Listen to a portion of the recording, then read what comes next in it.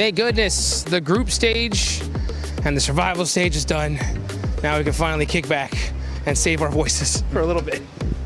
Playing some pool was a good time. It's been an incredible event so far, honestly, in Paris. Very, very fun. I mean, we're here right now in the Players Lounge, which is honestly ginormous. I think the first place we saw when we came in. I'm trying to hit some trickies right now, but it ain't happening. Also, I just want to let everyone know that I play pool. But I don't really, I play snooker. So this is very different for me. It's not the same thing, not the same thing at all. Matter of fact, I've never even seen a snooker table in real life. This is the game to play. I thought it was only one singular game. Yeah, I'm going to break the rules. Okay, what are you thinking? What are you thinking? I said I'm going to break the rules because around. He is looking to take the shot. Will he hit the stripe? Little bounce shot. There we go. Well, you know, we're getting things figured out here. Let's see if I can finally hit one of these things. Okay. So what have you thought about the tournament so far? I mean, for me, tournament's been great. I've really enjoyed it. It's been insane. There's been some crazy moments. That's a good shot. It's a good shot too. Fourth thrives look fantastic. I mean, Orangutan, Godlike coming in over towards that top 5 is just some crazy stuff. Couldn't believe it. I think everyone I've talked to whilst they've been here saying they're having a really good time. Again, everyone's really taken care of here as well. Plenty of stuff that we're taking advantage of as well. Honestly, that's the big thing. Like we're having actually kind of a pretty damn good time here. All right. Yeah, we get our 3 games in. I do watch the other ones, but afterwards I like to come chill here. It's a lovely spot. This place is stupid, to be honest. It's ridiculous, dude. The by far some of the best food I've ever had at an event ever. And this place really does have it all, dude, right? I mean, like every game you can imagine. Manicurists on stage, and dude, that lady's insane. Like I've seen some of the girls walking out of there, and now she's like booked out for 2 weeks, which is wild. But I might even get a haircut in a second. I love it. I love it here. You're so hype about you taking the mic back off me as well. Yeah, no, I'm about to get a manicure, dude. I'm getting ready. I'm getting ready for mine. Yeah. But overall, genuinely, the PUBG Mobile is all, I think PUBG Mobile might be the greatest event at EWC. PMWC, EWC, so good. We're biased as hell though about that, but we do get like 2 good weeks out here to enjoy the vibe. You know, it's been in Riyadh quite a few other times, but even there it's been very, very fun coming to Paris. For me, Paris is good because it's a 1-hour flight as opposed to an 18. But I'll still take the 18 to go to Riyadh. Very, very good time. But it does mean I don't have to get a massage whilst I'm here. My back is not ruined. Yeah, I'm in the same dang boat. I mean, when I heard that there was massage therapists actually available, I was like, please, where are you at? Because my flight was a whole lot longer than that. But yeah, man, so far this has just been a crazy journey. And the survival stage just finished. It was tough leaving the hotel room this morning and seeing like 10 teams go home. But at the end of the day, someone's going to be the champ. And another team is going to be the not champs. I don't even know what I'm saying at this point. I'm just watching. I saw him shoot 2 different color balls. He really does play snooker here, folks. And that was close. That was close. I like it. Look, I'm just hitting balls in holes right now, okay? I'm playing the equivalent of golf, just with a long stick. I hope that's fine with you, dude. I don't know the rules. Tell me the rules. Right? That's fine. I got you, bro.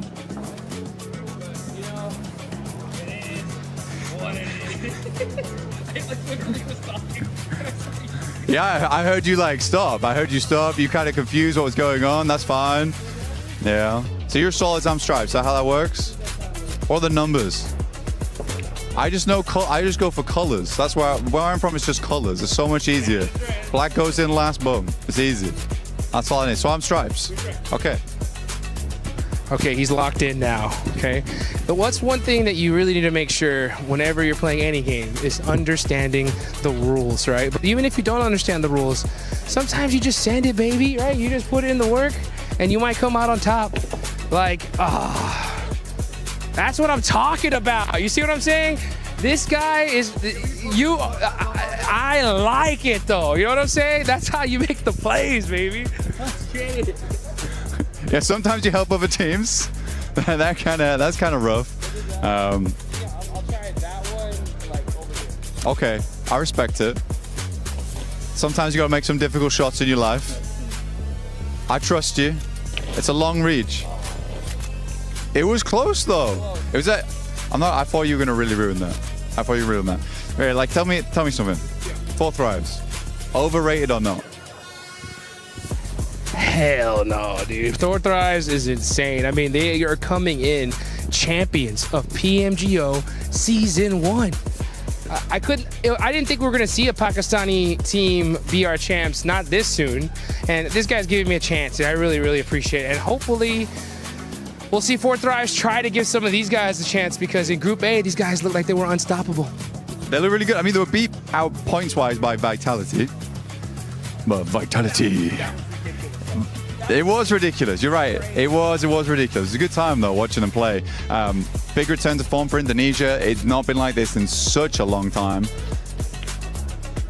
Oh, almost. But yeah, big return for Indonesia. It like feels like the spiritual successors right now to BTR back in the day, but there's no BTR pranks happening. No jokes.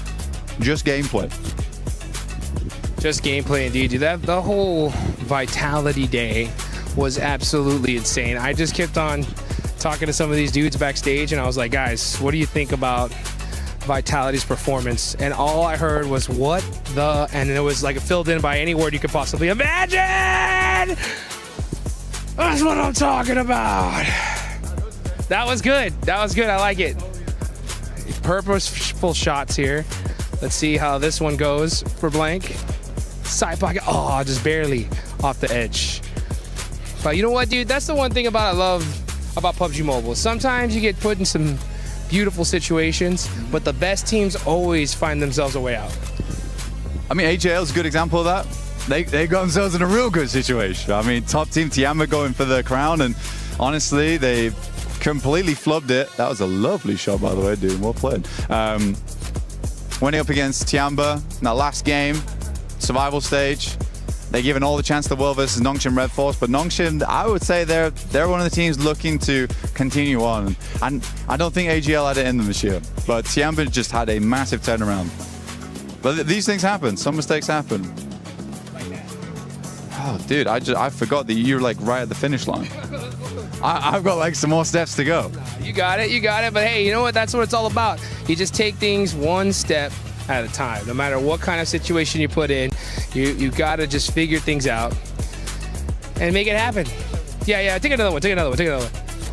Sometimes you gotta take a mulligan.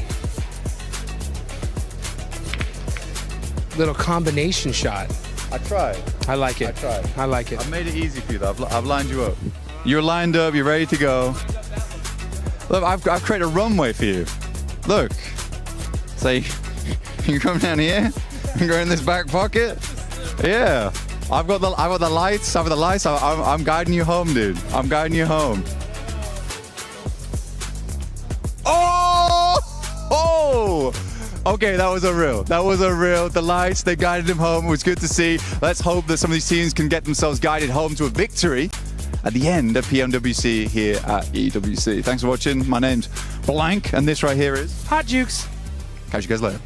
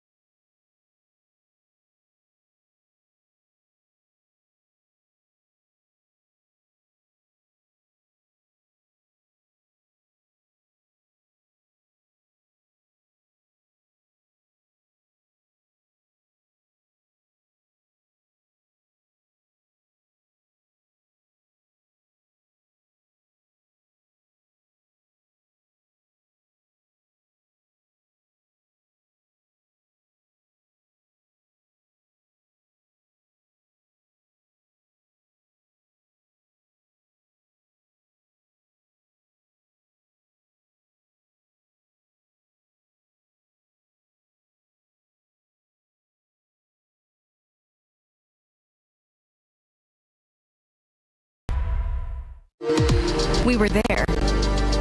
For every click, every clutch, every respawn. We were there for the years of grind.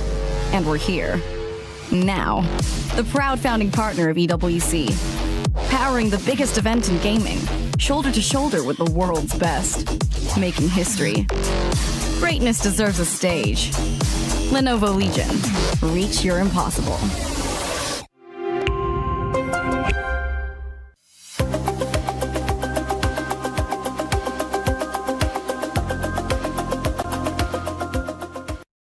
We're here at the PMWC, at the EWC, in the player lounge, and things have gotten a little bit more quiet because we've sent some big names home, most notably Alpha 7. Yeah, that's right, our champions from 2024's edition of the PMWC, and alongside them, Yangon Galacticos, our reigning champs from last year's event, out in survival stage, John. You know what that means. Oh, it means we're crowning a new champion. Chicken dinners will need to be earned, points will need to be put on the tables, and only one team will rise to the top to be the one and find that chicken dinner. We'll see you guys in the action. Je suis prêt, c'est parti, voir où m'emmène la vie. Comme sur mon green, tu m'entends quand je respire. Top le veston, jamais film, gros pas, big plan, j'ai fait changer toute la piste. Regarde ma pêche, je pense pas j'allais. Je coupe la line, laisse la cul, laisse frémir. Nouvelle état, new name, toujours fluide dans le move. Main en l'air quand je rentre dans le groove. Garde ce regard, je suis déjà posé. Deux pas de tourne, glace dans mes yeux figés. Vite encore, puis je prends tout ce qui est à moi. Trop vite, trop fort.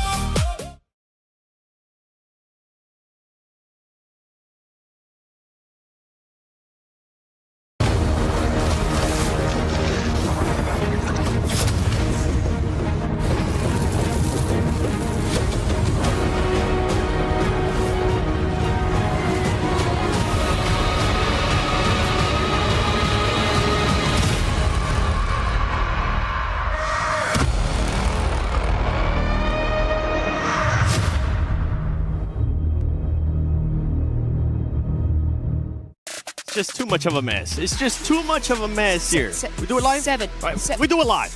I think this team's gonna win though. Seven.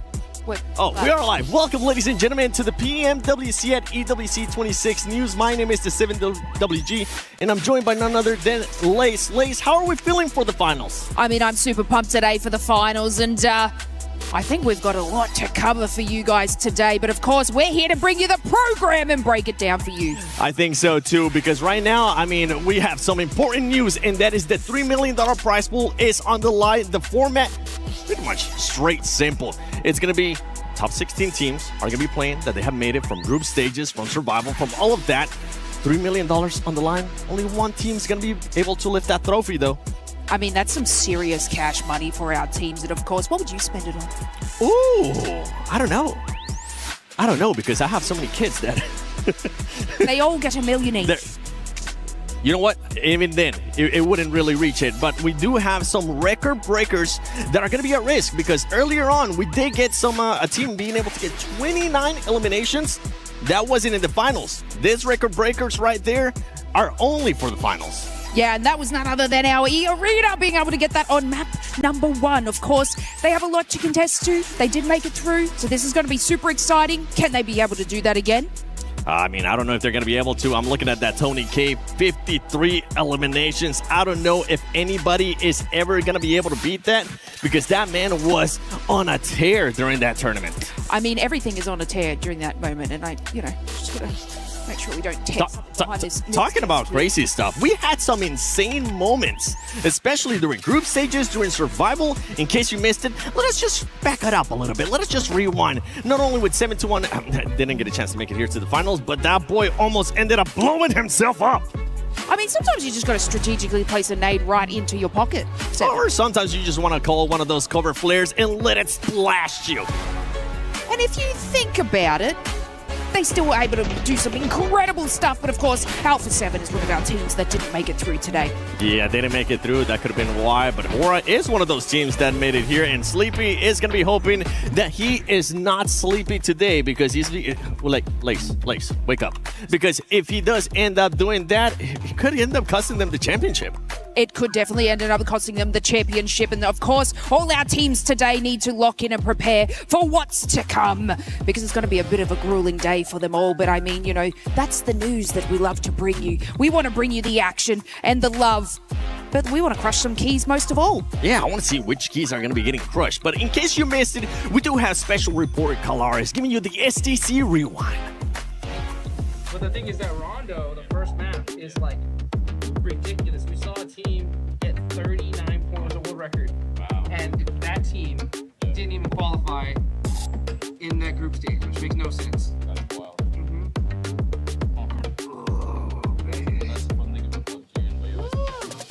We are very sorry to all our viewers at home. One of our casters got a little bit too comfy. Now, production, let's please throw it to Kalaris with the STC rewind. I want a massage. From PMWC, day one here at EWC 26 for the finals, and we have got ourselves an absolute treat. Here for the STC rewind, we're going to look back at everything that's gone on so far, Max. Groups to start things off. Group A and B, the leaders looked fantastic coming through into the final. Yeah, I mean, of course, looking at Group A in particular, it was the Pakistani domination with 4 Thrives getting so many points, and really the one word to describe their performance is consistency. Every single player putting points on the board, in particular, Falak, right, being the group MVP, was looking incredible, but so were Group B with Vitality.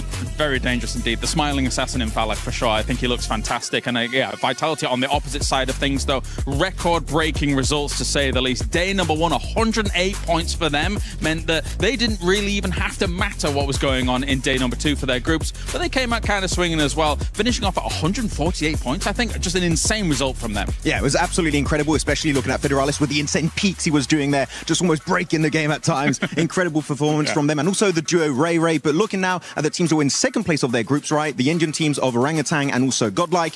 One big question I do have today, Kalaris, is that they do not have the Smash ruling in their home region. So if they do get into a point where they can contend for that number 1 spot in day 3, how are they going to be reacting to that Smash ruling? It's a good question, then. For a long time, an infinite amount of time, in fact, they've never really truly been in a lobby quite this powerful. The chips are all down here at PMWC, so we'll see how they're going to be able to work that out. However, I think that some of their consistent play style, really locking down areas and then eventually being able to adapt as time goes on, hopefully they've had enough time to be able to even tweak some of those kind of results and kind of tweak some of those tactics to be able to push themselves all the way up to the top. Let's talk about the survival stage, though, because we had a wild survival stage. What do you think of the results? I mean, Tiamo already winning that one. I was a little bit upset by their performance in the group stage, but you know what? They brought it back in that survival stage. And QZZ doing QZZ things, putting up big numbers. But Milu, I wanted to see a player perform on the same level as QZZ on the international stage. Milu, a 1v4 versus RRQ, putting them down in that elimination stage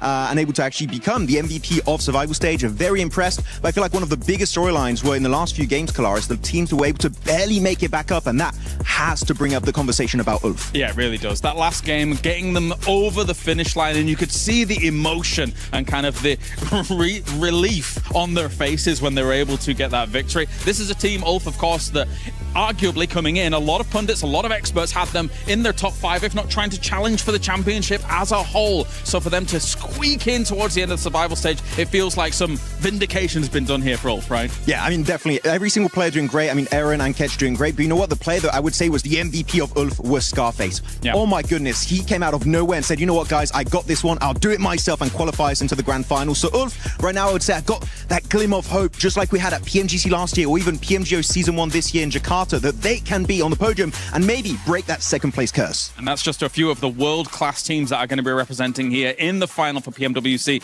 at EWC 26. You want to stay tuned. You want to see all of these teams fight for that grand prize pool.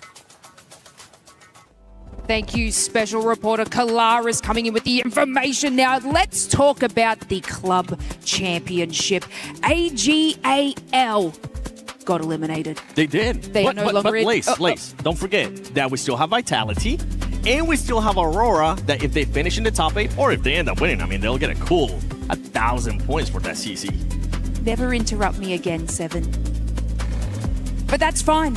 Glitter, with our CC update, is going to interrupt and on standby to bring us the club championship update. As we head into finals for PUBG Mobile, and as we prepare for the penultimate championship weekend here at EWC, as is tradition, it's time for another club championship update, because this is what all of our clubs are fighting for.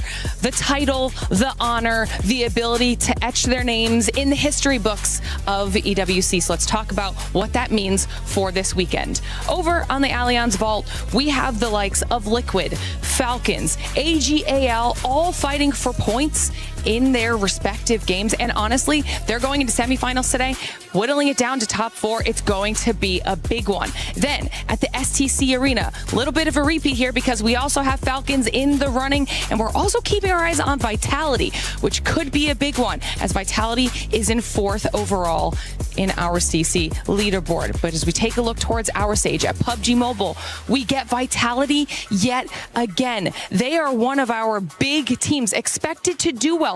But the real question is, will the likes of Four Thrives, Orangutan, or even Tiamba take those points away from them? Will Vitality be able to usurp Falcons or AGAL? This is the perfect week and opportunity for them to do so. We're going to have a lot of updates coming your way over the next couple days. And as we know more, of course, we'll make sure to let you know. Thank you to our special reporting, being able to cut class and just do that CC update. Thank you, Glitter. But we gotta talk about Sony's story of the day here, because this is the finals, and there's some teams, Lace, that have just been outperforming like crazy. Vitality being one of those. Of course, Vitality, they were able to get the exact same score that For Thrives did over 2 days. So if you don't understand how much of a juggernaut team this is, well, then you better wait and lock in. Yeah, another one that we saw there as well is Godlike. I personally have Godlike finishing in the top 5. This team, for a first international event from India, they have been performing so well. And is that Snacks Gaming that I see? Bye. Turn left. Can I say hello? Bye. It's good. Maybe we'll get a chance to talk to him later on. But we do have some more special reporters, none other than Maxman and Amatura. Let's see what they're up to. And here we have it. We are here at the Analyst Corner for some good old PMWC 2026 at EWC 2026 breakdown. And I'm going to be joined by some co-analysts here to break down everything that might be happening this following weekend. First of all, we got Michael, Niptura, Jackson right here at the stage. How are we doing, Niptura? Very well indeed. I'm not going to do what you wanted me to do. I'll save that for later. But for now, yeah, we're looking very good, excited for the finals. We all dressed up for the occasion. We are ready to go.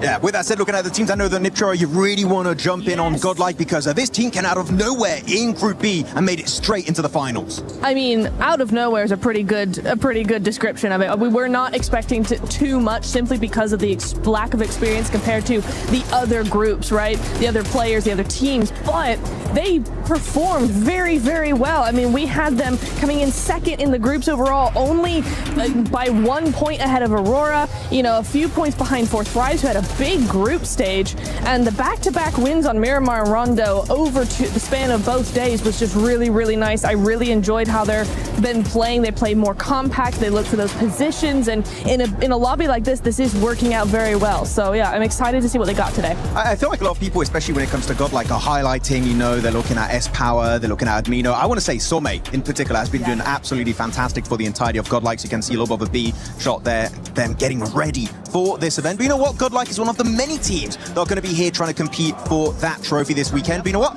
I feel like we need an extra analyst possibly to join the desk right here. But we have to summon him. Oh, yes. Niptro, so you ready? 3, 2, 1. Vitality! Oh, no. Oh, didn't work. Okay, wait. Time 2, okay? Wait, we're going to do it one more time? Yeah. Vitality! Hey! So Vitality, what are we thinking, Blank? Hi there, my name's Blank, special reporter coming in for Vitality so far, doing incredibly well. Razy and Razak, my boy Ray, as well as Federalis and Axel, looking fantastic at the moment. I think Axel's been in a huge amount of work, as has Federalis, opening up a completely new style of shotgun play, which looks completely ridiculous in Game 2. But that's my special report for Vitality. Oh, thanks for the insight. Also, Axel, by the way, the IGL doing some big numbers, especially on that one game against Horror on the beaches west of George Pole. So this team, with how impressive they were in the opening day of their respective group, which was Group B, right, Niptra and Blank, Can we see something similar going into this one, Black Mr. Vitality? Ooh, Mr. Vitality. Yeah, I do think that Vitality is going to do very well here. The spiritual successors, of course, but I do think they're going to do very, very well. I think that there's not a player on that team that doesn't look incredibly good at the moment. And the funny thing for me right now, Neptura, is that Razy and Razak aren't particularly the guys that are stepping up the heat, despite so much talk about them. Yeah. Axel and Federalis have come in looking very hot, and I think that's the most promising thing. Absolutely. I think if you look at any of the stronger teams in globally, just the global circuit, you're going to see players that all have very, very aggressive gunplay skill despite their various roles, right? You don't have just one or two. It's very, very nice to see that come through for them. So, yeah, it's very, very strong looking. And also the fact that they can get so many wins, we were talking about that in the group stage, right? We get so many of those wins, it makes it interesting for that Smash rule that we actually could have a lot of hope for this team to actually come through the pressure and get that win. Yeah, it's very nice, unlike Four Thrives, they can actually get wins, because if they do gain contention for the Smash ruling and the trophy, actually that could put them in a really good contention to be crowned your PMWC 2026 champions. Now, we already talked about one of the Indian teams. I think it's time to focus on the other Indian team, which is going to be Orangutan, Neptura. You already talked about them, so Blank, Orangutan, what are we thinking today? You know what? I think Orangutan, for them, I think right now they're looking very, very good. I think a lot of the emphasis, though, has to be on Aru, though. I got to talk to him a fair few times this event. Lovely guy, by the way. Really, really lovely guy. Great chatter. I mean, I talk a lot. I talk a lot, you see. And I think that's sometimes a problem for other people. But for Aru, good as me, I could just sit there and listen to him all day. But he's bringing a lot of the eliminations. He's also bringing a lot of the guidance to the squad. Yes. Now, there were a couple of moments. I think we're actually seeing on screen now one of those moments, which was a little bit difficult right now for Orangutan. They moved up on this one versus Flash. They struggled a little bit on the gunfight. However, they ended up winning that game. It looked a little bit shaky. I think that they solved a lot of the issues coming after that. But yeah, I do think the rest of the team needs to develop around Aru, essentially. Yeah, I think Aru's got some great ideas and he's got some great direction. It's just that synergy that has to come through. I think probably there's a little bit of, I don't want to say the word panic, that's a very strong word, but when you are in these high pressure situations, it's your first PMWC, whatever, you are going to go, oh my God, they're everywhere. And you're going to have a little bit of a freak out, and they've really worked on that. They've solved so much of that. And so, yeah, it is looking really, really nice for them. So very, very hopeful for this squad to actually do big things here. Yeah, very hopeful. We'll see how high they can actually rank up in the finals. But with that said, a final team I'd like to talk about here, which is actually the team I predicted to be the champion. So I'm sorry, guys, but I'm going to go for Team Flash. Team Flash, I think, is a team that has been getting better and better and better every time we see them play. And I feel like now they're at level, Black, where maybe a trophy is in the cards for these guys. Womp womp. Yeah. Wait. Predicted by Max. Womp womp. Sorry. So they're going to be in 16th place. Yeah, probably. To be fair, though, for Flash, I think that they did quite well, all things considered, because last time we saw them this year, they looked fairly unconvincing. They looked scared. They looked like they didn't have it in them from what was basically a rookie upstart squad who were testing a lot of other squads, right? Poking at them, nipping at their heels. They suddenly play this really passive game. I think some of that aggression's coming back now, and that's good news going in towards the finals. Yep. Go for it. No, I do. I agree. I want to see more from them, though. I think in the group stage, you know, they've been heralded as a very, very aggressive, forward-playing team, and I think in the group stages we didn't see that as much as I was expecting to. I would like to see more of that in the finals, but you know what? It could be just a simple thing of, like a lot of teams do, they saving it for the finals, and so I'm like, okay, you know what? I'm not going to hold that against them. I want to see what they got here today. They do kind of remind me of Four Thrives in the sense that every player has that clutch factor, and it's especially interesting. They go from PMGC last year to qualifying because of an airdrop on Miramar, barely able to squeak their way into the finals. So now, actually being a team that consistently are able to qualify straight into the finals of these big international events. So Flash, I feel like, could be a big surprise, especially as they picked up the mantle of Deke Xavier earlier this year, right? Yeah. Could be. Could be happening. Also, last thing, Chicken. Whoa, Chicken right there. There you go. Check him out. He's very cool. Check out the booth right here at EWC 2026. With that said, thanks so much for joining the Analyst Corner here for PMWC 2026. We'll throw it right back to Lace and 7WG. Yes, thank you so much to our special reporters, Max and Neptura. I don't know where we got the budget to fit Blank in there. I thought we spent it on him saying Vitality 100 times. However, our players are now arriving and getting ready for the show. 7, I do believe we are missing one caster. We are... Oh, not again. Not again. He ended up missing last year on the final day of PMWC. We cannot have that happen again. Let's send out our special reporter, Kalares, who's going to be looking for none other than John Allen. Our reporter for PUBG Mobile here at PMWC, and a major problem has occurred. It seems we've let one of our commentators out in the wild here, and we've got to actually wrangle him and get him back in. So it looks like maybe a little bit of movement's going on here, actually. I don't know if they're actually going to be able to capture him. This is the problem with commentators. A lot of the times, they just go wild. They somehow get... He's on the move! He's on the move! Okay, no, we've actually got to be able to try and find him as quickly as possible here. He seems to be hiding. I'm not exactly sure if we're going to be able to capture him. This specimen, in fact, actually has a microphone already. You can see. He's dangerous. He's very dangerous. He has a microphone already. That means he's actually ripe for the commentator desk already. They might be able to actually capture him here. They've caught him cornered a little bit. I don't think he's very interested in it, but he might take to it. Let's see if we can place down some bait or something like that. Some bait actually might be able to work. Usually chicken dinners are the prime meal of a commentator here for PUBG Mobile. Will they be able to make it happen? This is a tense moment. John Allen? It looks... I think they might actually have it. They might have it. They might have the John Allen. It looks like... Oh! Did you see that? Get a close-up of that. Get a close-up of that. I think they've got him. I think they've got him. Unbelievable scenes here at PMWC. Oh, that was close. As an Australian, I would have caught him a lot faster. I'm just glad we caught him, okay? This man was on a loose. We weren't able to find him yesterday during the day off, and I'm just glad we're able to set some bait to actually find him. Absolutely, he needs to lock in just as much as our players, 7. They really do, because there is an alert right now going on, and that is that the players are ready. We are ready to rock and roll here at PMWC at EWC 26. Ladies and gentlemen, this is the finals, baby. I'm ready.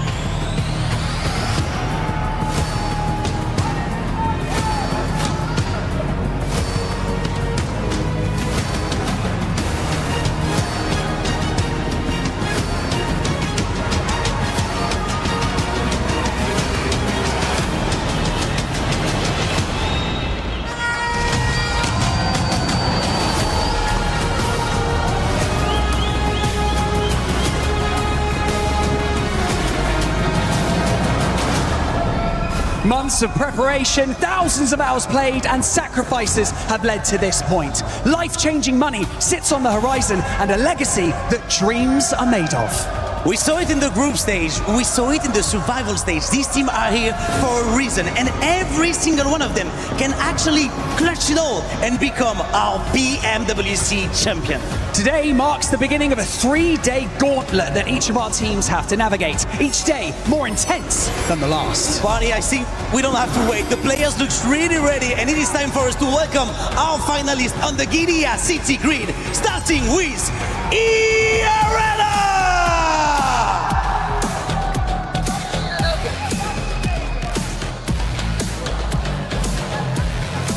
Oof! Esports!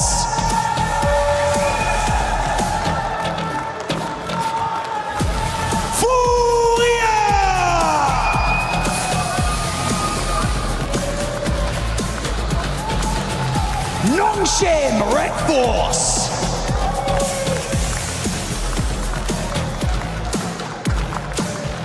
Al-Hula Club Esports!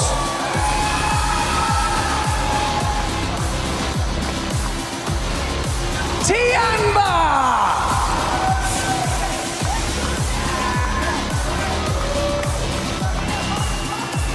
S2G Esports!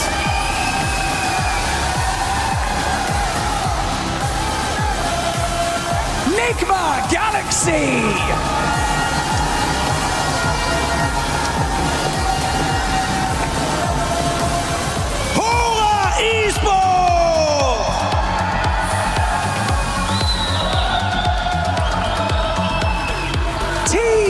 Flash.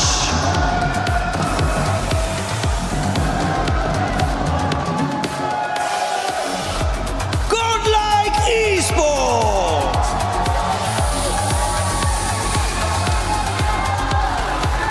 Aurora Gaming.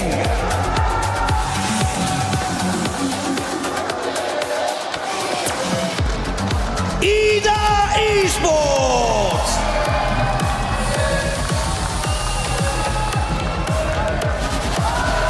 Orangutan.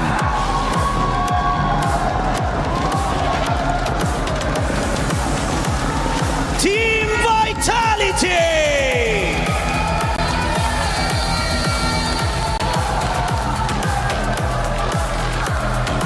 And finally, For Thrives Esports.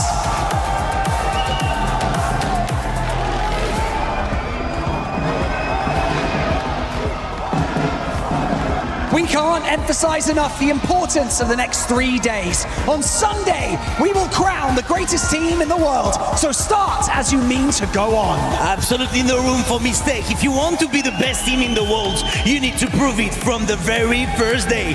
The PMWC Finals at EWC 2026 starts right now!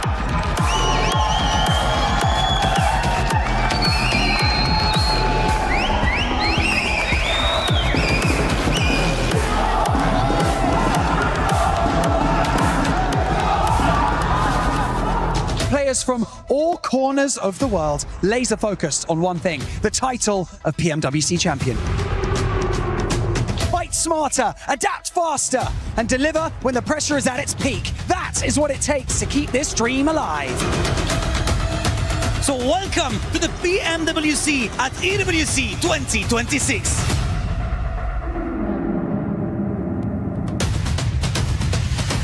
And RRQ are looking to do it here. Pushing up close and personal. Milo with the nade! Turning the tables! And he's doing this all by himself! What? It's the Swan Wipe 1v4 from Milu!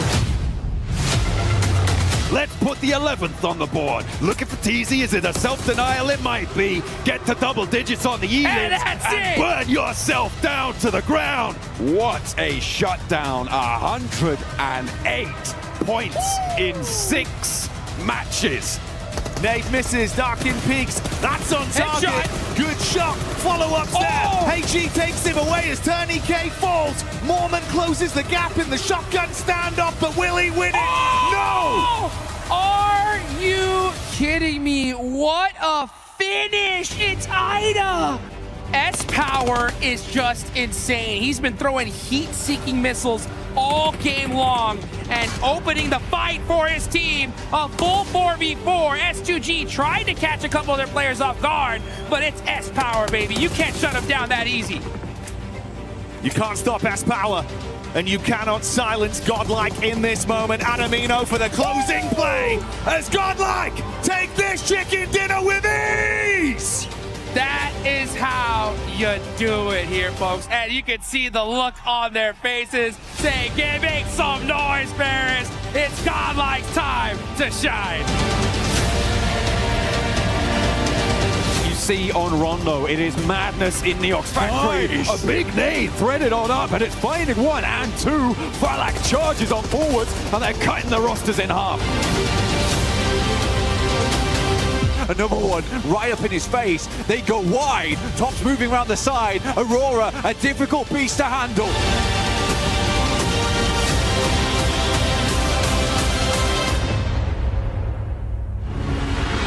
The run coming through from India, but it's not happening. They will not be silenced. They will not be shut up here. Aru still going strong. A tanky underneath, looking to get the shots in. But Flash moves around the side. He's whiffing the shots, unfortunately. But finally, they will hit the last shot. India grabs the back-to-back. From day 1 to day 2, this team looks clean. It's time to crush some dreams of 10 teams. Can I get you to press this button and open up the iris? Oh, with a bit of vigor. I like it. I'd like you to pull on this in 3, 2, 1. Send them home. Let's go. There we go.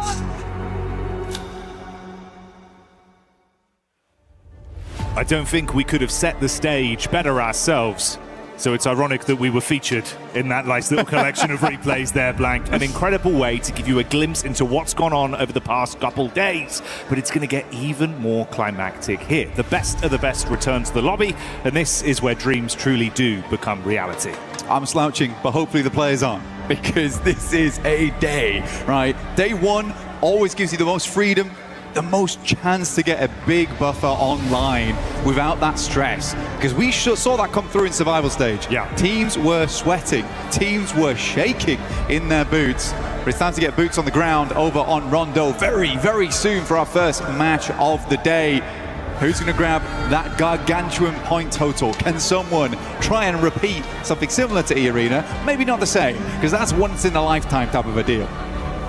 Well, if there was a time to pull it out, try and elevate a world record even further, hey man, there's no better stage for it, no better crowd, no more excitement and anticipation than right here, right now, live from the Qiddiya City grid at PMWC, at EWC 2026. 3 years of intense competition, twice we've had brand new champions crowned, and this year we'll get another one. Never going to be the same here at this rate, with Yangon being Yangon. It is time to crown a new victor.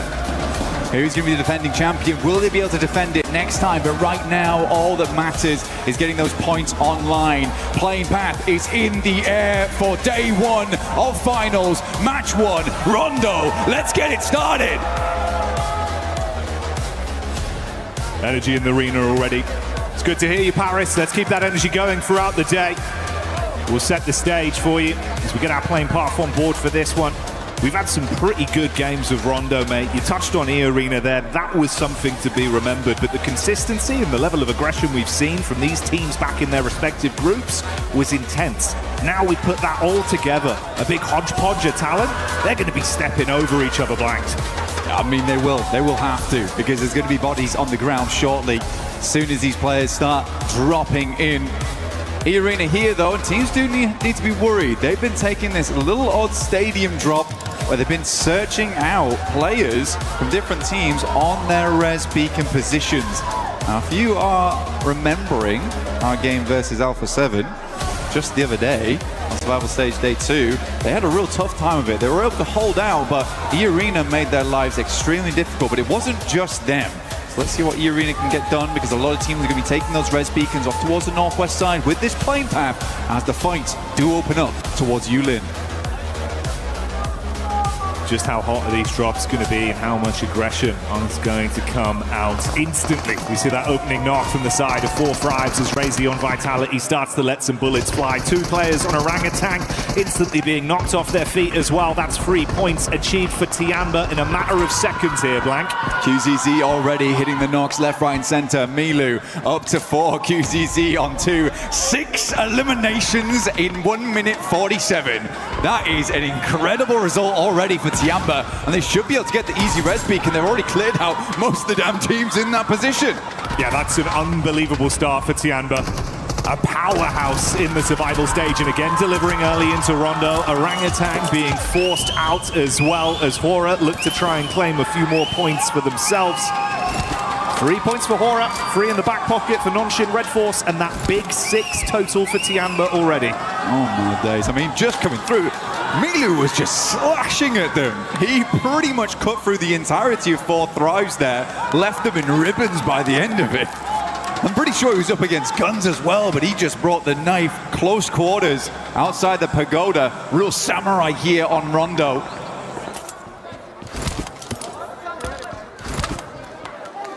Start as you mean to proceed, it seems then, for Tiamba on today's games. Sleepy taking the clash back over to Zizzy there from Nonshin. Going to be able to force him out early. Nice. Oh, that's a great lineup, bud. Lord coming swiftly in with that one onto S2G. Gorgeous stuff here. But for S2G, got to chat with him for a little bit. My boy was actually getting a haircut when I was talking to him, but they were saying that they have the aggression, and that's what they're bringing here in the finals. It's what Ulf kind of lacked a little bit of. But for their Turkish team, they were looking to bring that aggression over in the group stages. They're looking to bring it again here. They've had a lot of time to study those teams, but Lost moves up and already is down. It's Kamikaze. the man with it all to give. One nade, one dream. Ooh. Good damn.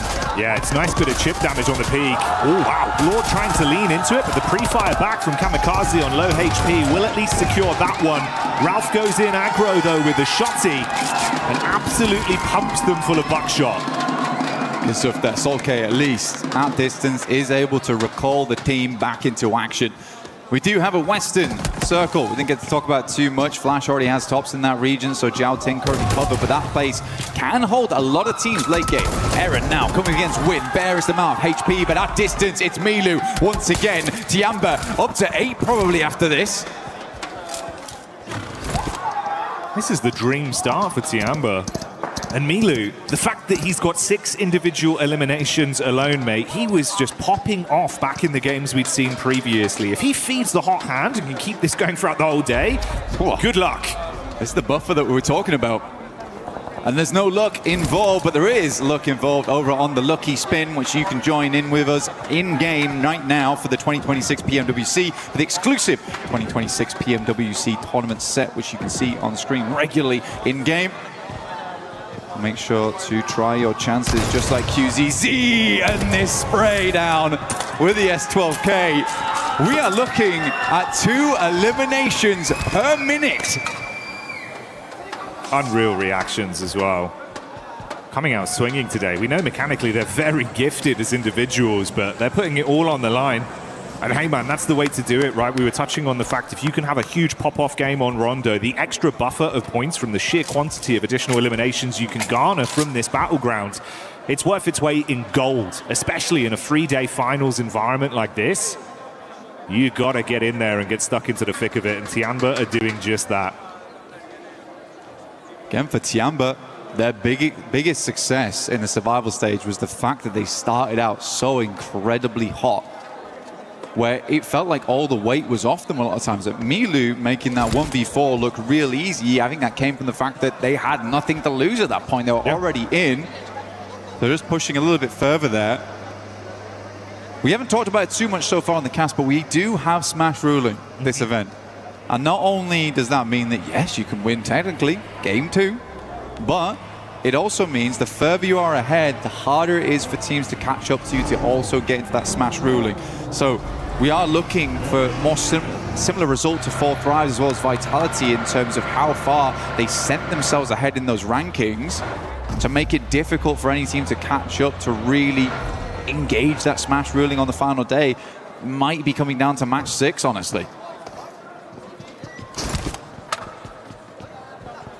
Yeah, it will be a fun little storyline to see how that affects things going into the last day of competition. How big of a barrier that'll be, and really if other teams will have to rise up to the occasion for it to even be a potential pipeline for them. That's one for the future though, but now it's in the back of your mind. You have that context with just how much these early points matter for some of our squads. 2 sides that you touched on there, though, of course, being Vitality and 4 Thrives.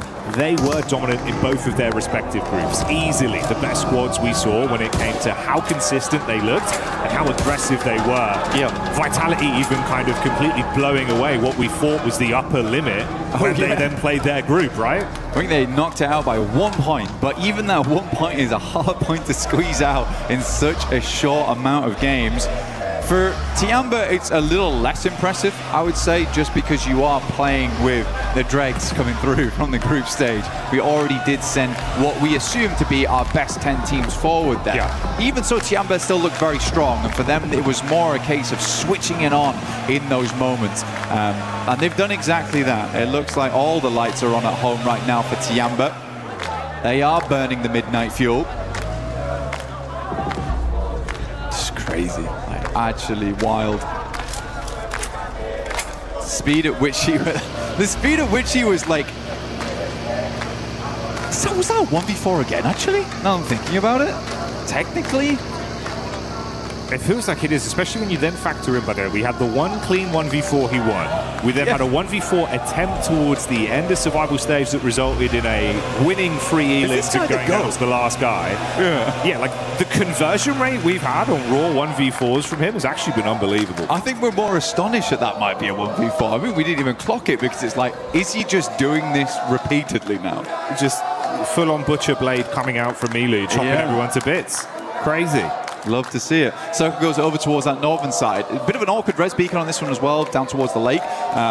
Definitely possible to go for, but you get caught out on the bridges coming out from that area a fair few times here, Jackie, and also there will be teams playing around that spot, trying to hold teams out. Orangutan, though, nice rotate on the north side, will be able to get them further into the circle. Tiamba, Vitality all on the back foot here, as well as Ulf. Aurora holding a 2-2 split. I think they've realized because they're so far down towards the south, likely better just try and clear their back angles and then look for maybe a major rotate on the west or the east side later on.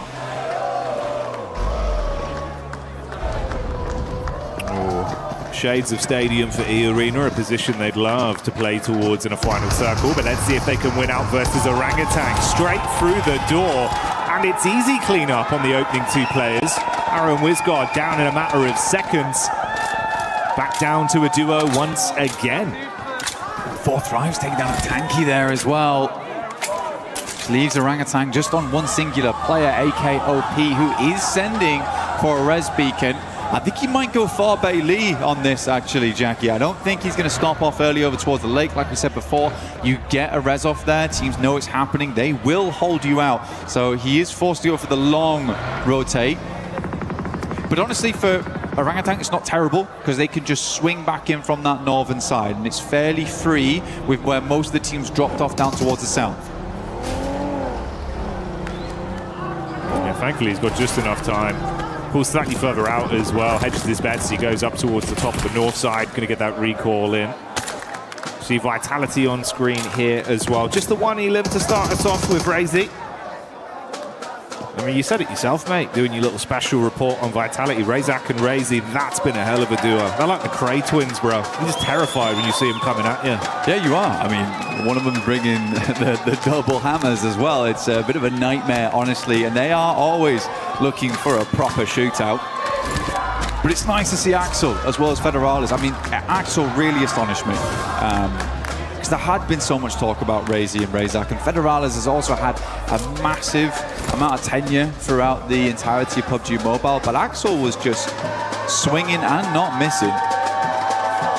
So that's what gives me a lot of hope, and I'm very, very excited to see this team perform as this tournament goes on, just because of how good all of them have been playing individually and as a unit. Taking a look at Godlike, though. They're over towards that center side. I think Godlike showed us something different from their region. Honestly, they had some great aggression. I think they've been making little adaptations here and there, figuring things out as they go along. But genuinely, overall, we're impressive. We're impressive. They were second best inside of their group, only beat out by Vitality. And to be fair play. I mean, fair play. Vitality really did get in there, mate. You got a little crunch down the zone here as well, pulling further down. A couple big names amongst the dead center of it all. Godlike, as you touched on, 4 Thrives, Vitality, Enigma Galaxy as well. The representation from Aurora, another side that could have some surprises in store for us the longer this one goes on. Yeah, Aurora, they just seem to have this capability to choke in the finals. Yeah, that's fair. That's their major issue.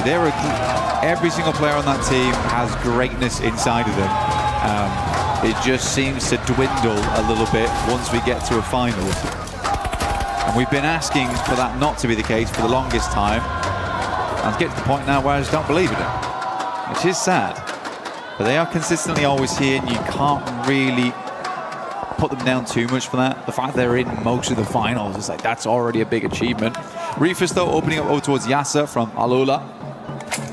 Tiamba's cut out on that eastern edge. Now, there's a lot of these big pillars involved inside the circle, as well as stadium over towards that northeast side, which is a bit open on the outer edges. It slopes down into it, so if you are E-Arena, you can kind of swing past here. They also know this area very well. It is their drop spot, but Fourth Rise have beaten them to the punch here down towards their southwest from stadium.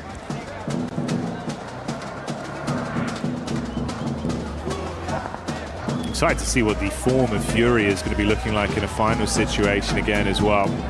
They were massively coming alive, dude. Felt like it was way better in terms of the decision making. The communication was on point. A lot of the fights we witnessed from them. Igor as well, just playing so brilliantly with some of the individual plays. Feel like a whole new man showed up. We spoke about this big man though, and he's back on our screens again. Milu scouting around, seeing if he can get a line of sight potentially. Just playing close towards the geometry here at the cliff face. It's Ulf that aren't too far away. Eagle and Aching desperate to get some elims on board. I mean, man, every single one over on Milu and QZZ, but these guys are the fraggers on side. Aching, a lot of times playing off the back of him. Eagle, very, very good at playing that anchor style. Generally is the last player to go down. Plays that survivalist very well for them as well. But yeah, you're right, Furia looking good. Igor's, I think, was a big surprise. Yeah. They've got big names on that team like Chief, Ayala. Silence also doing a lot of good work. But yeah, Igor's was just really giving it to a lot of these squads. Now, we're getting in towards our later circles with quite a lot of damn teams still involved. We talked about Jiaotin earlier on. It can house a ton of teams. It is uncomfortable to play in, and swinging from apartment to apartment is not always easy. And there's a lot of difficult windows and little places to pitch nades in. We can't quite get those full finishes on. So I'm curious to see how this will play out. I think it's going to be a little bit of a passive game going towards the end, but you do have to get in towards Jiaotin. See over on the side of the stage, the Nick the Galaxy fans getting quite excited. But meanwhile, amongst the battleground, it's S2G that feel the hammer crash down on top of them from Nonshin Red Force. The hero of Hyunbin starting it out well. And only one man in last, forced to bail out and try and keep their dreams alive as he breezes out of action. There's Aurora as well, clashing against Ida Blank. I mean, Ida tried to get in on the northeast side, which I think is, at this point, a little bit too late. They got crunched in by Vitality as well as Aurora. I think you somewhat deserve that coming into this stage of the game. Jiaotin's still far on the western side, but because it's such a big amount of landmass with a lot of places to play, you do see a lot of teams confirming here early, but you sort of want to be on that end where Aurora is, Vitality, where there is those clear exit points across the road. A lot of other teams have to take something a little bit more unfortunate. Fourth Rise though, Joker stepping up to the plate here, spraying through the smoke. There's one close. He's giving himself away though, Jackie. Yeah, this is risky, bro. IQ had to be so swift with the shotgun here. It's Joker just teasing them, dancing around on top of the rocks. So much damage already done to Fourth Rise. This would be a hellish way to go down. And that's how they fall in our opening game. E-Arena. E-Arena down, but back on board with Tiamba. Milu finding the first, as per usual. Scarface desperate against it, but he's just pushing up. Aching will find another shot. Solus is down. This is looking very, very bad for Ulf. And Tiamba puts up more points. Milu on a fat 7 so far. It's not going to stop either. They want even more. Squeeze whatever points they can get out of this one. Eren had to tuck his tail and absolutely bolt it. Finds a lone rock in a field and gets his head down. Turns his attention back up onto him though. Few shots as he dumps the magazine towards Milu. And someone needs to stop him, Black. Milu is just out of control this game. You're right, needs to be leashed. QZZ still taking some damage here. I'm kind of curious from where. I don't know if it's Fury actually taking a couple of pot shots over towards them. Eren not letting up. Just about press over the top of that ridge side. They're going to take the blue for a little bit to try and deny those sightlines. They make their way over towards the pagoda. Just about in here, Jackie. Difficult spot to play. Curious to see how it does work out. Aurora, it seems like both them and Vitality have been tossing a couple of curveballs at one another. But Eren does find Eagle. Goodness me, still being a nuisance on that east side. Fair play, man. He's thinking, you want to try and ruin this for us on game one? We'll at least make it uncomfortable. Force out the utility, see what he can scrap through onto them. Can't really make a move towards that recall, the zone coming in, and that's going to really crunch up away from all of them. Still dead center for Vitality. Yeah, Vitality's actually in a really good spot here. Like I said before, it does give them that capability to move out over towards that northeast side if needs be, but they also can crunch every single team on that western side. There was one player left remaining from Ida. It is Darkin. He is over on the eastern side of Joutin, just hanging out for the time being, but that does kind of save grace for Vitality, because they'll hear the shots immediately if someone tries to rock over towards Darkin, just give them a brief opportunity to reassemble and reassess how they want to play off on that eastern side. Replay here for Federales, just instant shots. I think this has been a key factor for Federales throughout the entire tournament as well. Reaction speed. He is quick with it. It was quick and on a disgusting angle as well, so good plays. Oh, Federales, no one clears it! Hello? He doesn't get the playoff! What? They turn around back onto it and Federales falls! What's gone on there? This is an insane push from Tiamba, by the way. They have practically mostly lived it. Only QZZ goes down. I don't know how Tiamba is here. They immediately scarpered from that south side, and they took the most bold push. I was like, goodness me, Vitality's going down. And I was like, goodness me, Vitality's going down to Tiamba of all teams. Mate, this is lunacy. Milu's looking for the nade as well, wants to really commit to this. Meanwhile, the last man from Ulf goes down. They fall second into our first game. Milu priming the nades.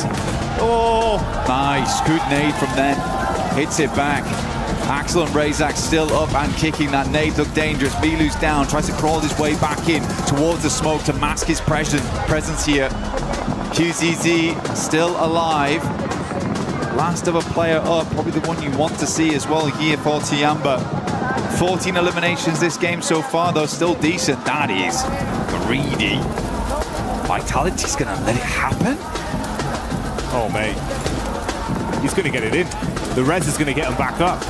The insane bit was as well, it was the nades from Aurora from all the way in the backline that got that initial knock back over onto Milu. Vitality have just been caught in the middle of it all.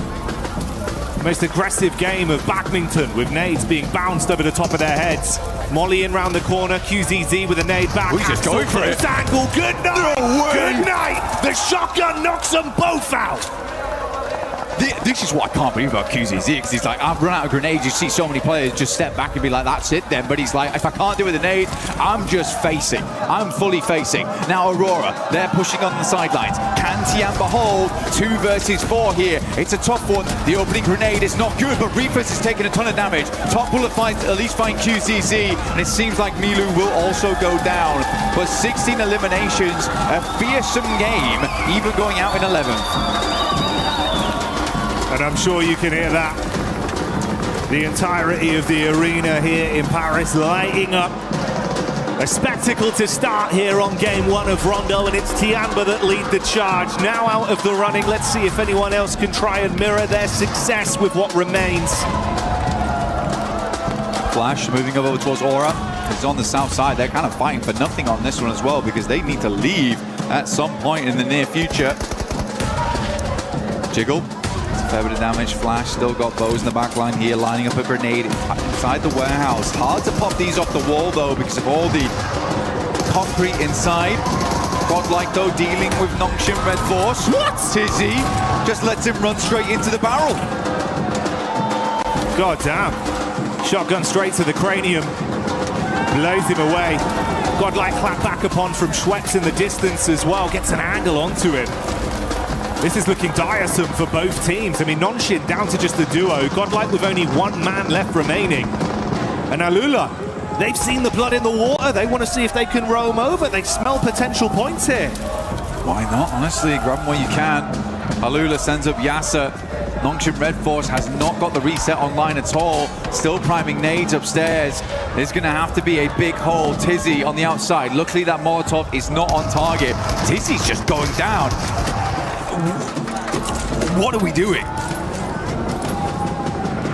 Mate, this is nutty out there. Tried to drop off the top of the rafters, spamming the shots. It's all gone. I feel like Tizzy just panicked. I think so. You just get the res in, bro. Drop the smokes, get the reses. They missed the first molly. At least challenge the res. Goodness me, man, you're going to go down to a perfectly placed Molotov here from Alula. I mean, hats off to these guys. They currently control the entirety of the northern side to themselves. Irina looking to put up another good point here. Aurora playing with our hearts right now. Opening up with maybe a gargantuan game. Leading them to believe it is possible once again for Aurora. Enigma Galaxy coming out swinging as well. Might have been a bit quiet in terms of the overall aggregate elims we've seen to this point, but we know it's a team that can deliver with some consistency late game. They've got nades as well. Oh, the red zone forming on top of the arena. Thankfully for them, a little bit of deployable cover will make all the difference. Turney K in the back trying to keep his eyes on what's going on, but if you flick to the elim feed, you can see Doc's doing damage. The scalpels come back out for Aurora. And Blank, it was 16 for Tiamba, but Aurora now on 14 elims. They might be able to lap them. Aurora have been just stamping away here. Reefus again does find Aru, leaving AKOP inside. Will be able to grab win. Actually didn't even grab that. Top was able to steal it. But for OG, they live a lot longer than expected. But with 0 eliminations, they will not get a huge amount off this game other than the placement points involved. AKOP inside. Has to move soon. Might just end up denying the point here. Reefus spraying in. Has 217 bullets as well. So they have had a lot of loot crates to pursue and peruse.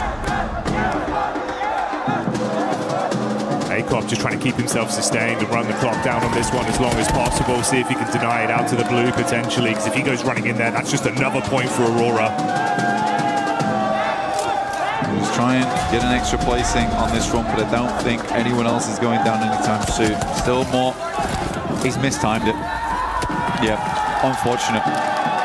I think he thought that the angle was bad for him, so pulls off the first aid kit there. Sadly, not able to rank up once again. If he'd waited a little bit longer, maybe he would have ranked up over E-Arena here, who will go down shortly, I imagine. Turney K not able to weather the pressure here from Alula, who have been impressive this tournament for a team that was kind of down on their luck last year. I don't think a lot of people had high hopes for this squad. They have come into EWC looking fairly decent. Like, a lot of work's been going on for this squad. A lot of practice in the meantime. But Enigma Galaxy up in top 3. A rocky group stage for them, but we're still able to grab those points. And I do attribute some of that to Coops. He is a nuts player on side. He's been a big King Cooper for this team, bro. Wearing that crown with some of the plays he's making. He wants to slam down on the off-angle peak behind the vehicle here. Alila trapped, cowering. One by one, they eat the bullets and they fall. Huge step up from Enigma Galaxy, and enough time to fix their HP as well before any other fights are forced. The only solo player from Furia, Igor, just trapped in the ditch between our two teams that are going to scrap for the dinner, and Top finds that one for an extra elim. Just instantaneous shots coming through. So we're down to Aurora. Reefer swings very wide here over towards the northern edge. And hold both positions. An awkward angle like that could make them very worried. Has a little bit of hard cover here, but it is outside the zone. Going to wrap back, but at least got the info on side. Coops tries to hit the shots, has to go for the reload here. Going to go for another as he passes on by. Again, I do think for Enigma Galaxy, Coops is a really big deal. Not just on his own, though. It's the fact that Lord has someone to play off. Yeah. Lord is also a very aggressive player, but Ralph and Satan, they like to take it slow, and that's great, and it works out, but you do need someone else to move forward and bank off of one another. So for Enigma Galaxy, I do think this is the perfect setup right now for them. Joel will move forward into the smoke line. 17 eliminations on the game. A teaser, potentially, from Aurora. And we'll hold our breath for it. Ooh. Nice. Just unreal. It's greatly timed from Joel. The shrapnel hitting hard onto Enigma. He knows, Jackie. Look at the lineup. Wants to get it behind the cover flare. Barely, but they bait him out enough. That's more chip damage. Coops on half HP. Molly. Could be good. Oh, this is annoying. This is very frustrating for Coops. It's really slowing them down. Giving quite a bit of time for Aurora to reposition off the back of this as well, because both the front targets have been distracted, discombobulated in the chaos. thought it might be a little harder for Aurora to get back into the circle. They also know the north side's free after that original rotate from Reefus. Ralph had to go back up that angle. But they have all the knowledge in the world going forward here. They've opened up the full library on this game. A lot of nades being baited out here by Coops as well. He's down to 2 nades and 1 Molotov. Ralph actually being isolated from his off-angle peek round the backside. That's half his HP gone. The vehicle detonates in front of him. One Blessing's got a little bit more cover to try peek off of, but no easy rotation. Still the 4v4 here. Utility down to nothing on side of most of these players. It will just be a dry gunfight, and honestly, on top form, I do think Aurora beats them out on that. Coops and Lord, though, deadly duo. Prime at the 2 nades. Doc is up front. Is this the dockening once again? Takes 2 nades. Just will tank them. But there's 2 more coming, and I'm not sure he'll be able to do the same on the next. They both go wide. He's going to push forward into the smoke. We'll have to swing back, but one player goes down the back line. It is top, and now Aurora's down to 2. Enigma Galaxy is making this happen. They're standing tall right now. They want to convert this one into a chicken dinner win on game 1 as 2 of Aurora's players buckle under the pressure. It's over. Ruthless falls. It's all down to the last man in Joel. They need to isolate the peak as he hits Lord heavy, but he's gone. Cut short. The Aurora is gone. That is insane. That is insane, Jackie. I got to eat my words on that one as well. I mean, for Enigma Galaxy, what a good game. Did say though, Aurora do like to choke. The crazy thing is, it was probably the most fitting head-to-head of 2 teams we could have. Yeah. Similar contrasted play styles, the way they split off, confident in their 2v2s, the off-angle aggression. But I started to get worried, man. Pointing to the map feed, seeing Doc charging in. Slight timing on the nades. It's the docketing, dude. It's the docketing. It's happening again. 5, bro. Just absolutely come alive on that one. Yeah, wonderful stuff. Actually wonderful stuff. I still think Aurora played that game very, very well, though. I think when you watch them in those moments, they are so clean on the shots here and there. I think it's just a little bit of a stumble towards the end there where you're trying to pull yourself out of those buildings. That is hard, and getting back across the road. They don't have a huge amount of space to play with. Enigma Galaxy also has the high ground, so they set up well on this one. But yeah, good stuff from Enigma Galaxy. Again, Lord and Coops, though. That is a great duo. We're seeing a lot of fantastic duos be born here over at EWC and really spread their wings into these matches. You can see him enjoying it as well. Ralph enjoying the celebration from the fans behind them there. Everyone in the arena popping off with Enigma Galaxy taking game 1. Stay tuned for even more.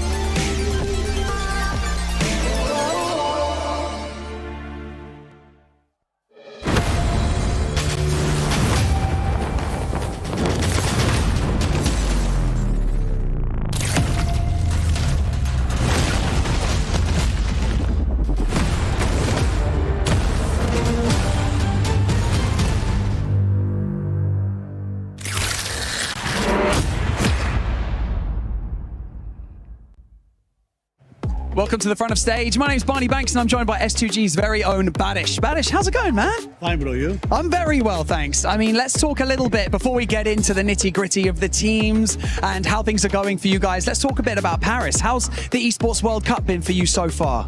Paris is amazing, bro. Eiffel is so good. The castles are Notre Dame, the Pantheon. Everything is good at the Paris. But Arena is more than good. There is, I don't know.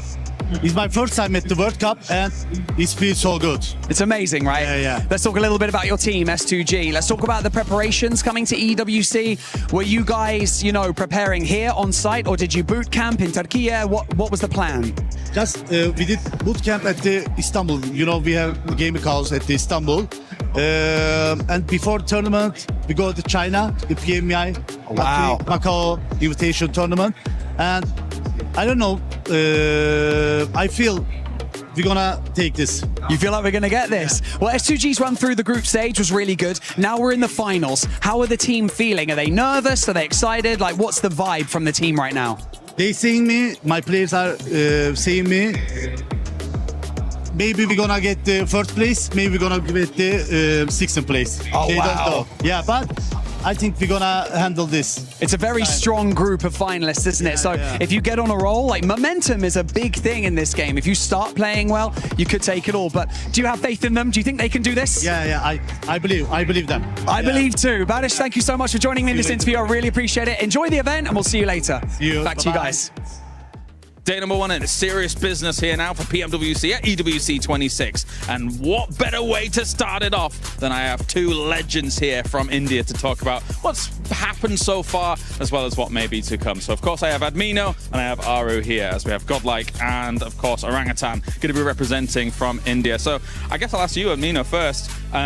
You guys must have watched the survival stage. What did you think about the teams and gameplay overall from the survival stage?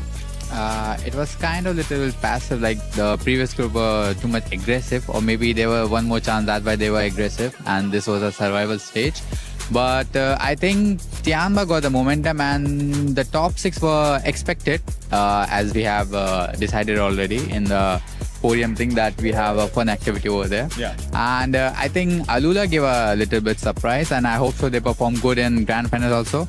But I'm hoping for Tianba to carry forward the momentum that they have already got in survival stage. How about you, Aru? What did you make of the survival stage? We tried to grab as many things as we could from the playstyles and the lobby structure to get a better understanding and to be able to predict better what the structure of the finals lobby would look like. And obviously we don't really fear anyone, but yeah, there are many respectable opponents that we need to respect in game as well, as much as we should, not more, not less. So yeah, we are confident coming to the finals and looking at the survival stage. We know that when teams have like only one last chance, it's like they play more in pressure, and yeah, that's it. All right, so I wanted to actually ask a bit of a fun question since we've got two fantastic teams here. I'll start with you, Aru. If you had to take a player from Admino's team and add them to your roster, who would you pick and why? Maybe Espoir, because he's really consistent. Okay. Same question to you, Admino. Who would you take from Aru's team and why? Aru insists because he's a good IG. What do you think about that? You think you're a good IGL? You think that's fair? I don't know, I just work. All right, so kind of final thoughts, kind of look at the finals as a whole here. I'll start with you, Admino. Well, what's your expectations here for the final? Obviously, it's an amazing lineup of 16 teams, arguably one of the best lineups of all time here at PMWC. So how do you think your chances are here? Well, I wouldn't be saying anything. I'll just prove it by performing over it. Perfect. How about you, Aru? What are you thinking for the final? I'm just here to play and enjoy the 18 games because I love this game. I don't want to feel any pressure or, set unnecessary expectations from myself. If we are going to enjoy the game, inside the game, then we are definitely going to perform well as well. Gentlemen, thank you very much for joining me and best of luck today. Thank you, Kalaris, for that amazing interview there with Admino and none other than Aru.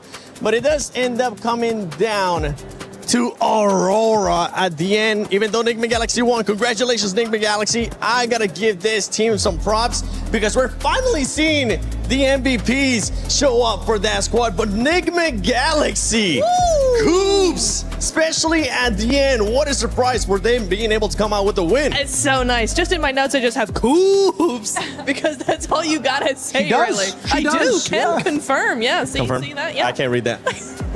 Yeah, my handwriting's not great. But Coops was awesome. I really love the jump that they're coming through throughout that game, right? They played on that edge side. They waited for their moment. They bided their time. And what I loved particularly here, Max, was their push onto EA was not super aggressive. All they wanted was space inside the zone. They didn't go for that full push and that full clear of the team. They're just like, hey, we want some space. We're going to take it from you, take a couple of points as well, and then wait some more. I really liked that from them. I have an idea, but this is just pure speculation. Maybe I'm reading too much into it, but I'm like, maybe they slowed down the final to E-Arena, hoping Al-Ula would go for a third party, and then they could let them fight each other and pick off the rest.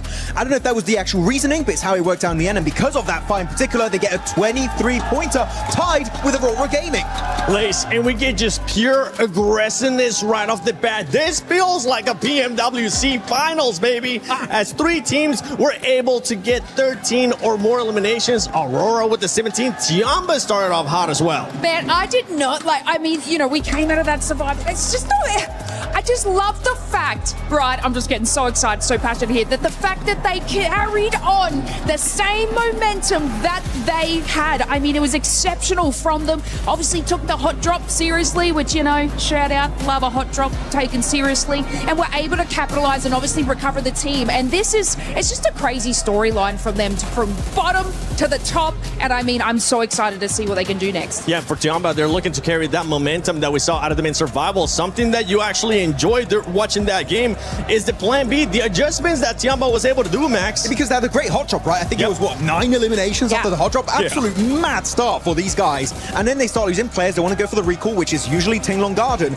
But then Hora, coming out of nowhere, looking to chase down the recall player, which usually is Eagle in Tinglong Garden. And Eagle instantly, instant response, seeing we don't want to go out to Hora. We're going to go for an Eastern rotation, a bit out of their way. But by doing so, he gets the entire team back up, and they get 16 eliminations off the back of that. Eagle, definitely, maybe not in terms of elims, but the MVP of the game in terms of what he allowed his teammates to do this match. Allowing the team to be able to come back, allowing the team to just be able to just be there for support.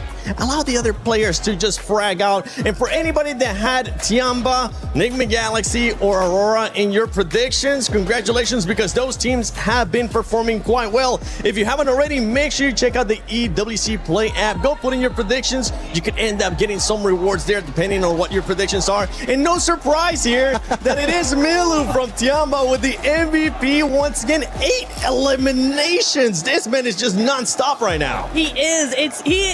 You can't stop this man. He's just gonna go from better to better to better performance. Here we go, the head-to-head. You're seeing here 16 eliminations versus 17 of Aura. And if I'm not mistaken, Milu had at least 8 or 9 of those. So you know how you just had some notes and it was just just Milu. Man, this man's just chasing that MVP at this point. He is. He absolutely is. QZZ though, shout out to QZZ, that 1v2 onto the rest of Vitality. He was wiped out by Aura like seconds later, but yeah, some really, really good stuff there. There's a lot more players on the team than just Milu that are really fragging out. I mean, I was wondering going to this, are we going to get group stage, Chamber? Are we going to get survival stage, Chamber? Clearly, with this opening performance, 7, it is survival stage, Chamber, in the finals. And we're hoping that that's going to be the case. If you're a Tiamba fan, you're going to be looking really happy. If you're a Fourth Rise fan, Fourth Rise, so it's looking for a comeback here. Same with OG, but let's see what's going to be happening here on the second game of PMWC at EWC 26 Finals. Thank you, 7. Great breakdown there, recap of what we saw on our screens live in Game 1 of Rondo. Starting to get a little bit louder in here, but Paris, I want to know, how loud can you get? Let's get some noise going! It's a good crowd. It's a real good crowd here we got here in Paris. Supporting all their teams. I mean, the Enigma Galaxy crowd, they've been loud. We'll see if they can get louder. As Enigma Galaxy are doing fairly well here so far. It's really, really nice to see. I think, again, mad props to Coops. First of all, mad props to actually being here. The guy's dodged so many events at this point. Finally gets to play some matches. But yeah, the rest of the team's also looking fantastic. Ralph looking a little bit more reserved, I would say, in the gameplay, which is good to see. Holding those angles. I actually liked where he set himself up. Became a real nuisance. The big thing was, didn't immediately go down either. And I think a lot of times that's all he needs to do, because he knows the layout of the land. He knows where he needs to be playing. It's just sometimes he'll play those spots and then humble. And that's bad. So he's just letting the rest of his team work those angles whilst he plays that off angle in a really, really strong and quite frustrating spot to deal with. But we're heading over to our angle now, so probably a little less action involved, a little bit more calm, chilled out as we head in towards the first portion of the day. Fury at last game did come down to Eagle once again. Yeah. And honestly, mate, you know, normally I think you'd favour him in kind of positions like that, where if he had to step up as a solo, it's just how late in the game it was and how strong everyone else he was up against was looking, right? Uncomfortable position to be left in, but hey, they've still squeezed some extra points out of it. So it's better than it could have been. For some of our other talented squads, they're far down the standings, but like you touched on, Rondo is Rondo, and now we get something a little bit more normal. Opening playing path established here, whole way down the middle. Down on that eastern side, Yaz. Opening here for teams to move into. Gatka a little bit harder to get towards on that western side. North George, well as South George, probably possible. It's just going to be a little bit more of a long approach on that one. Vital is just out early. I don't really ever mind the Kameshki split, honestly, over towards Stalbert on that eastern side. You have a lot of position to loot. Most of the time you're not having a second team come over here, so it's just a really good position to get set up in the early game. But man, Tiamba, we didn't talk about them too much at the end of that game, but there is definitely fire in those bellies today. Because to make that push, to make that decision, to just be like, let's have a straight fight on the central compound when we're playing Edge, I don't know what's gotten into them, but I love it. It is so good. So many elims already, and they just go, I like the look of that position. Let's take it off. I'll be having that. Fairly watery circle, mate.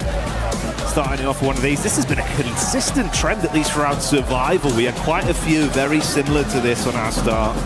Obviously, a little bit worse for Vitality with a late rotate all the way down from Stauber with their instant drop from the plane. Yeah. It's going to be a little bit more difficult.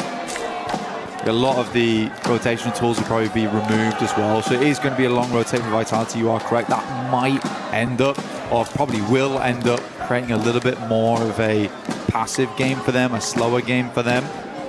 4 Thrives though, loving life. You know, they get down towards Ferry Pier, the yellow's on the eastern side, there's no one around here, it's chilled out, it's peaceful. You get yourself set up nice and early on one of the prior compounds as we head into Zone 2. I think the scary thing about this one is it does eke in a little bit of Sosnovka, and there isn't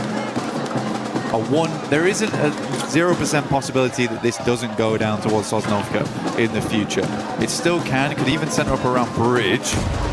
Satan on our screens. You know what, the last game, first time I've seen Satan smile this tournament, by the way. Even when they win, he usually looks like something's gone wrong. He enjoyed that one. He did like that one. That was a nice win for him. Yeah, they were chuffed to bits. And to be fair, it was great. You know, nice head-to-head. 2 very talented squads. Lots of contrast of play styles, but Nigma Galaxy proving that it was on the money today in that first game. So low on utility, but made every bit count. Can they keep it going, though? You start well on Rondo. How does it look then moving in here to Arangao? Another chicken dinner, big placements. What are we looking at from them? That will be a nice, I suppose, sort of litmus test of what the quality of this team's going to be looking like throughout the next 2 days here. Ida. These guys kind of crumbled. They made the similar approach to Tiamba actually last game, but I think what Tiamba did very differently was they isolated the Vitality compound away from Aurora, whereas Ida kind of came from that north side and just sandwiched themselves. I thought that was a very strange play for Ida to make. I think most of the time, most teams would understand that probably don't want to place yourself between those 2 squads or those 2 buildings. They're very popular in that location on Rondo.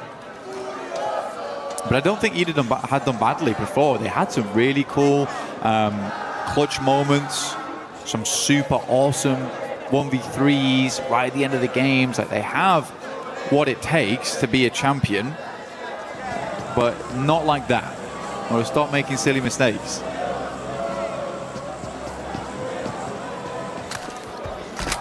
And obviously we touched on Vitality going down kind of early into that one. 2 other squads that I'm assuming towards the end of the day will be in a very different place to where they are in the standings right now, would be both 4 Thrives and Godlike.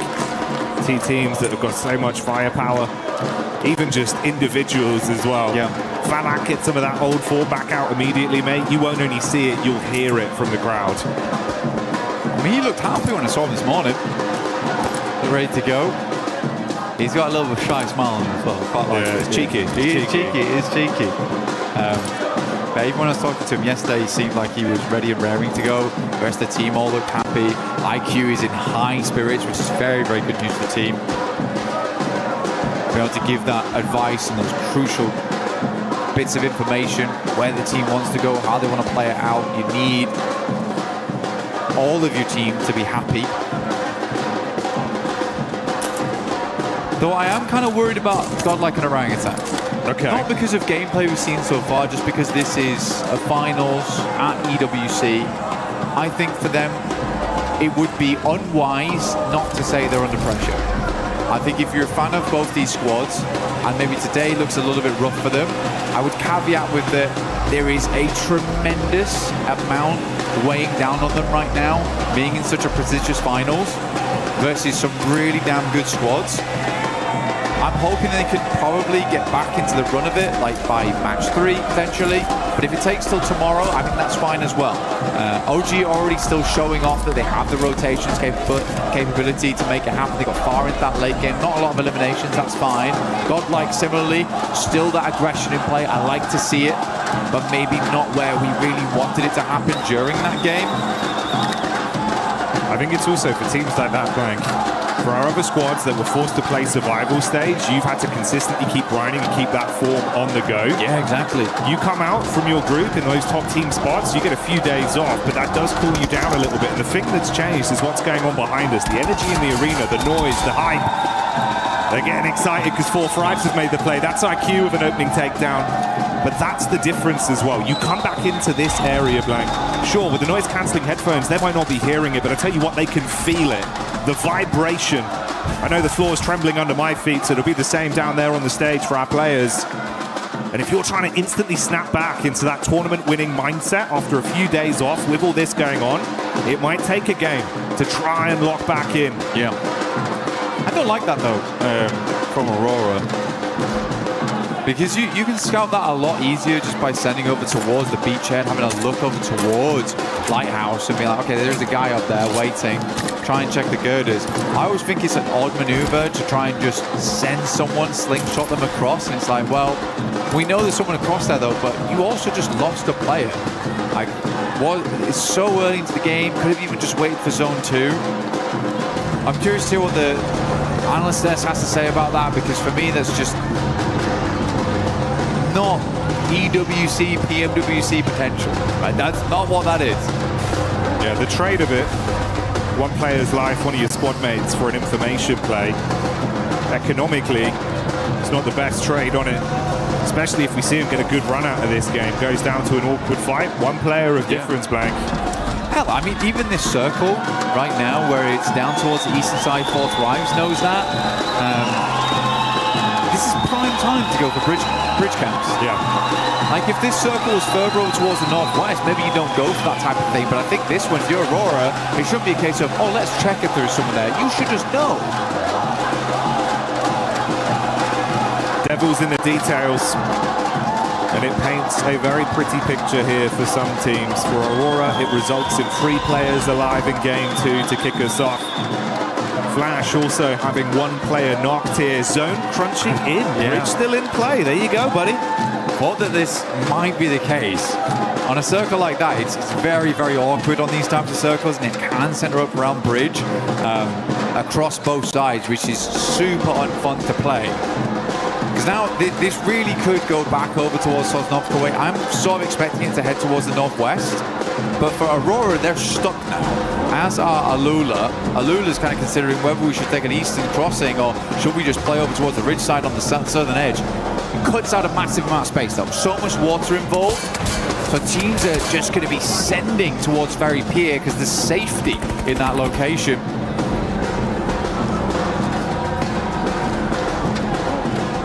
Vitality did thunderfoot their way down from Stolber quite quickly, so you can see there amongst the rest of the pack, everyone else attempting to forge a path into the zone, knowing that play space will be very limited with a decent chunk of it cut out by the water and that bridge dividing either team from each other. The only 2 squads on the island right now are Alula and Aurora. We've got E-Arena on screen now. This is the POV of Joker. Tianba, though, taking the scrap towards OG. With God being hit very heavy. Trying to stay behind the trees, bro. Luckily still alive. Yeah, great zigzag. Able to stay out of dodge there for a second. He was very close to going down. AKOP actually challenging this. But man, A-King has been making a name for the DBS, right? You know, there's a lot of nerfs that came through. S12K became the more popularized weapon. Despite that, though, A-King has been consistently winning these trades with it. He's bringing it back in fashion. Seems like the Horror fans enjoying this one so far, getting quite loud there. You see the banner flying. Haru. Oh, going back in. Let's see what he can do with a DBS. Wants to prove he's the DB best up close and personal. Onto Schweppes with the opener. Not ideal for his teammates though, as Joker strikes with a shotgun and Turney K outside twists the knife. Another one falls. An orangutan. It all goes down to just Aru. Trapped behind the bike sheds and laid out by E-Arena. E-Arena able to remove them. Stepped up to the plate, but not worthy to sit around here with E-Arena, unfortunately. Some good shots to the start there, but started to crumble slightly. Turney K came in like a demon, though, from the sidelines. Big WizGod was not expecting him to be so up close and personal. Aura played back here. They're over towards the pier itself. Four Thrives mirroring them over towards the eastern side. We are close towards our next circle now. Nigma Galaxy making me laugh at the moment, man. They're like, this circle looks horrendous. We're going to play in our drop spot for the rest of the game. We're going to get very looted before we even think about moving. And we're still on Sosnovka with this one. Four Thrives looking good. Down towards the southern edge here. Vitality trying to confirm over towards that compound that sits towards the field. I don't think that's a bad idea here. It gives you a lot of control of the Longwoods that sits around this area. Not sure what S2G is doing. I think they've got boats. Okay, that's fine. Yeah, it seems like at least one boat in play there. Dream scenario, maybe it's a hovercraft wrap back over to the mainland, grab their teammates, then get involved with the action later. Meanwhile, though, Godlike taking on Tianba. Milu on his last leg, suffering a casualty there for the Tianba squad. It's a decent start, but Godlike have received one knock onto their roster. This is the Establisher. You can see the fight here from the top down. QZZ with a nade into the ditch. Manya very low, but backpedals into safety with cover to play with. Right, first nade goes long here. X-Power holding down the fortress, keeping that drawbridge pulled up. Takes a fair bit of damage here, but he's refusing to move. Manya will reinforce the front gates. Actually, he goes for a swing by, try and get some information on that. So Eagle's going to move round, understanding the position has been compromised.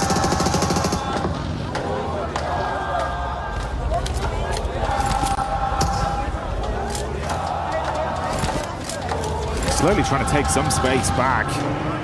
Faint smoke wall goes up. Ooh, only gets worse for Aurora as well. That's quick from Alula finding them. This was the other team that was on the island. There's now a third party that's joined them with that late rotation round from S2G. Looks like they did go back to grab the rest of the squad. Yeah, it was Kamikaze in the hovercraft. That's paid off for them to fight towards them. Ulf, interestingly, taking the hit over as well to Godlike. So that battle turns into a third party fight. Good for Godlike there. Quick swing around. Take shots over towards Ulf. For them, Ulf should be able to pick the players back up. They've got a good spot right now. It's not as safe as they might like it to be, but it is decently central. It feels like the circle's peeling away from Sosnovka at this point. We have very limited space to work with. Alula trying to make the cross. S2G, Hamzi at distance. Will find a shot over towards Aurora there, leaving them at 0. Out of the game early, 23 points is where they'll end. On a single point earned on this one.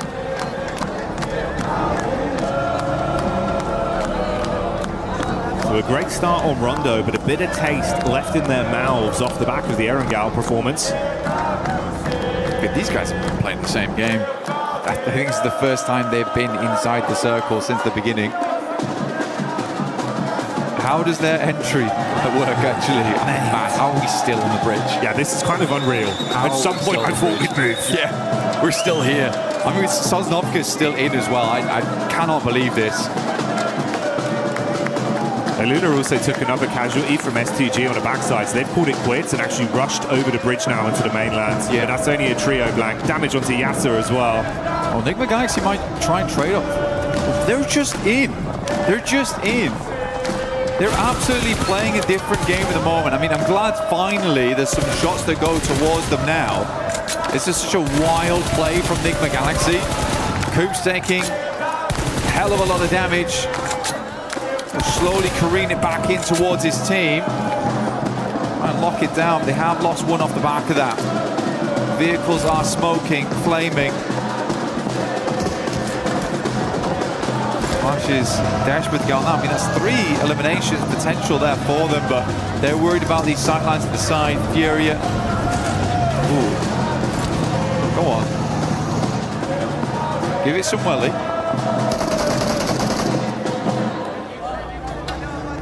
Tiamba doing Tiamba things once again.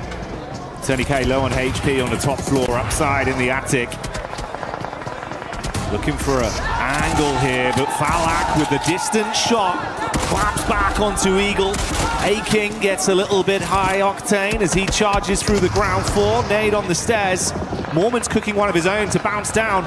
Godlike getting involved with a fight. That's Manya just outside the window. Big Papa Pump in his hands. So many teams crunching in. Yeah, good Molotov here, but really good timing from Godlike as they move into this one, just leaving A-King alive here for Tiamba. Irina on the upstairs with the 4v2v1.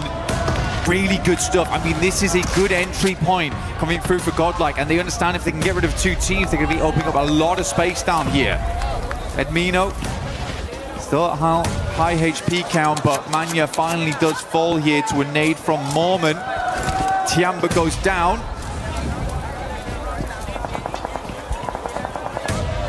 Smoke on the stairs. Mormon's going to clear it. Oh, straight in with the clothesline. Whoa! The turnaround. Mormon saying, "Feed me more." As Godlike charge into him. Quick decision, but not fast enough on the mantle. And Sume will save it. But at what cost? The only player left alive for the squad. I mean, Godlike need more men now. They're only down to 1. What a play from Mormon. The speed, the velocity. Straight in there, no qualms. Now Vitality, they're up into it.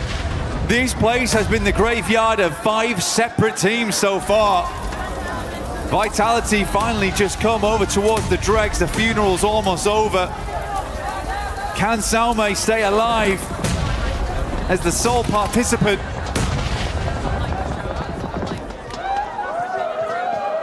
The Vitality a victim from the top floor. Or will they just be signing their death warrants on entry? Axel being shot in the back. A new challenger arrives. It's Hora in the distance as Jiggle is able to punish and soften them, leaving them with 3 players left. Sume still just guarding the stairs with a nade pin pulled. He's going to go down. Razak on a dive around the corner. He wants to punish him with a shotty and will find it. Really, really good job from Razak. I think you have to make that play in that moment as well. You hear the pin pull coming down, trying to get the res off. You're trying to go for the revive, get some respite in that location. So Razak goes for the risky play to keep them up as 4, understanding they'll need that amount of players to push through the next couple of compounds. They got Aura in front of them and Fourth Rise after that. Alula down towards the south side. Circle finally moved away. Still a lot of water on this one. Beachhead does well. Ida, as well as Ulf, now going at it. Play from Ulf downstairs is knocked. They have 4 players up though right now. This is very easy to recover from. Well, it should be. Whoa, you run straight into that one. Catching the as Ida try and clap back. Is good damage, but such an awkward setup between both of them. Casualties on either side. Scarface looking to go for the pickup play. Meanwhile, outside, Emre charging round with the SMG and denied out by Nongxin Red Force. Tizzy takes that one. Nongxin could push this pretty quickly. Ulf is not looking too good right now. Neither is Vitality. Flipping into action. They lose a vehicle. Razy and Razak try and get the buggy through the window, but end up dismantling through normally. That was a speedy rotate. I like that. You know, cut your losses. Moving through Aura as well as Fourth Rise is going to be hard, and eventually you get third party by one of them. You hear the engagement happening on the north. You send it. Now Wolf is in a very tricky spot. cut between two strong teams in Nongshim as well as Vitality. Quick decisions and shades of the Vitality that we were so impressed by prior. Once again, back on our screens, it's only the one elim they've been able to garner so far. But they are licking their lips at the prospect of so much more.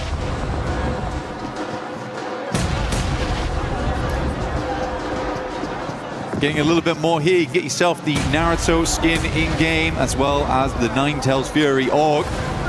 Both looking very cool here. Wolf's going to hopefully have to drop a substitution jutsu here to try and get out of this one, because it is going to be hard. Vitality, Razak move up, quick shots over towards Souls. He tries to move around the corner. Nongshim still in play. They're the ones getting the most of the damage though.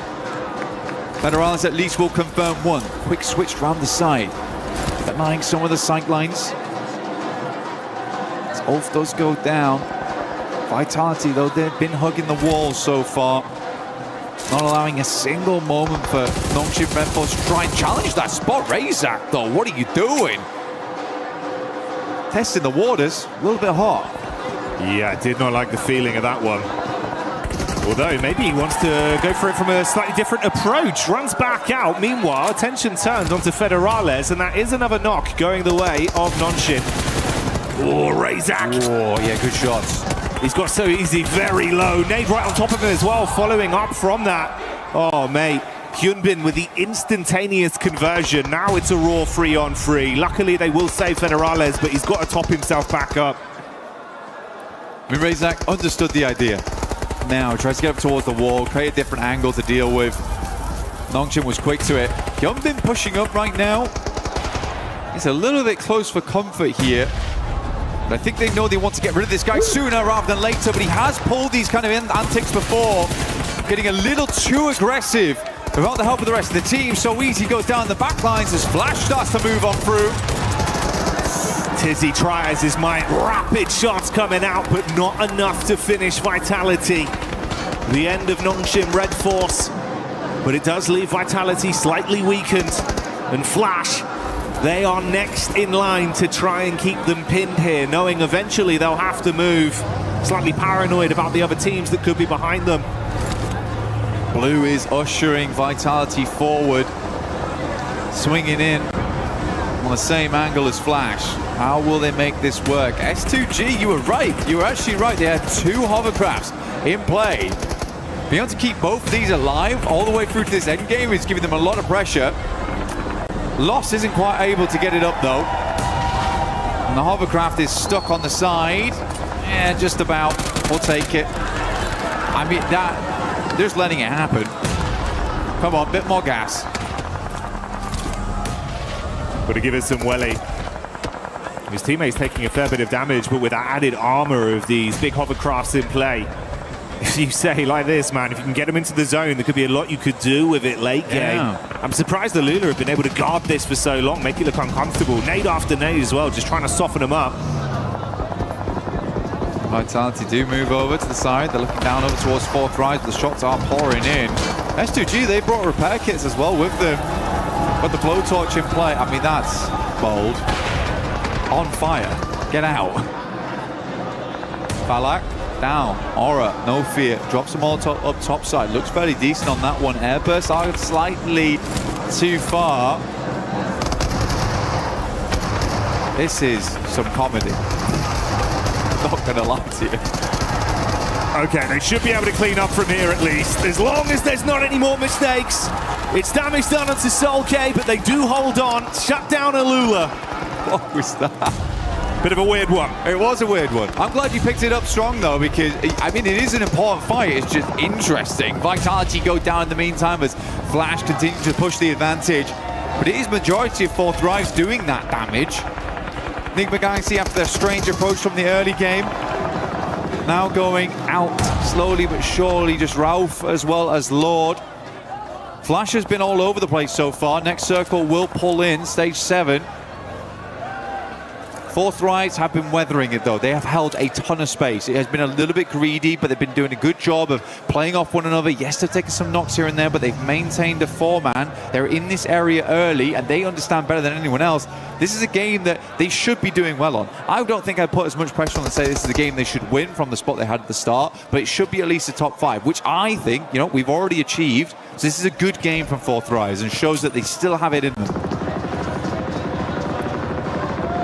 And with them being able to have enough timing here to get IQ back up once again, the 2-2 split from them could still pay dividends massively. It's been a very elongated firefight between them and Hora, effectively just mirroring each other's movement up along the ridge into the zone. A little bit more split here. No Fear in the back, trying to protect some Overwatch. Right above you in the building as well. Meanwhile, that's an engagement over onto Enigma Galaxy. S2G, after moving in and cleaning out Alula, they head center zone, and they find the final blow there. Goodbye, Enigma Galaxy. S2G stealing points here, there, and everywhere. Do we have to call this play the kamikaze from now on, where S2G just launch him out like a rocket to center circle and leave him there on his own? This is the kamikaze. This is crazy stuff. The rest of S2G trying to regroup with him, but it's not likely. Kamikaze in play right now. The other hovercraft does go down, not really any other vehicles. Might need to regroup, pick it back up again, but Kamikaze, he's going to hold that spot. He's planted the flag, the S2G flag. T24 goes down, jiggle around the side. Oh, Sleepy. Top side of the stairs, but you can't weather the storm as Fourth Rise arrives, and the brain of the operation kicks in the brawn. The shotgun does damage. Falak there in the back line to assist, but No Fear charging up. He's going to play on the edge, wants to run in now with the timing, see if he can shut them down. Falak charges back, can't do it. No Fear holds on. Quick switch to the primary. Gets himself onto an off angle. With one more play, if he can shut down IQ, he can take out Fourth Rise, and that's how he does it. No Fear from Hora stands on. Absolutely not frightened in the slightest as he moves downstairs, pushes up into the dark, and Fourth Rise will fall. Win up against the world right now. DPS at distance, he's fighting all of them, but S2G falling in the meanwhile. No Fear, there's a possibility of winning this if he wants to push out right now. Get involved in the action. Everyone's weakened. Doesn't have all the info we do right now. He's going to top himself back up, play the slow game. That's Flash. Losing their last man there with Kamikaze continuing to punish. Oh, a horrible spot. Tries to get the heal in. Kamikaze's got a single nade in the back pocket if he chooses to dash it. They've got clear vision now. Peppering the bullets. This is it. Pulls the pin, looking to cook. Let's see if he can land it. Kamikaze looking for it now. A bit of splash damage. But not that just there yet. Kamikaze keeps spraying the right location with the bullets. Peppering the ground, picking up mud. Solke in the backlines. What's left out here? Quite an unfamiliar target. Solke will take down Tops, but Kamikaze is out, and we're down to a 1 versus 1 versus 1. The outside contender in No Fear. Solke looking at both angles. The battle of the solos to decide our second game, Chicken Dinner. No Fear already picking up that big clutch. He's amped up as an individual. Got a rough read on where he believes Solke can be stationed, tucked in behind this burnt-out hovercraft. I don't think he knows. I think he knows there's a team in that general direction, but he does not know where No Fear is. Hamzy G finally goes down. I think No Fear has a rough idea that he's playing on this hovercraft, though. He has the information. Watching both of them. This would be an unbelievable double clutch up versus Fourth Rise into the last two teams. Zeus is just pushing forward. Instant spot though, over towards No Fear. And now Zeus with all to do here. Flash, who had swept everyone aside. Solke, the last to fall potentially here versus Team Flash. Zeus. The lightning reactions for Flash have guaranteed them a second place, but can he take it to first, or will Soke get it done for S2G? A smoke wall, giving him limited play space. That tree, the only protection for the peak for Flash. He's going to make his move. Starts charging in, wants to close the distance. Here's the peak up, bullets on target. Sui is so low, buckles under the pressure. That's the damage coming through as they lock it in. S2G Kamikaze with the Kamikaze play towards the center. It's an explosive finish right at the end. But Solke steps up, a lad that's been in the esport for the longest of time. He's still got it in him. Feeding the crowd energy. A celebration in unison for the nation as they pop off on that one. S2G locking it down and everyone's living it up. And it's all in the name because it is all gonna be okay at the end of the game for S2G. They had a lot of confidence coming into this one. They look good on the stage. They look good in the game. Is this the S2G comeback that we were looking for? Aggression, confidence, some brilliant gun skill. Showing us a lot of the moves we needed to see on that one. A smart rotation from start to finish as well, playing by their own rules, Blank. I think the thing for me is just, man, 2 matches so far, they have been both electric. I mean, this shot from Zeus. Oh, the quick reactions, dude. That sent me. His eyes must be going 2 different directions, man. He'd be seeing everything. He was so locked in for an S2G fight. I don't even know how he clocked him, but instantly. He said it, lightning flash reactions. That's what it is. I mean, it's so good from this team so far. I mean, they were involved in everything. Yeah. I think Horror, honestly for them, yeah, it's a tough fight versus Fourth Rise, but you got to be happy with the way that No Fear clutched up there. That is an incredible finish of those guys. Yes, Horror had a good spot on the sideline, but it's so many teams constantly pouring in, cycling out time and time again. I don't think that was an easy game whatsoever. And you can feel it looks a little bit different with this lobby compared to what we had in isolation in groups, right? Yeah. Everyone's so much more quick to the punch, a lot more early contact. And it feels like sometimes we were seeing maybe a bit too much respect for the big dogs. Now everyone's playing on the same level. It feels like we're all on an equal footing here. And they're giving it their best. It really has changed the dynamic. But let's get down and hear from Kalaris himself on the stage about what they have to say. Thank you very much, Jackie. Yes, you can cut the tension with a knife here at the moment for our first 2 games. And I'm here with our winners from game 1, of course, Ralph from Nigma Galaxy, to talk to about them. Some of the games that have happened so far. So let's talk about that first game, in that late game against Aurora there. What was your anticipation as a team? Did you think Aurora had maybe moved a little bit earlier? Or talk to me about the late game and what you guys were experiencing. I mean, we didn't really know. We didn't have much info. But we just played it slow. We took our fights that we need to take, and we just secured the win at the end. I mean, it looks good at the end, right? Of course, getting that many points off of a Rondo. Not a bad start at all for a grand final like this. That second game, a bit harder, I think. Yeah, second game was a bit harder. I mean, we have a team hot dropping us, but they're scared to fight. I don't know, they're camping. So we'll see next games what they do. I was going to say, were you surprised by that? Because it was in the back, we were a little surprised that they were going to come your way. As we've talked about multiple times, it's your territory. So what are they doing? They know we won't change, so they're just wasting their time. And they're coming to fight, but they don't want to fight. So I'm really confused right now. All right, well, thank you very much for joining me here, Ralph. You heard it out there. Ida, he's got his eyes on you. My name's Blank, and I've had 4 coffees, and I'm testing my reaction time right now. I'm Hot Jukes. I just had a massage, and this is my reaction time. Let's get it.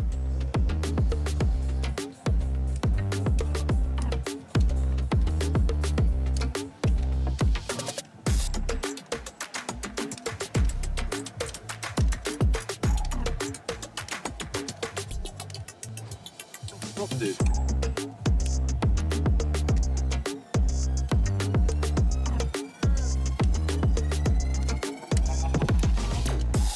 I'm in the room.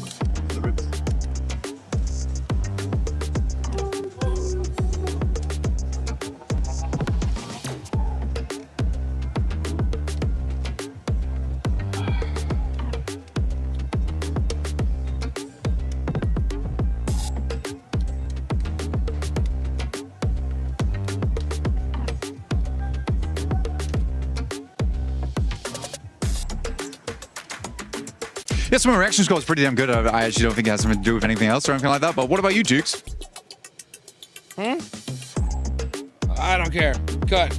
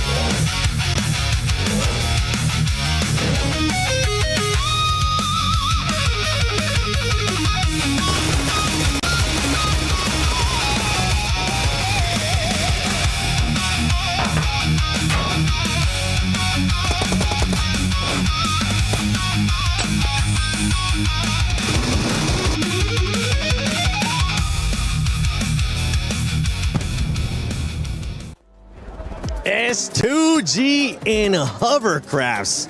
That is like white on rice right now, because my goodness, what a performance out of that squad. Before we break down that second match here in finals, don't forget that we do have the fan experience that you can check out here at EWC. Make sure you go check it out. You can check out the new mode, Brain Rot Royale, check out the collaboration right now the PUBG Mobile is doing with Naruto, and so much more. And you can win some really cool shirts, which actually we've been wearing them. Not right now. I think Jukes does have one on, but you'll be able to check out so much stuff. Yeah, check out that still Brain Rot. I mean, Brain Rot Royale. I've been playing it. I think I got to level 7. I've seen people being able to get to level 11. I got to grind some more. Wow, 7 got 7. Yeah. Hey. Yes. Gotta keep it on brand, baby. Now that's it. I'm not gonna be playing it anymore. But S2G, Jukes. Bro. My goodness. Oh, dude, that double hovercraft play right there, Tien, was absolutely insane. They were able to take out Aula in a very nice way. And then just, I like to see that they kept one player there, right by the water, behind the hovercraft, just in case. And he was able to clutch it up at the end and get that chicken dinner. Finally, an S2G win, and nice and early. Yeah, really, really nice. And the momentum they were able to pick up on after, getting those hovercrafts. Very quick side note here while we're on this fight. 4 Thrives are looking, I hate to say it, very shaky. I don't know what happened, because group stage, they were looking really, really solid, just not able to get that win. Here, the splits are kind of off. They're pushing one by one. They're not really communicating, it feels like. So the last 2 games, I've not been super impressed with them, but hopefully that changes in the next game. And for 4 Thrives, I felt like it took him way too long, Neptura, to engage the fight there with Hora, just coexisting for too long, and No Fear came in clutch with that 1 versus 2. He really did, and he continued to come in clutch for a lot of the game. Actually, he was a big part of the team this game.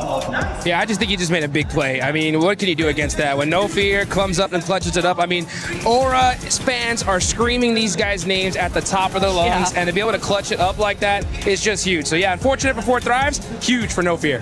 Another team that has been performing quite well today when we talk about eliminations has been none other than Nongshim Lace. This was the biggest feedback that we gave this squad during groups and also survival, and they're finally starting to put up those eliminations. As you can see, Nongshim Red Force right now with 9. Yeah, absolutely, 7. I mean, they're finding important fights on their rotation to solidify that position, especially on that northern side.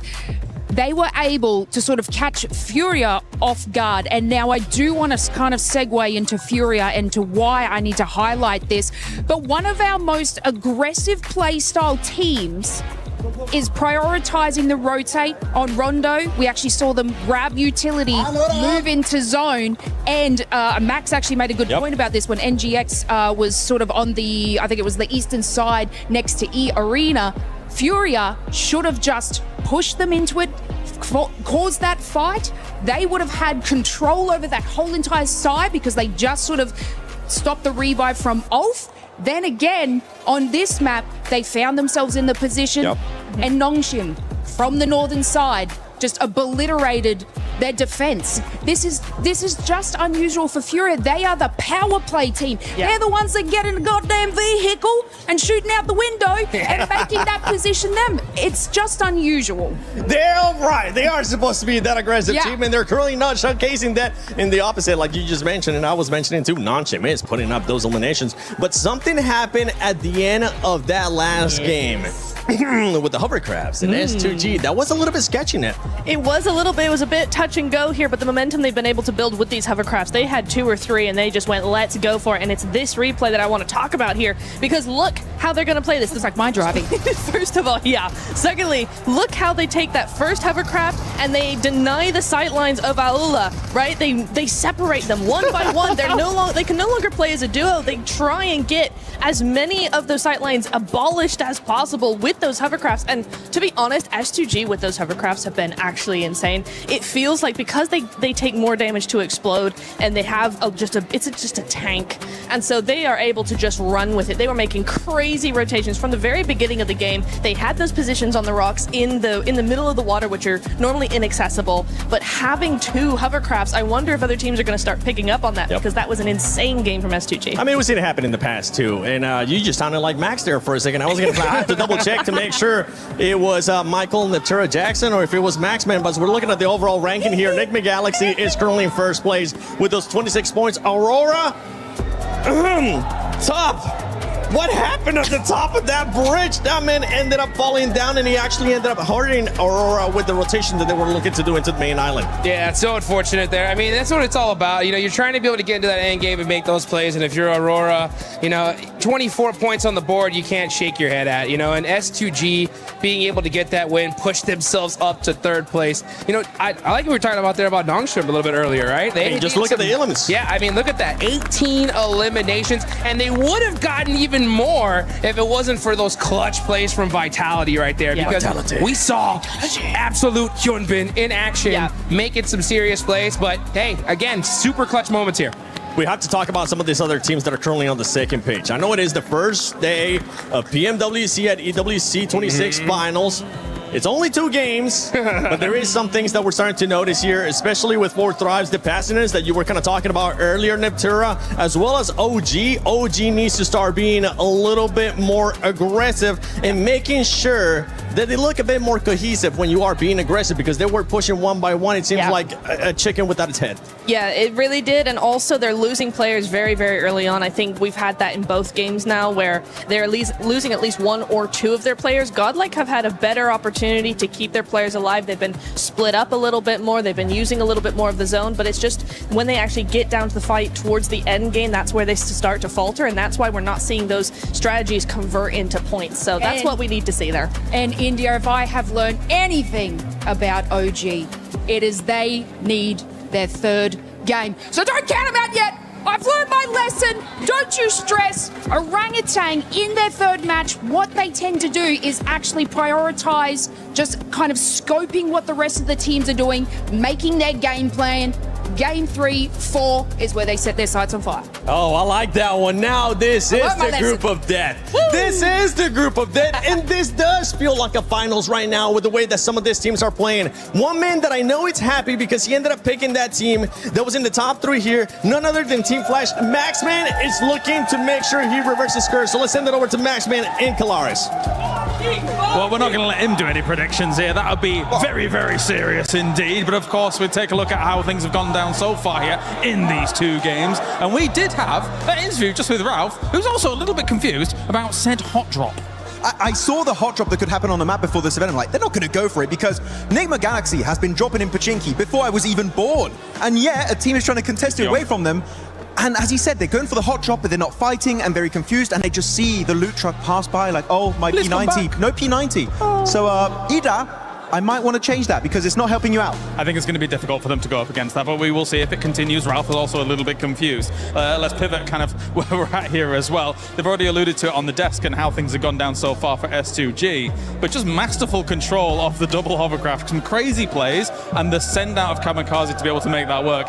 For S2G, that was very, very impressive. Yeah, it's just a domain expansion double hovercraft. I'm sure you get that reference right there, Calaris. But no, great use of it, especially you saw there in the during a little bit of a replay analysis where they bled block out the line of sight of one of the players of Alula to really separate them and win the fight off the back of that. When you're near the water, when you have these open-ended finish, hovercraft are, I'm gonna have to say it, they're completely broken, and S2G made full use of it until the very end of that game. A tough circle though, right? If you think about where Aurora was when it comes to the bridge as well, we're having kind of conversations in the back about this is a military island kind of heavy team, and yet the bridge seems like a conundrum to them that can't solve, like a Rubik's Cube.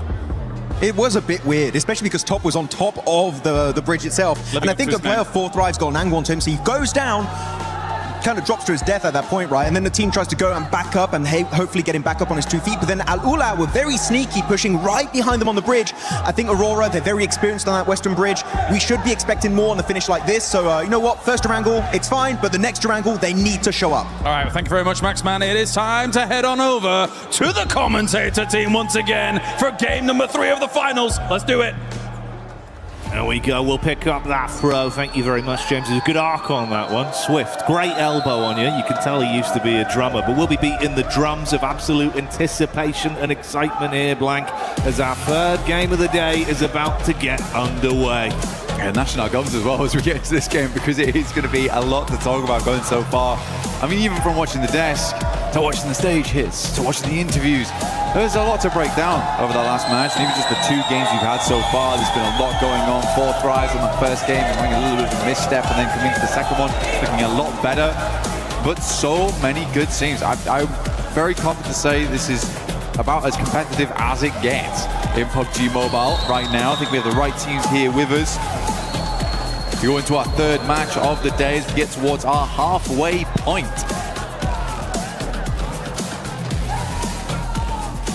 Shooting range to start off down towards Novo. Straight through the center, really easy one here, Jackie, very nice. I think most people can get exactly where they need to go. Aurora, last game, like you said before, looked a little bit weakened, right? I mean, even Max picked up on it. He was saying that, hey, as the team's very experienced around this area of the map, should not be going down so early like this. It should be a game that you are a bit more in control of. And it wasn't the case here. Tiamba, they go out early. Stand a little bit further down towards the south side of the map on the west. Yeah, you'd hope they'd be able to bounce back from that one here. Obviously, it was a nice start on game 1, but that didn't really translate over. Has meant there was a little bit more fluctuation in the standings, and obviously for Tiamba as well. Far quieter, it was 16 eliminations on their opening game of Rondo, only 2 added to that count. See Milu still living his movie though in terms of individual plays, as he was popping off on Rondo. It was a big piece of the team. I do wonder if we'll have something early here from Aura and Aurora. And where's that zone gonna go? We've had some wacky zones this LAN. It's been kind of crazy. Yeah, most circles have just been very strange so far, very odd to play. And we had a couple towards the end of the survival stage, which I think I was quite grateful for, that were more normalized on Erangel at least, where teams could actually play out their game. Enigma Galaxy versus Ida. No idea why this is happening, by the way. It's actually very strange. I'll explain once it's done. I mean, Kalaris already went over it in the interview, but the context is crazy on it. Ralph with the M249. There's some good shots done. Actually, Enigma Galaxy doing quite well here, but already losing a player does feel bad, and it being Coops is even worse. Taking on the side. Lord hits some shots with Abacan. It's back and forth here. Swine last left to face. Ooh. And Ralph will get it done with the M249. He's screaming! He's up, he's standing up. Give them large for that. It is absolutely insane that they continue to come here. For context, Enigma Galaxy has dropped in this location for years upon years upon years, and they say it every time. In fact, they actually say it to the crowd and to all the players, we will never switch our hot drops. So it is never worth it to fight Enigma Galaxy inside of Pachinki. Sadly for them, Fourth Rise feels like we can get some easy points off the back of this one. You guys just come off a fight. We know you've come off a fight. This is a great read from Fourth Rise. I actually love this. Oh, mate, didn't see him on the angle. Fourth Rise spotting Lord. So as much as there was a pop-off of them defending their home turf on the hot drop, like you say, Fourth Rise know you're slightly weak. They'll look to get in there, twist the knife, and completely knock them out of the game, denying any more points on this. I mean, to be honest, you do wonder if Fourth Rise boys, they see a big hubbub go over by the Enigma Galaxy camp and they're like, they've just won that fight. We should get involved. We should fly over. Oh, cheeky work, but you got to make the point somehow. Ralph the M249 looking for some good damage, but the shouts from the crowd start to ring out. Fourth Rise might look to back away from this one, allowing Ralph as well as Satan to live another day. Circle did move up towards the northeast side. I don't know what Ida's doing, man. It's akin to throwing away all of your errand goals. Yeah, it feels like one of those where it's kind of cutting your nose off to spite your face. Yeah. As much as, you know, it's your spot too. If it's not working, you got to adapt. Gigantic prize pool on the line. You fought this hard to be in finals. Don't ego challenge if you don't need to. But for Fourth Rise, can they find those elims they wanted off the back of this counter play? T24 spotted on the drop. Let's see if he can go for the peak off this. And of course for you, you can get involved with that Naruto event at home. 4T up top. T24, he's got an inkling. Smells him out on this one.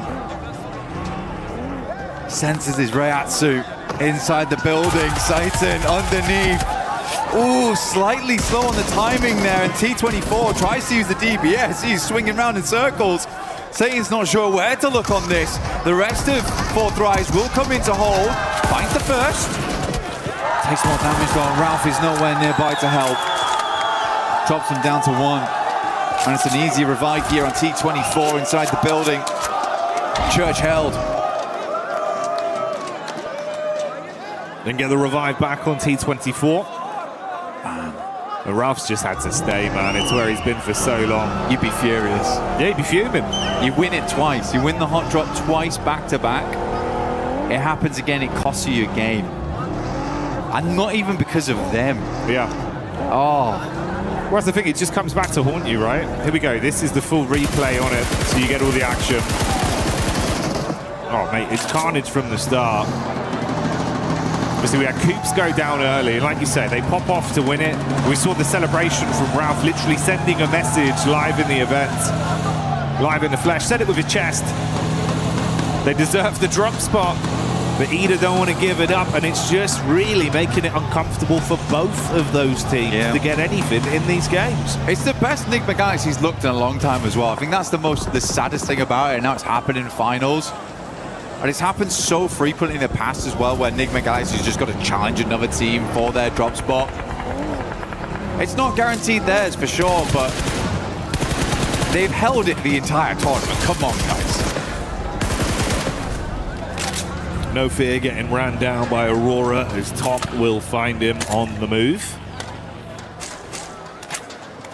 Fourth Rise did peace out, going slightly deeper into the zone to do a bit of loot, and obviously wasting a decent amount of time on that as well for the elim they were able to garner. Vitality down towards the southwest, started in Kameshki style, but this time we're seeing him over towards Gatka, but they grabbed themselves the loot truck. Fiend as much as they can out from there. Circle up towards that north side, split between the lake, Yasnaya on the south side, on School, as well as Severny, shooting range area. Tiamba tighten it in with E-Arena, Aurora, Godlike. Salme currently holding down the gas station, pops up tire. He can't come through here for repairs.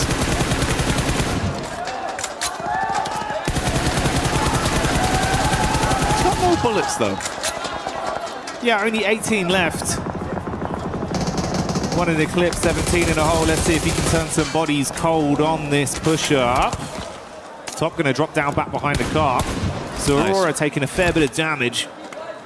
More reserve taps now. Got to find himself some ammo to play with. Switch it out to the Tommy just to keep the pressure on them. Suppressive fire. Yeah, spraying it through, cutting the grass, but not quite finding the shots over towards the players. Next circle, 10 seconds roughly on this one. Aurora still figuring out where they want to play. Probably going to be a big old retreat here out. Migrate for a lot of squads. Hard shift potentially. No, actually. Very, very kind. Up towards that north side. Obviously, Lake is a bit of an awkward one to play around. You're going to see a lot of people playing on the rocky outcrops. The staging that goes up towards Stalba. Big old mountainside. There is also... Never mind, it's horrible. I lied to you. It's not great. You've got the field down towards Yasnaya too, so there's not a huge amount of fun spots to play in. You have to decide a rotation in now and quickly. Do you wrap on the north? Do you wrap on the south? Because you can't really change that as time goes on because of Yas Lake. Mormon from E-Arena once again, being able to throw out some big uppercuts. That's back onto Aurora. So single knock there. We have the Tianba POV on rotation.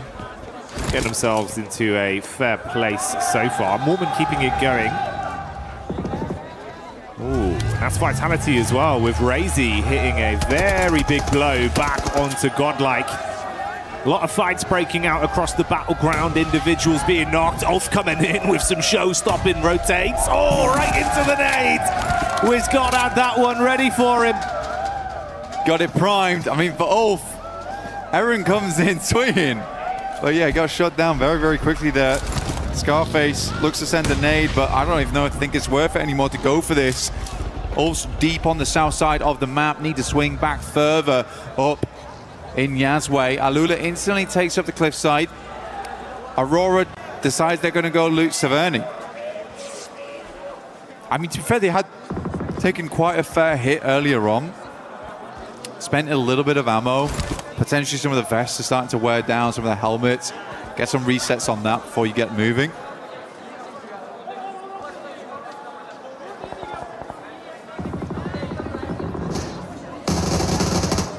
Tiamba tackling against the Vitality Killer Bees once more. And it's Milu that's already showing that consistent form. Putting himself up to 10 elims on the day, I believe, then after that.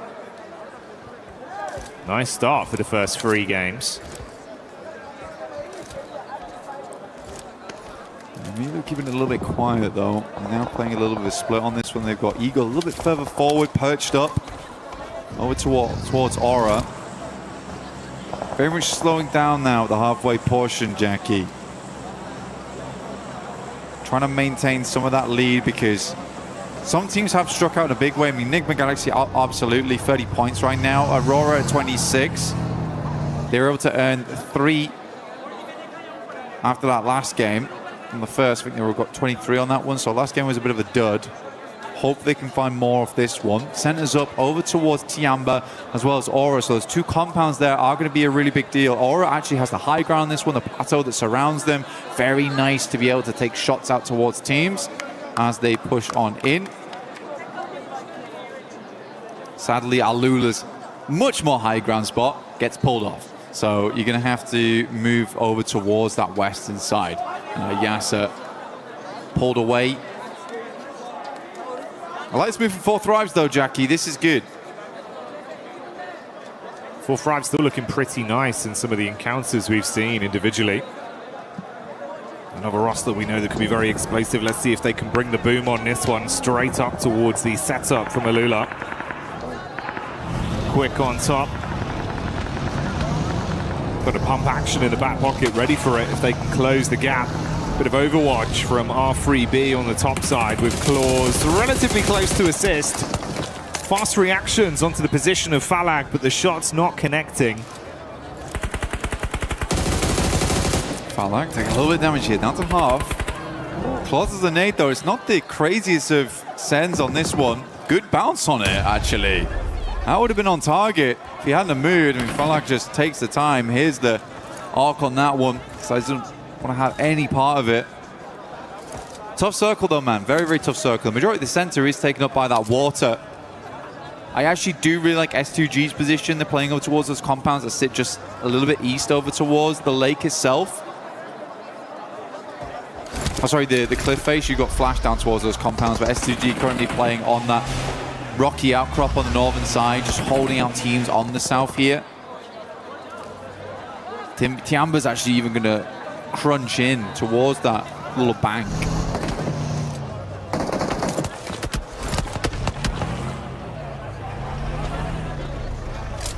Fine margins between this going wrong for either of these two teams in 4-5s and Alula. So not wanting to risk it too much. Meanwhile, OG crossing past the crosshairs of Nongshim Red Force with Zizzy taking the peak over the top.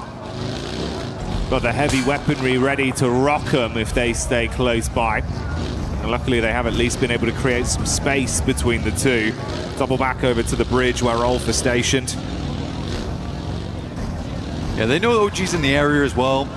See, Aaron struggled versus them earlier on his flying maneuver into the gas station. Tried to go for the movie entrance, but we went straight to credits instead. Yeah, Ulf hoping to hold them on the bridge side. Next circle, though, I'm feeling the pizza slice here over towards the west. I mean, Aurora currently have a really strong position on it, and we do head over there, in fact. But it's like a case of Aurora holding the central spot. They have a lot of 360 vision, but it's very open, Jackie. This is a very, very open area, a little bit unfun. There's quite a few radio towers and the square concretes that sit underneath them that end up being like where you play. You literally just lie down next to them, try and set up vehicles. You can see Vitality already sending over. But this is quite a nice spot for Aurora. It's a tiny bit of hard cover, a little bit of a crescent lit behind them as well. And that's the last man for Enigma Galaxy, and Ralph trying to stay alive for as long as he can, but finally falls to S2G. S2G possibly being collapsed upon as well by 4-5s. They fall next. Yeah, good fight. Very good fight from 4-5s.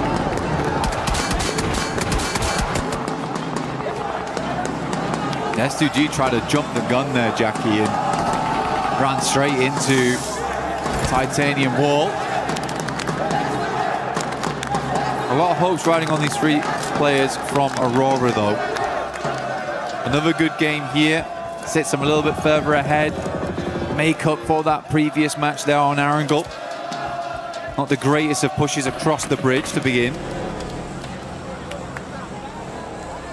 To be fair, with Nigma and S2G going down early, not really acclimating too many points on this one. It could be the dream recovery for Aurora if they can keep it up.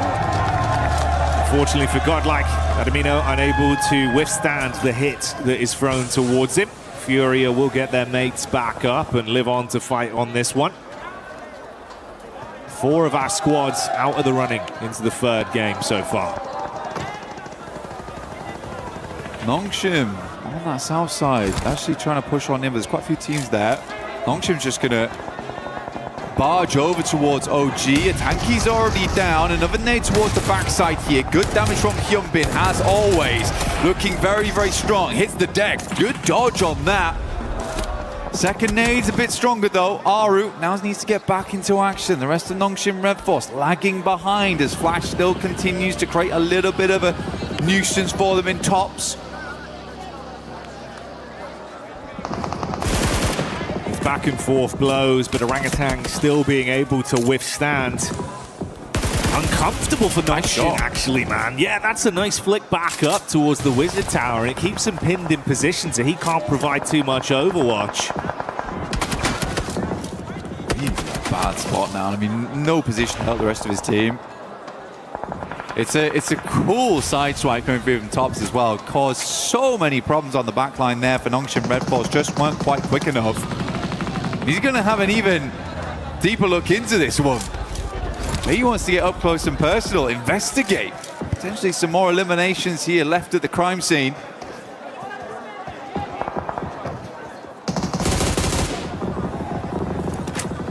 He's still trying to get an angle on this. The minute you got to move, he'll be ready for the catch. And Furia over on the other side of the coast have been taking shots over as well, so it's all been a little bit uncomfortable for the 4 squads that have been collapsing in onto that one position. This gas station for OG somehow being a very formidable defensive area. Oh. Calling it from zone 3 there. I got a little bit lucky, but yeah, Aurora in a really, really good spot now. This is This is definitely redeemable city here for Aurora. We just need to not see them go for something silly again. That is all. Yeah, just keep their cards close to their chest and be able to close this one out with some good plays. To be honest, mate, that is kind of the dream with what we saw off the back of this game with the other squads above them falling out early. It has presented that opportunity, and like you say, if they can grab it, you've recovered from that. We can all forget about game two. Everything looks good for them, and they'd actually be on that podium spot in first place come the end of this game. But that's still in the future. Still a lot of other teams that could potentially look to upset them. So we'll stick with the narrative as it develops. This is their position right now. 4 Thrives going in against the arena. Doc looking to decimate some damage out, and he does hit nice. Good shot onto Falak. A little bit more they can do here. I like that though. Good smoke. Over towards the rock side to kind of isolate this engagement between them and 4 Thrives in the arena on the northern edge. Makes a ton of sense to me as well. That vitality location is going to be a real problem for you. That's a long nade. Ooh. Actually hits on target. Great damage, and they just keep on pumping in. 4 Thrives are out. But yeah, I mean, that's some massively long nades on that one. Just chaining them together as well, one after another, after another. They want to go in to grab the bits, drop the smoke, try and stay alive. Issue is you're now in a position where other teams can take shots onto you for free. Yeah. Good. I mean, Doc is holding on. He is holding on. I think he's got that mentality where it's like, well, I'm sorry guys, I ran out that time. I will play anchor for the rest of the day, and I will keep you lads safe. It's a good shot over towards Silence. The rest of Fury, you need to re-angle over towards it, but it takes a gun away from that western side. But Aurora had to do that. They had to push over towards 4 Thrives. They knew that it's not likely in the near future they're going to be getting many more death crates, and they need that util. They need that ammo to carry on inside of this match. Tiamba though looming off in the wings. Had to restock and get themselves ready for what's yet to come. Tiamba, they've been doing a pretty effective job of harassing a lot of our other squads from distance as well throughout the past couple minutes, keeping pressure on them. Playing a little bit safer here in their setup. Window peek with good eye line onto some of the other teams. Scarface on the long wrap around back up the coastal ridge over towards the bridge side. Going to be coming in from the back near Vitality and Flash. This is his angle on the move. Ooh, spotted out. Starting to lose his HP bit by bit. Got to drop down to the deck and hope that he can hold on. Can't even sure how he's lived this long. I mean, Tops has got to know someone's mover here, the pitter-patter of the footfall. Close the distance. Scarface is instead just going to go for the heel. Tops pulls the pin. He should know. It should be right on the edge of the blue here. Good airburst will do the trick. Ruins the amount of healing that came through there. Aura from the sidelines, though, will get sleepy and over towards Bose. Top, though, is the one to refrag over towards that. Tiamba aching moving forward. Gets behind that radio tower. This is a good spot to aggress over towards Aurora on. But more importantly, hold out on the southeast side. Good nades again. Goodness me, Aurora's having none of it. You feel the base on that one. More coming as well. Airburst over the top side, trying to arc it round the corner. Ooh. Eagles crossing his fingers, hoping the smoke is enough to get the pickup play back on Aching to stay alive. I wonder if they're going to push this, Jackie. I mean, with a molly, you could. You get the spread on it, just try follow up off the back. You know they're weak. Oh, man. I think they just wanted to get the flush, at least, but not meant to be. That's a lot of nades invested there for basically nothing. Aching's going to send back one of his own. Now they're fully set up over here on the radio tower. Good Molotovs, maybe a bit more damage done. Chip damage from the nades should be good enough. So start to bombard now. But they're splitting the difference on these ones. They know they have to go for one side, and it is over towards Dog. Survives the first blaster shrapnel and should survive the second. So many nades though, and Doc, although the shrapnel hits him in the face, he takes that peek and shuts one player down once again. 6 nades thrown out for no real follow-up from it. So it goes both ways for either of these two teams. Top with the instant adjustment back over onto E Arena. No, he's being collapsed upon from two sides between this team. Schweppes now. Get the res on of E Arena. E Arena, you know, actually haven't been too bad. I think for the points they currently have, it's 19, but they've been consistently up towards at least the top 8 every game. Vitality still taking more shots here. Tiamba is the one to take down tops. Tiamba's playing as a 4-man, and genuinely the way they weather the storm here versus Aurora, they have a place to play inside the circle going forward. It's more about dealing with the couple of players inside of that shack right there, and it's hard to line up those nades past the side. Always have that angle of Doc to worry about. He is so critical to his other two teammates living. Schweppes with a bit of a forward scout play in the buggy. Reading onto it. QZZ was knocked towards the backside. Thing is though, they've been here for so long and they've invested so many nades, so many bullets that they're starting to run dry and can't actually push out to get themselves anything. Availability of crates becoming an all-time premium. The longer this goes on, the worse it gets for Tiamba. Yeah, they needed a break, honestly, and that break was going to come in, be able to get those shots, get those nades over towards Aurora. E Arena making a massive swing. Mormon's got 5 nades to play around with too. QZZ finds shots over towards Vitality. They are trying to stop two teams from squeezing them together. But this is a good play. This is actually a good play. It's a desperation play, but it's one that's very much needed for Tiamba right now as A-King moves in. Razak last step alive. Where's the rest of the team? QZZ moves up. How is Razak living this? Oh, this is unbelievable. Razak raising hell amidst the chaos as he stands strong to punish back. Vitality looked like it was all said and done, but they pop off on that one against Tiamba's clash in, knowing they needed to shut them down to get themselves any sort of ammunition, any kind of supplies to play on. And it does not work how they wanted. Wild stuff. The arena now. Send some nades in. Joel's the first to fall off the back of that. They have just played this game nice and slow from that northern side, trying not to get too involved in things. They've been saving up these nades for that end game. Mormon will move in. I just completely cleans them out. This guy's been unbelievable with the S12K today.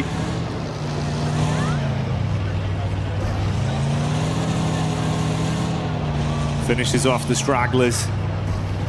Slowly but surely, the team's exit stage left and the final fight begins to have itself set up. Furia coming back in with some of that firepower we had seen prior. Good damage onto E Arena. It's Tony K that's knocked behind the hard cover. Joker looks to wrap over to see if he can save his mate and put them back into an equal situation. 3 versus 4 right now. Schweppes warding off Ayala. Igor's Mormon still coming out strong. He wants more on the game, and they are delivering. Igor's down, big player on the squad. Now it's time for the likes of Ayala as well as Chief to stand up tall. E Arena, they saved all their potential up for that late game, though. We saw how much ammo they still had more, how many smokes they still had remaining. This team basically played this one out for the chicken dinner. For E Arena, it's sort of not worth it unless they get the chicken dinner on this one. The amount they saved up, 5 nades still in the hand of Schweppes. Getting a second place is nice though, but yeah, it's this open ground, disgusting to work with. Furia is lining up for a big old bombardment from E Arena in the near future though.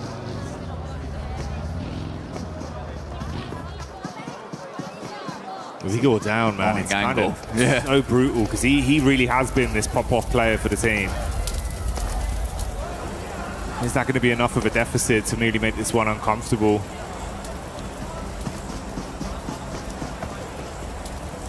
For Igor, he's just providing all the information back all the time. Chief moves up over towards the loot crate. The nade has to be invested.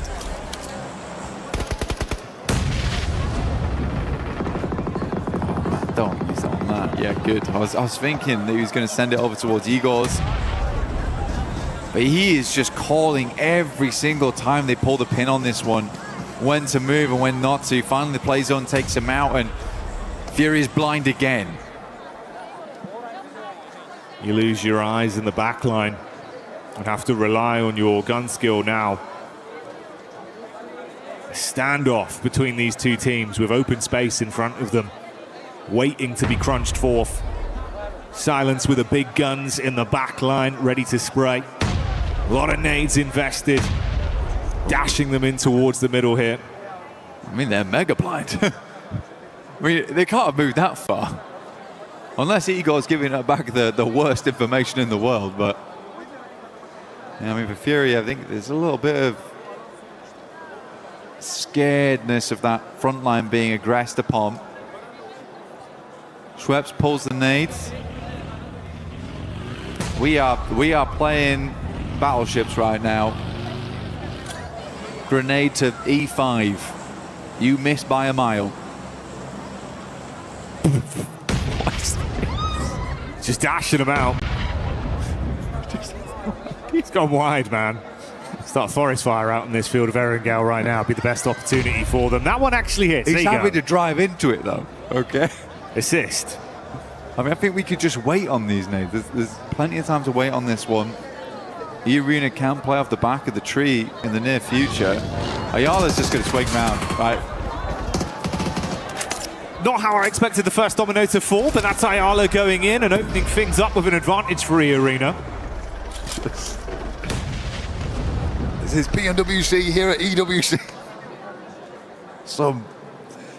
There's been an end game. It has been an end game. Igor's confused everyone. Silence now. Trying to be as quiet as possible. Decent Molotovs, these ones, actually. Trying to catch them on the rotate out. MG3 could make all the difference. Joker's about to send this nade back into the blue. A little bit of a pre-fire. Problem is, the info goes both ways. Silence got a good read of what angle they're actually playing from now. Oof. He actually did. Oh, okay. Chief with a peek up. There you go. Follow up off the back of it. Let's see if they can deal some damage. Silence peeks up. Warning shots out. Low on health. Got about half left to play with. Runs in towards the tree. He's got the shotty in his hands now. Yeah, all right. It's all kicking off here. They're going to be able to find it through in the end. E-Arena do clutch on. A bit of a topsy-turvy one, but a chicken dinner they'll still be proud of. You'd hope so, wouldn't you, really?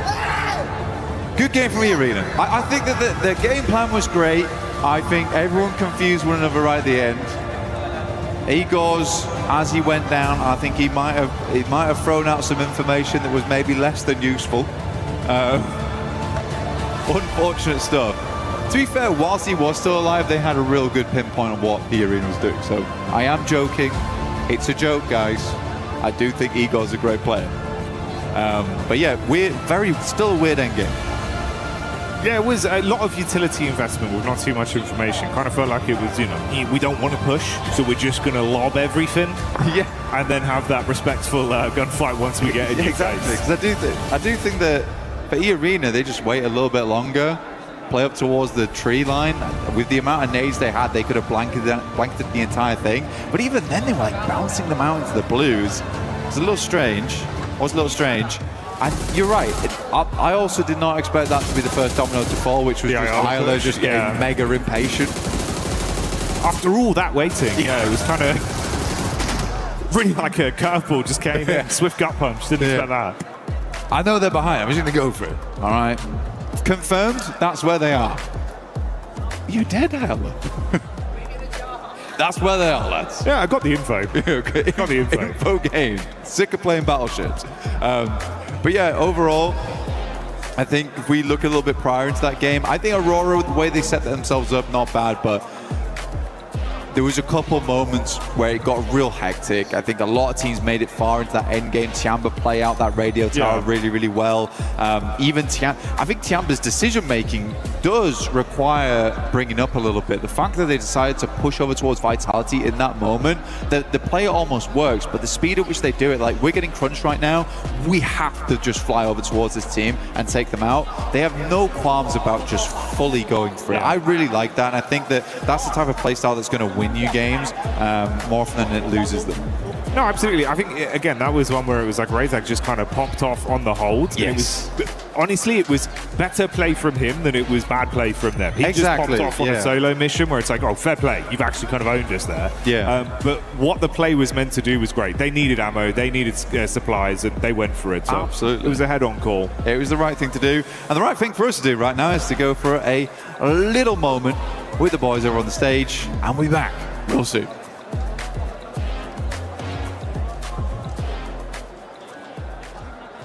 Powers here at PMWC 26, joined by John Allen, Kalaris, and Neptura, and we're playing a round of hot drop darts. Ooh, we're going to be getting stuck into the board, hopefully.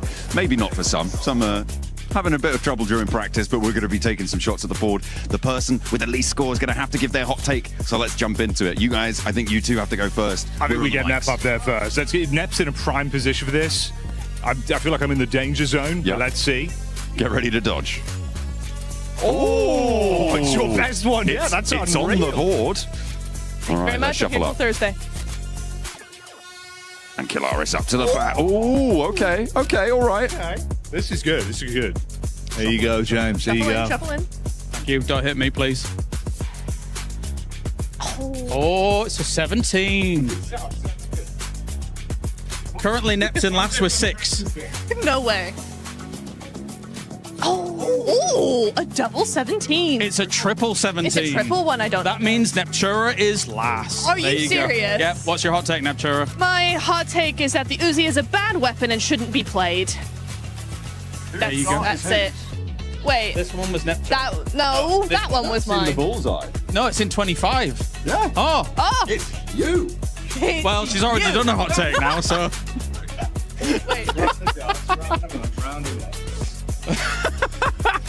You did that on purpose. No, you. no, I didn't do anything. All right, here. Go on. John starting us off. Let's see.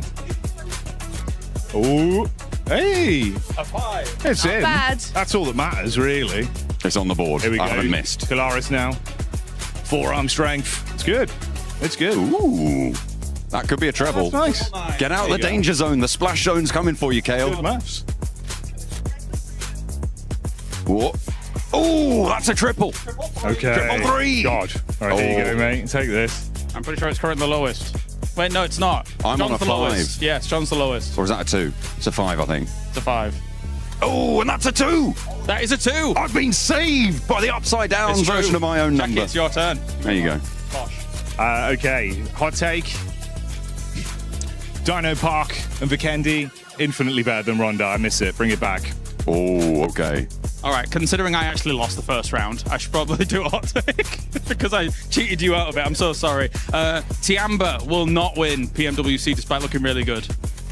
I feel like I've got to follow in with a hot take as well. Oh, okay. I feel like over-reliance on ARs, nonsense. I want DMRs in, give the players a little bit more expression in the secondary slot, you know? Those submachine guns, something else popping in. Give a little bit more individuality. That's what I want to see. I like it. Don't give me this mic. You know what I want? I want all of your opinions from the viewers at home. You in the chat. Tell us what you think. Let us know right here, right now. What are your controversial takes?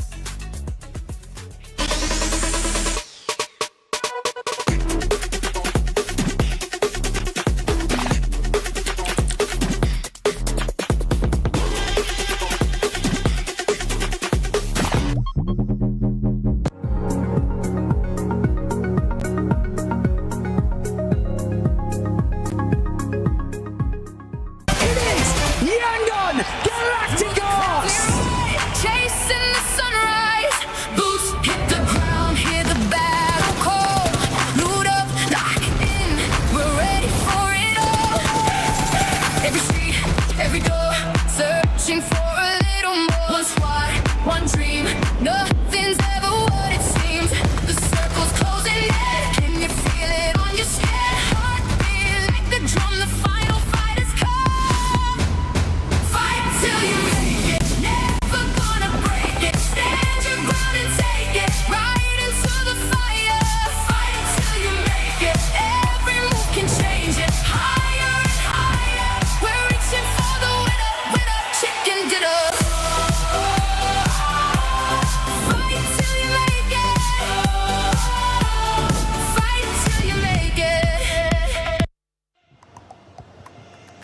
I'm not mistaken, Niftura, I think you actually won at darts.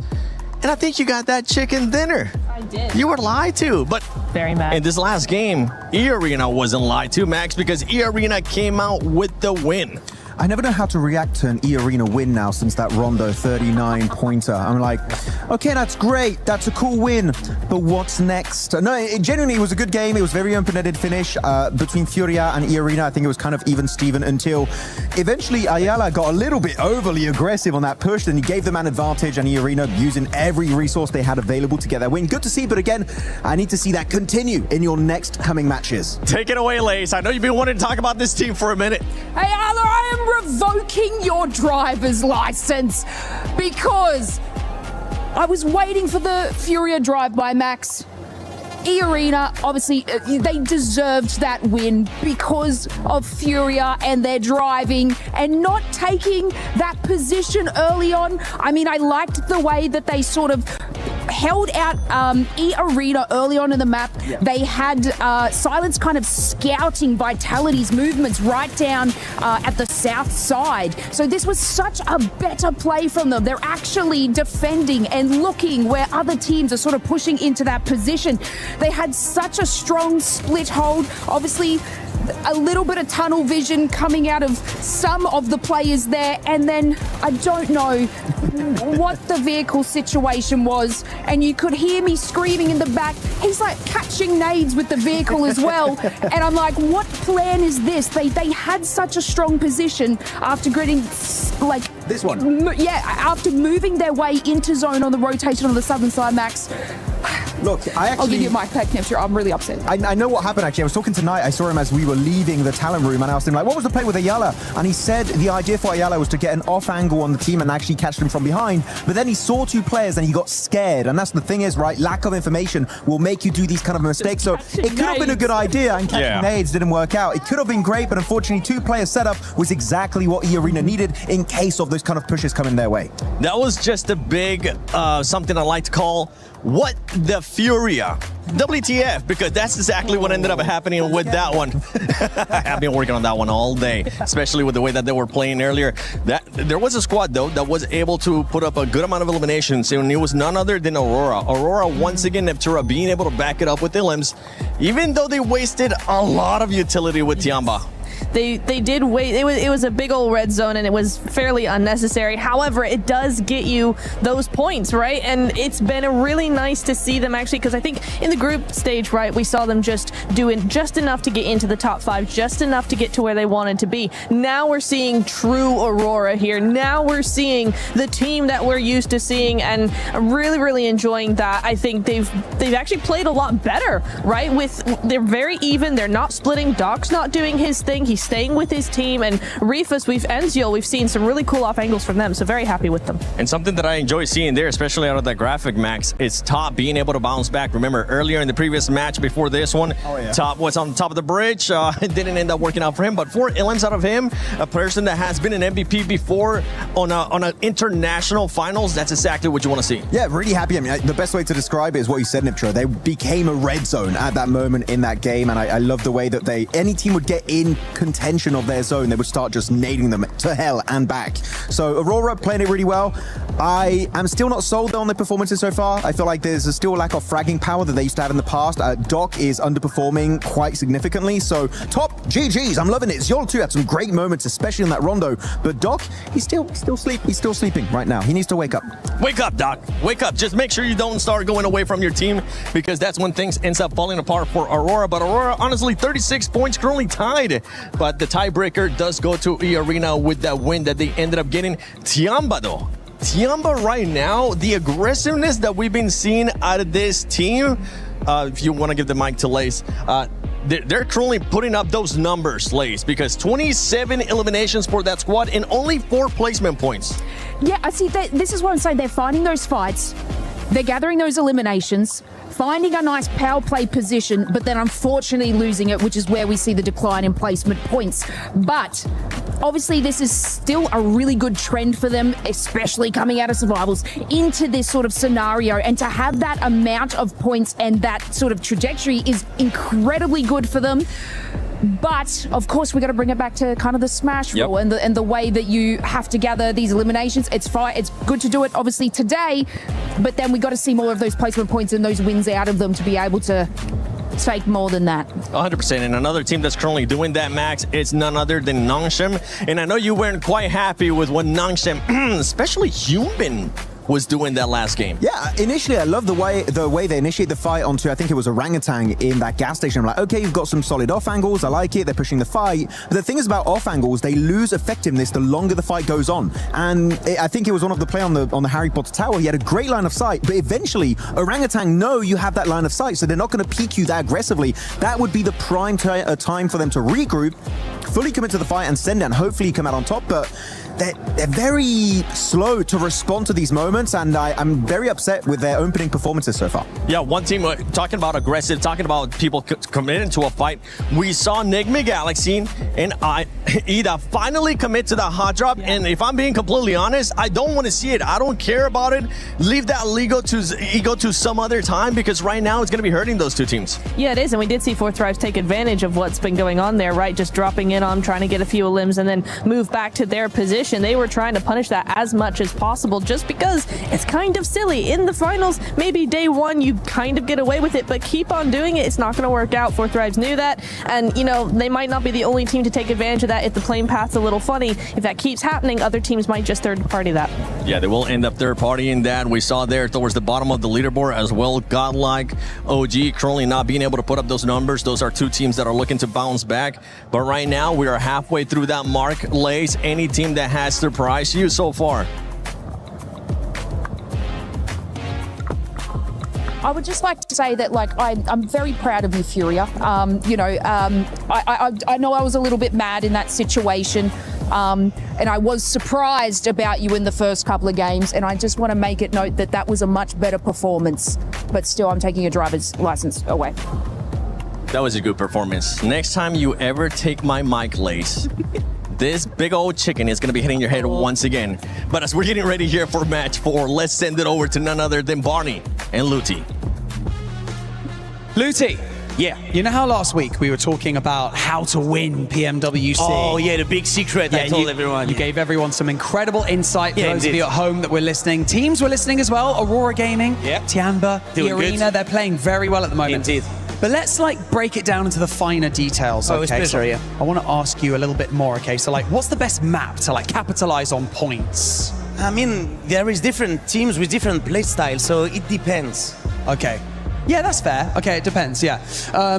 How about vehicles for late rotations, getting into a good position? What's the best vehicle to use? The horse, the buggy, and so different maps. So it depends.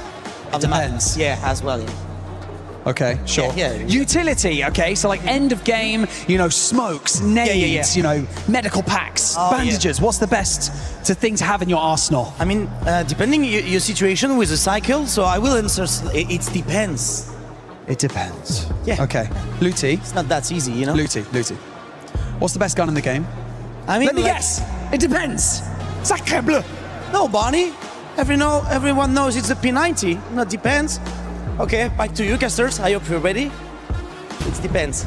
And yeah, he's right. The P90 is where it's at. But we are here live in the finals, getting ready for the last 3 matches. Absolutely. We have got a great day unfolding before us. We've had some real step-ups from a lot of teams coming on through, some great rotations, some insertions, some side swipes into those zones. That S2G hovercraft double roll-up, that was looking pretty, but we're going to be sending ourselves once again over to Erangel to find ourselves one more chicken dinner. Let's see who's gonna get it. Yeah, I mean, this is it, the last Erangel of the day, and it's time to put up some serious points. I mean, we're still super early in this tournament, but we're already starting to see some teams, right, make some things happen. I was able to talk to one player in particular as we were getting into this game. I happened to see S-Power from Godlike. The hair is hard to miss.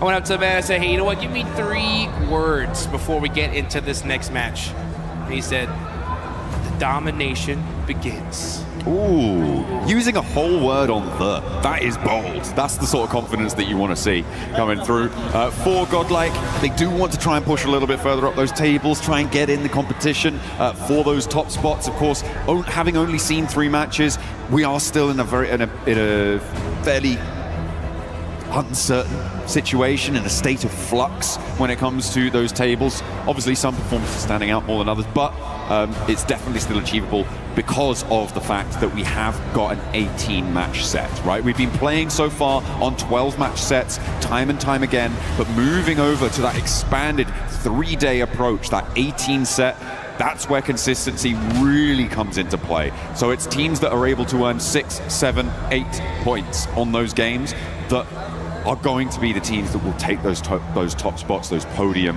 positions.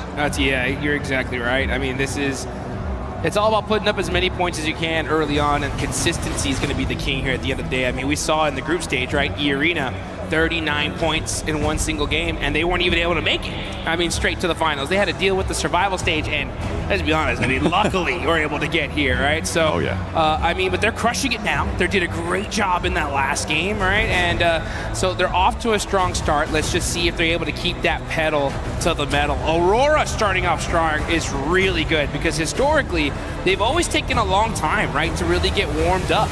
But for them to put some points on the board early just goes to show that come finals time, they're adjusting their strategies and it's working out for them. Maybe able to finally claim a title spot, you know, that's what they're going to be looking for. Plenty of other teams looking to do so as well. I know there's plenty of fans in the crowd for Furia who are there, really giving them their backing, which has been nice to see. Hopefully they can keep up the pace towards the top side as well. But yeah, I mean, there is so much on the line. That trophy, a threat to so many, but a promise to only one of our teams. Man, one of the sickest trophies you could put on your shelf. I love every single year I see it. I'm like, oh, you gotta get one. And this is what these teams have been hunting for. They've been working all year long to get here.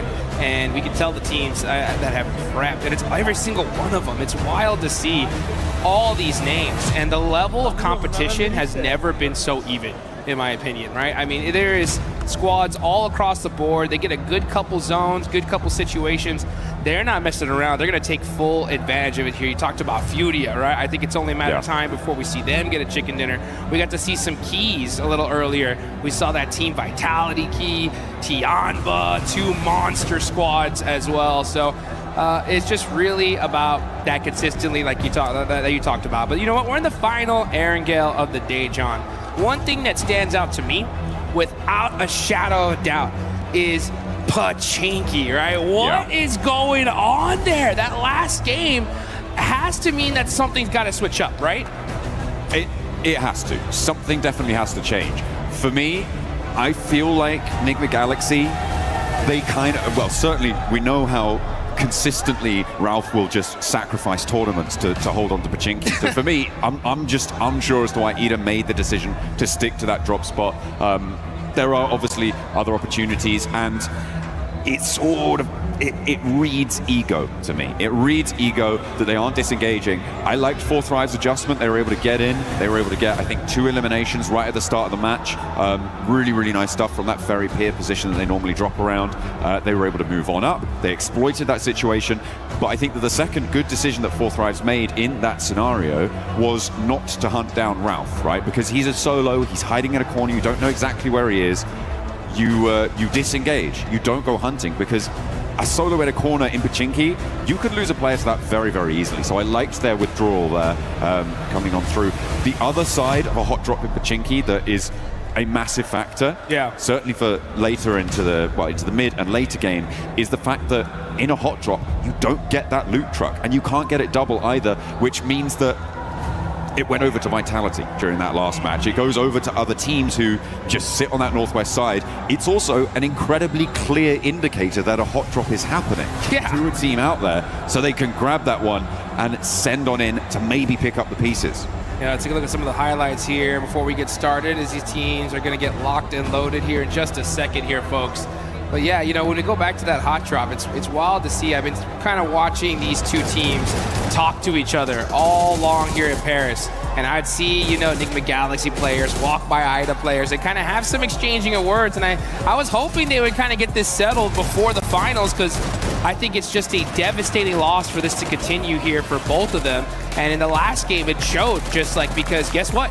4 Thrives. They came to party right after. They were like, oh, you know what? There's a silly fight happening in Pachinki. We'll take those eliminations, and they got some of them, right? So I think now that you have 4 Thrives, especially now on the hunt for this, it's got to make, you know, IDA and Enigma Galaxy have to start second thinking, I think, some things. But at the end of the day, like you said it, you know, for those of you guys that don't know Ralph's true name, it's Ralph Pachinki Sanchez Montero III. Okay. Pachinki is in the name, all right? And he will refuse to let it go. And I mean, they've dominated it, right? We saw them be able to take out Ida, but now that you have 4 Thrives coming into play, it's got to make you second guess things. I mean, I'm pretty sure that dropping in Pachinki is in Ralph's will somewhere. Yeah. For when he eventually, hopefully, in the very far future. But if he keeps dropping in Pachinki in-game, he's certainly not going to have a long life expectancy. Aurora Gaming able to do the business, but we are going to head to a quick video whilst we get this lobby ready to rock for our last Pachinki today.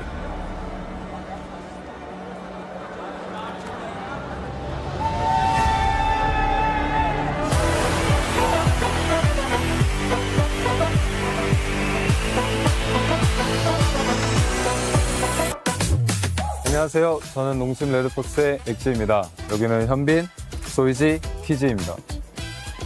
프로 선수로서 경쟁하는 일은 항상 힘든 일입니다. 하지만 이런 플레이 라운지에 오게 되면 즐거운 게 되게 많죠. 저희가 이 플레이 라운지에 왔기 때문에 이 플레이 라운지에 있는 것들을 즐겨보겠습니다. 가시죠.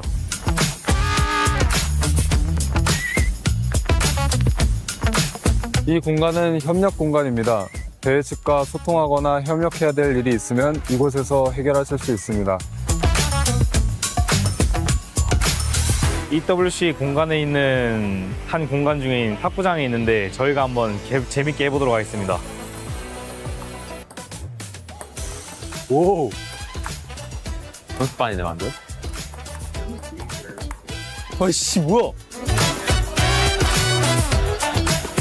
여기는 여러 가지 즐길 것이 있는데요. 저희가 한번 다 체험해 보도록 하겠습니다.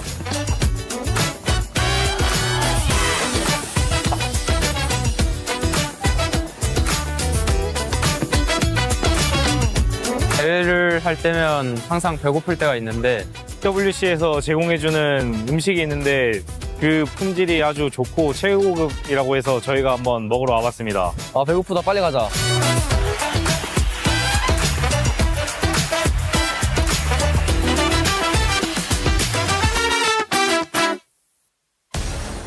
Welcome back to the Hot Drop Watch here as we await the fate of Pachinki.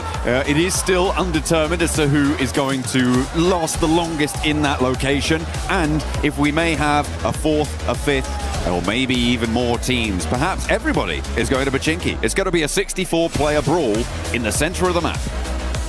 You know what? I'm in. I want to see that action. That would be absolutely insane. I mean, if it was going to be possible, now would be the time because it's the last one of the day. But you know what? It's time to see what exactly is going to happen as we get into the map. Final Aaron Gale of day 1 of the finals. And let's see who's going to be able to put some serious points on the board before we get into the sandy deserts of Miramar. I mean, I'll take non-serious points at this stage. Of course, every single team would as well. Plane path on the west side of the mainland here, coming through from North George to the west point of Sosnovka military base. And it will be going fairly close to Pachinki, so we're not going to be denied it by the plane path. Hora out early over towards Saverny. Tiamba over into North George. I'm keeping an eye out to see if any of our teams on the hot drop are going somewhere else, but I'm really not holding my breath. I kind of am here. Oh. You know what? I will say, yeah, you can see already. Look at that. Looks like we're going to see another hot drop in Pachinki as Ida and Enigma Galaxy are headed in that direction. Uh-oh. Very, very interesting. I will say, though, we got to give massive props to Enigma Galaxy for being so high up on the leaderboards, considering that they've been dealing with this all day long here. I mean, they're in 4th place, 30 points. That's pretty insane. Sure, I mean, they were able to take a chicken dinner towards the start of the day, right? So they do have a little bit of a foundation to try and do this with, but they could be so much further ahead without this situation. It looks like we're not going to see a 4th Rise flex out. Instead, S2G are the closest by on the southwest side. Nongshim Red Force, who have yet to touch the floor of their parachute, could potentially also flex in from the southeast side, but I feel like S2G are the most likely right now to cause problems for EDA. Enigma Galaxy on the north side of Pachinki, they're split right now, but you can see Rita on that off angle could be quite important. Ralph, seems like they know he's in this building, but the nade won't connect. Yeah, that was a warning nade for sure. You can see Satan up on the roof here, or on this ledge, trying to get a little bit of information. He knows exactly where Rita is. It's a big stalemate, though. This is the hard part about these hot drops, and I can hear it. That loot truck is now driving on by. The precious loot. Satan's like, that should have been ours. I want it. No. Oh, Lord gets knocked. And did he get thirsted? No, he actually gets beat up pretty bad.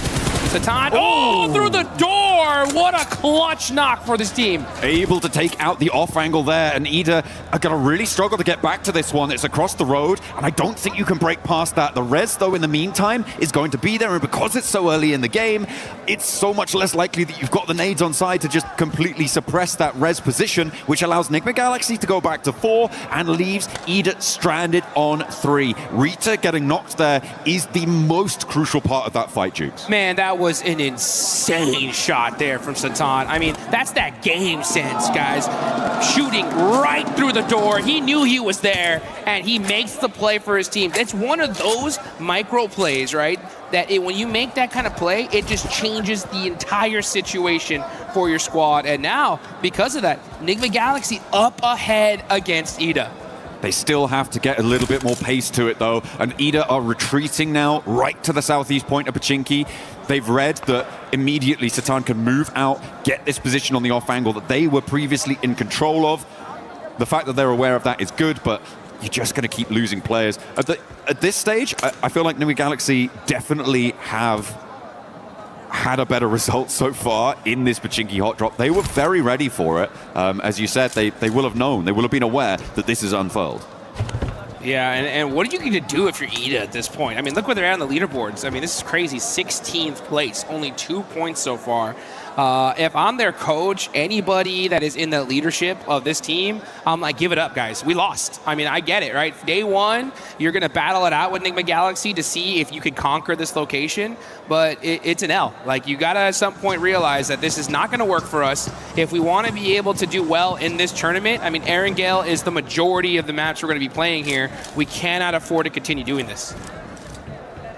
It is pretty devastating. They have only lost one player this time around, but the loot is going to be fairly thin on the ground. The vehicle condition, like, I don't know, man. It's really cutting the legs out from underneath themselves. It's terrible. I mean, you're down a player, you don't get the loot truck, you don't get any, you're under looted at this point. I mean, it's just a loss overall, and where they stand on the leaderboards is a pure reflection of that. So, yeah, you know, I always say that when it comes to these kind of hot drops or these situations in general, I really do think these need to be settled in rehearsals, you know, in the pre-matches, where it's like, hey, you know what, guys?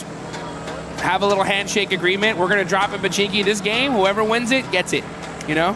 Fair enough. Yeah, well, I don't think that would ever happen, but yeah, I mean, I kind of understand. It is a question, right, that is rooted in a lot more, I think, subjective opinion for a lot of people. Sure. Because you have that question of, if we give up our drop spot, are we just going to be easily pushed around in the future, right? Like, are you trying to do that sort of thing? I mean, it's like negotiating contracts, negotiating business there. It is one strategy is to just be like, okay, we'll go somewhere else. We'll go somewhere else.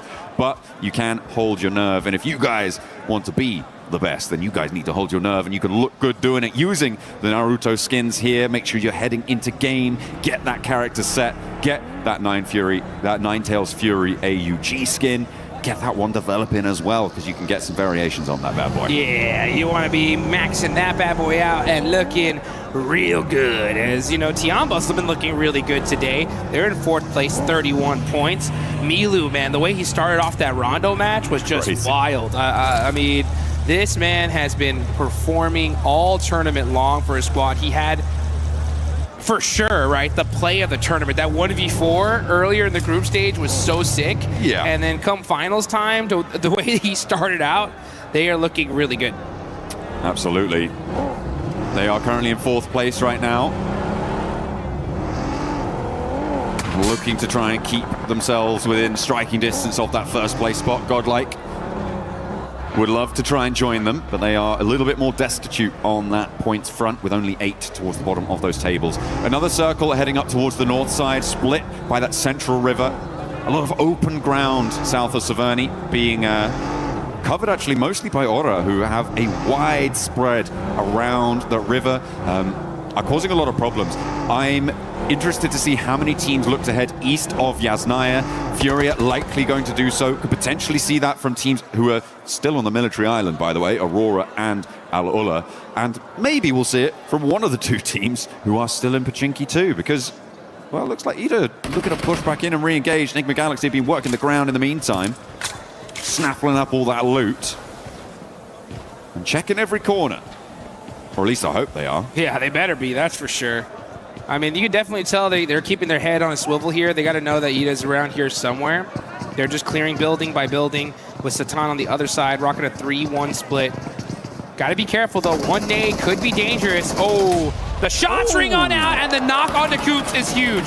He's got another nade as well. Coops is in danger here. Ralph does need to get some healing done before he can go for that revive, but he should be okay to do it. You can't step forwards and go for the cross. And again, Satan is on that off angle. Just about misses Swain on the cross, but he should be able to call that one out. Should have spotted it. Lord is already cooking a nade. He knows he's in the building now. Launches it forwards and he takes it down. Beautiful communication. The plays from Enigma Galaxy in Pachinki are just insane. How do they do these wild bounce back shots, nades that just turn the fight in their direction? This just goes to show you, when you know this side of the map like the back of your hand, it's gonna pay dividends.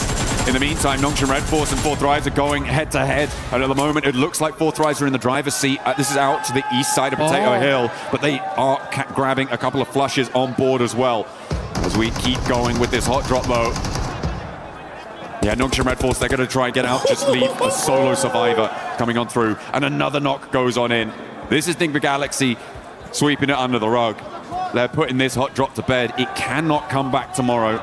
It would be a terrible idea. I can't stress how difficult this is to do, right? To be able to deal with this hot drop so frequently and to just execute in this perfect fashion. I mean, not losing a single player, getting those four points early on is just insane.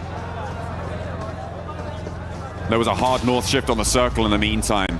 We are watching all of this hot drop unfold, but it is pushing teams now north very, very quickly, which is causing conflict around the crossings as Coops finds the final player on Ida.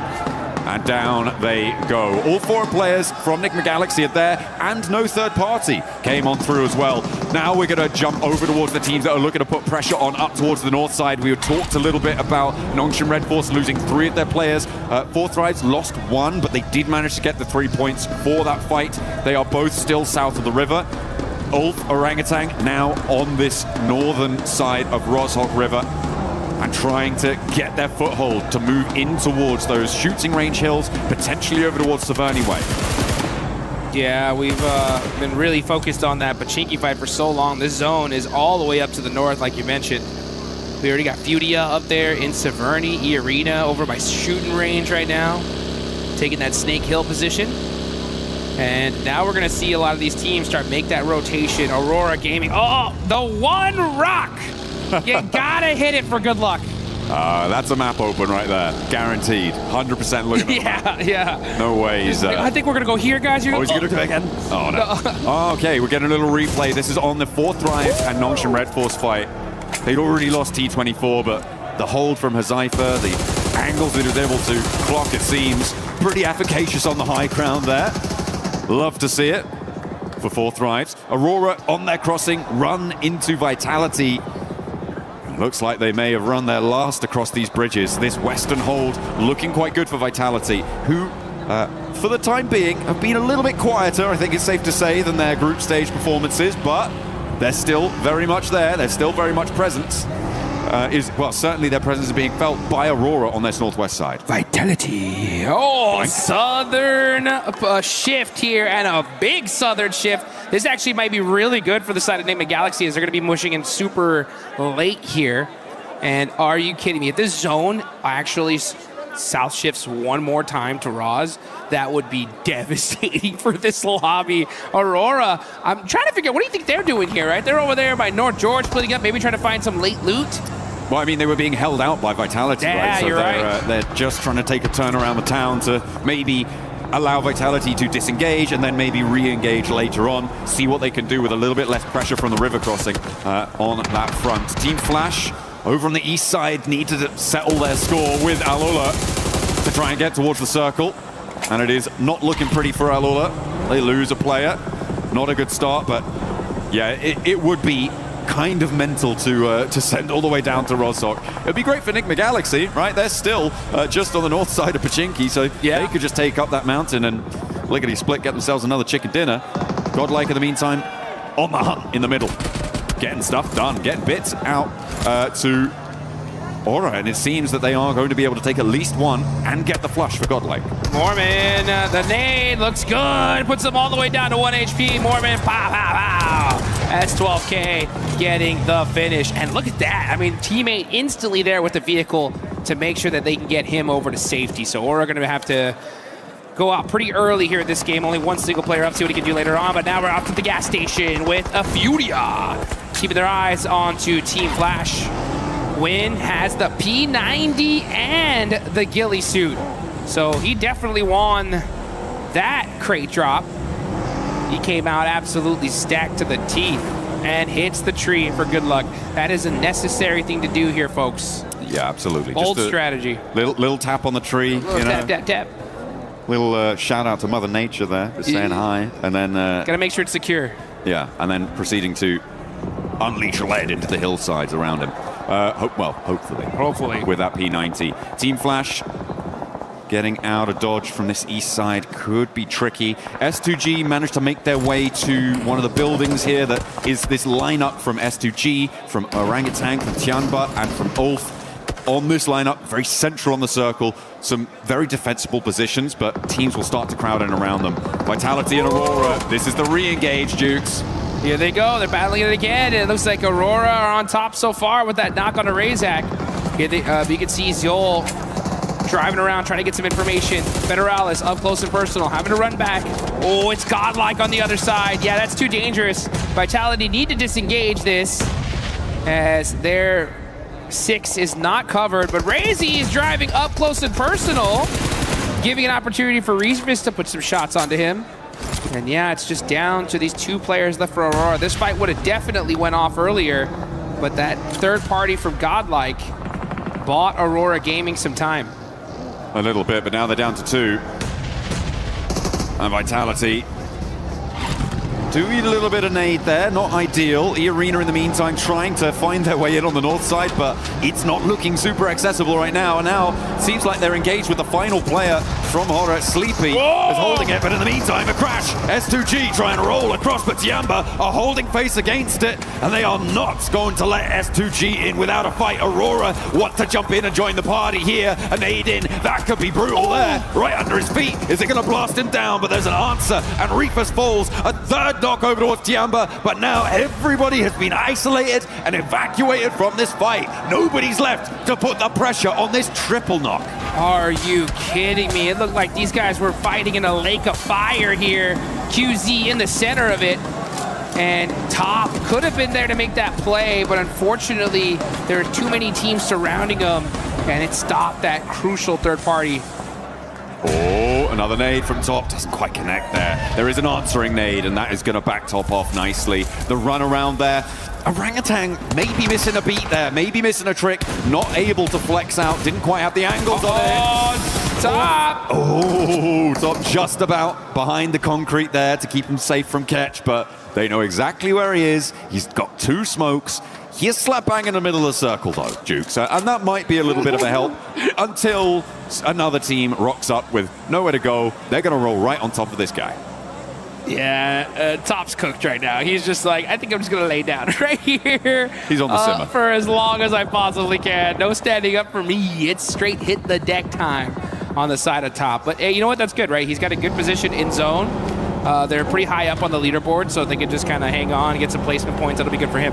But meanwhile, I mean, Tianba on a tear. 7 eliminations. Fortunate for them. They're able to get everybody back up here, and they're in a solid position in this circle. As we now look on over to Furia, Igor hopping out the vehicle here, getting punished by E-Arena for it. Oh, it's not going well. It is not going well for Furia. Unfortunate, they're just going to be down to Chief, the other 2 players down on the hillside. Tianba, by the way, managed to fend off a triple team crash on their compound, right? They're now on 7 eliminations. They have done phenomenal stuff.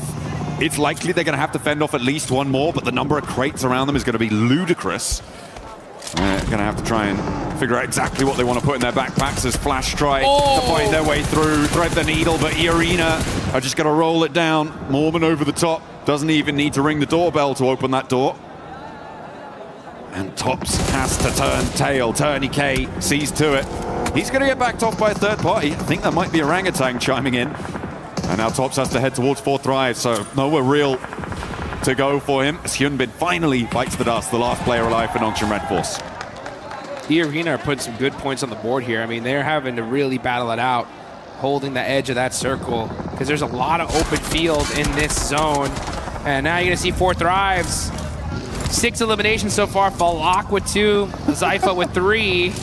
It's keeping Rozog in. Oh my, I just saw that circle shift. Are you kidding me? Enigma Galaxy, they'll take that all day long, right? Hey, you know what? Sometimes you got to get a little reward for those crazy hot drop efforts, and they'll definitely take that one to the bank. Yeah, that's going to be friendly for them for the time being. For them, I feel like a good strategy is to start scouting the other side of the river now, though. I feel like you need to get someone in fast. The difficulty, of course, is that 4 Thrives, and now Vitality is starting to move in, and they don't have an outpost there. Move over to the bridge, a little bit out of the zone. Yeah. I feel like somehow you've got to find a coastal position on that riverbank. And if you hold towards the warehouse, towards the triple stack, it's just going to be a bleed out for Enigma Galaxy. The placements aren't really going to be enough. Yeah, I want a little bit more forward thinking there as Aurora lose their final player. Top could not stay in for too much longer. 4 Thrives though, getting crashed on. Here they go. E-Arena not messing around here, just full sending it, non-stop aggression from this team. And it's been paying off so far, and that's why you can see them on top. Orban hopping on out, trying to hit that flick shot onto Hazaifa. Hazaifa's really hurt here. Great teamwork though from E-Arena, picking apart the likes of 4 Thrives. Hazaifa has been so difficult to deal with, but E-Arena the only team to be able to take him down, and it took at least 3 of them. Turney K goes down with him, but 10 eliminations now for E-Arena. Very possible to get this res. This is the chance though for Enigma Galaxy to move across, and look at Ralph, he's getting over. Coops is looking to join him. This is the perfect opportunity whilst these teams on the east are preoccupied, a little bit slow to get the third party, but it is a good first step. I like what they've been able to do there. We've seen counterpointed river cross positions in 2-2 splits work well in the past. I'm hoping they can leverage that here. I'm a little bit disappointed in Orangutan on the north side. I feel like they could have poked their noses into that fight and third partied it as well. Moved a little bit further out to the east, been fairly safe from Tianba and gotten stuck in there, but they hold inside. And I don't think it was going to be enough. Yeah, one thing I've noticed here in the EWC is the quickness these teams are ready to third party and take those opportunities. And it's just kind of surprising to see OG just kind of hold back there for a second. Enigma Galaxy, just due to the terrain, weren't able to even think about getting that third party. But because of that fight, it opened the door for them to be able to at least make that safe rotation and get that 2-2 split going that you were talking about. So let's see how they're able to capitalize onto it, though. As now is the calm before the storm. We are in stage number 5. All these teams just planning it out, trying to figure out, okay, if the zone goes over here, we're going to have to make these plays. If the zone stays on us, then GG, baby. We just shoot at everything in sight. Yeah, we're going to get the next zone unveiling itself in the next 20 seconds or so. As Godlike try and keep their ridgeline in play. This is a replay of the roll-up. Okay, this is when E-Arena crashed on towards 4th rise. Falak. Yeah, went down very quickly there to Joker. Not much you can do about that. When the flying vehicle launches over the top, the bunny rabbits bound on into your sightlines. He wasn't ready for it, which is kind of unfortunate. Next circle, though, comes in Jukes, and it will head over to the west. So I think the Galaxy do have to get on the road. Ulf fairly happy in their compound, but Godlike are putting pressure on. Yeah, Godlike. Remember, S-Power said the domination starts now. Let's see if they can actually make that thing, though, as they got Ulf right behind them. They're super pinched, making it very difficult for them to make a play from their position. And now you can see Scarface getting up close and personal. S-Power trying to smoke some things out, buy his teams some time. It's going to be up to him and Admino, though, as they are just trying to hold this spot. Unfortunately for them, though, it's outside of circle. Yeah, so now Ulf are in a perfect position to gate cardi this. Oh, nice shots though from Admino, but unfortunately those smokes are perfectly put, and he's not able to get the thirst. The nade is up high, doesn't quite go the distance. It went completely out of his viewing angle there. If it had been just a little bit further, that could have been a straight knock there. S-Power gets across.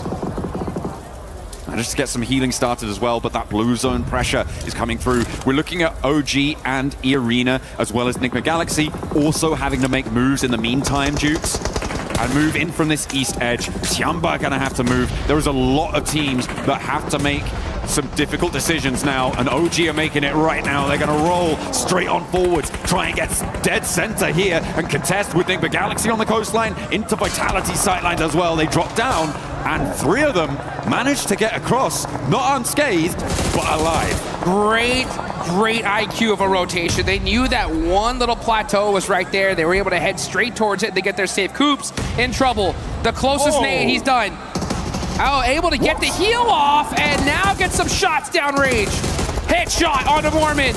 Joker right there next to him, though. Can Coops get to safety? No, he gets knocked, and E-Arena are going to continue to apply that pressure, getting that thirst immediately there onto Coops. At Enigma Galaxy just getting picked apart. That 2-2 split not working out. That was insane for Coops to be able to do so much damage on that angle. He really held Ralph in the game there, and are leaving Enigma Galaxy on 3. Orangutan lost players on the center as well. They are now down to just 2 as E-Arena make the same mad dash. The mad crash against Tianbao will not work out for them, and E-Arena evaporated. The arena evaporated, and they end up feeding the beast that is Tiamba. They did put some good points on the board for them, and I love to see that aggression. Let's see if Tiamba, though, can put even some more points and get this chicken dinner. They already have 10 eliminations. They're looking pretty unstoppable. S-Power forced to hit the deck. Oh, now with those sight lines just punishing them. I mean, they have this position locked down. You needed Admino to be on an angle there to suppress Ulf, but no, not quite there, not quite ready, didn't have the presence, and it's a difficult spot on the north side, so I can't really blame them too much there. Now the transition to the rest of the circle. A knock over towards Tiamba, and the final flush onto Godlike as well. Another nade over towards Tiamba. They're getting caught in the crunches. Enigma Galaxy move up the hill. They're challenging Orangutan. They're challenging Tiamba. They're doing a lot on this eastern side. Enigma Galaxy strike at the opportune moment. Perfect timing there for Enigma Galaxy. They understand the situation. Hey, we got to push up. We can't just sit back and relax, wait for them to come to us. And you can see Lord with those nades applying the pressure. I think they need to slow things down a little bit, though. The circle is coming. The circle will push these teams out, so you want to make sure you hold on to all of that utility up until that last and final second. And I think they realize that. That's why they're starting to hold on to those nades. But the shots ringing out. Eagle getting a nice knock on Aaron. That's their biggest threat right now.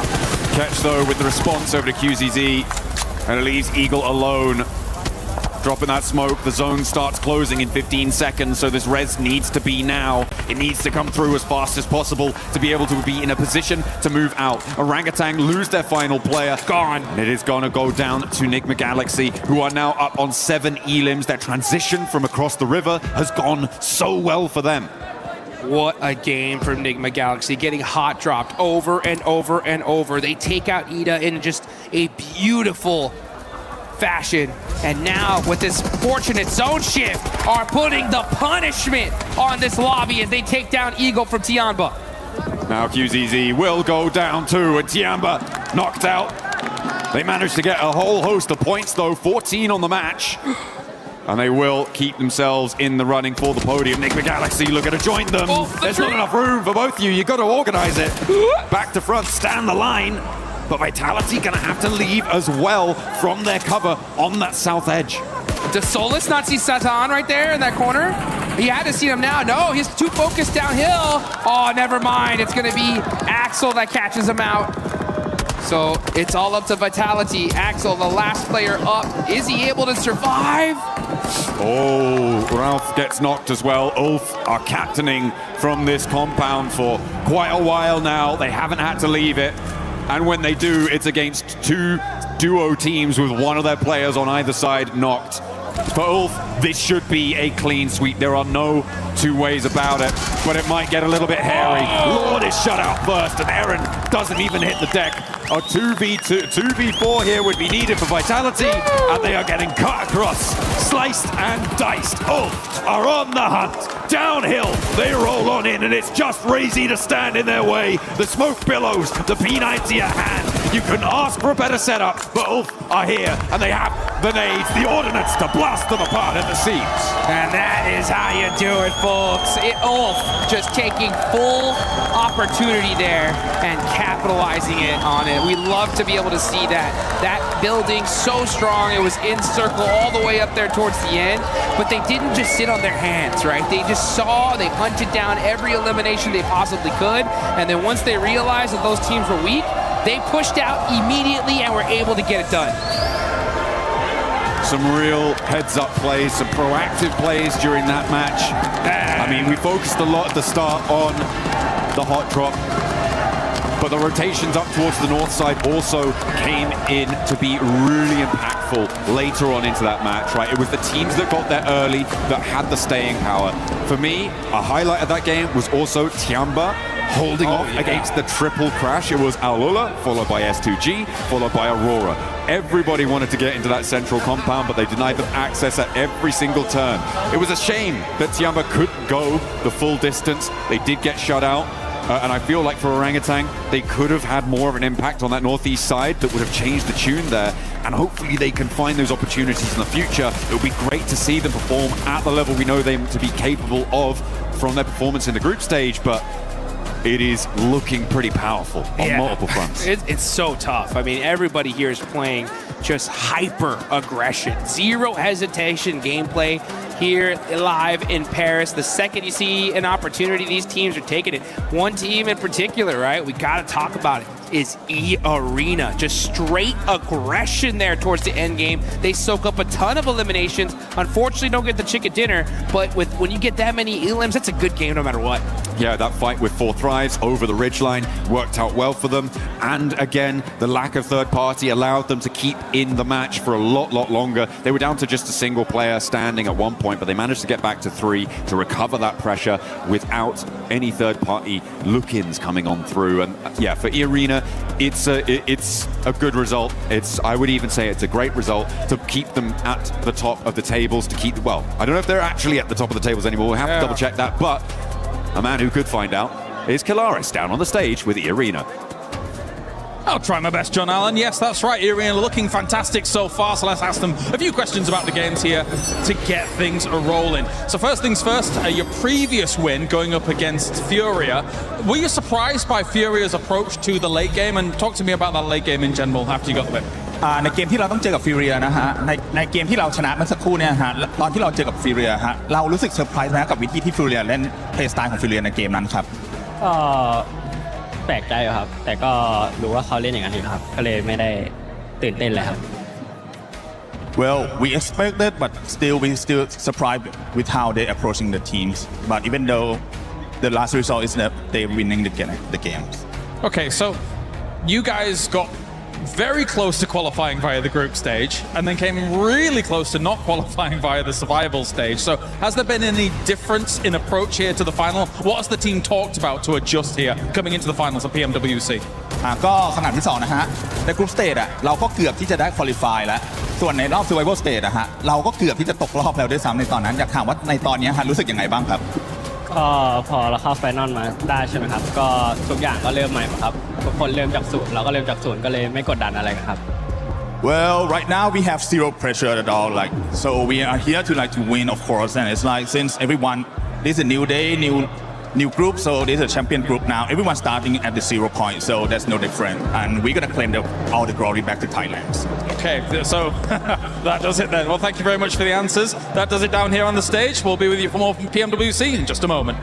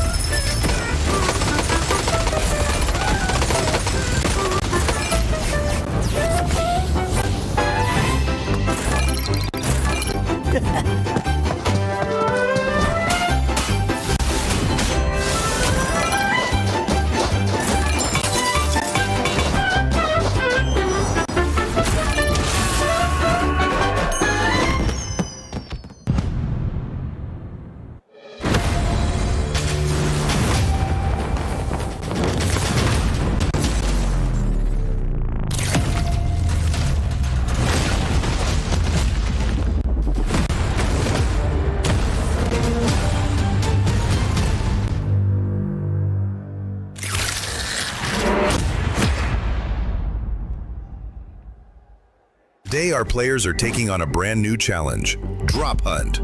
Each team will be split into 2 pairs, with each pair receiving their own map. 5 locations are marked on the map and hidden in the player lounge area.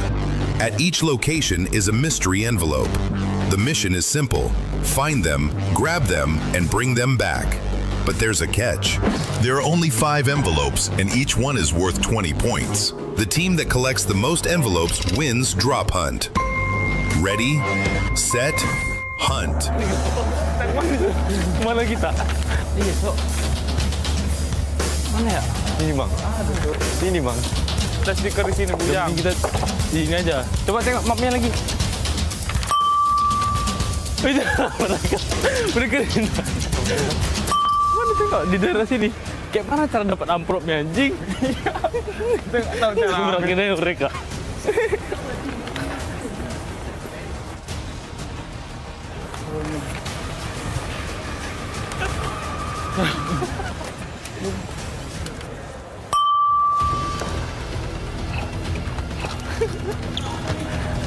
Ini kah?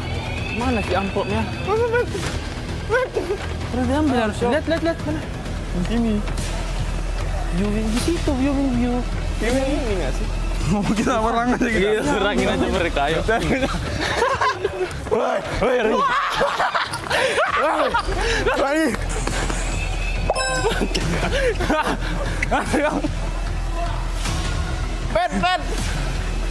Pet. Sini, Pet. Mau mati juga kan jangan. Ini, Pet. Ambil, Pet. Lari, Pet. Jam. Ayo.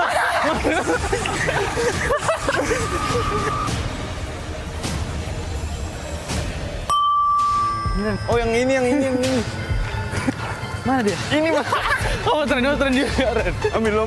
Gini. We have 3, they have 2. We lost. Ya. Nangis dulu, jangan nangis, Yang. Yeah, let's go.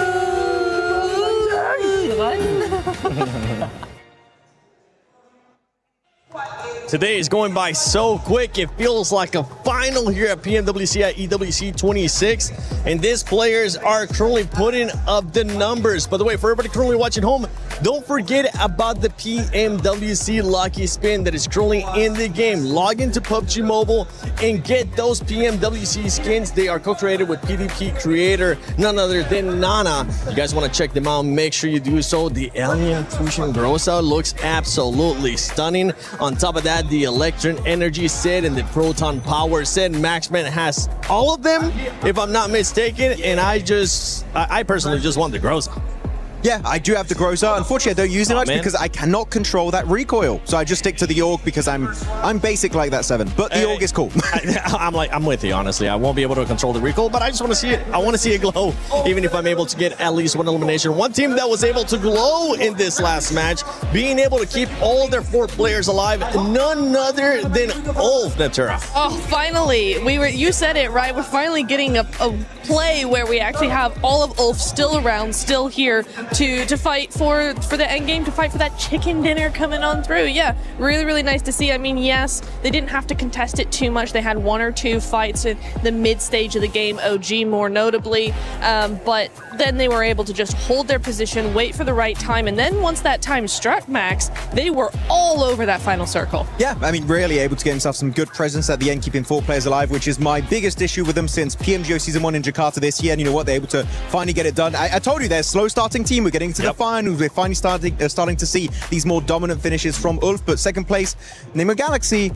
I got a segment later on, but you know what? It's good to see that once they do get out of the hot drop 7, they can actually put up big points. They can put up those big points. Talking about big points here for some teams, it was none other than Godlike and OG. This was a match that they really needed Lace because the middle of the pack teams were eliminated very early on. They needed to be able to catch up, but both teams were only able to catch 5 points apiece.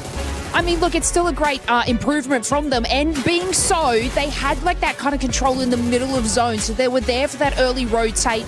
I would have liked to sort of see, I guess, OG apply a little bit more pressure to their eastern side. But still, to get to that point after the first couple of matches is a better thing for them. Obviously, we talk about slow starting teams, and they are one of them. But I do believe that coming into like the next match, we're probably going to see them a little bit more active. I mean, they need to be a little bit more active in that, but to get to that, I guess, spot that they have, it's a lot better than the previous match. It is. And one team that was able to, that's also been starting off slow, but finally being able to wake up, Max, none other than 4Thrives. 4Thrives getting 8 eliminations this last match. Good to see. Finally, good to see it, especially a lot of those eliminations actually secured on 2 teams that were interesting. You had Team Flash a little bit early on in that game too. That was fun to see how they won that little bit of an encounter. Huzaifa in particular, he carried that fight from start to finish. Really good numbers from Huzaifa. But they had a very good early rotation, and you could say a bad rotation for Nongshim Red Force, where they catch them off guard. They didn't expect to clash next to Potato Hill. And you know 4Thrives, right, Nipchura? If they can take a fight and you are in a weakened state, they're going to chase you down until the edge of the earth, and that's what they did, and Nongshim Red Force took a massive L there. So 4Thrives, if you know where they're going to rotate, I would try and avoid them because they don't like having neighbors around them. No, they don't. And even in this state of where we're seeing them of just kind of indecision, I think they don't really know what's going on.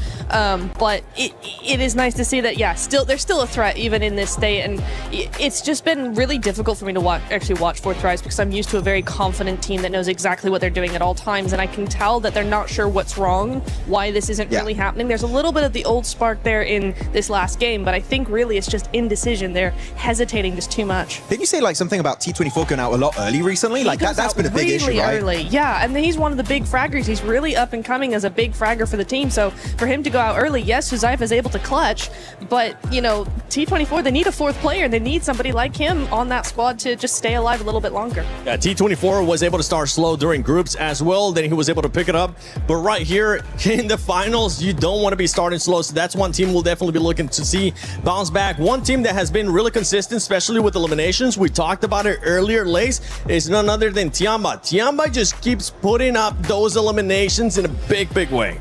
They absolutely have, and I also want to add into that, like, keeping up those sort of eliminations. It's also E-Arena. Like, we sort of like look at these 2 powerhouse squads, and we're gonna have to get a mashup with these 2 teams because they are making it in those top 5 positions. They are clearing their space. They're grabbing the eliminations along the way. Even in a fight where I think it was Enigma Galaxy could have pushed E-Arena a lot earlier in their position, but for whatever reason, I'm sure Max will cover it, they didn't sort of get into that contention, but E-Arena just kept making power plays for the spot that they want. Tiamba is also making those power plays to get the position that they want. And obviously early eliminations, especially in today, is what will capitalize you for going into tomorrow. So this steady, I guess, excel in eliminations has been awesome from both of these squads. Yeah, especially for E-Arena, right? Remember what we saw of E-Arena in day one of their Group B? They were able to get those 29 eliminations in Rondo, and then after that, they kind of just ended up dying off us. We're actually going to be looking at a comparison between Group Day 1 and also what they're doing here in the finals. And something that I want you to keep in mind is the placement that this team is currently being able to put up, being able to survive even longer, and the eliminations are even higher because they have been consistent with those eliminations. They have been very, very consistent. It's been back-to-back-to-back games of just really good placement, good strategy, good synergy with the team as well. They look fairly confident. The lobby is hard. I'm going to say that. It is a very, very difficult lobby, night and day from the group stage, from the survival stage, but they are handling it very well. I do want to say very quickly, what I loved about the fight with For Thrives, right?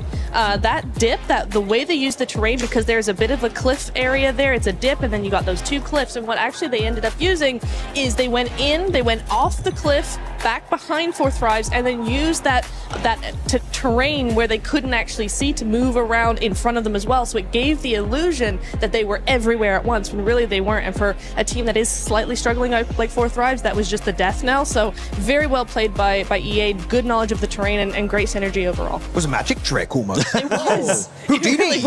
Max, there is something that has been pretty much pissing us off when we talk about Erangel, and that is the hot drops that we're seeing between Nigma Galaxy and none other than Ida. It's good for Nigma Galaxy right now, but Ida is just, they're just squandering their hopes. Yeah, I mean, Nigma Galaxy, you saw what we could do when they can actually get out of the hot drop, but here you go, Pachinki, Nigma Galaxy dropping there since the 1990s at this point, and Ida going to be joining up on this one. And initially I was like, okay, Ida, you should not be going for this hot drop. You know as a clear-up fact that Nigma Galaxy will never give up this location. And it's almost getting to the point for me, Niptura, where I'm thinking, Nigma Galaxy, maybe this would be a good opportunity for you to start leaving, because Ida are not just ruining your Erangels, they're ruining your entire tournament run so far.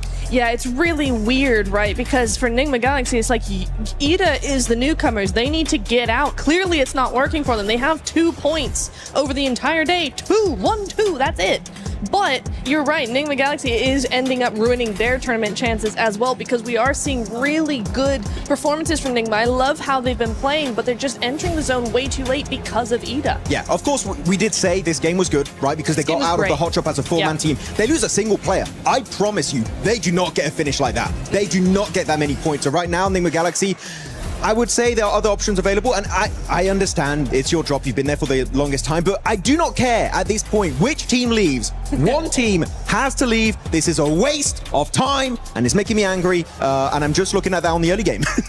Can I also just interject here and go, Ida, what are you doing? Because this is a team, remember, that got in through the group stage. They were second in their group. They had a fantastic second day. They won like 3 of the games. They were hyper aggressive. We know this is a team that can play very well, but they're wasting everything on a hot drop 3 times in a row. Yeah. Again, they have 2 points. You're not gonna win on 2 points. And teams are starting to notice this is such a waste of time. Like For Thrives, I think it was on one of the Erangels earlier, Niptura, they like just instantly third party it. And now teams are going around Pachinki waiting for the loot truck to come out, because they know no one is going to get that loot truck, because they're so focused on that clash between Nigma Galaxy and Ida. Of course here, big respect, by the way, Nigma Galaxy, the smokes and the way they started pushing these solo players, that was very well executed, but one mistake, one slight error, and you lose a player, and instantly your chances of a win dwindle to almost nothing. Well, we know exactly what happened when For Thrives joined the party, right? Nigma Galaxy lost a couple of players, and then we didn't really see them in that game. They went out fairly early on. They had to full send,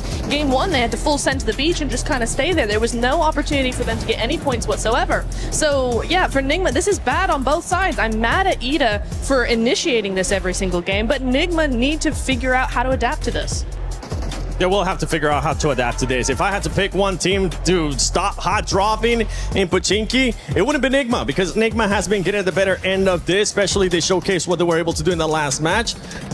They're getting the eliminations too, so Nigma Galaxy, keep on doing your thing. If you're Ida, get the heck out of town. You need to find a different spot. But when we were talking about someone, you gotta pretty much see here just the finish of this engagement between these squads. You know what, Max, Lace, who would you want to see just give up this hot drop between Nigma and Ida? It's got to be Ida, right? Like it has to be. Like they're not even getting any further into the late game. They should have just made the decision to sort of rotate from this position.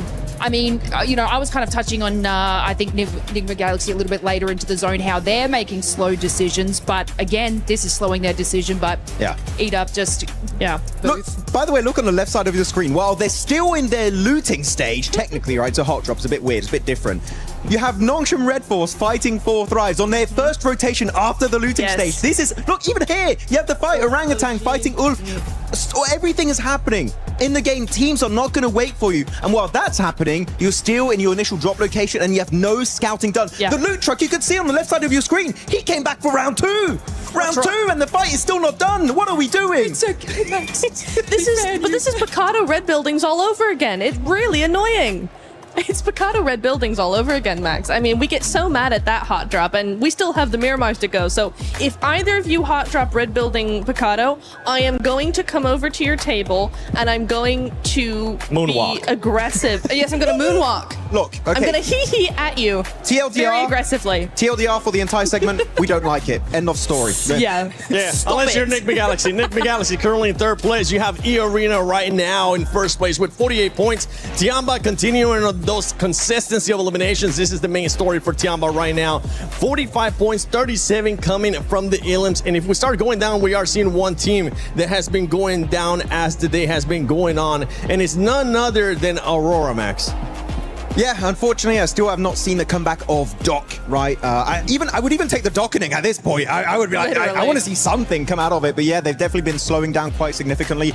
Keep in mind, they've got 11 placement points, sure, but they got second place on the first rondo. That's 6 placement points. After that, the rest of the day is only 5 placement points after 3 Erangles back to back to back. Quite disappointing, especially when it's just outside of Ferry Pier. I was expecting way more.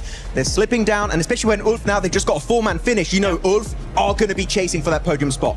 I mean, for me, I'm not too worried about Aurora right now. They've had a good start to the day or start to the finals, and we do know that this is a team that really waits until the last minute to actually do something. They just do just enough to stay ahead. But the problem is when you're seeing teams like Ulf, like Vitality, we haven't even seen Vitality at their best yet. You know, teams like this that are going to be coming up and gaining that momentum as the days go on, Aurora are going to get left behind pretty quickly. So you are worried or you're not worried? I'm on the fence as of right now. At the end of the day, I'll be a bit worried. Okay, because you say I'm not worried, and then you started sounding very worried to me. I'm not too worried. It started to sink in. She's like, oh, actually, this isn't looking too good. She just kept saying more teams, and I'm like, okay. That sounds like you're contradicting yourself here. 4 Thrives ends up finding themselves here in the first page, but going here towards the second page, we really haven't seen much lays out of S2G. With Furia, it's been a hit of a miss, and then we got some of the other squads there. S2G are getting busy, right? But they are sort of like losing the contests on these fights. They're able to get the placement points. It's been great. Chicken dinners are coming through, but it's kind of like more of a gifted scenario in a lot of segments. But you've heard me about Fury, guys. I'm not going to go on about that. But what no driver's license. Well, I won't carry on about that. But look, I even just want to touch on Vitality. We didn't really get to talk about them. They are playing incredibly scared. So Neptura, after your sort of worried statement, I am also worried in that sense because even in that final zone there, they had the western side to sort of scoop up behind Nigma Galaxy, and they did nothing. Yep. One team that I want to see more out of, especially towards that second page, is none other than Godlike. And I would love to see the player stats so far today because this is a team that a lot of people were expecting to actually finish pretty high. And it has to come with the fragging power of S-Power. And right now, for S-Power, to give him a break, he is the only one that's performing for the squad, being able to average at least 1. But the rest of the squad is just not looking good.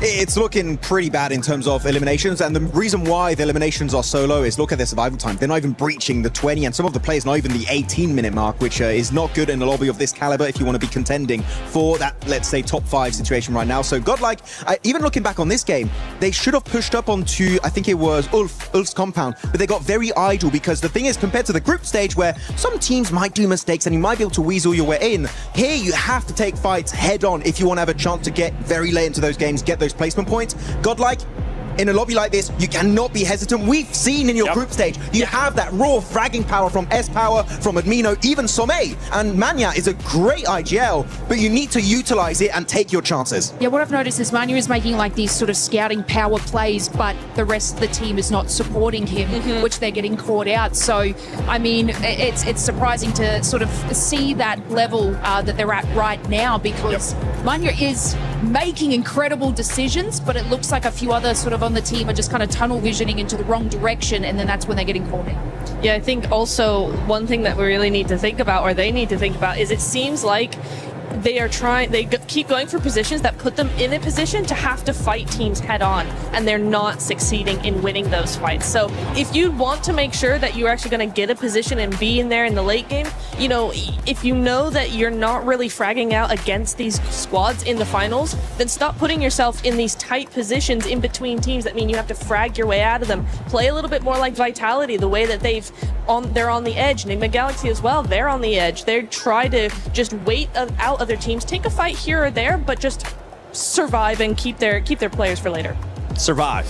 That's the name of the game, all right? Just survive. It's so easy. Why don't you do it, Godlike? Actually, I believe they'll be able to turn it around. It is their first time here at the finals international event for a lot of its players. S-Power, I'm still proud of you, brother. You're still putting up the numbers, and I think you're going to do even more as the day goes on, as the days do end up going on. But for right now, let's send it over to none other than the stylish man, Blank, and our special reporter, Kalaris. Yes, the stylish man and the short man. I get it. It's fine. Don't worry about it. We've got ourselves Mr. Blank here to talk about everything. Oh, you're my special on. little reporter, aren't you? Right, yeah. I'll try my very best to rise to the occasion. My special little man here on the stage here. Shut up and go away. All right, we've got Tiamba to talk about as well, of course, as they have looked stellar in terms of their positioning and how they've been kind of playing these games out, Blank. Yeah, they have been really, really good. I'm so sorry. I do love you, bro. But honestly, there has been moments where the decision-making has been fantastic. I think that the way that they are speedily going to sometimes their demise is actually astonishingly good, right? Because I think me and Jackie were talking about this. I don't know if you'd agree, but there are times where they'll make what feels like the best decision in a bad moment, right? Where a lot of teams would just stand by and probably get naded and be like, oh, it's over.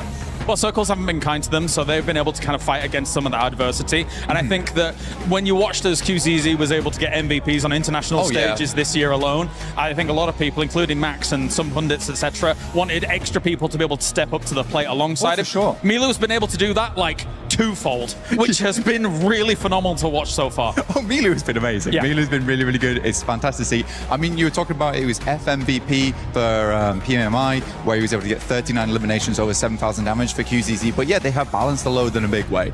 I think it's a really, really nice thing as well seeing A-King, because it very much reminds me the way that Alpha 7 used to play. They're not playing now. Ignore that bit. Ignore that bit. Let's just put that to the side for the time being.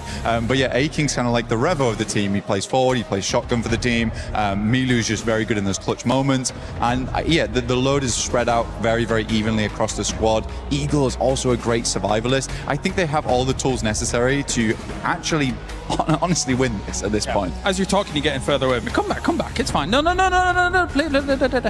where's my box? The thing is that I think when you look at Tiamba's performance so far, and we can wrap it up on this and move on to our next team, is that double chicken dinner that they got at the start of survival stage, huge revitalization for them to be able to get themselves Lazarus moment back on the road again and actually push to be able to find themselves in this state that they're in right now. What do you think? Yeah, very, very good. I do think that that's what they needed, because the confidence came through. Every time I look down at Milu on the stage, right, it's very... I like Milu. I do like Milu. It's very heartwarming because I like it when players are enjoying themselves, and Milu definitely enjoys himself. He's one of the smiliest guys I've seen. QZZ is a little bit more serious, I would say, other than the winning moments where, he almost breaks his fingers on the high fives. That was funny. But I do think that for Milu, it's just nice to see a guy who's so good at the game, but also very much is passionate and enjoys his time in it. And he should be, because he's having an unreal run. All right, let's move on to another team then, as we have Ulf, who has looked, I would say, towards some of these latest moments, pretty good as well. Obviously, they qualified off the back of having that last game survival win, which was extremely important for their campaign as a whole. And they are one of the teams that a lot of people thought was going to be able to attain those top spots. Right now, their space control is looking good, especially in this last game. Yes, very much so. I mean, I'm one of those believers. I'm an Ulf believer. Okay, Everyone knows that. Everyone knows that Eren is one of my favorite players. Ketch also from way back when, MVP in PMPL Season 1 Spring. He's not quite as old as me, but he is pretty old. He goes way back. He's old, yeah, but he's still got it in him. He's got the grizzled beard, he's a grizzled warrior, but he looks good. And I think that for Ulf, though, that last game was fantastic for me in particular, because we were talking about it backstage, right? And I said, if Ulf wins this game, I want to talk about them.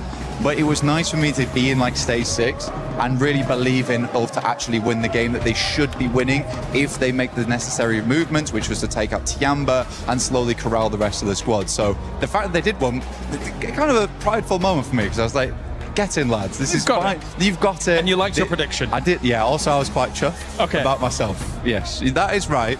Okay, 50-50. Yeah, okay. Great job, lads. Great job, me.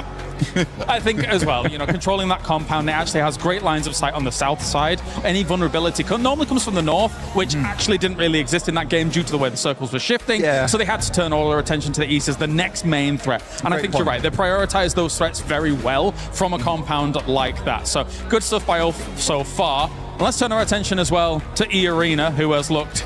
It's funny because I'm a little bit conflicted by what E-Arena's been putting up so far. Because even in this last game, I really appreciate the wide wraps that they're doing, but Fourth Thrive's had like almost zero opportunity to be able to react to the snowball coming down the hill and, crushing them all. It was tough. It was tough. I mean, E-Arena is just a strange team right now where I'm not sure if they're really good at the game or very lucky, which even I don't think are very sure about this point in time. I remember a time when Schweppes, was sweeping aside the competition.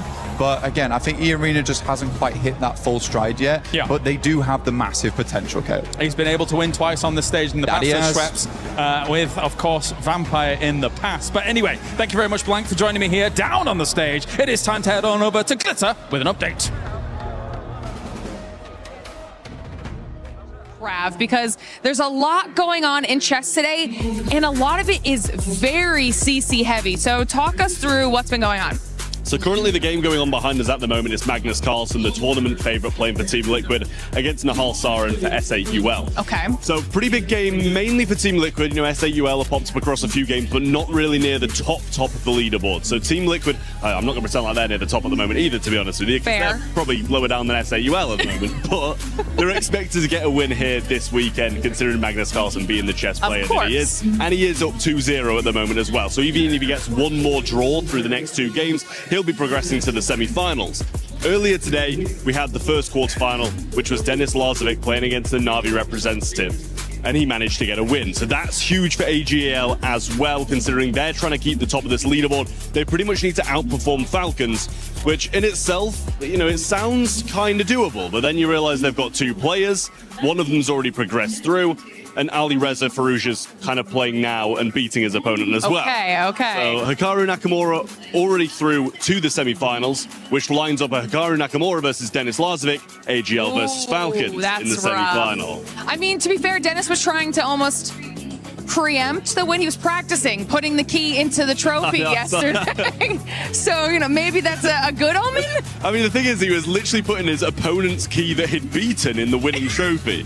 So it wasn't even his own key. He was like knocking someone out and then putting them on a pedestal straight away. But yeah, it's been a good one over here in chess. There's so many club championship storylines that kind of lay on chess at the moment, considering, AGL have been knocked out of PUBG Mobile, have been knocked out of several other competitions as well. So Team Falcons have to be outperformed by AGL if AGL want to keep that top spot. But then again, Falcons are in Rocket League as well. So they're kind of in a great position to go far in the club championship this week. And of course, already have managed to secure some points being in the top 4. So it's going to be a very close race is what we're hearing right now. And chess is going to be a big impact on just how close that race for the leaderboard is. We actually have way more matches coming up on the rest of the day. So as we have some more updates, we'll check back in with you, Trev. For now, we're going to say goodbye.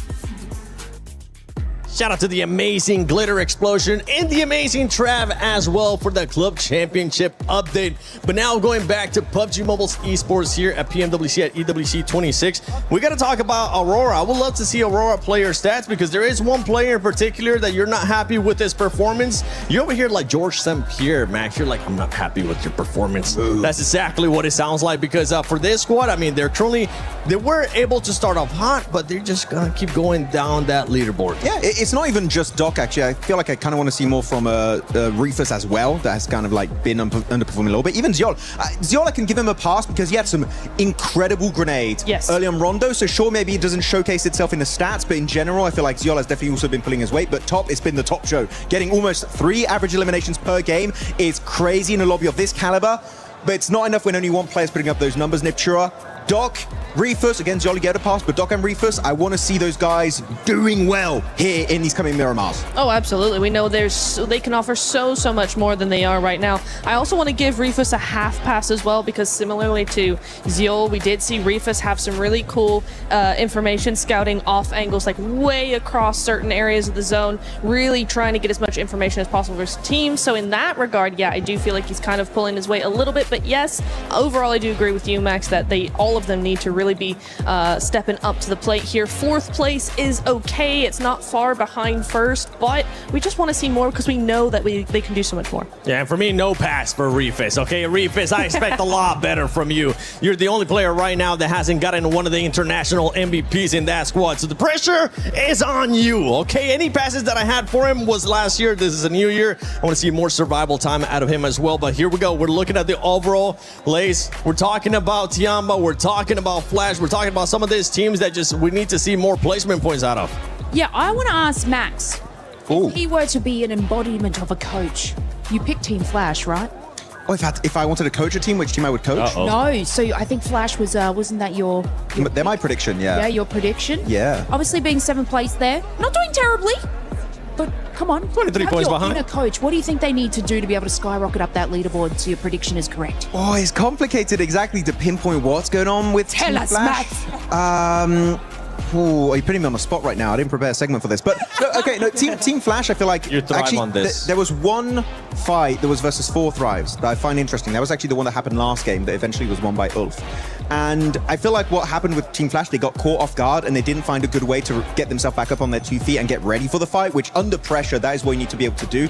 Flash is a great team, right? If they take a fight they're ready for, when they're not ready for it, they just tend to crumble a little bit. So I don't think it's a gameplay issue per se. I feel like it's more of a mindset issue that Flash need to try and resolve.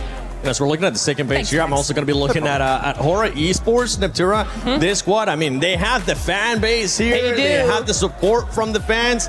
But right now, in the second page, knowing Hora Esports, they're not going to be happy with this performance. No, they're not. And I think it's a bit of an odd one, right? Because I think it's hard to say, like Max, right? It's hard to pinpoint what exactly is going on with them. But typically, this is a team that likes to play edge, likes to survive, likes to wait until the last few phases of the game to really start spreading out and taking third-party opportunities. They're very good at those third parties, and we're just not seeing that from them. They try sort of half-heartedly making good on some of these plays, but they get overthrown very, very quickly by these more aggressive players and more aggressive teams, and so they just seem to be a little bit too passive. I know Hora tends to be called passive a little bit more, but this is not a passive team when it comes to those fights, and except for today, it just kind of feels like that's what they're the name that they're living up to, unfortunately. I mean, it's an incredible start from them, though, from the first couple of matches. So, like, obviously, we talk about teams that sort of start out strong, start out weak. I think they started out incredibly strong, but it seems like, obviously, coming into these later matches and everybody's reading the zones a little bit better in these positionings, they are getting caught out on that. So I do agree with you in that sense. But look, it's just kind of that balance of mentality that they're sort of struggling later in these matches, but I feel like even though it's just today, I feel like tomorrow it's going to be like a little bit of a different scene from them in the start. I do believe so. I do believe they have it. They got the fans to back them up, of course. I'm backing them up. Maybe not for the rest of today, but tomorrow. I was about to say, you're giving them a break until tomorrow. No, these fans, I want to see it. They want to see it coming up in Miramar. I mean, yeah, the thing is, right, is that, okay, if you only had like your typical rule set, sure, fair enough. You can have one day off. We got Smash ruling. You might just have only 2 games there on that day 3, and you just don't know how it's going to go. If it happens like it happened in the Macau Invitational, boy, oh boy, that was crazy. We had 5 teams in the Smash zone at the same time. Eventually, Nongshim Red Force did get the win, stealing it away from Furia, but Smash ruling in play, you just don't know how long you really have, Nipture, so you got to make the most out of the games you're currently playing, because otherwise that gap, it might be impossible to come back from in that final day. Oh, exactly, and there's your point brings up 2 teams to mind for me. The first one we've already talked about, Aurora. I said that they typically are a day 3 team, which makes things very complicated when you get to that Smash ruling. Exactly.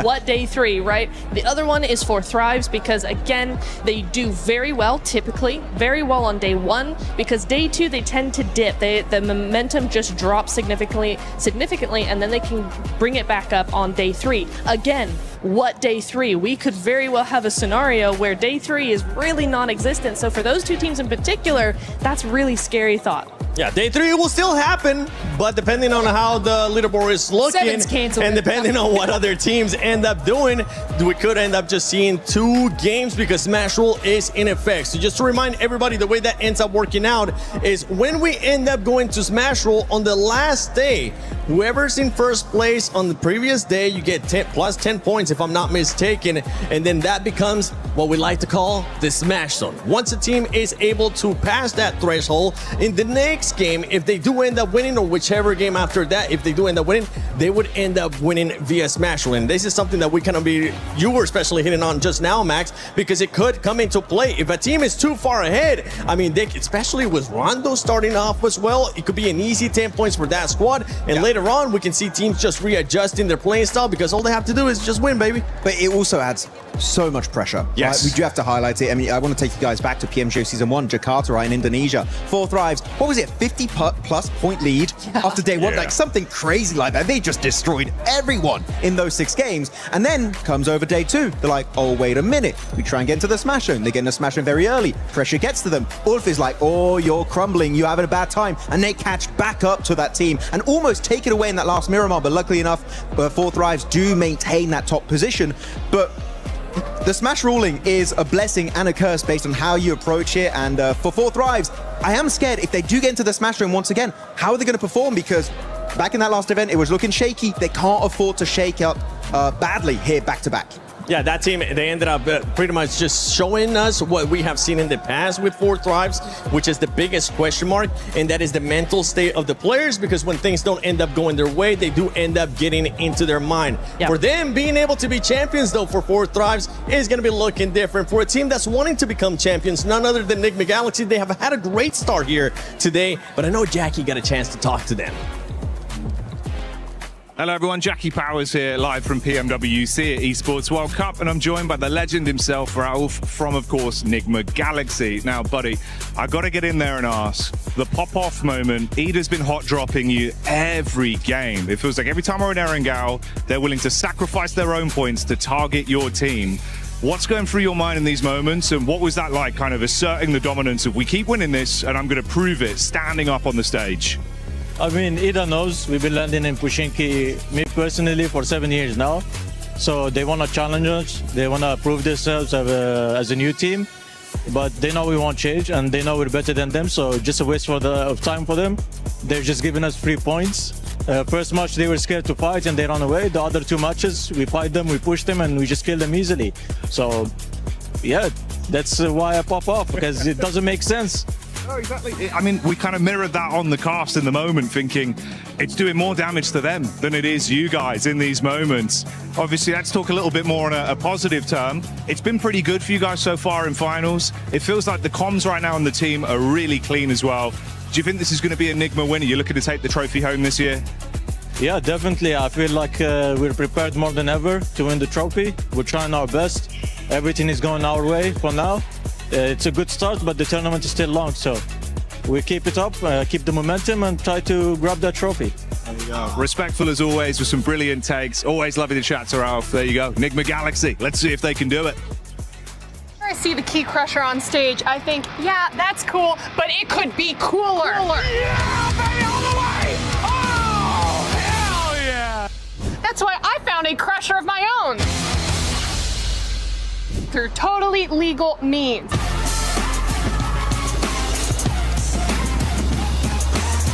Ah! Now let's crush this watermelon.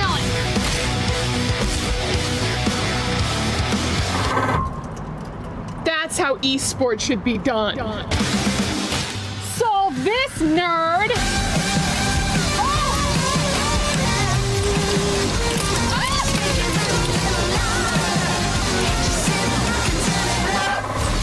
Yeah!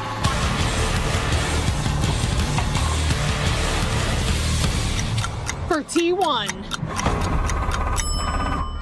Okay, France was stronger than I thought. Don't need soap when you're in esports. Squeaky clean. Can of beans. Ah! Ah!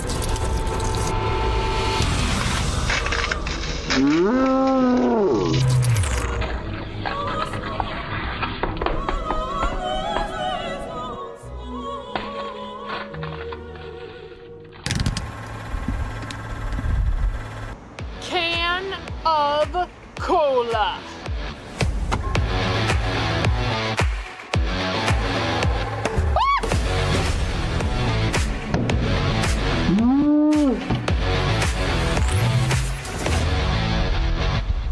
Esports! What time is it?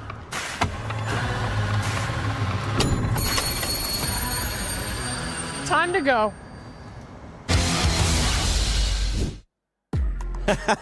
I love seeing that. I love seeing them just crashing other stuff, you know? What's one thing, Lace, what's one thing that if you had the power to crush it, you would end up crushing? Besides Max Man's hopes for Team Flash. Damn it. No. Why? No, I think, you know what, Seven? You. Oh! Wait, what? I've got to take the shade off of Max at some point, and I need someone to pick on, and I just was kind of looking in your direction, and yeah. How would you do that, though? What's like... We don't need to go into details. No, Max, no. what would you be crushing? Seven also. What would I be crushing? You know Who what? would I be crushing? Who would I be crushing? No. Ooh, can we do Niptra first? I don't know. No, don't do me. I don't know. On the spot. Come on. Come on. I would be crushing the key of Ida because they're making me very angry. I would take it like this, and it would not. The tournament would not even end, and I would just take it and crush it and turn it into a paste and squash it under my feet. So I don't know. I really don't like the hot drop, as you can tell. Probably, I don't like it. It's not fun. How about you? He's looking at me. I can see him on the monitor. He's looking at me very intensely. Is Seven, and I don't have an answer. Oh, you're gonna have to find one. You know what? You have to pick something. Oh no! Don't put it on me. This is Yes, bullying. keep it. This is bullying. Come on. What's it gonna be? Instagram DMs. Actually, that's a good answer. That's a good answer, actually. Yeah. She's just gonna be printing them out and just crushing them. Mine, I would want to see how long it takes to crush the level 3 helmet for PUBG Mobile. That would be sick. You know what? For next PMWC, how about we crush that? We'd love to end up seeing that, or maybe one of the Squeaky chicken. No. The what? Squeaky chicken. Crush that. See what happens. Jeez, come down there in Farmville. As we're going to be going into Miramar, one thing that we've been noticing, oh my gosh, talking about Miramar, perfect time too, as we're seeing some of the bloopers that we have had so far. A PMWC, Aurora with this one. That one hurt to see. But this was honestly ended up working out for EA, especially because they jumped at the same time. Yeah, it did. That was the only redeeming quality, but otherwise it was a sticky situation that they had to get themselves out of. So yeah, GG on that one, but yeah. Did they hit the light post? A little bit. You say they got the light knocked out of it. That one, oh, that was my favorite one so far, That's Max. so good. You know how hard it is to do that? It's insane. Yeah, I mean, you cannot replicate that. Also, XEY, when he was going over with the glider, he was actively getting shot at, by the way. Can't see all of the shots connecting, but some of them do. And before he explodes, he jumps out. That's some James Bond stuff right there in PUBG Mobile, and he makes it onto the tower. And actually, that position was really big for Nongshim Red Force in that game. I wish they got something similar in the finals, though. though. It's not been the case so far. Oh, this one stinks. Yeah, that one stinks. Just because they're not here anymore. You can even see it with Blank when he brought up Alpha 7. It was like, ooh. Oh, never The reigning mind. champions of PMWC, not in the finals of PMWC. Ah, that's like, ooh, maybe not.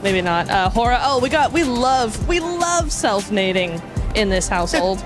It's just so much fun, and it's dumb. But here we go. You do have it occasionally. Here we go, Aleka. I mean, and it's, any team can do it. We had A7, we've had Hora, 721 GS now. Sometimes you're just such a powerful player that you need to be humble and eliminate yourself from the competition. God damn, we have some humble PUBG mobile players. We do. Oh! It's like what we do, Max. It's pretty much this is exactly the playing style when we end up playing. We're just so good at the game that we had to give the other teams a chance, give the other players a chance. We're like, okay, time to nade ourselves. You have to intentionally throw sometimes. If you want to give other people, the noobs, a chance, unlike us, they need to be given an opportunity at redemption in these games and get those chicken dinners, because otherwise they're just not going to get anything done. So yeah, that's the best way to do it. Yeah, and as we're going to be going into Miramar, we're still waiting for the matches to be ready here. That's why there's been a bit of a delay. As we're going to be going into Miramar, there is some drops that we've been kind of keeping an eye on, especially for Godlike and Hora, and you can see Max just starting to get even more and more red. I love how the shade just went from like your regular color to now starting to get a little bit more red with this hot drops. But the thing is, with Godlike, one thing that they have adjusted, Lace, is with Godlike, they haven't hot dropped before. They did hot drop at the start of the tournament, but they realized it wasn't going to be going their way, and they stopped hot dropping. I mean, they make these decisions based off of, I guess, all their play styles from previous matches. I like the fact that they're trying to make different decisions to see what can benefit them. Obviously, they need to capitalize on more eliminations, so seeing hot drops come out of them is better, but also they do have the power and the great positioning to go into these final circles. So when we bring into Smash Rule, and if obviously they can catch up that leaderboard in eliminations, this is a team that can finalize it and break it out by getting that win at the end of the day. So even though their eliminations are slow now, say we come into tomorrow, they can capitalize on these eliminations, moving on up the leaderboard, they are a team that will be able to hit the Smash Roll because they can capitalize on the wins. What are you guys doing? I believe so. I think they could put themselves into that position, and we're just showing our support here. We're looking at some of the teams that we ended up predicted, and for everybody currently watching at home, for everybody here in the arena as well, don't forget that you can go into the EWC Play app and put in your predictions. Turn in with just scan that real quick right here. Just go ahead and scan it and see what teams you're going to be selecting. I ended up selecting Aurora being in the top 3. This is the first time that in a long time that I haven't picked them to win. That's fair. I think that is fair. I wish they would win, but they're not. The way it's going, at least it doesn't look insanely likely unless they have a massive comeback in the next couple of days. But 4 Thrives, also a team that needs to step up because, look, I've been supporting you guys for ages and ages. And you won PMGO, and I want you to have a back-to-back. I know you can do it. Do it. Yeah, ages. So many ages. Oh wait, this is 4 Thrives. I thought I was Hora. I can't touch that. Okay, I thought I was Hora. I'm not. Okay, I'm sorry. Okay, I thought. Bad. No. I love that Tura just kicks it too. She doesn't even try to pick it up. Okay, yeah, I can't touch any 4 Thrives merchandise. Okay, I need to. By the way, huge shout out to Jackie because while we're waiting for the game to start here, Jackie has been running around getting some interviews, and I think he was able to get another interview with maybe a fan this time. We're still roaming around talking to the fans. We're going to see what sort of teams people are enjoying over here and who they think's going to win. Excuse me, buddy. Who do you think's going to win the event? Ulf, I think it's win. Yeah? Yes. Let's go. Big up for all. Let's go, Ulf. Wolf. What about you, brother? Wolf. All right, hell yeah. So we got some old fans in the house. Thank you, boys. Let's roam in a bit. Hey guys, 4 Thrives! Hey, okay, there we go. Got some 4 Thrives fans in the house. Who's your favorite player on 4 Thrives? Of course, all, but I will go with Huzafa and Falak. Okay. Yeah. But There's been a lot of fans for Falak. What do you think it is? Is it how he plays the game or just his personality? What do you like about him? how is it played? He's an aggressive player, so and personality as well. Yeah, so yeah. What about all 4 Fribes here in terms of thinking they're going to win it? You a big fan of 4 Fribes? Yeah, we are especially came from Pakistan to support them. We are here for our team and we love them all. They represent our country and represent us. So we are here to support them. Have you guys been getting loud throughout the event as well, giving them your energy? I imagine that. I've been hearing a lot of 4 Fribes cheers. That coming from you guys? Yeah, that's definitely us. We are here to support our team, to cheer them. Good luck with the event. Fingers crossed for 4 Fribes. They've been looking great. I'm going to roam on, see what else we got. Enjoy the show. What we got going on down here? Hello, brother. How you doing? Yeah? Who do you think's going to win the event? Okay, particularly I can't say anything for the first day because it's going to be a tough competition. It's the EWC man all over the world. Everyone is competitive in this game. So let's wait till tomorrow so then I can say who can win. I know the game, I know how the game works. So let's just wait patiently. First day is a good day for everyone. Let's hope my team win. Hora. But you want to see Hora win. If they're gonna, you'd love to see a big Hora victory. Yeah. I love to see that, but still, I say no disrespect to any team, but I want my team to win. That's the motive of champions. There you go. We're looking for a Hora win over this side. Let's go find out what's going on in the other sides of the arena. Avli, I need you to cover the STC arena today. Ooh, it's gonna be tough. Why? Because I have no interest in doing that. Come on, we need you over there. I'll tell you what, I'm gonna go to the beach just really quick, and if the games are still going on by the time I get back, I'll say a couple words. The beach is 5 hours from here.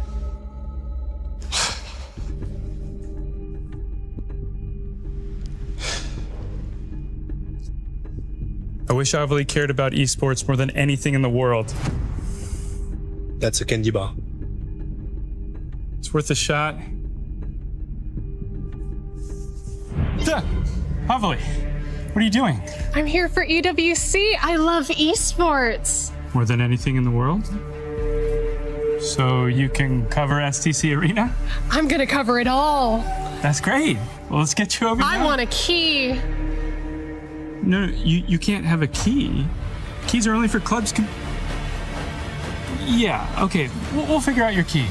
Great, let's go. Okay.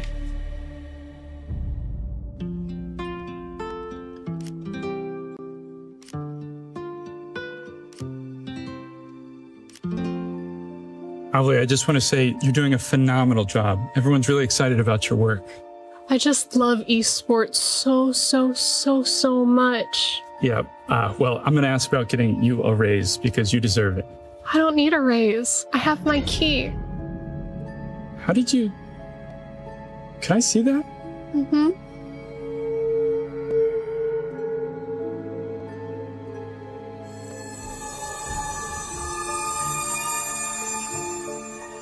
Avli, did you take this from somebody? No.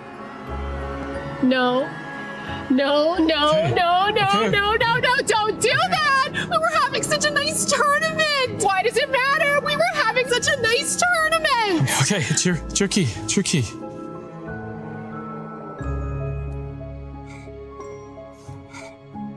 Probably would have got crushed anyway.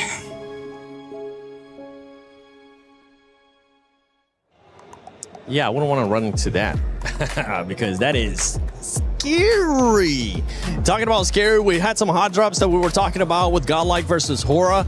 This squads, I mean, the only thing that would suck for those squads is that they're currently on that second page, Max. That's why we're saying we don't want to see any hot drops from those two squads.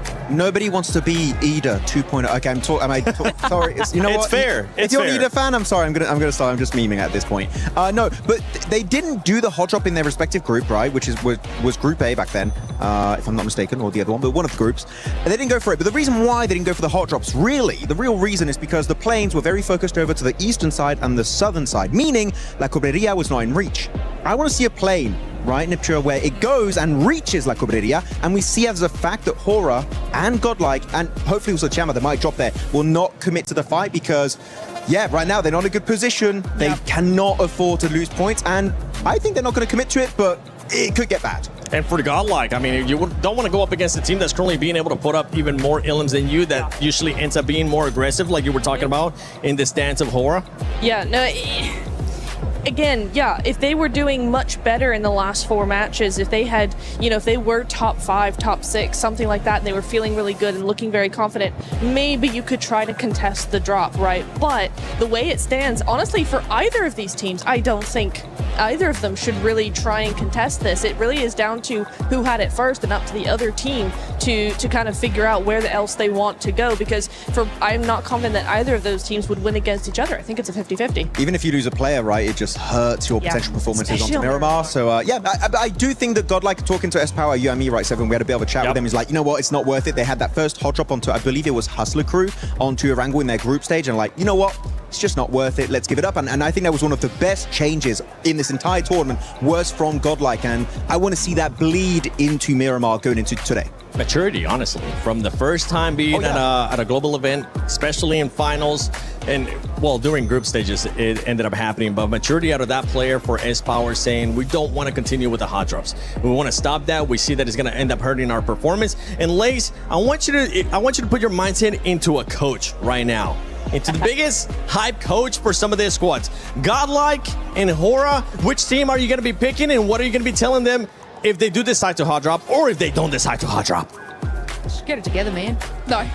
Look, Godlike, and because, we were just saying S-Power, their adaptation to each and every game deserves to get a little bit further. And I just hope that you guys can find that great little key that you need to be able to push through into those final zones and capitalize on those eliminations. They have it in them. You've got it in you, and I believe that you will be able to do that. Obviously, we may need a little bit more time to sort of get that, but I just like the way that this team calculates and puts in a strategy. Might not work out for them, but then they'll try a new strategy that they'll be able to solidify a lot more in this competition. So look, I think they can do it. Yeah, especially for both teams being in the second page. You want to be able to build up the momentum. We've seen some teams being able to build up momentum and just carry it on throughout the matches. Only 3 days here at PMWC at EWC 26, the finals. We've been sending it to Jackie over and over again. Then I want to see what Hot Jukes and Blank are up to.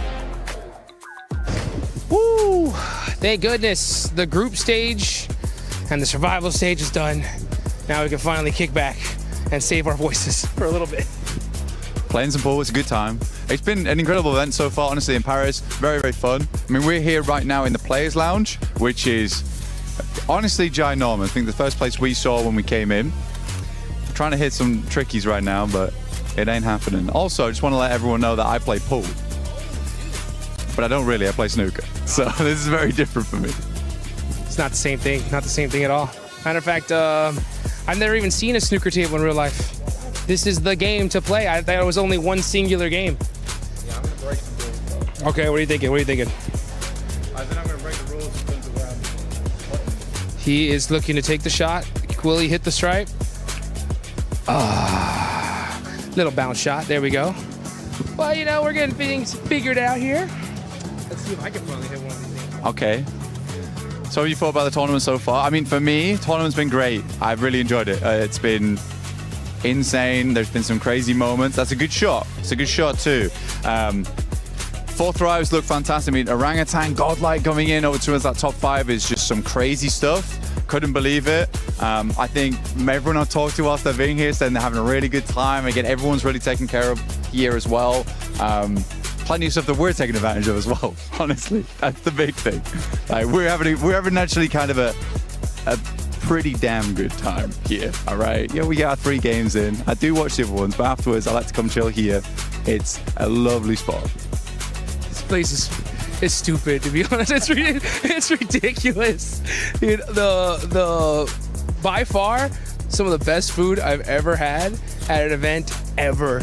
And this place really does have it all, dude, right? I mean, like every game you can imagine, manicurists on stage, and dude, that lady's insane. Like I've seen some of the girls walking out of there, and now she's like booked out for 2 weeks, which is wild. But I might even get a haircut in a second. I love it. I love it here. We're so hyped about you taking the mic back off me as well. Yeah, I know. I'm about to get a manicure, dude. I'm getting ready. I'm getting ready for mine. Yeah. But overall, Genuinely, PUBG Mobile is I think PUBG Mobile might be the greatest event at EWC. PMWC, EWC, so good. We're biased as hell though about that, but we do get like 2 good weeks out here to enjoy the vibe. You know, it's been in Riyadh quite a few other times, but even there, it's been very, very fun coming to Paris. For me, Paris is good because it's a 1-hour flight as opposed to an 18. But I'll still take the 18 to go to Riyadh. Very, very good time. But it does mean I don't have to get a massage while I'm here. So my back is not ruined. Yeah, I'm in the same dang boat. I mean, when I heard that there was massage therapists actually available, I was like, please, where are you at? Because my flight was a whole lot longer than that. But yeah, man, so far this has just been a crazy journey. And the survival stage just finished. It was tough leaving the hotel room this morning and seeing like 10 teams go home. But at the end of the day, someone's going to be the champ. And another team is going to be the not champs. I don't even know what I'm saying at this point. I'm just watching. I saw him shoot 2 different color balls. He really does play snooker here, folks. And that was close. That was close. I like it. Look, I'm just hitting balls in holes right now, okay? I'm playing the equivalent of golf, just with a long stick. I hope that's fine with you, dude. I don't know the rules. Tell me the rules. Right? That's fine. I got you, bro.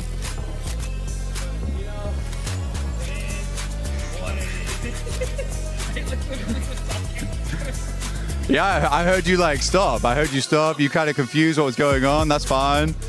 Yeah. So you're solid, I'm stripes. Is that how that works? Or the numbers? I just know. I just go for colors. That's where I'm from. It's just colors. It's so much easier. Black goes in last. Boom. It's easy. That's all I need. So I'm stripes. Okay. Okay, he's locked in now. Okay. But what's one thing that you really need to make sure whenever you're playing any game is understanding the rules, right? But even if you don't understand the rules, sometimes you just send it, baby, right? You just put in the work and you might come out on top. Like, that's what I'm talking about. You see what I'm saying?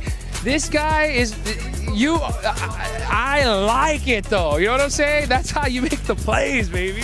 Let's get it. Yeah, sometimes you help other teams.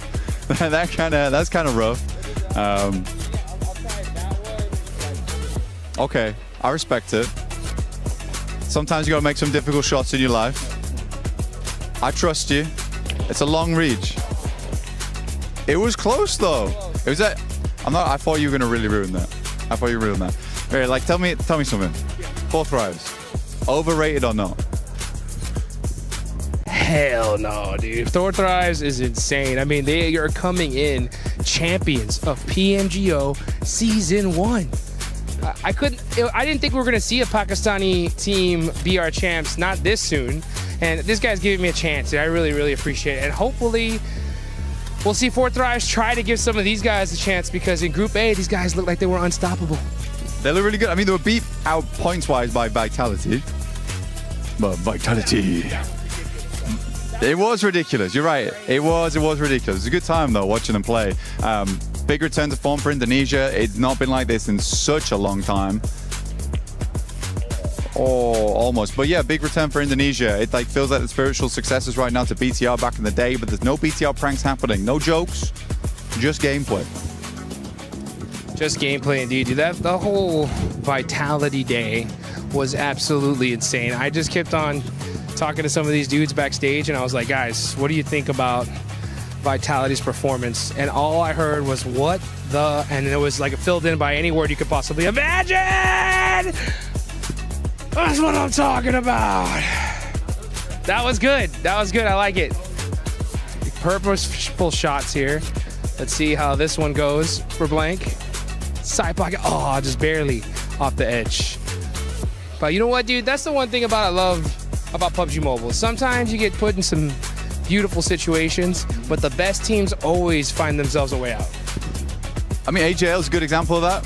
They got themselves in a real good situation. I mean, top team Tiamba going for the crown, and honestly, they completely flubbed it. That was a lovely shot, by the way, dude. Well played. Winning up against Tiamba in that last game, survival stage. They're given all the chance in the world versus Nongshim Red Force, but Nongshim, I would say they're one of the teams looking to continue on. And I don't think AGL had it in them this year, but Tianbin just had a massive turnaround. But these things happen. Some mistakes happen. Oh, dude, I forgot that you're like right at the finish line. I've got like some more steps to go. You got it. But hey, you know what? That's what it's all about. You just take things one step at a time. No matter what kind of situation you put in, you've got to just figure things out and make it happen. Yeah. Take another one. Sometimes you got to take a mulligan. Little combination shot. I tried. I like it. I like it. I've made it easy for you, though. I've lined you up.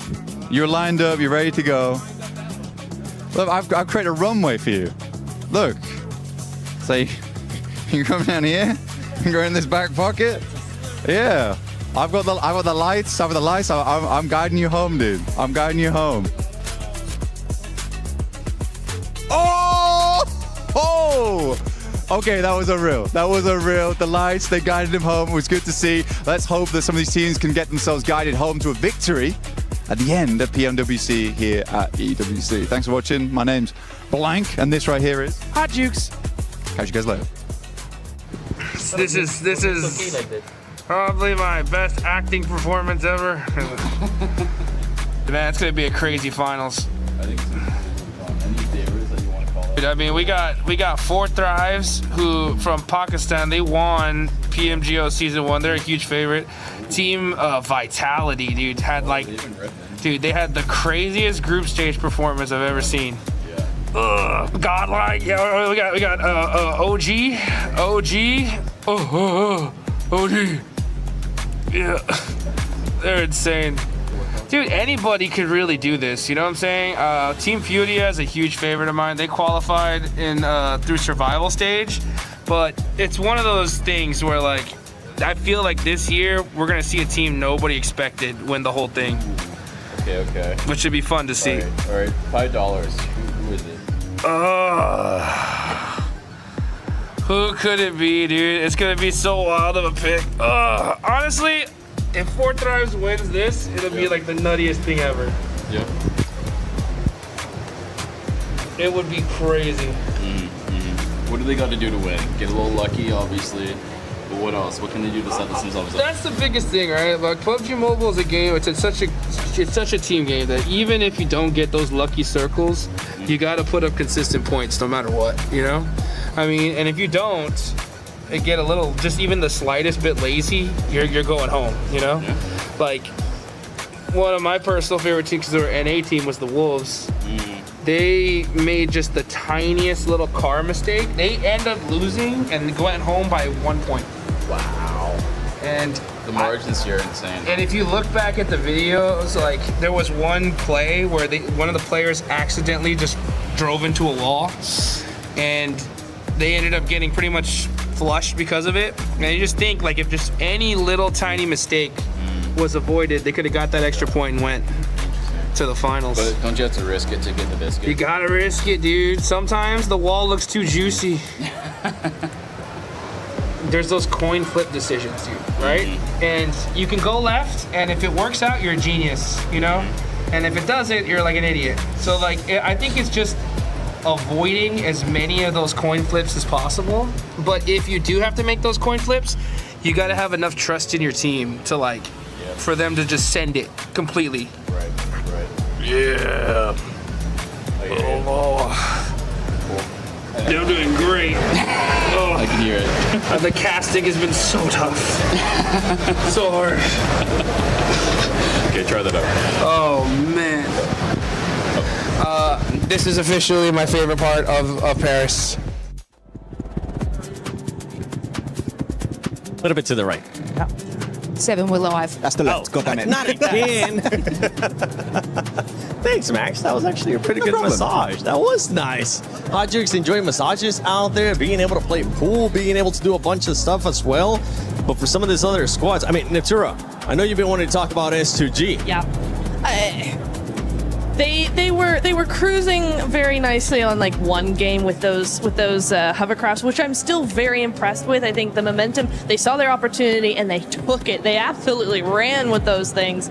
Really, really nice to see. However, and this is what gives me a little bit of an issue here, is it's because of the hovercraft that they gained that momentum, and then in the next couple of games we've not seen the same come from them. So for me, that feels like that ends up being a little bit of a fluke, which I really hope that that is not the case, that we do see them come back in a more normal way and still have that same kind of momentum, because that's what you really want. You can still get that same speed with those vehicles, it's just not the tankiness of a hovercraft, but you can still do it. It's still very doable. So I'm really hoping that actually they'll be able to do something else that doesn't include a hovercraft. Would be nice. I mean, actually, if you're looking at the overall rankings, right, their position, actually, I mean, production, 10 out of 10 stuff. Actually, no, they're on the second page, but STG, they got that one chicken dinner with a hovercraft, as you already stated here, Niptura, but they only have 10 placement points, meaning, and I always love to say this point, which is you take that chicken dinner away, what do you really have? And you can really only judge a team on their bad games. Do you still get 1 or 2 points only, or you're a team that on your bad games you get 3, 4, 5 points, a few placement points, a little sprinkled in with a few eliminations? That is the mark of a great team that generally, right now, I would say that team is Jamba. I mean, actually, look at their 37 points, right? You take away their placements, Niptura, they would still be in, what is that, 4th place? Yeah. Insane stuff from this team in day one. That's so good. STG, you take away that win, they would have 0 placement points. So going along the lines of what you were talking about, get a chance to talk about Notch and Red Force. Notch and Red Force, just black and white, honestly. I know we keep talking about this team, Max. Black and white in regards to what we saw during groups, during survival as well for this squad. We were talking about how they would end up getting so many placement points, but they just weren't being aggressive. This time they're like, okay, we hear you. How about we just flip it upside down and we end up being more aggressive and end up getting only 1 placement point after 4 matches. This is not the Nongshim Red Force that will crown your PMMI 2026 champions. I'm just going to be brutally honest right now. They look like a shadow of their past selves. We know they can do so much more, and I mentioned it earlier, right, is that especially they got caught on their rotation on that previous game, which was a while ago now, by actually the side of 4 Thrives outside Potato Hill, and they just didn't have a plan B. They just didn't know how to catch up. And actually, a team that, in my opinion, Niptura, is a great team when it comes to getting a second, like, plan B, plan C, the entire alphabet, right? Is Jamba, in my opinion, because looking back at that Rondo, they were getting chased with Eagle, that recall player, outside in Tinglong Garden, and man, they booked it because they're like, if we lose that solo player, our game is done. Eagle, literally, by doing so, saved the game. I would love to see a similar kind of mindset and approach to the game from Nongshim Red Force, and even maybe Team Flash. Yeah, no, because I think if Nongshim played the way Tiamba are doing, they would be so scary, right? Going back to our previous point of the Smash ruling, right? I watched the last game of PMMI, where Nongshim Red Force won by Smash, right? I watched that game on my couch in my living room, and I was still scared. I was scared and I wasn't even playing because that team, they knew what they had to do, and rather than fall underneath the pressure of, like so many other teams do, quite rightly, this team knew exactly how to play this. It was like they weren't worried at all. They were like, yeah, we just have to get a win. That's all we got to do, and easy peasy. So for me, if this team can just move forward, step up, get that momentum going over the next day, basically, then what we could see is a team in the Smash Point, and then good luck to everybody else, because that team is insane. Talking about other teams, Lays, you want to say something? I just want to say I agree, because like the fact that they could have those placement points early on, and the fact that there was one scenario where they absolutely just steamrolled Furia. If they just can add that together, I just had to add on that. That I agree that they would be scary as heck. A team that could be scary as heck as well are the reigning champions of PMGO, and it's none other than 4 Thrives. 4 Thrives, I mean, currently being able to outperform what Nongshim Red Force is doing. Average placement, the exact same. I would love to see 4 Thrives player stats, though, because for this, I want to see who's currently performing, who's currently not performing. We saw who's Sci-Fi earlier on being able to clutch it up for the squad, and I feel like he's currently being the standout player when we usually end up seeing Falak. Yeah, I mean, there was even a scenario where they were sort of bunkering in a building, and it just looks like their communication is not as tight as we're used to seeing. So yeah, if we bring up like player stats behind it, it looks like they're sort of just feeding and funneling into these, I guess, fights one by one, which is obviously catching them out. And generally, they will have sort of like a nice little split hold strategic way of actually pushing a team into the position that they want them to be able to take them out. So I think it was this spot actually here where, you know, they were sort of bursting and it just was a little bit miscalculated. Still a great sort of, I guess, push from them, but it just isn't as fast-paced as for Thrives when we used to see. Yeah, I fully agree with that. And also, we kind of saw that when you were pointing it out. Max, the one we saw where 4 Thrives just decided to coexist with more Esports, it ended up hurting them in a big way because we saw, who was it? No Fear that ended up actually clutching up that 1 versus 2. For 4 Thrives, I would have loved to see them being a little bit more aggressive, making them back off and not just waiting the longest time when they actually have to just fight. Usually we tend to see 4 Thrives being a little bit more aggressive as we're looking at the player stats, and it's actually Falak that's still putting up the numbers. Yeah, I mean, he had some crazy good grenades, but actually, I wouldn't fully agree about them being more aggressive. I feel like they're aggressive enough, especially in the early game, right? They love to do it. They were going for it in Pachinki. They even were chasing down Longsham Red Force at some point, clearing out the entirety of Team Flash. I feel like the issue is sometimes they linger too long on their splits, like that a 2-2 split inside Fairy Pit, which I liked it. But then you saw Sleepy from Hora, and Sleepy is a very sleepy, sneaky man, okay? He spots you with a mini 14 or even like ARs that pretty much are just, you know, long-range AR snipers. And he's just gonna tear you down. He did that on Falak. They were able to get the reset, but it really goes to show that a split like that, if you're holding on for too long, you are going to be showing a bit of a kink in your armor. I'm not really too scared for 4 Thrives. I feel like they're a team that don't really have a big ego. They're willing to change and iterate when they need to do so. So I feel like it's fine, but it's definitely been a rougher opening day than maybe a lot of people were expecting. No, I do agree that they're not in the woods yet, right? No, it's fine. They're not in the woods. They're okay for now, but yeah, it's just that I know the other teams are going to start really playing a lot harder and a lot faster in the second day, and so for them in particular, they really need a good first day, and so far we just haven't had that from them. I kind of agree with both of you, right? Where you're like, they need to be more aggressive. Max says they don't. I think they need to be more aggressive in their momentum, right? Not in getting the not in getting the fights, right? But they need to be snappy. We're not seeing this team be snappy in their rotations. They're not being snappy in their pushes. Their splits are very slow. Yes. They need to slay those rotations. No, I'm sorry. They do. I agree. They do. They actually do. They really do. They need to be really like Enigma Galaxy that we've seen. Like, who else have we seen? EA have been very quick. If a player gets knocked, they are all over it immediately. They're very, very good. Al-Ula as well, quick, being very speedy with those pushes out for info to make sure that nobody comes in behind them. Stuff like that I want to see from 4 Thrives. We saw it in the group stage. It worked very well for them. And just now they're starting to be very indecisive, and I kind of feel like they don't know what's going wrong. Just their pacing's off. Their pacing is off. You're indecisive. Trust your gut. Go with it as a group, not one-on-one. Just go with it. Just do it. Just do it. Just survive once again. But for this team, it's spot on. You were talking about the 2-2 splits. I felt like that 2-2 split took a little bit too long. They should have bring it up together, and that's why I wasn't really happy with how long they decided to coexist with Hora. And talking about that too, they've been aggressive when they need to, but I want to see the 4 Thrives that we ended up seeing at PMGO. For everybody that's been watching EWC, you know that the club championship is currently at stake. So why not listen to our amazing reporter that's been keeping track of everything going on with the club championship, Glitter Explosion.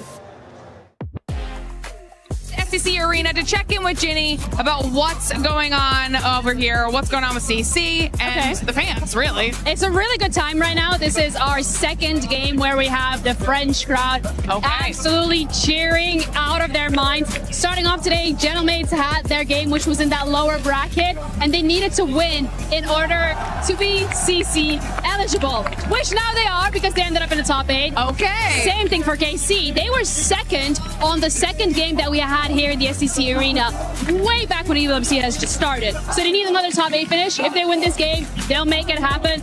But same old, Vitality Falcons already qualified. Of course. And Twisted Minds playing later today. All right, so then that means we've got way more competition still coming up around the corner, and it could be massive for our leaderboard at the end of it all. Of course, we'll check back in as we have more information. Hello everyone, Jackie Powers and Blank here. We're amongst it right now, Blank, and we're going to be recapping some of what we've seen today. Obviously, day 1 of finals for PMWC. We've had 3 games played, all with a very different sort of aura to them, mate. Yeah, absolutely. I think it's been a good day today. Tiamba's done very, very well so far. Ulf been able to get that win over on match 4, I believe it was, which is very cool to see, because I really like Ulf as a team. Fortunately, it has been a bit of a rocky start for them. Their star player, Eren, hasn't really been stepping up to the plate as much as I might have liked him to. But Scarface, though, he was doing great. Yeah, Scarface came out swinging. Obviously talking to some of the fans as well earlier today. Oh, really? A lot of love, mate. You can see everyone's very excited. They're actually quite a big representation of the old fandom here. Yeah. So that's been kind of cool, getting a different vibe on it. I don't know, it feels like, you got a lot of Godlike fans, very loud, very energetic for them. Oh, yeah. But the old fans are there. It just feels like they've been a bit more reserved. They're kind of waiting. They were saying, we know they're going to do well. We'll just wait until they pop off. We're ramping. Exactly. Yeah, we're just ramping. We're just ramping it. I do think the loudest fans today, though, of all of them, have been Nigma Galaxy fans. True. They have come out in force. I was surprised by that, but it's good to see them here. They're all giving them a lot of love, which they deserve right now. Coops is doing fantastic. Yeah. I think Ralph's also playing a damn good game. I mean, on that match we watched, I think it was match 2, where he came out with the M249. Great shots over towards Ida. Ida in the bin, by the way, absolutely. I think that one's a cut storyline already. Like, they're just basically throwing themselves at Nigma Galaxy. I think 3 of us at this point from the team here, the talent team, who spoke to Ralph and asked him similar questions. Yeah. And when I asked him about it, you could see that look in his eye where he's just like, I don't know why they're doing it, but it's giving us points and we're going to take it. But you're spot on, mate. Nigma as a team, they've looked great. And honestly, you're right. The fans have been bigging them up and saying, look, I'm pretty confident we're going to win this one. Yeah. He also said himself, I think we're in a good spot. Comms are good. I reckon we can win this year's PMWC. Yeah. You think it's a bit amazing as well, because Coops said it before, he's dodged quite a few events so far with the team. And you really do want to see Coops with the squad. And now they're all together. It does feel like they're a well-oiled squad despite that. So you imagine there's been a lot of scrimming going on in the background, making sure he's been part of the team even when he's not been at events to ensure it's happened. But Coops has just had these awesome moments so far, alongside with Lord a lot, which is great to see. But I will say, one of the teams I've been sort of astonished about, let's put it that way, is Flash. Because we had some really nice moments with Flash, but it was match 3 today. They're able to get the win. Zeus with the unbelievable quick switch over towards Novia. That was fantastic. But again, I wanted to ask you about it because they are the rookie upstarts. When they came through, they qualified to some massive events. Some of them by playing behind a random loot crate out in the open on Miramar. It's so fun to see a team like this, but they were down on your luck. And I mean, my question to you really, throughout all your years in esports, is like, for a team to do so well as a rookie squad, do they tend to have that downtrend, do you think, before they come back up again? You know, I think if anything, it's kind of generally a bit easier in most other games. It seems kind of harder in PUBG Mobile because it's very intimate in the way the teams look into each other. They're always researching, always prepping. So even if you are an underdog or a little bit more unknown, someone knows your drop, someone knows your playstyle, they know what weapons you use, they know the way you approach the game. It feels like it's harder to counter. But that was always my theory. Of a team like that, I think if they do start to hit that form, you could go really far because maybe a few players aren't suspecting the best play from you at times. You can pull it out the bag. Maximus saying they'll do well. I think they could have been a little bit better in the early groups. I think now, though, they keep it up with the shots we've seen. Mechanically, they could go really far this finals. Yeah, they're looking, because it's very mirroring the fact of like Tiamba, where you're making these quick snap decisions on the fly. And I think a team like them has certainly come into this with bit more of a lackadaisical attitude of just, we just got to get in there, we got to make it happen. Funnily enough, it was like, I actually was getting my manicure done at the same time Show him off, there you go. Show him off, there these are cool. At the same time as Kamikaze was getting his haircut. Oh, okay, right, yeah. And he came and he was asking me, who do you think's going to win? And I was like, well, from what we've seen so far, 4 Thrives looks pretty good. Vitality looks really good as well. Safe bets. Safe bets, you know. Didn't want to put it all on the table. And he just went, we're going to win. And I was like, right. But his explanation was quite cool, though. He said that we came in groups, we just did not care. Well, they thought that the pressure would get to a lot of teams, which it has. Yeah, definitely has. There's been too much respect. I think we said this on the card. Oh my God, like, yes. During groups, teams were scared to kind of make some big plays out of like, oh God, what if we don't make it? We have to go to survival. End of the day, mate, survival's the safety net. Yeah. If you're struggling, you kind of weirdly want to be there because then you can reset and come out better when we're in finals. And I think they're a team that proved, you know what, we'll just play our own game, give it. The fans are loving it. They looked kind of sick with how they've been playing today as well. And Kamikaze's like absolutely ridiculous with the plays he makes, but he can back it up. So fair play. He can, yeah. I mean, then he was just in full Zen mode, getting his quick fade, but which was cool to see. But again, I think for Kamikaze, doing really good on the team. He played a long while back actually on a fair few squads.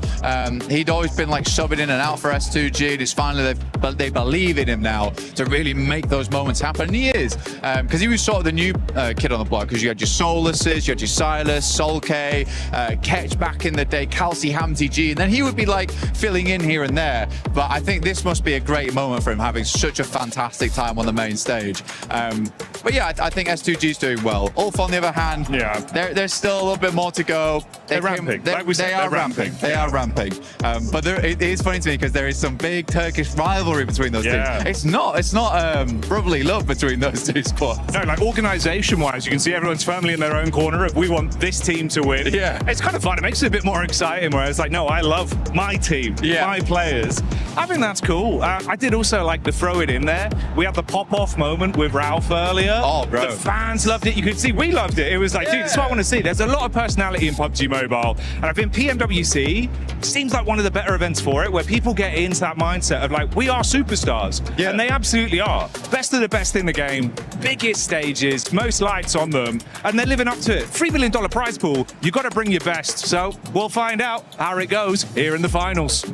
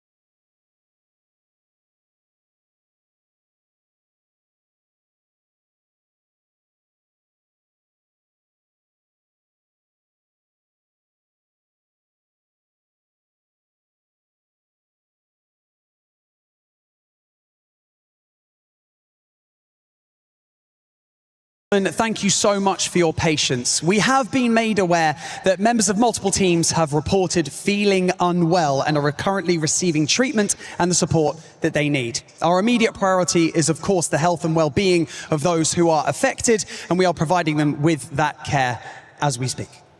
In the interest of all players having a fair opportunity to compete, 2 of the matches that are remaining today will be postponed until tomorrow. We will, of course, continue to assess the situation and support the teams that are involved. We are currently working to fully understand all of the circumstances and will provide updates once that additional information is provided. Once again, thank you so much for your patience. And day 1 obviously could have ended with a bang, but we will have those 2 matches to close out tomorrow. So make sure you stick around. And day 2 of PMWC is going to blow up. It's going to be an absolute banger. And we cannot wait to see you back here supporting your favorite teams. So until then, see you then.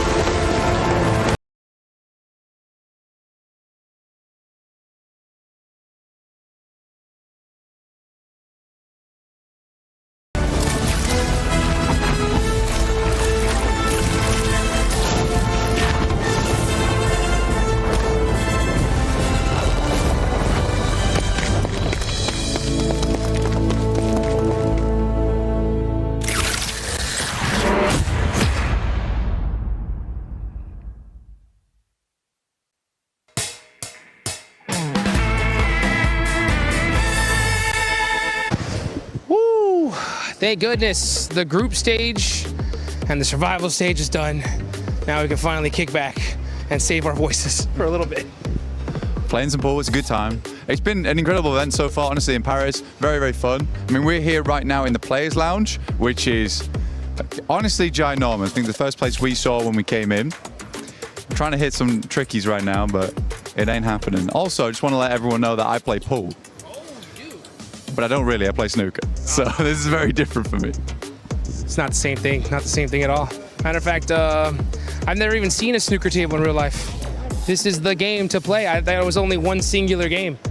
Yeah, I'm gonna break some rules. Okay, what are you thinking? What are you thinking? I think I'm gonna break the rules in terms of buttons. He is looking to take the shot. Will he hit the stripe? Little bounce shot. There we go. Well, you know, we're getting things figured out here. Let's see if I can finally hit one of these things. Okay.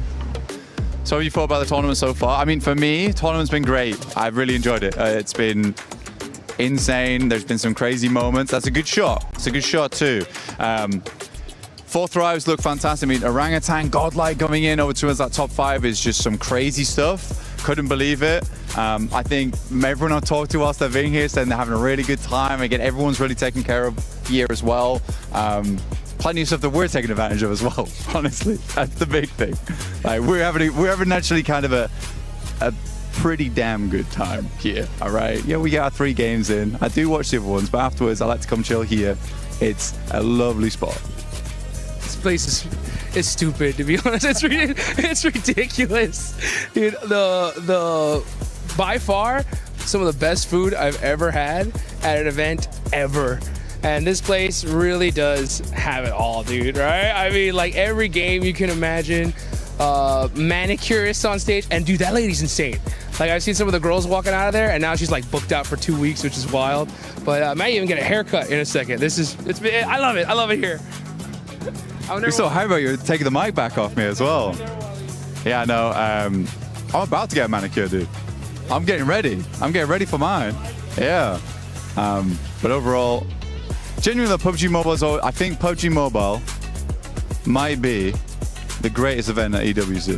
PMWC, EWC, so good. We're biased as hell though about that, but we do get like 2 good weeks out here to enjoy the vibe.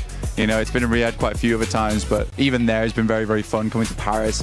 For me, Paris is good because it's a 1-hour flight as opposed to an 18. But I'll still take the 18 to go to Riyadh. Very, very good time. But it does mean I don't have to get a massage whilst I'm here. My back is not ruined.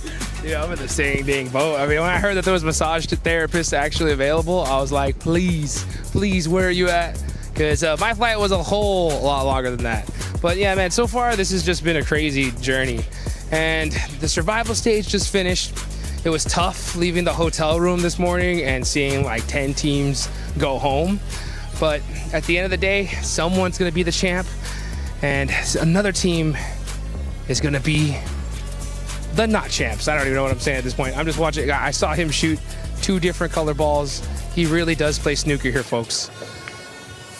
And that was close. That was close.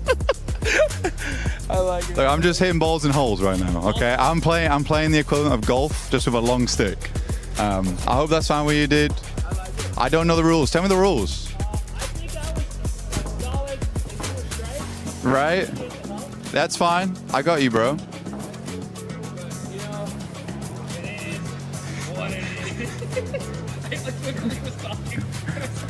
Yeah, I heard you like stop. I heard you stop. You kind of confused what was going on. That's fine. Yeah. So you're solids, I'm stripes. Is that how that works? Or the numbers? I just know. I just go for colors. That's where I'm from. It's just colors. It's so much easier. Black goes in last. Boom. It's easy. That's all I need. So I'm stripes. Okay. Okay, he's locked in now, okay? But what's one thing that you really need to make sure whenever you're playing any game is understanding the rules, right? But even if you don't understand the rules, sometimes you just send it, baby, right? You just put in the work and you might come out on top. Like, that's what I'm talking about. You see what I'm saying? This guy is, I like it though. You know what I'm saying? That's how you make the plays, baby. Let's get it. Yeah, sometimes you help other teams. That's kind of rough. I'll try that one. Okay, I respect it. Sometimes you gotta make some difficult shots in your life. I trust you. It's a long reach. It was close though. It was I thought you were gonna really ruin that. I thought you were ruin that. Right, like tell me something. 4 thrives. Overrated or not? Hell no, dude. 4 thrives is insane. I mean, they are coming in champions of PMGO Season 1. I didn't think we were going to see a Pakistani team be our champs, not this soon. And this guy's giving me a chance. I really, really appreciate it. And hopefully we'll see 4 thrives try to give some of these guys a chance, because in Group A, these guys look like they were unstoppable. They look really good. I mean, they were beat out points-wise by Vitality. But Vitality. Potent? So we can only do. It was ridiculous. You're right. It was ridiculous. It's a good time though watching them play. Big return to form for Indonesia. It's not been like this in such a long time. Don't do it. Okay, I'm sorry. Almost, but yeah, big return for Indonesia. It like feels like the spiritual successes right now to BTR back in the day, but there's no BTR pranks happening, no jokes, just gameplay. This couch cushion from one of the practice rooms. I heard that the players did not leave this baby for 24 hours straight. And so we got this beautiful essence. This is gonna be a fantastic perfume. I feel like we just gotta mix it up a little bit. Oh God. It smells amazing. You have no idea how amazing this smells. It smells like resolve. It smells like perseverance. It smells like desperation, like it smells like esports. Don't put it near me. Just a little bit. No, I promise. Can you just try? Oh! Ooh. It's disgusting. That'll come off. I promise. That'll. Oh God! Don't touch me! Don't touch me! You're me off. Every day I come with her. Every day she's something up.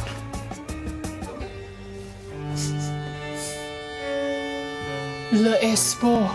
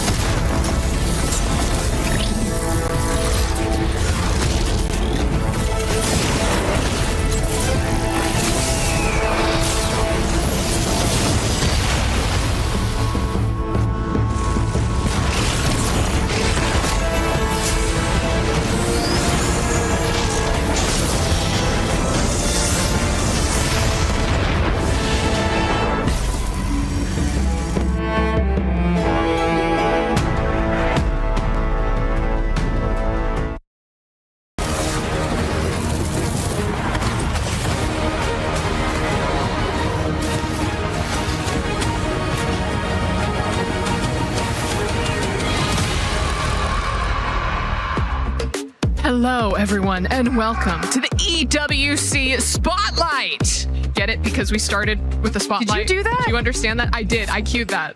That timing was incredible. Well right? done. Yeah. Like, usually there's, someone with a light switch or something. It's under my chair. So if I just do one of these, everything flips. Careful, don't do it again. I was a little concerned. I know, right? But I forgot we're doing a show. Yes, it's the EWC Spotlight. We're going to cover everything that you have seen so far. I've got Johnny Boy and Glitter Explosion joining me today. Johnny Boy, do you have your own theme song whenever you walk out onto the stage? Oh, I wish I did. I don't think so. I've never heard one before, so I'm gonna safely say no on that. Could you select your own theme song? I'd have to think about that, but it would be boring. Because I am quite boring, so it wouldn't be that exciting. Oh, show him up. If he's gonna be boring, what would your theme song be? Bad Bunny. Bad Bunny? Mm-hmm. What song from Bad? Pick any. Just literally any? And I'm golden. The entire Super Bowl playlist. Yes. Me. It's just you coming out. I love that. The whole length of it, though. You have to wait, and that's right. Yeah, the entire thing to intermission.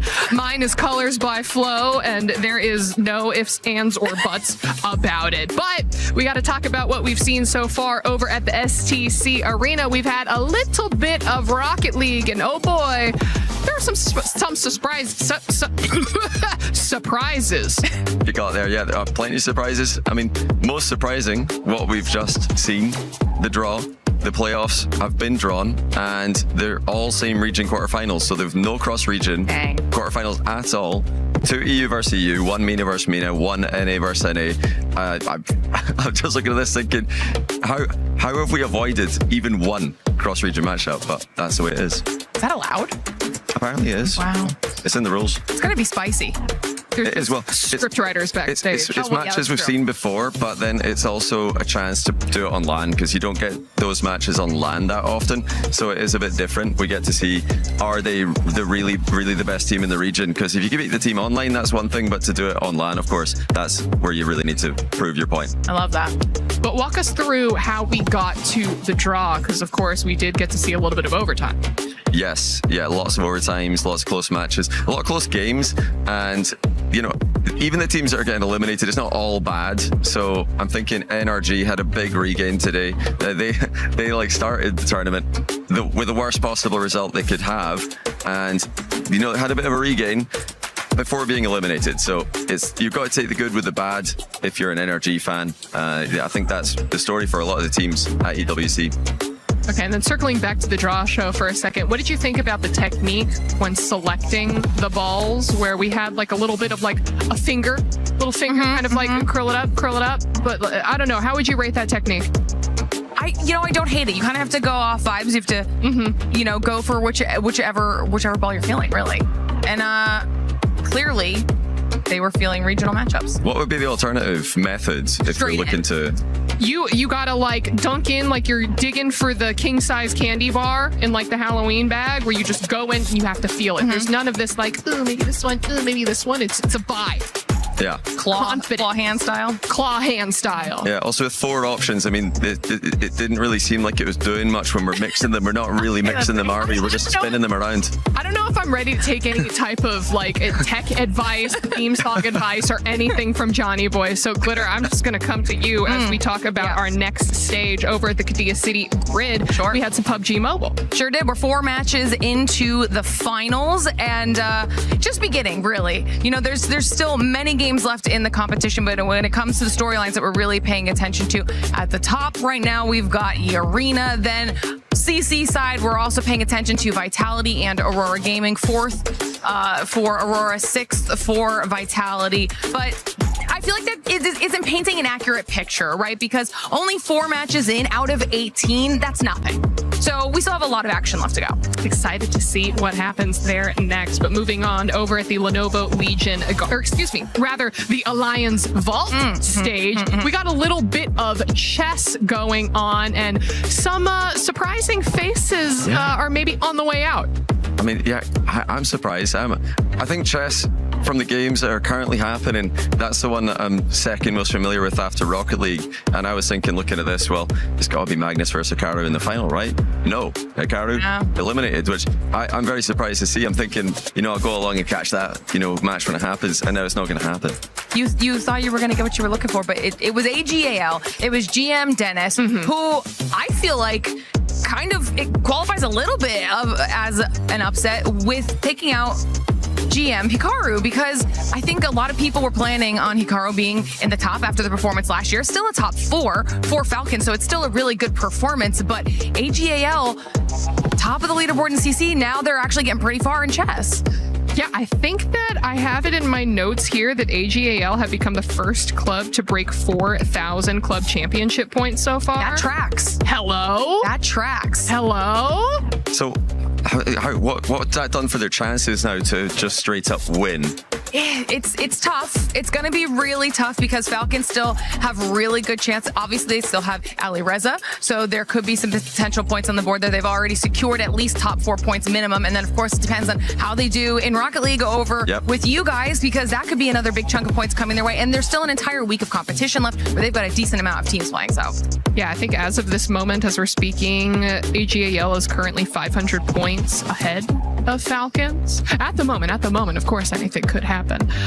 But yeah, very interesting. But again, let's go ahead and move on to our final stage, the Lenovo Legion Gauntlet stage, where we had some Rainbow Six Siege, and you heard the drums. Yeah. You heard the people going crazy because there's something to get hyped for. And if you're wondering who was going crazy, It was Furia, okay? Because they were able to win in a decider match against Dark Zero, which is actually a really big deal because DZ was trying to get 2 S-tier event wins back-to-back. That dream has been crushed. Also, North America out of the discussion. Furia getting one of those spots in the finals, the only South American org left. I mean, this is really big. Yeah, I'm excited to see where everything goes and to see if we get maybe any kazoos brought into the audience. They look like they've got it sorted. The Furia fans are going absolutely crazy when they're walking past. It's interesting though. I think this is actually for me one of the coolest things about Esports World Cup is earlier on we saw Furia get eliminated in Rocket League. Their fans, obviously very, very big support over there as well. No problem. They just nip next door, get to watch another game, get to watch a win. So you're much more likely to see success as a fan, but also failure. More chance for both. So I think it's just really cool. You can go between the two, go between 3, 4 even at the same time. Yeah. I just want to see a Vuvuzela brought into the audience, okay? Yeah. Well, that's what they're called? The ones that kind of like have that curve? Yeah. Or even a didgeridoo. That's a dangerous suggestion, the Vuvuzela. I think we got to be careful with that. That could be just a constant drone that we're just going to have in our lives during the show days. I feel like we could make that sacrifice. Putting out the call. Putting out the call for right Vuvuzelas in the audience. But okay, we talked a little bit about club championship points and what that means for AGAL and Falcons at the moment. But Glitter, are there any other teams that are potentially looking like they can make a run to some of these higher standings? And I'm actually pretty excited about the team that I'm about to say because one of those teams is absolutely Vitality. They are a favorite out of PUBG Mobile. They've put themselves in a decent spot heading into the rest of the matches, and they feel like they could potentially also do well in Rocket League, right? Yeah. So this could be a huge week for Vitality. I like their chances of winning, but, and you're not going to like this, they are up against their nemesis in the quarterfinal. That's Carmine Corp, who have a winning record against them. Now, Vitality have beaten them, but KC have got a winning record overall, so it's a tough quarterfinal. If they get past that, they can absolutely win the whole thing. You're messing with my ultimate plan right now. The ultimate plan. Fallen, crumbled to shambles, but that basically brings us to the end of the EWC Spotlight. Johnny Boy, before I release you and let you go, is there anything that you'd like to say about what you've seen so far? I would just say that if you are here at EWC, if you're walking around the venue, be sure to check out the other games, because I'm a Rocket League guy. I don't know much about the other games, but it's just amazing to go in and watch the competition, see the action, and it's all happening at the same time. So go around, if you're online, go around all the different streams, check everything out, and then you can get the recap right here with you guys every single day. Look at that. He's already plugging back in the show. Amazing. So should we bring him back? Should we keep him? Yeah. Okay, Why we'll not? consider it. We'll consider it. I don't know. Well, we do have a long list. We do. We do. Oh, is he still listening? Everyone, thank you so much for watching the EWC Spotlight, and we will see you all next time for more games. Don't tell him. Don't just shh. No, I'm not gonna say anything. No, okay. It's okay. We can't tell him that. I can't hear it.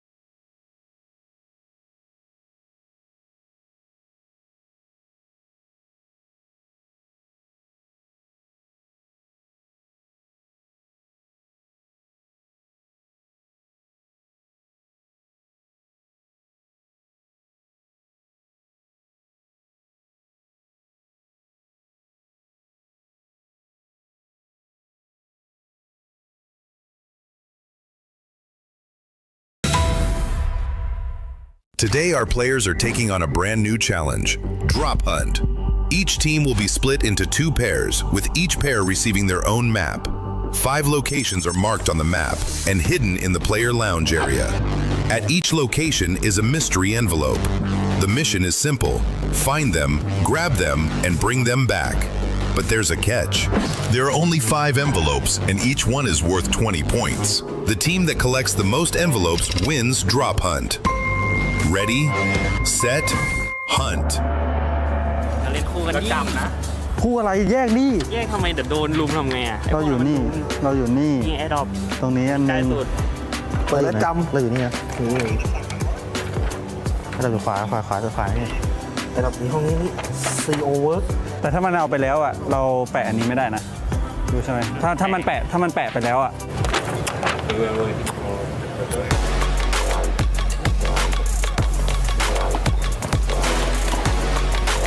ขวานี่ไม่เห็นขวานี่ปะเอาขวาที่กูดับ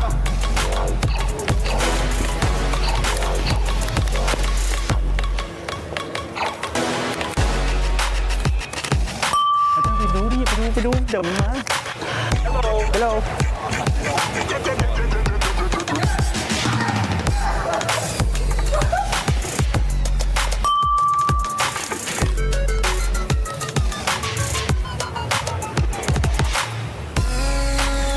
เอนเตอร์เทนโซนแม่งทั้งโซนนั้นเลยเหรอ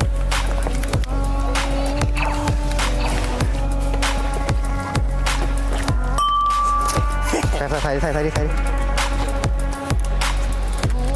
มันเอาไปหมดแล้วเหรอ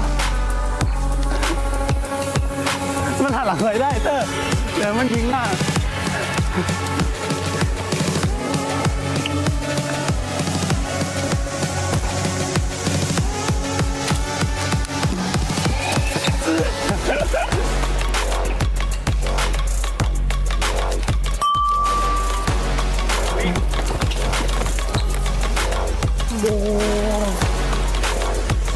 อะไรวะ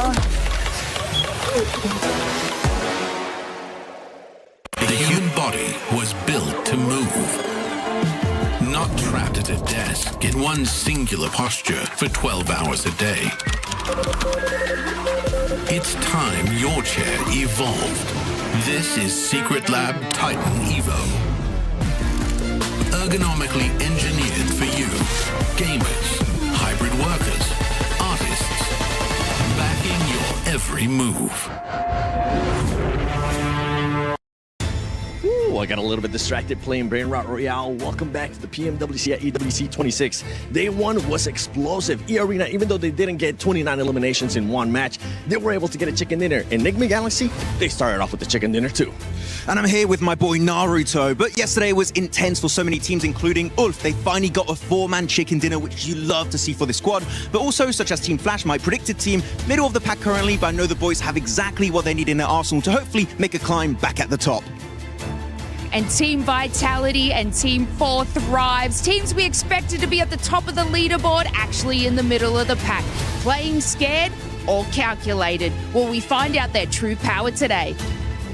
So guess what? Godlike, horror, orangutan. I need y'all to look in because you have got the fire from group stage that I need to see in this final here at PMWC for EWC 26.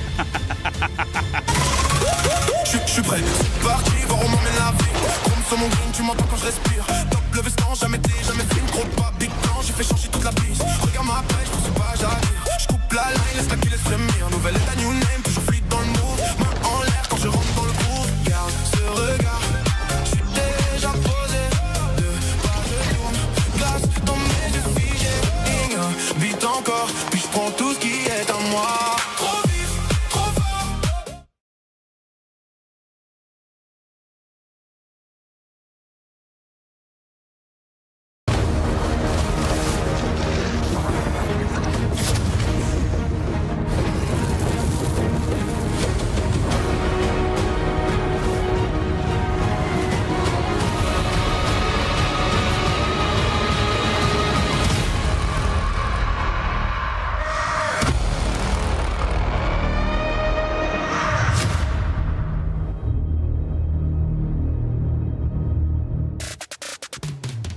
a lot of teams will definitely have to lock in today because this is day 2 of PMWC at EWC Finals. And I can't wait to see which teams will actually be locking in and moving up that leaderboard. I'm joined by none other than Lace, Blank, Neptura, and the 7WG here with you guys. How are we feeling for day 2, Blank? Great, just fantastic. I'm ready for day 2. We've got a lot of games to play, but that just means more PUBG Mobile. That's all you want to see, realistically. I'm very, very excited to get stuck into it. I think there's a fair few teams that could pick it up. You know, a little bit better here, but I'm quite glad to see that S2G, honestly, from the group stage, I was like, is it a fluke? They do look good here. That excites me.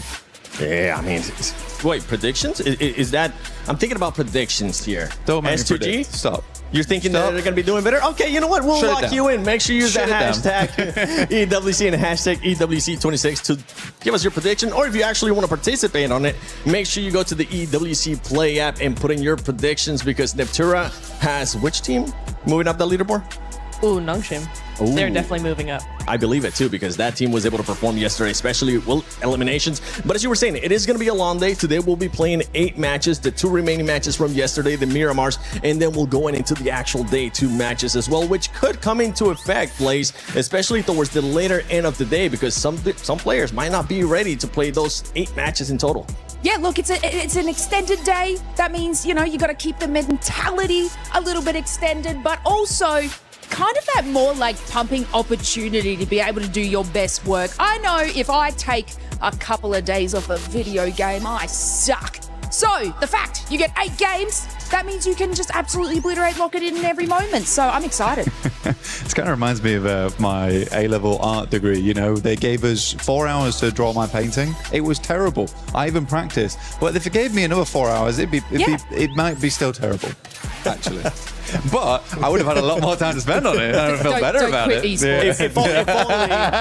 If only they would have made you drop Naruto. Because right now we do have an awesome collaboration with PUBG Mobile and Naruto Shippuden. So make sure you guys check that out. We will be having an awesome match too that it's going to be casted by none other than Maxman. In case you were wondering where Max went and why we had to replace Max with Blank and Kalaris as well. So stay tuned for that because it is going to be coming. You know what? It's actually ready. Before we throw it though, hold on. Before we throw it, Blank, I want you to give me your best Rasengan. Oh. Get it started, bro. Rasengan! Lovely, lovely stuff. Thank you very much, Blank. It is Kale Sensei here with Baka Maxman. How are you ready? Are you ready for... Are you ready to rock here for our Naruto show, man? Well, how long did you have that one ready? What? What do you mean? Spur of the moment, my friend. Spur of the moment. Of course. But no, very excited. I love this update. Generally, my favorite update in PUBG Mobile Esports, or PUBG Mobile to date.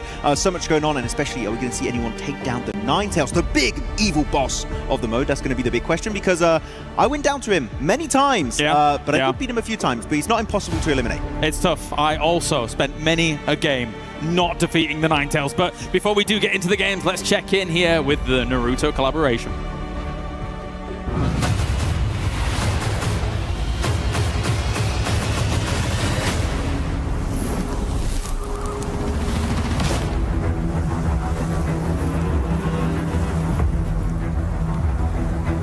You have challenged us before. You already know our strength. This time will be different. Let's settle it the ninja way.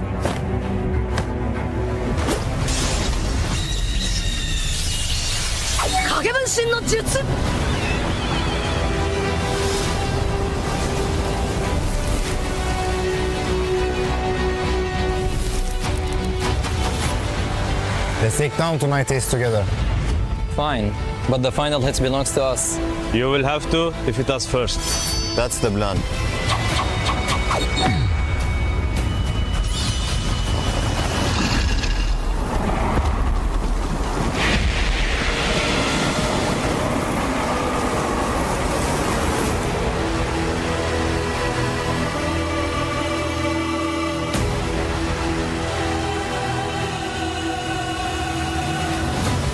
You know this here belongs to us.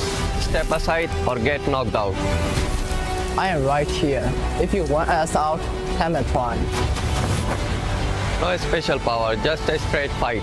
Good. Then you will have no excuse.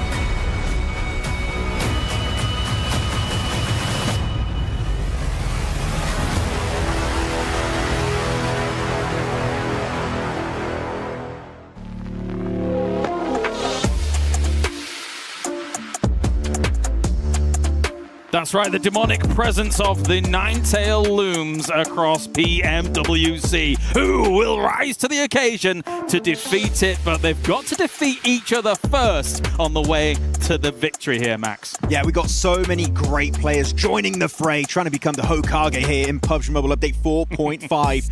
And this collaboration, as I said earlier, fantastic. So much has been added to the game. It's like 5 updates in one. And they've got to use every single aspect of this brand new content to hopefully subvert expectations and become the winners of their respective game modes. We got a lot coming at you here throughout all of this. Our first match, of course, will start off with Alpha 7 going up against Horror. Bear in mind, there'll be 3 matches leading up to the final match. So 4 matches in total. Each match will have a different rule set here, Max, to get things rolling. Exactly. It's going to be different every single time. So make sure to stick around to see who's going to be winning each mode until the very last one, which is going to be very intense. But the first one is going to be entirely localized in the Hidden Leaf Village, wow. Which that one is going to be the main hot drop in the mode. Where if you go, normally have 40 players over there, but this time it's going to be a bit more cooler, a little bit more calm. Only 4 players in that 2v2 format. And of course, only ninjutsus are allowed. We're straight into the action here as Alpha 7 is going to be moving forwards here against Sky and finding themselves a little opportunity to have a moment and get themselves the ninjutsu to start things off. Mud Wall, a great defensive choice if you want to be able to get some kind of positioning against your opponent. Give yourself a little bit of fortification. Yeah, I mean, it's always going to be a good one to use. It's a bit hard to use, though, in the city itself because you need actually a little bit of open land to use it. But the best one to get in this mode is going to be Substitution Jutsu, because actually, if you normally get eliminated by that final bullet, you get an instant respawn right next to that position. So that would be the best item to get if you just want to try and survive next to a shotgun. That is going to be absolutely broken in this 2v2 format. And the most important part about this first match is you can only use ninjutsu as well as shurikens here to go for the engagement. No guns or anything like that. So they're going to be trying to find everything that he can find. I personally love the fireball. I think it's very powerful, good long range mechanics, as well as it acts like the Molotov, right? So you can actually like burn an area and really kind of zone out your opponents and maybe do some damage in the process. You also have some combos. You can get a kunai comboed with a Rasengan and you teleport and actually do damage when you land. So actually it's very hard to pinpoint your exact location. Though taking a little bit of a rest here, Revo. Taking a bit of a calm break before the storm that's about to break out between themselves and Horror.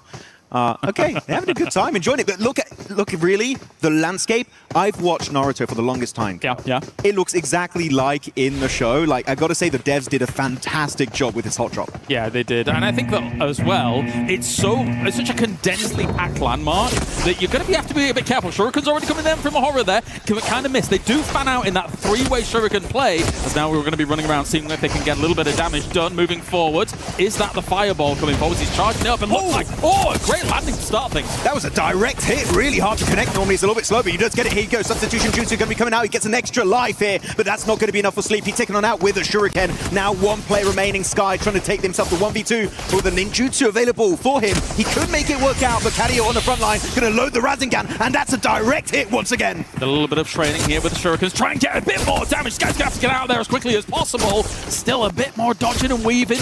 Dodging and diving. Bear in mind, you can run fast also whilst using those shurikens, so it's the perfect little opportunity to be dodging around. They are almost leaving the hidden village there, so got to get back in as more shurikens will come forward. Oh, he got him there with the Chidori. Nicely done. He's laughing, he's having a good time, but that's an absolutely dominated play from Alpha 7.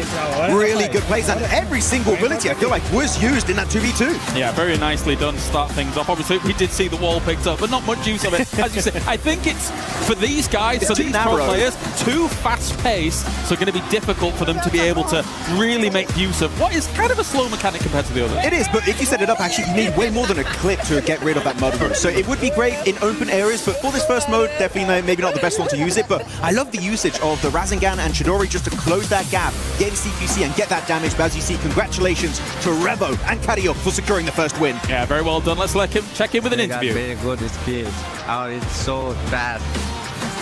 His skill is better because I don't play so much classic matches, so I think it's better than that. But we still lose. It happens, it's okay.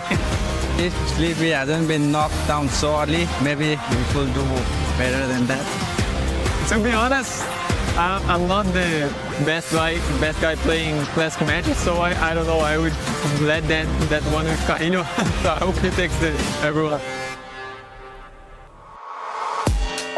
All right, match 2 on the way here. We're going to have S2G going up against Nigma Galaxy, and the rules have changed. So K and HamCG going to go up against Satan as well as Lord. Now, this one's a little bit different, Max. We're going to have 5 minutes as they mess around with their table.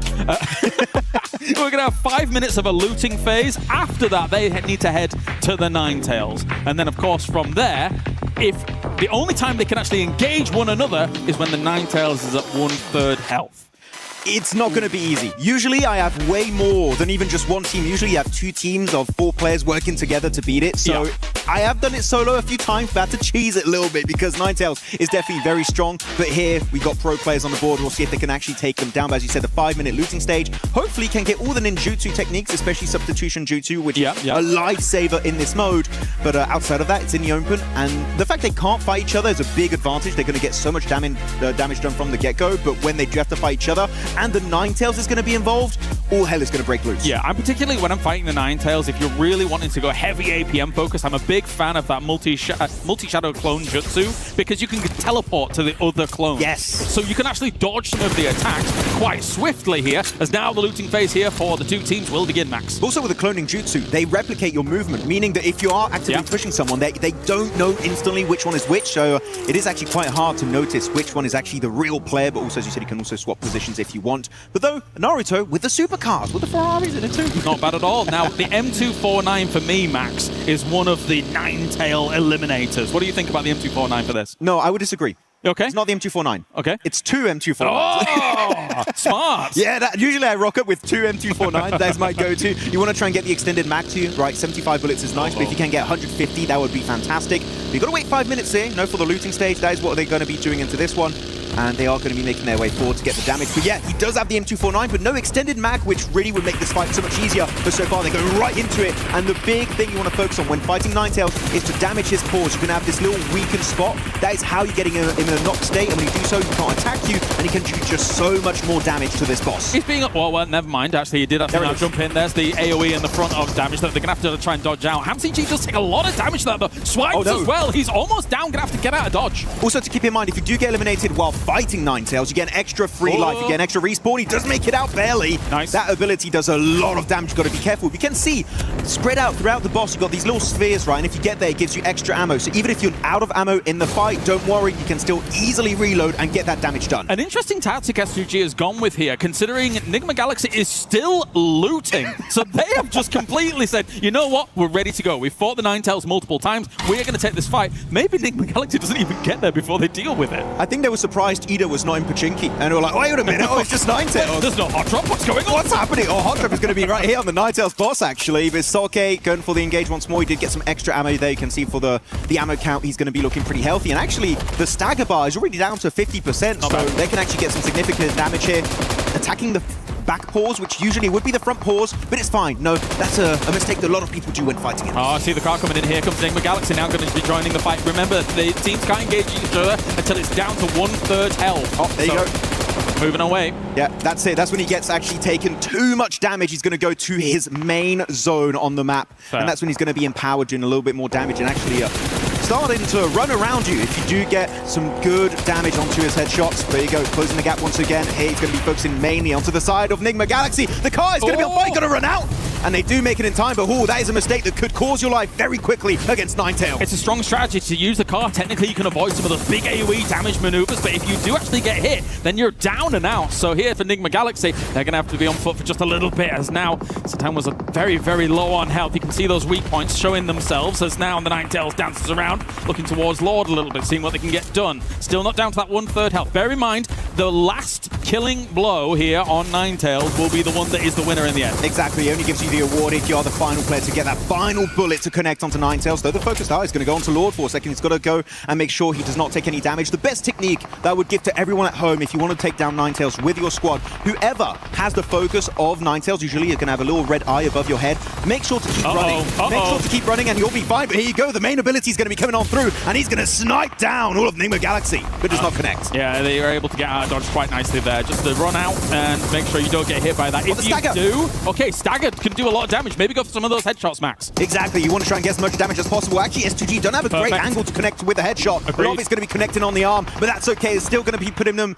very low, but the 1/3 HP, as you said already, Kel, is going to get very close, and we're almost there, just a few seconds away, possibly. That means technically it's an opportunity for the other teams, and now the teams to actually engage with one another. But at the same time, do you want to do that? I mean, having extra firepower. Okay, here comes the attack again. Oh. He's gone, surely. I think so. But again, he can get an extra life there, but that ability comes raining on down. And that's going to be MCG bleeding out even faster. That did some significant damage. I wonder if he's got reanimation Jitsu if he can get on over there. But they were kind of close to each other for a little while, so I'm assuming that maybe they don't have it available. I don't think so. And the thing is also, when you are doing reanimation jutsu, is actually very tough. But here you go. That's going to be 1/3 HP has been reached, and now he's going to go for the quick run animation in his Dome of Doom. And everyone now can start fighting each other. Who's going to survive? Got to watch out for those demon balls falling from the sky there, making sure you stay out of those as quickly as possible. They will do a lot of damage if you get connected. You can see Lord now healing up outside the dome and trying to reset a little bit here with Satan. Get back in there. They know they've got a little window of time here. SUG's not going to likely bring down that 1/3 health straight away. You do have a little bit of also fog of war when you go in this dome. You don't really see enemies at long range that easily, so if you go inside, it can be a bit tough to spot your enemies.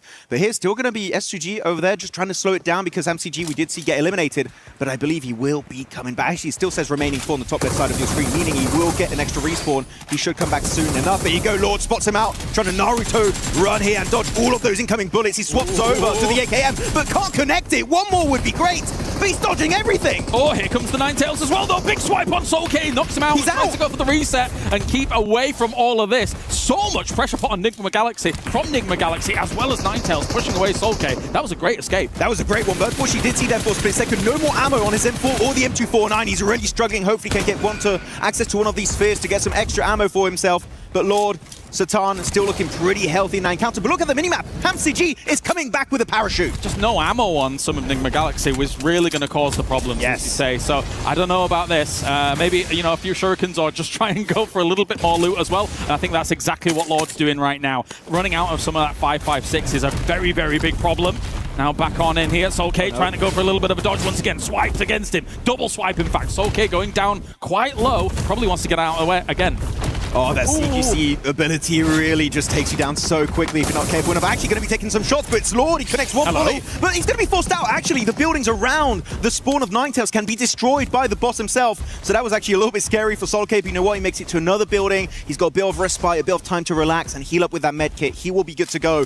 But man, this Ninetales really being a hard foe to take down. I always think, especially when playing this mode, as if there isn't enough problems you have to deal with in PUBG Mobile when you've got people like Lord trying to spray you down. Never mind the Ninetales swiping at you and then running out of the dome to try and hurt you. Poor Soulcade, but he has done well to recover. He's done definitely a lot of great work. But the thing is about the Naruto run in particular, it's so hard to hit. Like, look, in esports, you would hit these every single day of the week, but the speed and also the elevation you get from jumping is just insanely powerful. So that range, hitting Soulcade is just almost impossible to pull off. Oh, trying to dodge a little bit. Also, these orbs will spawn a little wall, which is technically a nice line of sight blocker as well, right? So you could use those to your advantage, but you don't want to get hit by the balls initially. Actually, pro technique if you want, if he does create a little bit of cover, as you said, right, the rock formation, just hide behind it, and the other spheres from Ninetales also connect with it, so you literally are super safe the entire time. It's just a nice way to cheese it. I've used it a few times for myself. But he's got the angle. Satan with the Org will connect it. By the way, with a Ninetales Org skin looking extra cool in the process. Extra fiery here as now the Ninetales is next to these buildings, trying to find Soulcade wherever they can find. Satan actually does spot him through that window and is going to try and close the gap just a little bit more. See if he can eliminate some more of the S2G players. But with only Soulcade here to try and hold down the fort, it's looking difficult for S2G. Yeah, because HamCG, that was his second life. So really, if you are Soulcade, if you got a reanimation jutsu, you can bring him back. If you go to a recall tower, you can get it back by, unfortunately, you don't really normally have these around this area too much. So I think that, Soulcade is going to be just having to remain as a solo and take this fight. Again, it's down to the final bullet, as you stated earlier, Kalaris. So if he's able to just outlive these two players of Nigma Galaxy and actually just slowly whittle at the health of Ninetales, he could be the one to secure the win for S2G. I think it's been interesting to watch the tactics that the teams have been employing, of course, because S2G arrived very early, tried to get as much damage in as possible. Nigma Galaxy bided their time, and now they know once that 1/3 has gone down, they can just try and eliminate S2G and take it at their own pace, though. But Lord here with Substitution Jitsu actually does get himself a little bit of a reprieve, but Soulcade finishes him off anyway. Oh, he's got the angle, he gets it done, and that's S2G fully eliminated, and that's the win headed the way of Nigma Galaxy. Lord and Satan looking so clean and able to use every single aspect of the game here to get the win at the end. Gosh, what a close back and forth match there from them. So well done, Satan with the finish off. Beautiful stuff. and that means Nigma Galaxy and Alpha 7 have qualified to the final match. Yeah, you could hear, by the way, that org skin, it sounds amazing. Yes, it does. All right, let's hear it from an interview then, as we have Nigma Galaxy winning out the second match. Easy. Easy? Easy. They didn't listen to the rules, bro. I swear. Bro, it's so hard. You hit so many bullets? Yeah, you need M249, full bullets, and you just shoot. And you need car to run away. My whole bullets, bro. Oh, I was running. I just want to run. He's like too big, and you can't like kill him like easy, you know? Alpha 7 or 40. Both we will like, anyway we're gonna win. No. I trust you, bro. I trust you. So I'm humble. Of course, we're gonna have fun, but we're not gonna show any mercy. Ah, yes, the contrasting answers there of I'm humble, but easy. Easy times in the show match. But no, it's cool. I really like it. And as they clearly stated also, M249 is the way when you want to take Surprise. We knew that going into it, right? Yeah. We were going to see a bunch of M249. But I also understand why you want to use the org, because you've got the cool skin, right? It is a very nice skin. I'm very close to getting it. Yes. An upgradable skin, and actually the crate, when you eliminate someone with the org skin, it becomes a mini Ninetales that becomes the crate, and you just loot from that. It's absolutely fantastic, and I definitely want it because it's going away soon enough. So, Maxman 30 if you want to get yourself some free UC for more skins as well. Let's take a look at match number 3. We have got 4 players land in a designated combat area. This time around, no special rule restrictions apply, so it is going to be a free-for-all here. 4 Thrives going up against Yangon Galacticos. Look, 4 Thrives, Huzaifa and Falak got a huge advantage because for those who remember, especially John Allen, he was covering it just a few weeks ago. Yes, he was. They did a Falak show match all about the Naruto mode. He knows every single intricate aspect of this mode, so I would say, if I had to do a prediction, which, no, for this, I don't know if there's any cursor whatsoever. 4 Thrives. Wait, that's not allowed. Stop. No! Is it written in my contract? Guys, I'm trying to protect you out there. All right, but anyway, let's get into match number 3, of course, as we do have them all going to be dropping down once again. I don't know, I think I'm probably also leaning the same way. After that show match that I watched with Mr. John Allen, I think there is definitely some very well-versed players on 4 Thrives. But Yangon Galacticos got their own skin in game too, man. So that is kind of cool. They kind of look really good. I have that one too. That is actually really sick. So, knowing what, Yangon Galacticos may be able to eke this one out on both Huzaifa and Falak. But yeah, here you go. It's going to be good for the drop here, trying to get all of the loot for themselves in the early stage and see how it works out. But Pachinki, no Nigma Galaxy, no Ida, it's safe. But there will be a hot drop nonetheless. Let's see what they're actually going to be able to attain, of course, across the way. Now, at the top of Pachinki, you actually do have this new area, right, that has been crafted in the similar vein of the Naruto collaboration here as well. And there are chests there that you can actually grab yourself some of that ninjutsu as once again to be able to have that available to you. But again, no restrictions here. 3 minutes, no restrictions. Let's see what happens. Yeah, very interesting ninjutsu technique to use here is going to be the M4. Quite a deadly weapon if you want to use it for yourself. But yeah, we'll see 4 Thrives actually is going to be Falak in the main city portion here, updated off Pachinki, while Yangon Galacticos looking to get some weapons on the more northern edge of the city. But you see, these chests is really one to aim for because every single time you go for that chest, you will get a ninjutsu ability every single time. I already kind of like Yangon Galacticos' approach here to dropping in that location just a little bit closer. That said, though,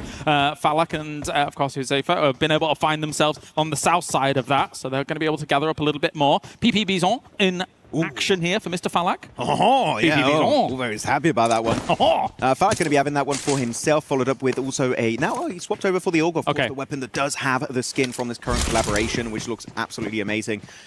But now, yeah, as you said, the area where Yangon Galacticos are currently playing around is very loot-dense. A lot of the chests are going to be localized around here and also get an extra bit of elevation because of how the lay of the land is really built in that area in Pachinki. So they have extra bit of information, extra loot.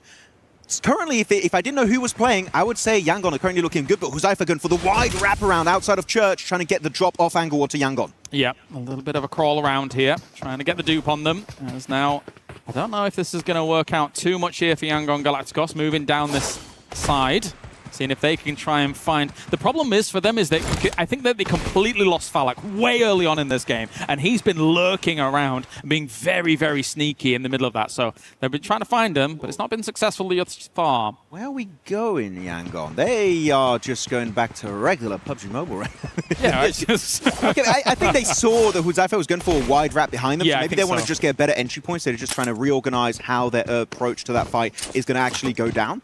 Or maybe they're just unhappy with the loot, which right now you open the chest, it's a bit random. Maybe they just didn't get the abilities they wanted, so they're really chasing down the extra jutsu, especially, as I said, not the reanimation jutsu, the substitution jutsu would be great to find. But he gets an angle with the eye in sight, but not going to be taking the shot, just biding his time for that true opportunity to get a knock. I've seen a lot of Pachinki hot drops in my time, Max, man.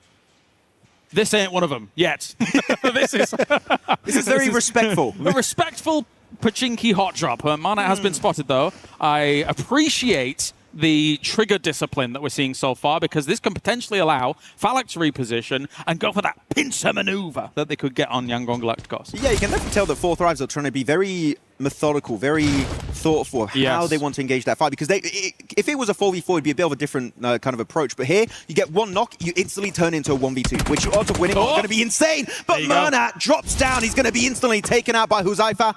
Can't get the flush just yet, so it's not mission impossible, but I feel like here, they're just going to fully send it Naruto run style and get that flush confirmed. Smile's trying to reinforce this, but it was the perfect moment, right? When you're vaulting out of that window, it gives you that opportunity to just laser them down there and get that elimination under wraps. So yeah, even trying to maybe bait in Smile a little bit further, but they will get that done. And now it's up to Smile to do something. I think he's going to be spotted pretty soon here. It's going to be difficult. And there you go. Falak takes him away. Yangon Galacticos down. Fourth Thrives will move on forward. Yeah, the pincer maneuver, man. It already worked out. They did it the same in the Ninja War, in the anime, and you know what? They're doing it here in the game, using the techniques from the show itself.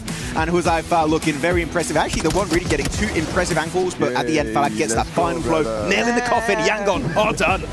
Look how happy he is. I've never seen him be so happy. Whoa. Amazing. All right, let's check in with an interview here for match number 3. I mean, it's a fun match, but let's see who's gonna win. I think Fireball's Jutsu is can. Yeah, for me, it's even. Yes, we are gonna win every tournament. Doesn't matter it's show match or main tournament.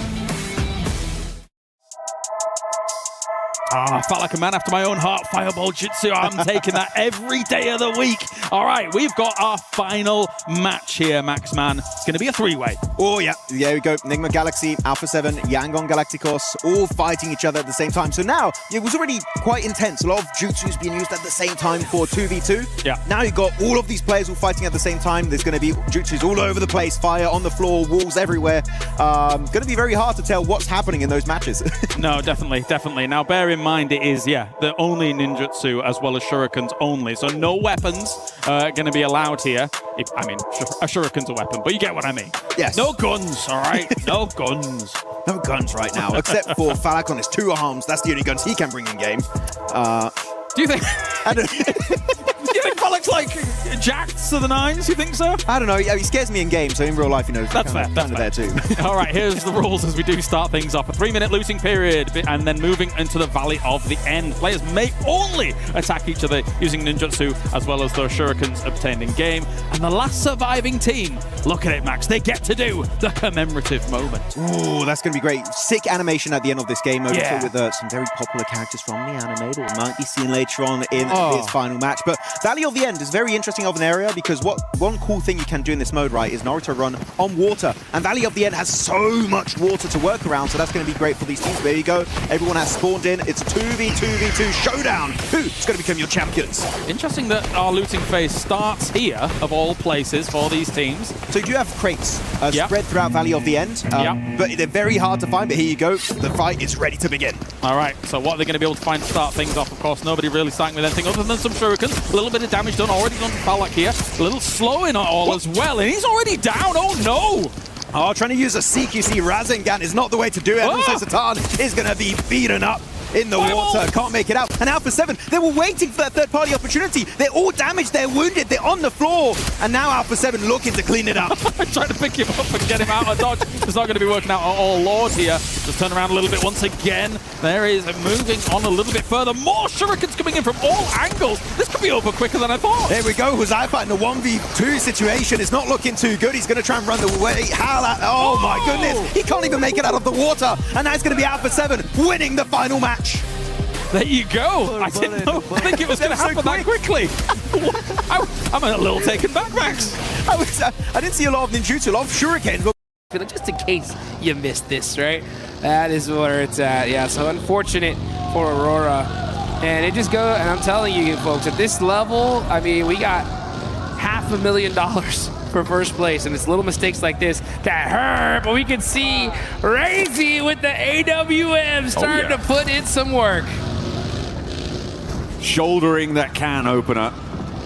Looks to try and split the seams of Tianba's hold on the longhouse, but we know what Tianba can do when they're holding down a longhouse, so we know what Milu can do at least. Vitality want to try and find it. The res comes through. Milu is low HP, but he can get some healing done. Razy is close by. Another stepping forwards, but staying on the rooftops here is bold from QZZ. It may just work with a nade. In response is Brutal, and another to follow it up over towards Aching. Now only one player in the longhouse. Milu looking to try and hold it down.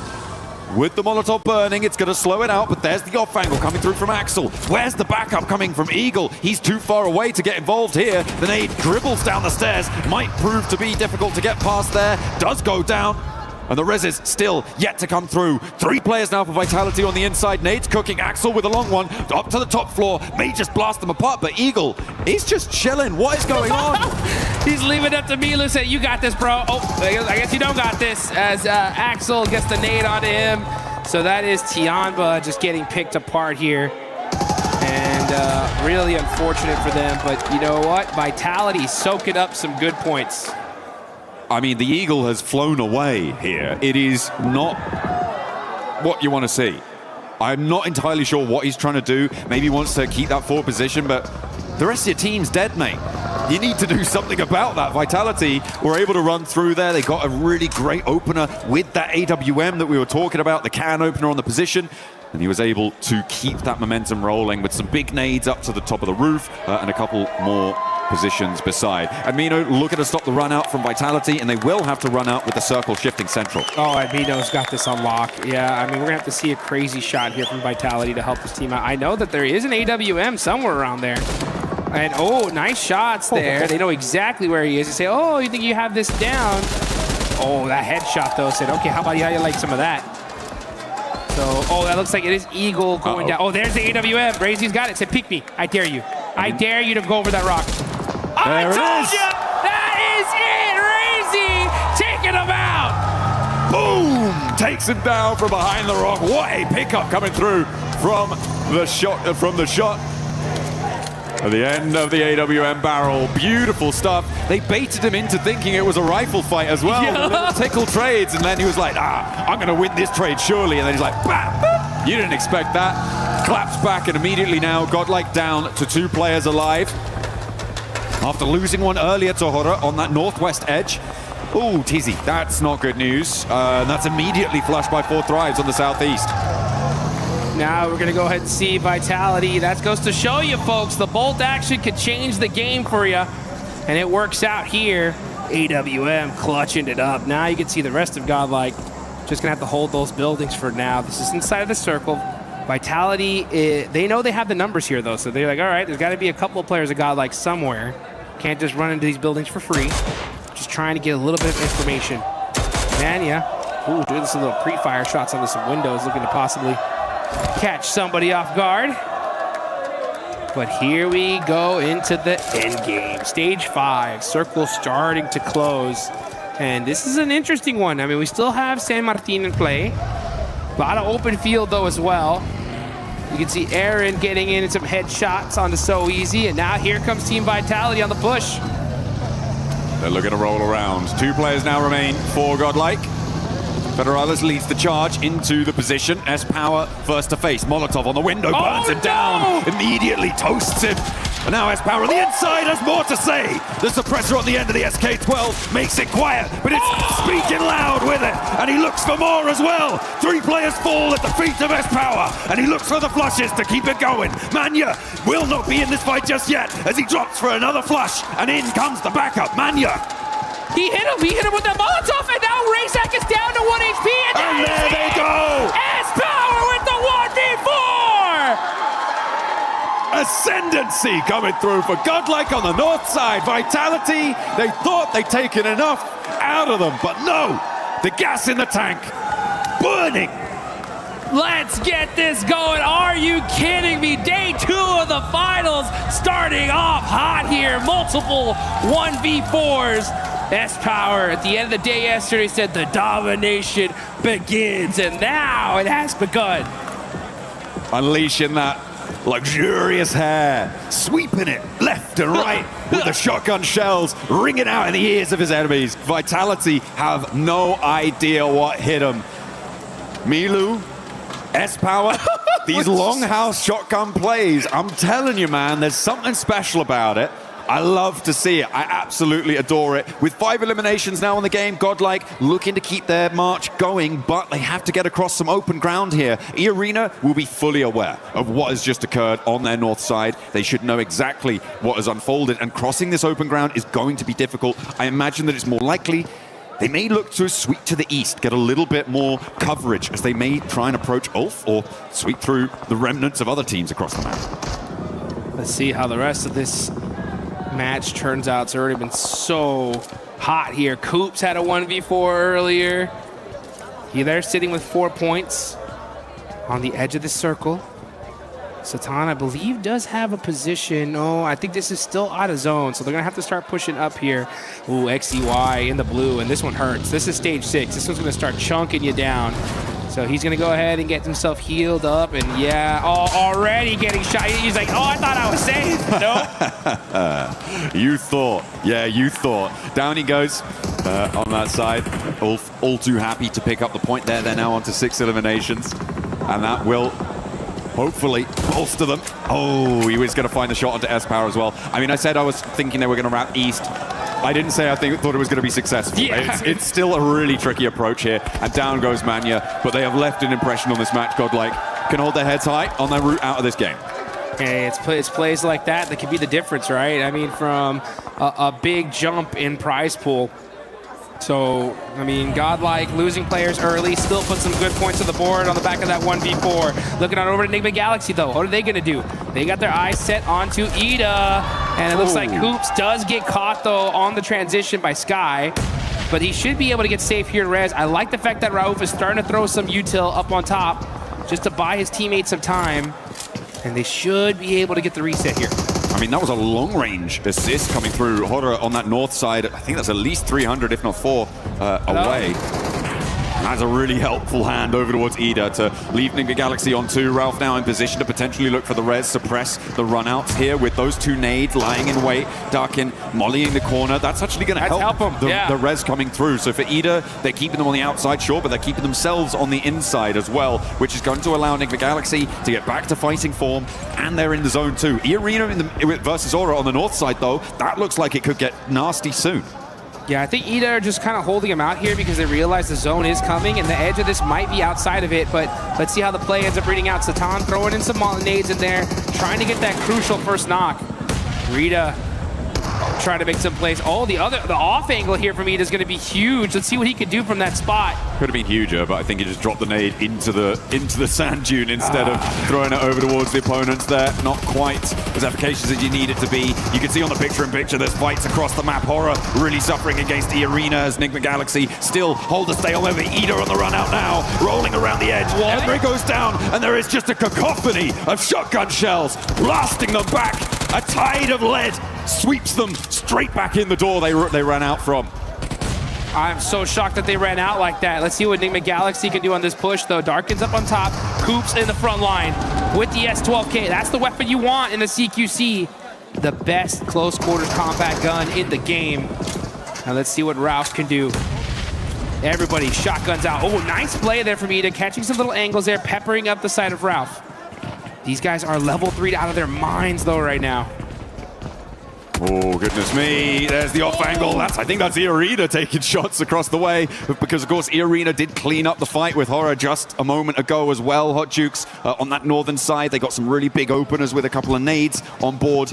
And were able to convert. Oh, the bounce! What a bank on the nade there from Coops. And now just one player on the top floor. And the shotguns are going to continue to put the pressure down. But there is still a little bit more left to fight. As Enigma Galaxy are taking shots from across the way. They get rid of Ida. But now Ulf step into their shoes. Take down one Turkish team, Another one's here to play. Hello, Catch is right there waiting for you. Aaron's gonna have to turn around though, throw a smoke down, trying to be able to get up Solus. Enigma Galaxy though, great start, 8 eliminations so far. Ulf have 9 though. They're looking to put themselves up on the leaderboards here. But hey, E-Arena's gonna have something to say about that. They're gonna go ahead and start throwing some util onto the side of Ulf. Ulf are gonna have to decide where is the biggest threat here, and it's gotta be E-Arena. Scarface, thinking about trying to pick up his teammate, but E-Arena's right there. Oh man, this position is really annoying for Ulf. If they could have gotten rid of Enigma Galaxy, it would be so much more free and easy for them. They could take control of their whole June all the way out to their west side, but with Coops and Ralph still in action, they are penned in here. Solus bleeding out, and E-Arena can start to establish that chokehold on them. Oh, vehicle coming on up. Here come the mollies too. Aaron's on fire. Not able to make it happen here. Scarface on the other side is getting peppered as well. He's going to throw some util, but Ulf just getting picked apart. E-Arena. Big. Oh, those nades, huge. That's going to pepper up Mormon real good. And it opens up the door for Enigma Galaxy as well. They're moving across the open ground, and they do fall. Ulf cannot weather the storm again. It's that position from Enigma Galaxy, the prevention of them sweeping out to the west that really came back to bite them here. Tourniquet layering down some more smoke cover now, and Enigma Galaxy with a 2 versus 4. Well, Coops can do it on his own, right? So what's Ralph even doing here? He's not needed. Yeah, he's just there for moral support at this point, right? Let's see what he can do. But hey, you know what? You could never count out the IGL. That is Rauf. He's already still got that anger built inside him, that fire, all the way from Aaron Gale Pachiki. Looking to apply it here. Coops with the headshots. Gets peppered up a little bit, though, in the process. The thing is that these guys are out of position big time. It's going to take a miracle for Enigma Galaxy to do it. But we saw 1v4 before. We could see it here again for the 3rd time in this game. That would be pretty insane. That would probably be the most 1v4s we've ever seen in a single match of competitive PUBG Mobile at this level. They've got about a minute before the zone closes fully on that stage 9 zone. And they just have a sliver of it on the edge of that open concrete slab. They are just in, but that's not going to be comfortable. Oh, look at this flyby right here. I mean, E-Arena doing a 2-2 split. Now, if for some reason Coops can get 2 of these players, now, okay, yeah, Schweppes is going to move on over, play that mid-range. I like that. You know, just better safe than sorry. Use your numbers advantage, use the blue zone, and E-Arena should have this locked down. Yeah, they're playing this very, very safe. E-Arena looking to try and convert from the top of the tables to a chicken dinner at the start of today. It would be so incredible for them to open that kind of a lead. And again, we've talked about it before, Schweppes, the only player here with a chance to get the 3rd title of PMWC champion. The only player in the world with that opportunity. Oh, here come E-Arena. They're going to go on the push, where they're going to get aggressive. They take down Coops. It's just Rauf, and that is it. E-Arena get the first chicken dinner here today. They're hyped up. They're excited. And they were on top of the leaderboards here, so that's going to push them even further beyond. And they played that north side well. They rotated through. They weren't over-aggressive. I liked that regroup off the 2-2 because, as you said, if you get one of those miracle picks, all of a sudden, one of those angles is basically gone because you have to stick that res. You have to try and keep your numbers advantage. Then there's some negotiation that can happen. Regroup is 4. There's nothing that Enigma Galaxy can do. The flex out, I think, was probably okay, but was pretty bold, and I liked it. I liked it towards the end there. For E-Arena, they should be happy to kick things off today with a chicken dinner, but we've seen them do that before. We've seen them do that before in record-breaking fashion. I do not want a repeat of what happened for the rest of that day. They did not keep that pace, and it is, again, that marathon today. So for E-Arena, a brilliant start to push them even further at the top of the tables, and free and clear of a lot of players keeping up to them right now. For the time being, of course, with a lot more matches to play, there's still the capacity to close that gap, but yeah, very, very happy with that opener. It felt controlled as well, in a way that I think that the big rondo that they had didn't quite feel like it was as much their agency, even though they were proactive and they were doing things. This felt like it was much more E-Arena's victory. Yeah, I mean, the Thai squad coming in so hot here off the rip. They're looking strong. And let's see if they can continue that dominance here in a bit.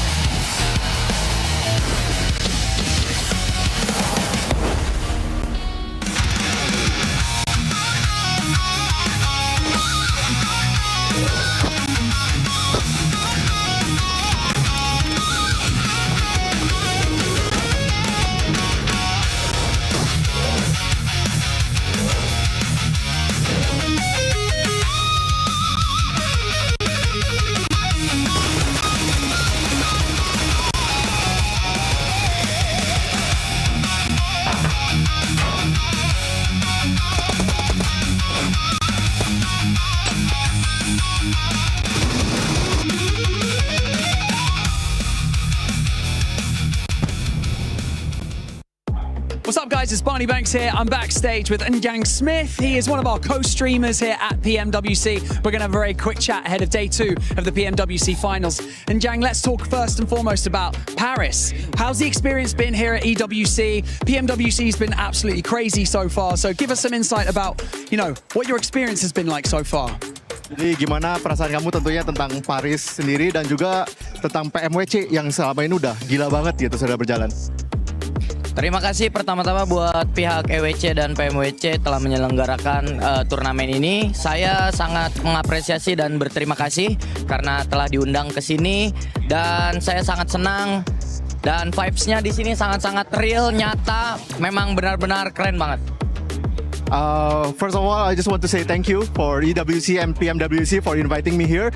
It's been a very surreal experience and it's a very real experience as well. And it's just gonna go on and on and on. It's great to have you here. Now we can see that obviously you are supporting Team Vitality while you're here. The boys from Indonesia are performing really well on the main stage. Tell us a bit about the boys and how they're getting on and how do you think they're gonna do here at PMWC in the finals? Tentunya kan kamu di sini datang sebagai pendukung Vitality juga. Gimana pendapatmu tentang tim Vitality yang sudah bertanding di PMWC ini? Terus habis itu juga gimana harapan kamu kepada tim Vitality? Harapan saya untuk tim Vitality, terakhir Indonesia mengangkat Piala Dunia di 2019. Semoga di 2026 ini bisa kembali mengangkat Piala Dunia kembali. Dan saya mensupport Vitality sangat-sangat dengan keras, dengan antusias yang besar bersama dengan viewer saya di live streaming. Bahkan mereka sudah meramaikan stiker-stiker Bigetron dan Vitality di kolom komentar. Mereka full support buat Vitality hari ini. Of course, the last time that Indonesia wins the World Cup is back in 2019, and now 2026. I can only hope that they can win it again, and I can only also wish the best for them. I will give them my full support. As of course, also the viewers in the chat and the live stream also they give their full support now, and we will hope for the best for Vitality. How have the chat been since you've been here? How has the experience been while you've been co-streaming right here with the event going on behind you? What's the chat been like? How has the streaming experience been for you here on the main stage? Jadi gimana pengalaman kamu tentang live streaming di Paris di EWC ini? Begitu pula juga dengan apa sih vibes chatnya dari selama ini yang bertanding dan juga pengalaman kamu juga live stream di sini? Pertama-tama mungkin dari peralatannya ya kok, karena peralatannya di sini benar-benar bagus, benar-benar disupport banget. Saya senang banget bisa difasilitasi buat bisa jadi co-stream di sini. Dan untuk viewers di live chat, mereka semua senang karena melihat peralatan yang proper ada di sini. First of all, I just want to say this is the best equipment I have ever found. This is a full equipment that I never even used myself. So it's just a very surreal experience so far. Yeah. Well, Njang, it's an absolute pleasure to have you here at EWC. PMWC has 2 more days of competition and we can't wait to see you on your co-stream popping off. So thank you so much for joining us in this interview. Enjoy the rest of your experience here. We'll check back in with you on Sunday. Back to you guys. ไม่ออกติดกูหักหลังสมองนะติดขวาตัวเดียวที่เหลืออีกตัวนึงน่าอยู่ซ้ายก็จอดนะมีแกก็มีตาตัวละตัวเดียวตรงนั้นตัวเดียวจอดให้ผมดิไอ้เกอร์เจนเกอร์ลึกกันเราเกอร์รอได้คิวป่ะตัวท้ายอ่ะได้หมดเลย E-Arena coming in hot, wanting to maintain that first place. And boy, what a start for this team here in day 2, even though we're going to be playing some matches from day 1. Still, E-Arena, this is what we've been wanting to see, especially when you teased us with the 29 eliminations. Yeah, I was like, we cannot afford to see a flash in the pan kind of performance from E-Arena, but man, they delivered.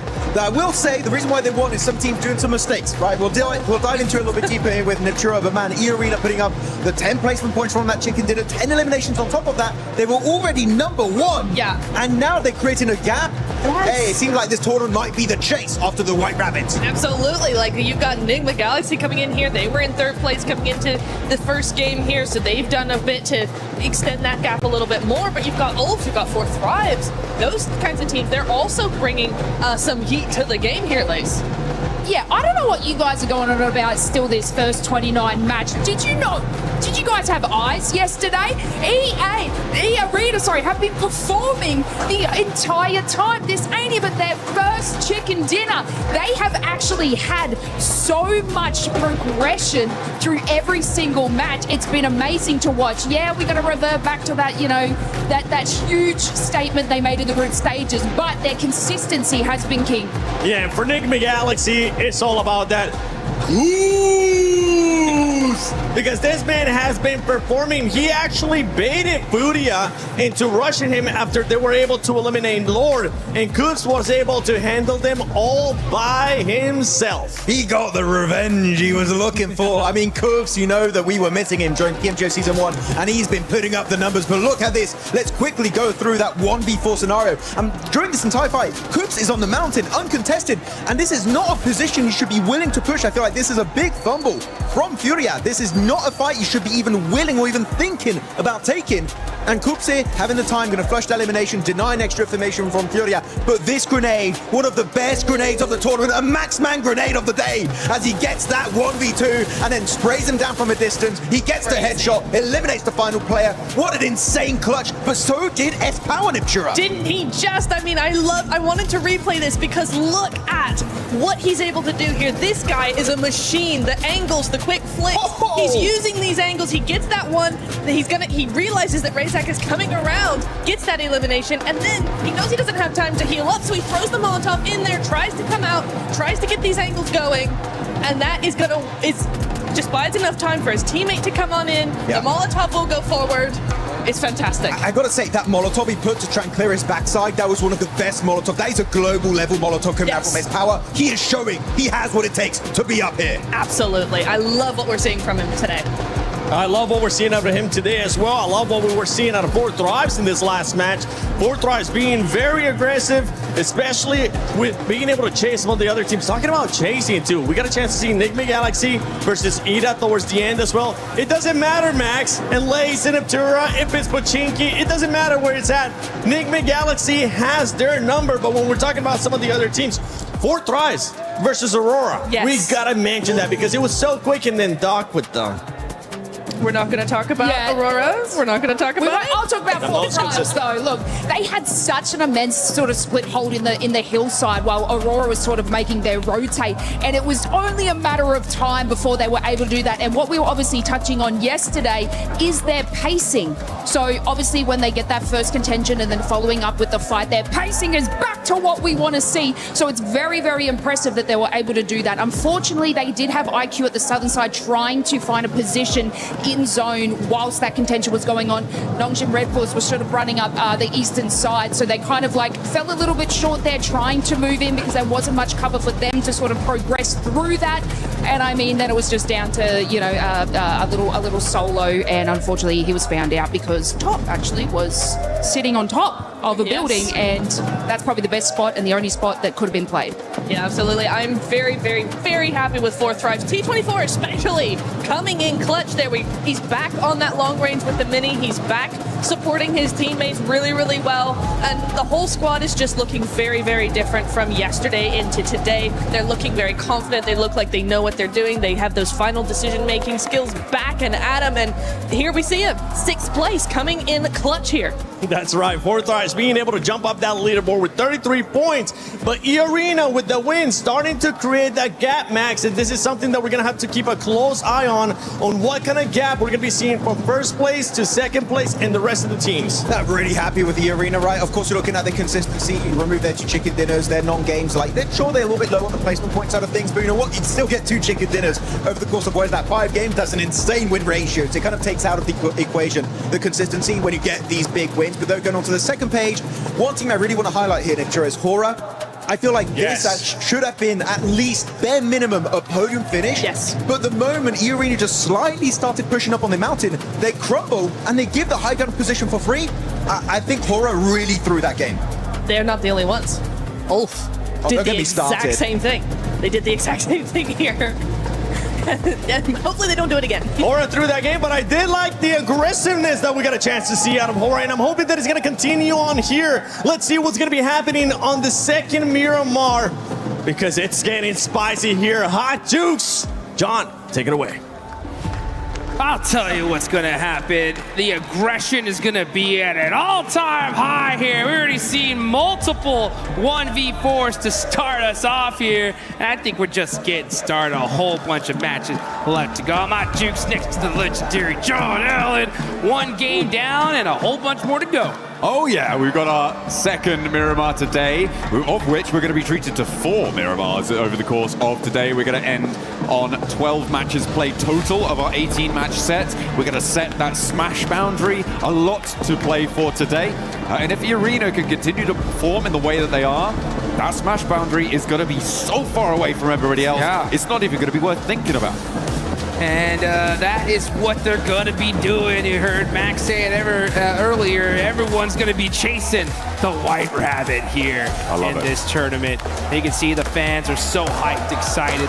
Beauty side of things.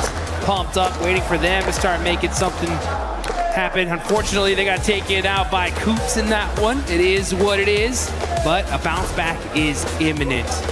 That's for sure. First place, $500,000. Second place, $250,000. So a lot of money is on the line here, folks.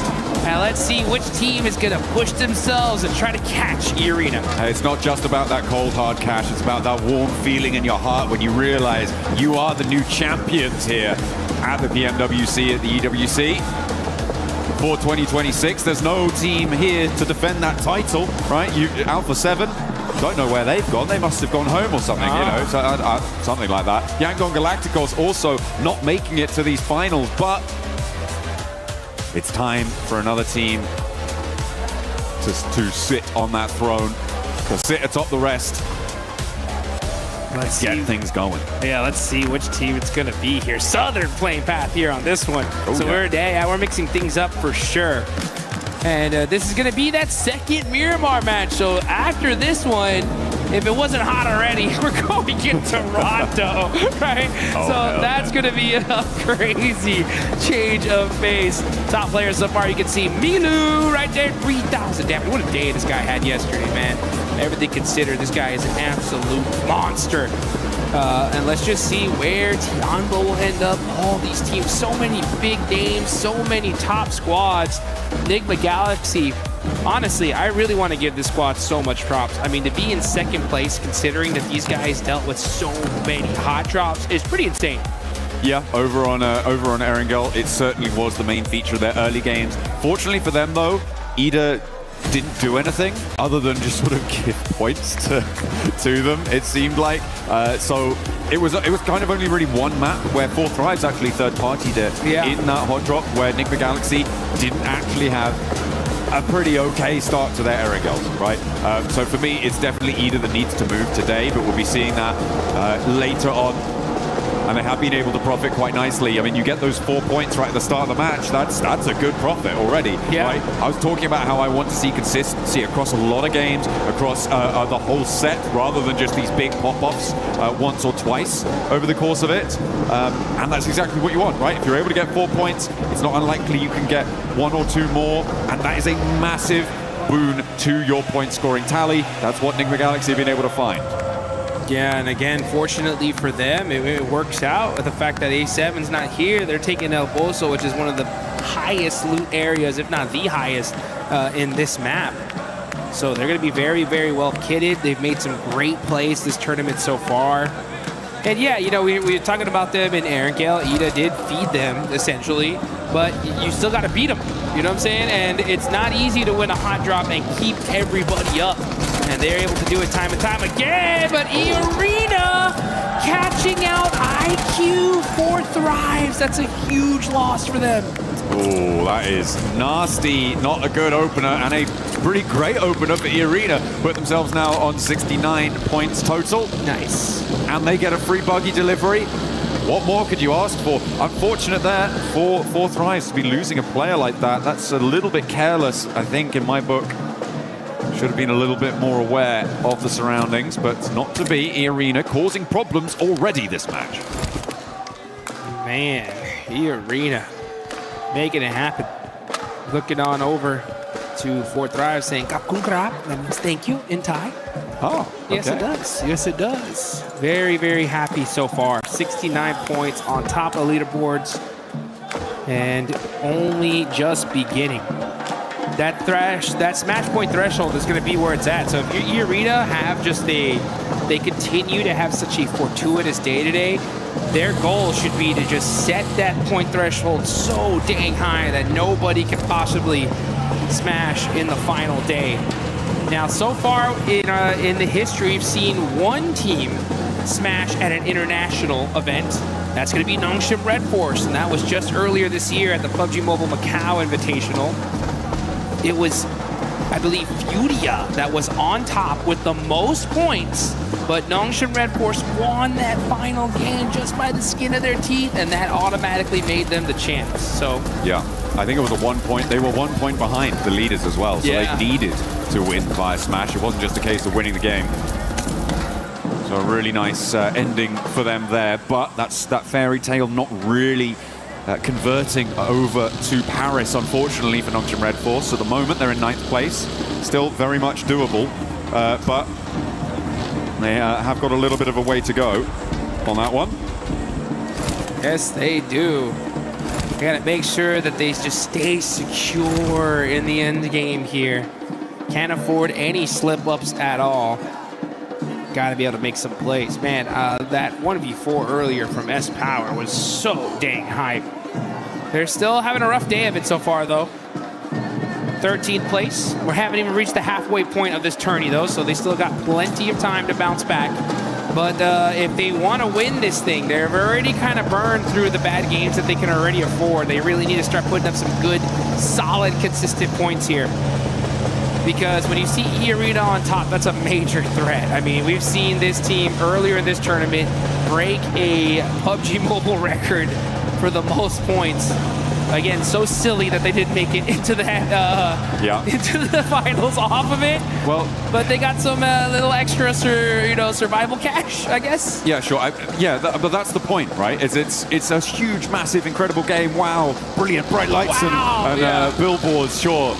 But then they weren't able to do much after that. So it was a big fall off coming through from E-Arena, and to that end, they didn't deserve to make it straight to the grand final through that. So to be able to come through survivals, fantastic. Okay, now they've started to really up that game, keep that momentum going.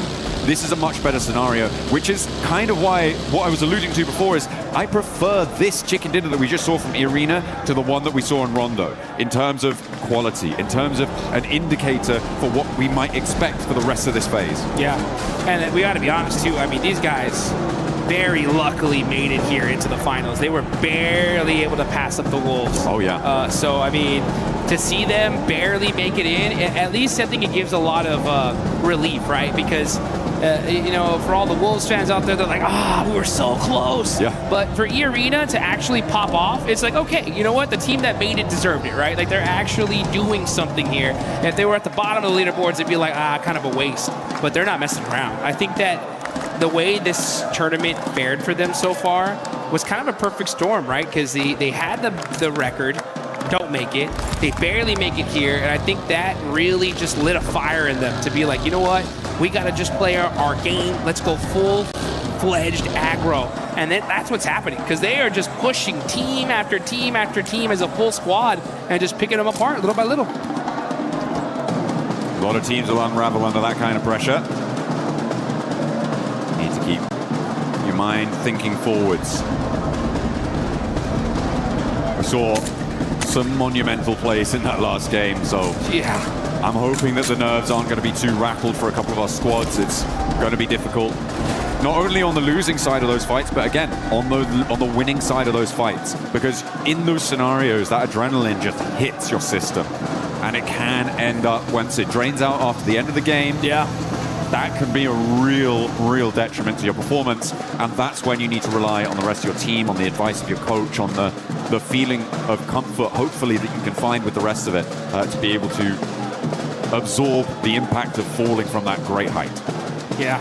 And okay. Well, speaking of height, right? The zone goes all the way up to the tippy top here. Going back. Yeah, near Crater Fields, near the Hacienda del Patron area. We just saw this circle not too long ago in the last match. So teams are going to be trying to take a similar spot to what they had here. Arena like, yeah, why don't we go to that same spot we were at last time? We won from there.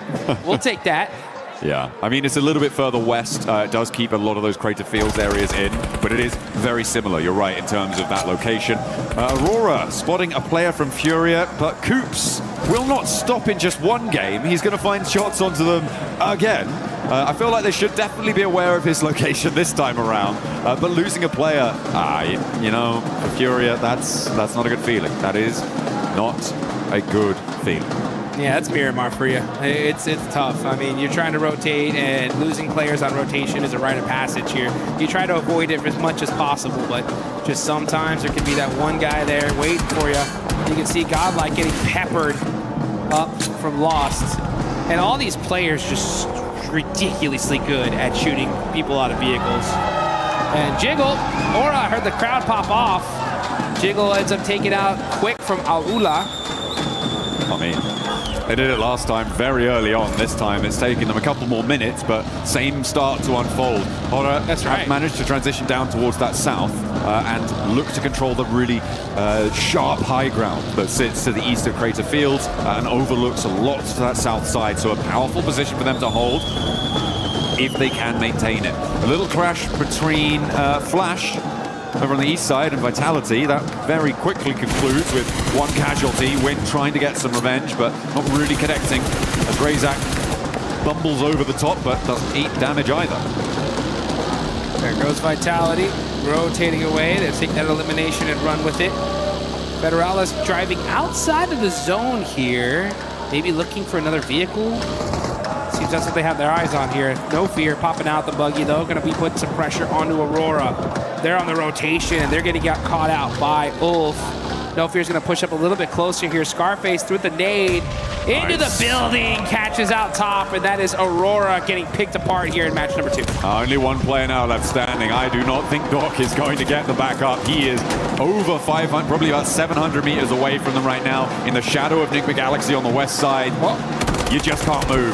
This is an easy set of flushes coming through. Ulf have got this roadside compound. They got quite a decent amount of cover. It's Horror who sit on their northwest across the road, up on that high ground. So for them, for Ulf, I'm feeling like they're fairly safe. This next circle might put more pressure on them, but being as central as they are, it's unlikely. Yeah, they're sitting pretty. They don't pretty much have to move very much at all. And yeah, they don't have to move at all here with this next circle. Vitality, though, over there by water treatment, are going to have to push on in. Near Nongshim Red Force on the south side are going to have to get into some battles here very, very shortly. And that's just because Nongshim always land on that southern end. So a northern circle like this makes them late to the circle.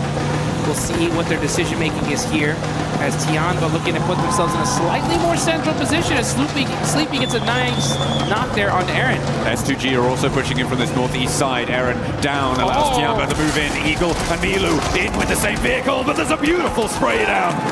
What a response coming through from Solus, holding in the face of the push. QZ wants to try and turn it around, but Solus has more left in the ammunition bank. We'll find a third. Looking for now the last player of Tianba. QZ with the M249 is being hunted. Ketch steps into the fight as well to assist his teammate, but there is still more to do. QZ won't go down, but he finally falls, and Solus stands in the face of Tianba, says not today. Not today, indeed, as Ulf with a beautiful stiff arm onto Tianba. And oh, you can see the pressure is on. You can see the player Gavin Ketch relieved after that one. What a play from Solus, though, to be able to shut him down. There you go. Tian bounced out of that compound. It was not to be. I mean, what a lineup there. A little bit wayward on the crash. It felt discoordinated between the two players in the vehicle. Not quite what you want to see from Tianba. I don't want to say lazy. I feel like it was being harried by Horror with the off angles there on the northwest side. S2G were putting pressure on the back of that, and it became a little bit too chaotic. They couldn't quite find their way through it. There was no way that they could navigate that storm, unfortunately. But for Solus, that is a monumental clip farm. Not quite a 1v4, Jukes, but it was pretty damn close. That's as close to a 1v4 as it gets here, folks. I'm telling you, big plays coming out of here in the finals. Axel getting naded up pretty good, peppered by Al-Ula. Let's look at the replay here. Solus with these headshots. Taking out that duo. And still finding himself good movement here Yeah, as soon as he sees QGZ, comes on out, pops a nade on accident, and gets the knock. Oh, okay, What we're a back play. in with Alola versus Vitality. One over the top, looking for another as well. There are 3 players alive on side for Alola, but there is damage pouring back over towards Vitality as Razy now and Axel have to step into the fight to try and keep this one going. Razak gets shut down though as S2G are flowing out to third party on the north side here. Kamikaze, Solke, both moving into position. Lost is out on a north wide flank too. Axel trying to find some high ground here, trying to find an off angle. Razy just forced to just run out in the open, no vehicle to his name. Trying to be able to help out Federalis. Federalis is knocked, and it looks like he will be thirsted here because this is taking a long time. Meanwhile, S2G decided to just back things up. Say, you know what, we don't want none of this. This zone going down south. Let's prioritize that instead. And Razy is going to start crescenting that hill. Can he spot out one of these players of Alula? He sees Rep. When he's going to take that shot? No, does not see a good sight line. Decides to back on up. Yeah, it doesn't have the team shots to be going, well, doesn't have a team to take shots with. Is more accurate here for Razy. You need to be 100% sure that you can lock down a knock or maybe even a flush. Ida getting rolled down by Orangutan there. Nicely done, but there's still a little bit more to do. Ida being devastated yet again.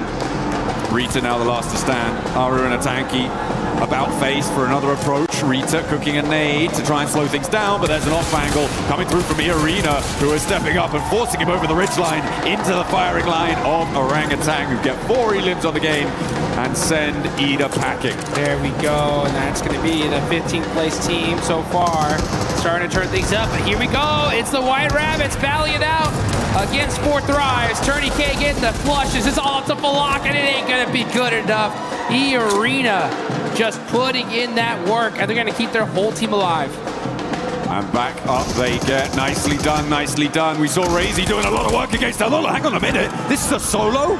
A solo against Alola on the north side? Where did that come from? Razy's popping off on the north as a solo. 3 eliminations. Razy putting the points here for Team Vitality. The Indo squad looking good here as they're going to be pushing into this next zone. And we're looking at this next circle as it is just south of Crater Fields. You got OG on that southern end right next to Arena. That battle should happen out any soon. And now you got Enigma Galaxy right next to Nongshim Red Force as well. Let's see how they're going to play this out. Coop's got that Mini 14 looking for that long-range headshot. I'm also looking at S2G on the northeast side of the circle right now, Jukes. They have to push in, and as a 4, do you go in the shadow of Horror, or do you try and sweep down and push past Flash? But it is a difficult approach for S2G, and they do not have long to make that choice. I feel like they are committed much more up to the north edge and could potentially challenge Horror on that northern side. Let's see how this is going to play out. Schwepp's got the high ground as well. This is still only stage 4 here, folks. Admino does get knocked, though, from Godlike and flushed. So it's only going to be 2 players up for the side of Godlike. OG in the same boat with the duo. Driving around, just trying to get a little bit of intel. Dawkins nearby. You got to watch out for that. Meanwhile, Aura from the high ground are trying to catch S2G out on the rotate here. Sleepy is able to put some suppressive fire, keep him away for now. Kamikaze's buggy is smoking, and he's going to get popped out of here by No Fear. Oh, that is a scary sight. Pressing the ridgeline, No Fear. Spiking the heart rate of S2G as they try and make their way in. They did have to make that choice in the end. But moving in, they've managed to get 3 through. And into a position which is at least tenable, but not really super beneficial to their long-term prospects. In the circle, though, which is good. Not the same can be said for Enigma Galaxy, Arena, Flash, Ulf. These teams going to have to move when the time comes. So, a good result, but if they keep getting picked apart with Razy still doing bits. Hang on a minute, no, that was over the sky. So, Horror are suffering. This solo long ranger on the north edge, Vitality, letting us know. Okay, this is the replay of the 1v, I think 3. Yeah, there we go. Yasser catches him out as he pops out the vehicle. And then, pow, beautiful use of that ridgeline. Razy just picking apart Aula. Those mistakes, man, making it look easy there. Yeah, that was pretty clean. Swaps out to the bayonet as well for the final moment. I wanted him to run it through there a little bit. That would have been the coolest. But you know what? You're looking pretty cool already. Razy still with a knife fixed to the end of the barrel. Yes, indeed. Let's see what Razy can do with it. He's going to be holding on to that AUG as well. No Fear up on top of the hill, doing a good job of applying that suppressive fire on these teams trying to find a way into this next zone. Oh, Crazy. Soaking up the points as a solo here for Team Vitality. I mean, since he's been a solo, he's gotten 4 eliminations. He's weakened Horror's hold on this northern side as well, Yeah, which I think is a really big factor here. With 4 players, Horror are basically unstable.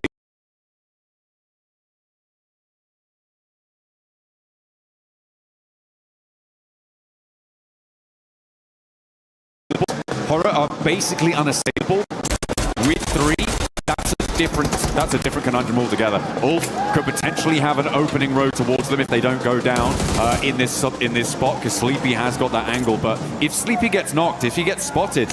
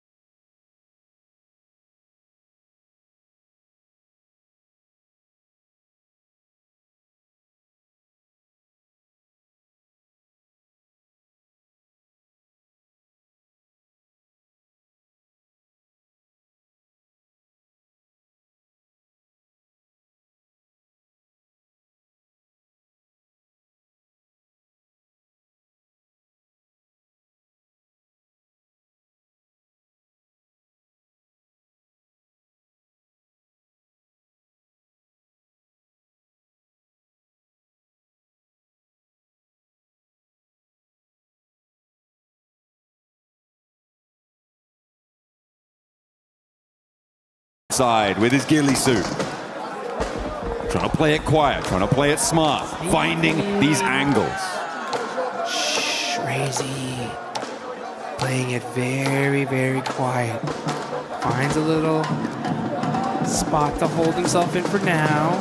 But he's oh so dangerous. He's got that ghillie suit in the desert. Not quite the best camouflage he wants. Yeah, it's the green one. Not great. It's the green one. But you know what? He's looking to get that green for his team. And this is how you do it right here. Staying alive. Just, you know, able to get some confirmations, some sneaky confirmations on some knocks. Soak up some points. Meanwhile, S2G got a little car wall set up here. Oh, Furia on the move. Silence up and to the ridgeline. Jiggle will be aware of it. Razy completely hidden from Furia's radar right now. Operative word being right now.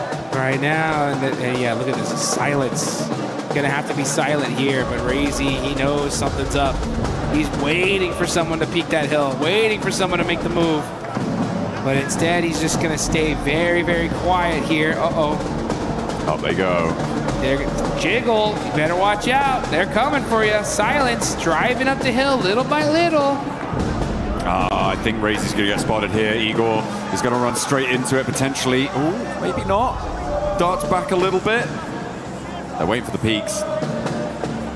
This negotiation on the north side is tense. S2G isolated right now on the southeast side of all of this, sort of all just playing in the same spot. Looks like they're trying to start to move out now, which I like. I think it's the right decision. And we've got solos from Aurora, solos from Ulf, as well as Orangutan. Atanki may be the first of those to go down, but does take a fair chunk out of Lost before he goes out. Put some damage on the board. S2G looking to clean this up here. They definitely need a win. They're in 12th place. Win will definitely put them in a good position here for the rest of the day. Furia, the same boat. Let's see who's going to take this chicken dinner, though. Aura rocking a 2-1 split with Jiggle on the absolute high ground here. Don't forget about Doc, though. Aurora all by himself. He's still there. You can see him. He is just holding that spot and starting to soak up some placement points here. Only 6 teams remaining. The thing for Aura right now is that they know there's a solo on the north side, which gives them a little minor advantage if there's going to be a third-party fight between them and Furia. Raze's angle might not be known. S2G take a shot from Eren, who is their solo from Ulf. And Eren finds the flush as well. So S2G now down to 2 players. Jukes, there's a lot of solos here, but they aren't without their opportunity. Yeah, that's for sure. They can win this whole thing if the timing ends up perfect for them. You can see nice shots there from No Fear. Oh, instant confirmation too. MSG's really hurt. So he's going to throw the pan there. Yeah, no. that would have been nice Pulls to say, the pin on the nade. Take some of this. How about some of that? Long nade. Not able to get the finish. And it looks like S2G should be able to get the reses here. Does he have a Molotov for another nade? Because I mean, he has the high ground. He might have the arm to get there. It doesn't look like they're going to go for it. The res likely to be coming through now. For S2G to keep themselves alive as 2 players. It's Razy that I've got my eyes on still. From Vitality, he's gone so far. From such a distance, Eren, most likely the next solo to fall. Igors has flexed out and is very close to Doc for Furia. That could be a dangerous spot if they're caught unawares. Oh, he's hopped out as well. Doc might just be able to get away with a free elim here. There's a nade in his hand. This is not where you want to be for Igors if he doesn't hear this pin. If he doesn't get out of the way, this might just be a free knock, but he's into the vehicle again. And I think he's read into it. He's up into the wall now. Doc has to hold his little shack out in the open. Silence and Furia just waiting for this fight to happen. These guys are going to wait up to the last second here. The zone is closing. Okay, Jiggle backing things up, and he goes right into Razy. Gonna have to make a play. Great headshots, but Sleepy, great teamwork there to be able to shut him down. It felt like that was the opportunity there. Jiggle stalling on the buggy slip, but just didn't quite finish off that spray. And the backup from Horror, of course, they did know he was there. As I was saying earlier, after losing a player to him was good news. Oh, another solo goes down. That will be the final solo out. So we are playing 3v3v2 as Furia in with a chance here to put that chicken dinner on the board. Same story for all 3 of our teams. I feel like S2G are the most suppressed in their area right now. Yeah, but they're suppressed on the leaderboards too, right? So literally all these teams desperately need this game. Gonna be big points regardless.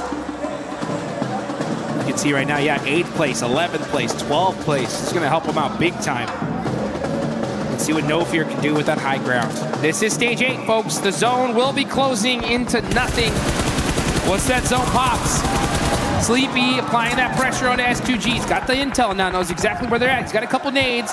Gonna go ahead and use that high ground to try and get the shots. But some big shots on the Aura. That's No Fear eliminated. That angle being gone is critical.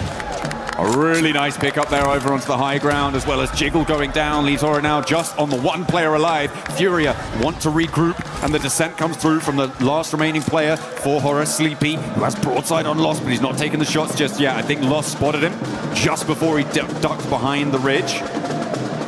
And he has to drop down a little bit further to be a bit safer. Spots Lost, gets a headshot, but doesn't quite get that full-blown knock just yet. And then they roll. Sleepy finds the other, though. He finds his teammate, and maybe a 1 versus 2. But Furia now sat with their players rolling across the open zone. And Sleepy finds another. 3 players now left for him to deal with. But there's a P90 outside. He's behind those trees. I don't think it's going to work. No, sirree. Brazil able to find the chicken dinner here. And Furia fight back. It's about time. We knew that chicken dinner was only gonna take a little while, and it happened to be just 2 matches here into day number 2. So Furia get the win, and the crowd is pumped up for their team here. A huge, huge win for the side of Brazil. Absolutely beautiful stuff. I think it was 9 elims towards the end, something in that region. It's a massive jump for them, as we talked about, on these longer game sets. 18 matches, a game like that can really give you the foundation that you need to jump up to be in contest. With E-Arena going down fairly early, with Enigma Galaxy going down fairly early, a couple of elims on side for these teams, but that is going to put a dent in the gap, and that's exactly what you need to be doing. Keeping that mindset on side of every single game, the points we profit, that is one step closer to the title. That's exactly what it is right there. Nice play, though, from Sleepy to be able to get that 1v2 on S2G. Gets a couple more points on the board and some extra placement points as well.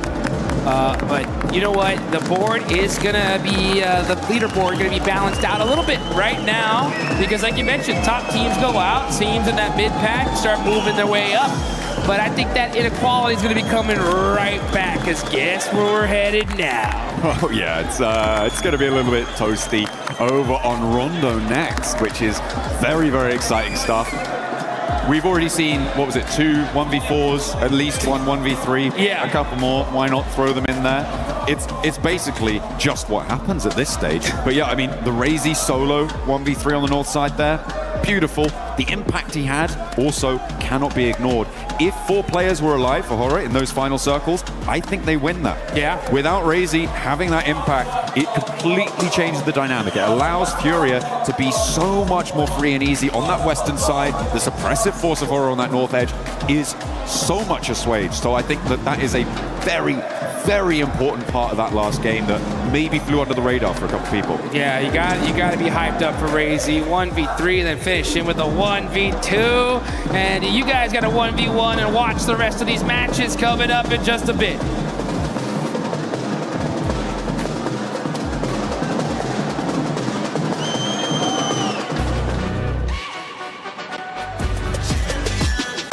This ain't no regular thing. Came for the ring, you know what I mean. You see my name in the lights. Better get right, I'm champion.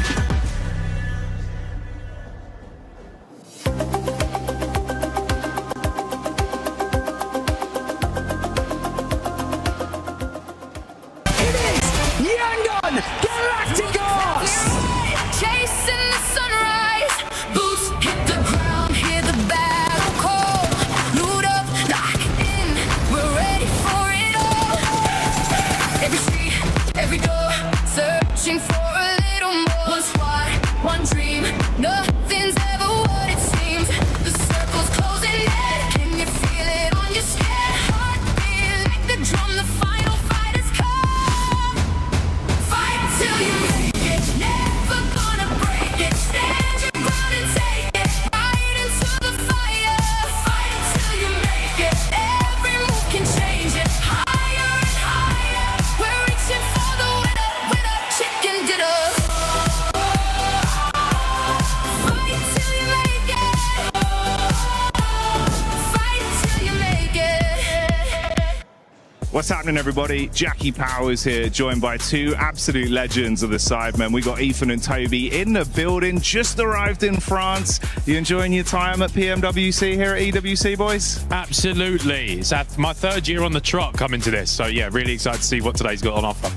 First time here in France, so actually we're really excited. What, just generally first time? No, not generally, but this in France. Normally it's like in Saudi, but here in France, it's exciting. You enjoying it though? Getting on with the vibes? Bit different, right? Yeah, we got in early on the train this morning, so took a little bit of waking up, but I think we're into the swing of things now. You always look fresh. Both you do. You've come out giving it. You got the style on the go, so I can't complain, boys. And there you go. You're showing us up. Yeah. Can we get a fit check, please? Fit check. Great. Hey, look, you look unreal. Beige. The turtleneck, he looks amazing. The watch strap, look. Wow.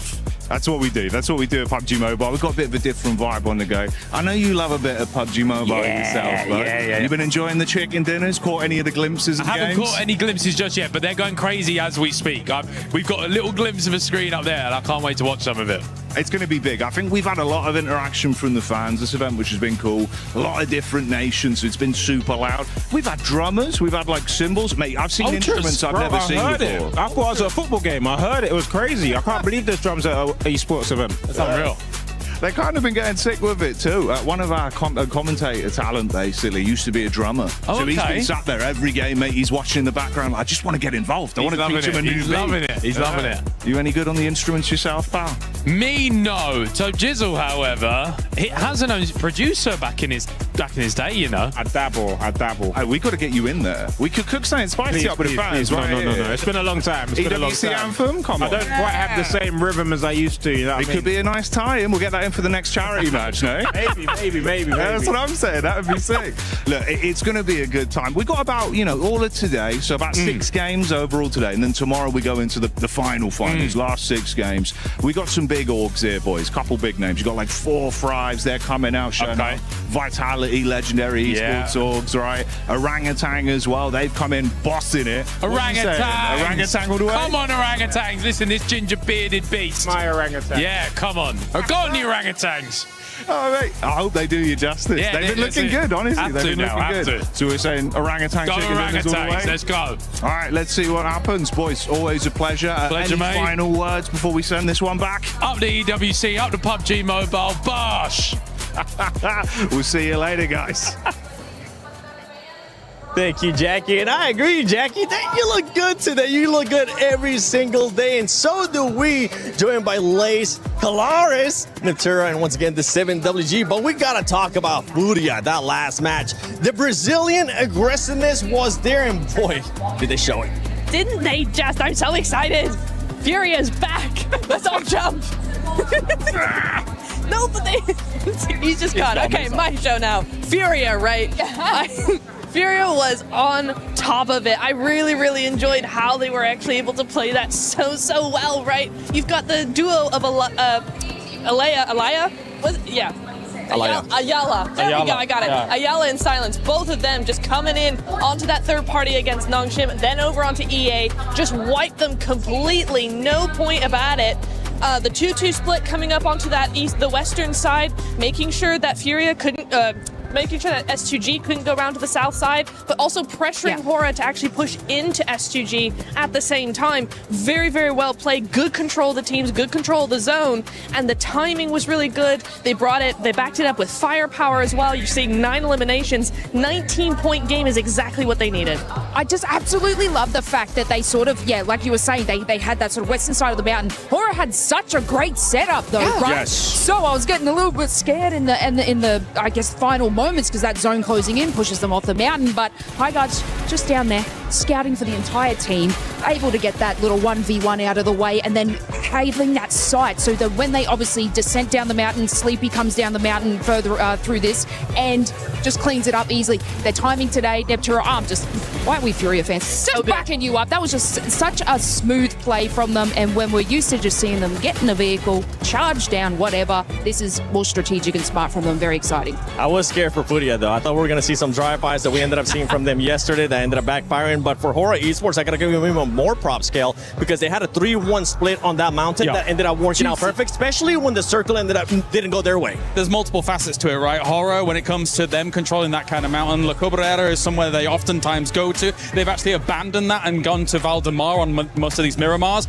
They had to abandon their loot phase quite early to make that extreme wide rotate based on those sort of shifts that were going north to get onto that mountain fast. And I think they really understood how to hold down on that location well, to the point where they were having to deal with certain circumstances that they didn't want to have to, like trying to cordon off Ulf as they're trying to move forwards as well. So an very impressive game here by Hora, absolutely. It is. S2G as well, being able to collect some points in this last match too.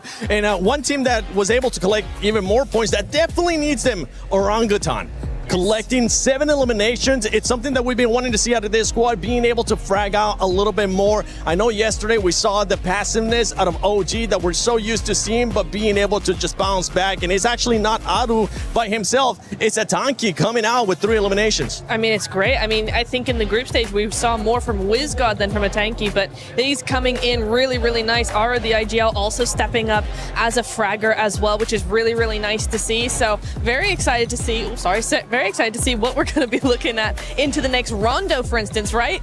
Getting the that momentum on the Miramar is like 7 eliminations on a Miramar already. What's Rondo going to be holding in store for them? Feels weird that we're doing Rondo, not at the start of the day. It does, doesn't it? But anyway. It's like, okay, well, midday. Mid-Rondo. Mid-Rondo. It's a mid-Rondo. You know what it reminds me? I said it earlier and I'll say it again. It reminds me when we used to have Sandhog at the halfway point. Oh, yeah. Where teams that weren't performing well, that would kind of use Sandhog to just spark up their day. But talking about Rondo, let's look at the top teams right now from Rondo. You got Enigma Galaxy up there. Aurora Gaming so far really hasn't had the best start to the day, especially when we're looking at the Miramars. But going into Rondo, we saw what they were able to do yesterday, and I'm hoping that Aurora is going to be bouncing back here. Yeah, you'd like to think so, right? I actually do think that there's definitely been lulls in some of the performances internationally as well, and obviously this team for a long time, when we were that alpha gaming, etc., and things like that, everyone was hoping that eventually they'd hit it big, eventually be able to get one of those big titles. Actually, coming into that day one, I thought to myself, wait a minute, is this the time? Is this the time Aurora Gaming actually finally makes it happen? Because they were able to be up towards the top. They've slipped a little bit, especially with the arena looking as well as they have done so far. But mate, there's still a chance. There's still hope. Yeah, for Aurora right now, 34-point gap. So I am hoping that we're going to be seeing some insane gameplay out of them, especially going into Rondo. We have seen E-Arena put up 29 eliminations. Can anybody get even close? We saw the aggressiveness out of Furia with the third parties too, but we got to talk about Enigma Galaxy been performing well as well. And what I really enjoy about Enigma Galaxy so far is the way that they've been getting those placement points outside of their win. You can see them being able to be consistent.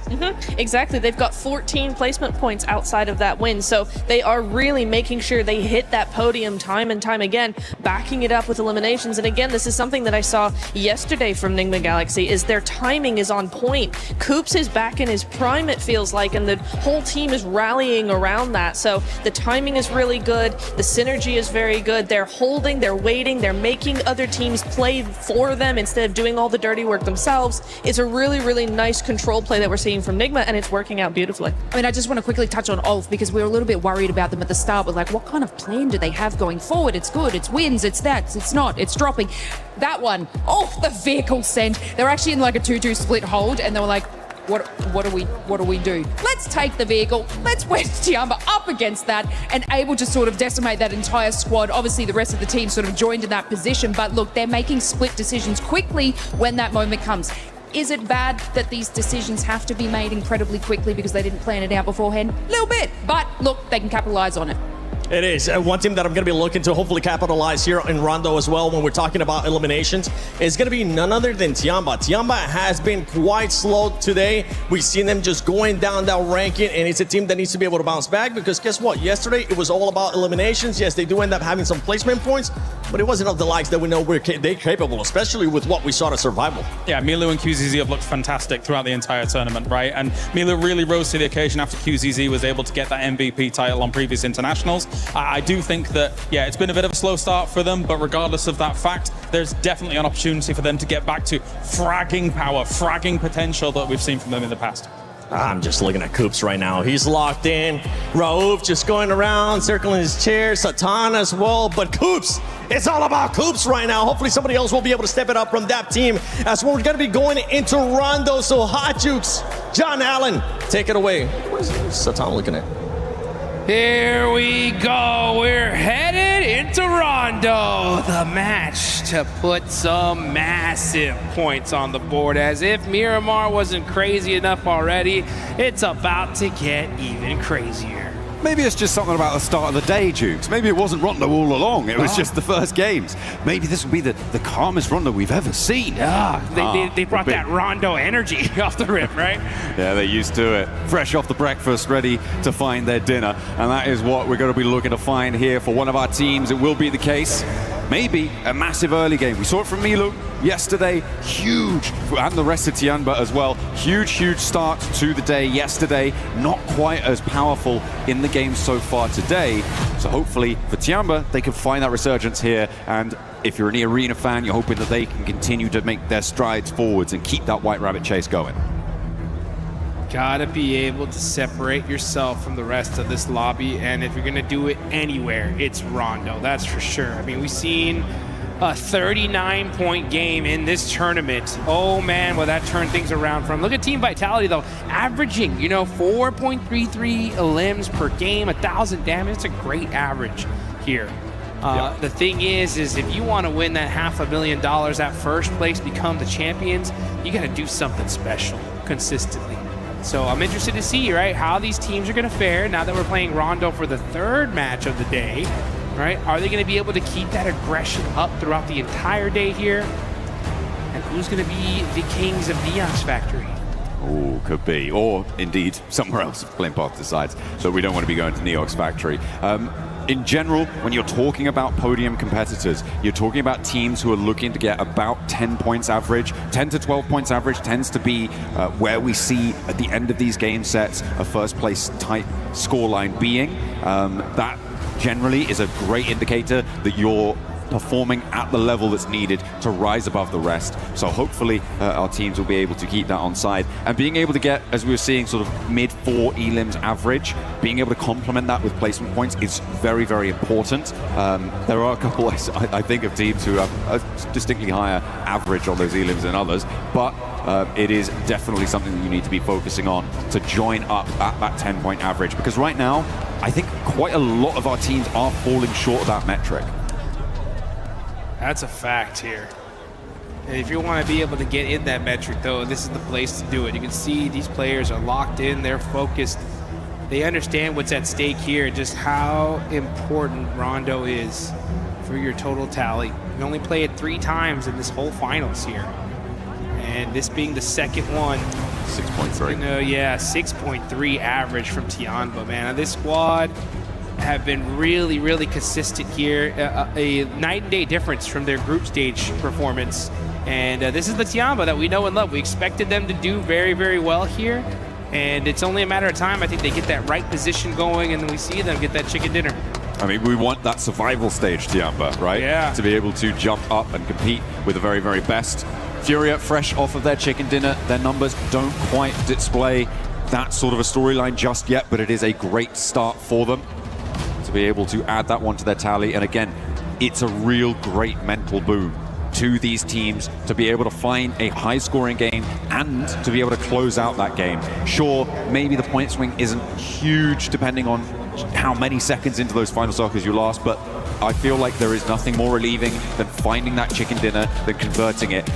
Even if you ignore the 4 extra points you get just on placements alone, it is a massive mental fortitude booster.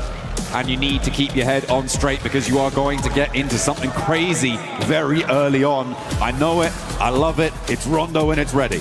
It's ready, these players are hyped up, they're ready to go. I hope y'all guys at home are ready as well because man, this is just getting started.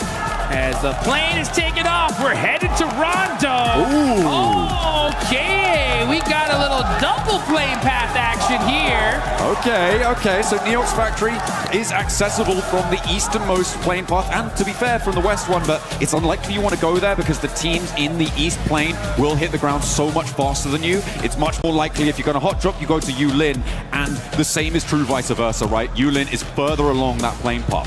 What this is going to do is split these hot drops up. It's going to make them slightly less chaotic, Jukes, but more teams may want to go for them because of that. Yeah, and those teams that normally like to go to Neox Factory, if you're in that other plane, you're going to be there late, so that's going to put you so far behind.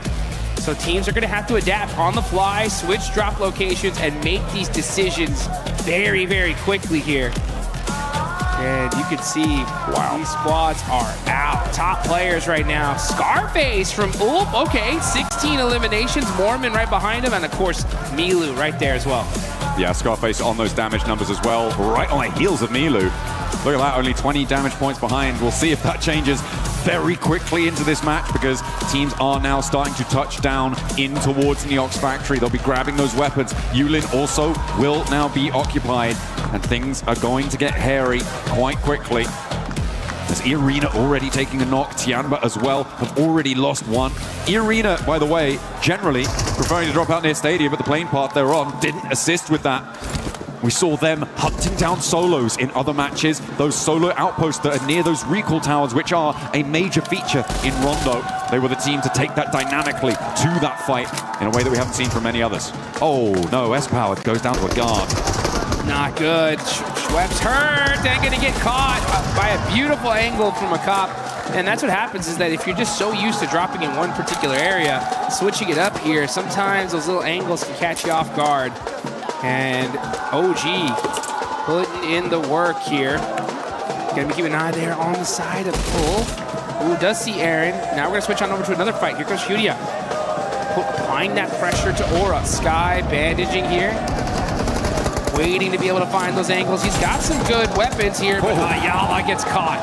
A nade forces Sky to reposition away from the corner. Does take a little bit of damage, but that'll be okay. Remember, the recall towers here in Rondo allow teams to get their players back up and alive, so early fights are the norm. Silence rolling around the edge of this corner, trying to suppress Sleepy, but the UMP in hand gives him a little bit of confidence, and the nade to back it up. Flings across his sightlines. No Fear does go down on a trade, and now Ayala's looking to break wide to change the tune of this fight, and looks for more with Chief at his back. Sky on a sliver of HP just about finds the retreat, but there's a re-engage around the corner. Chief would have had that, but he ran out of ammunition. Now he's going to have to make a play. Ayala there with the assist, and great work for the side of Furia. They're going to go ahead and take out Aura, put some early points on the board, and they should be able to pick up Silence here. Now they're going to start laser focusing towards the side of Four Thrives. Four Thrives creeping in on this one. A little late to this third party, and now they're going to have to battle a pretty kitted and well set up Furia. Four Thrives, they got some loot on side as well, though not too many nades. In fact, no nades for T24. Neox Factory's been popping off as well. I think Ulf bore the brunt of a lot of damage pouring on their way. You see some elims coming through from Orangutan. Doing bits, but ooh, okay. Ulf may have a little bit of vengeance here, as Eren is still in the firefight. Tianba with their position on the south edge. Spot Tizzy sending away, but Tizzy wants to re-engage on the door frame. It's not going to work out well for the first spray, but suppresses the angle. QZZ with the nade cooking. Drops around the corner, but Hyunbin evades the damage. Motion Red for super aggression here. Looking to get some of them early eliminations. Hyunbin with a laydown, wide on the open! Oh, what? Catches QZZ with the spray. Just keeps that suppressive fire on that window, catches him on the re-peek, and a great turnaround there. Two superstars battling it out. Now Tizzy, oh, look at that instant peek back. These angles. Youngship Red Force so good at these CQC angles. Man, and Hyunbin putting in the work, forcing Tianba to have to do a full res on their team. Getting those flushes nice and quickly. Nongshim Red Force with 2 elims. They're up to 4 now. But they've got another team to try and deal with. Orangutan sidling on into the fight. Tizzy using the bus's cover. There's a nade from a tanky, but the pin goes back in. And Eren, the solo left in the situation for Ulf, is going to find the backlines for Orangutan and slow their approach towards this Nongshim outpost. The 2 players they've got there can just live a little bit longer, but a tanky keeps the pressure up, and Orangutan keep marching. Man, great movement from the side of Tizzy and Hyunbin. They are outplaying so many of these players here. So good at this urban fighting. Their peaks, their timing, just impeccable. Wizgod, though, with that nade, looks good. Tizzy jumps away and gets peppered only a little bit. Pulls the pin again. And you can see they're utilizing those doors so well. But how about that nade? That one looks good. Ooh. Tizzy jumps away from it once again. He's not falling for that one. I like the attempted utilization of the smoke to stop the vision on the nade arc as it was coming on through. But Tizzy read that one nicely. Knew exactly what they were going for. That nade doesn't connect either. Still has a couple more. The shotgun around the corner. Steps in for it. Wins the trade. And immediately Eren snaffles that point away for Ulf. He's up to 3 elims there on the inside. This guy's doing bits. The rest of Ulf are happy to hang out near Danqing on that south side. and let Eren roar over in Neok's factory, because it still has yet to conclude. Aurora, I think, still have a solo in that spot as well. And Eren does finally go down to Godlike, who have rolled up into the fight in Neok's factory. A late approach as they were forced away over towards main ramp. Now you can see T24 trying to find some angles here. Zypha, ooh, quick shotgun here. He's got the right-hand priority. He should win this. He does. Catches Ayala. And now, shots happening back and forth all over the place here.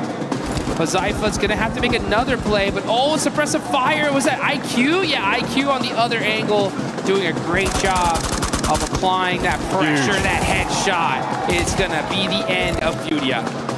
Furia, though, well, in this location. That's correct, yes. Igor's on that south side, very far away from Yulin right now, means that they can get that full reset. The recall towers are still available, and at the moment, only one player is completely down. I think that's about to change as well, as Admino gets back to his feet. Aurora with top.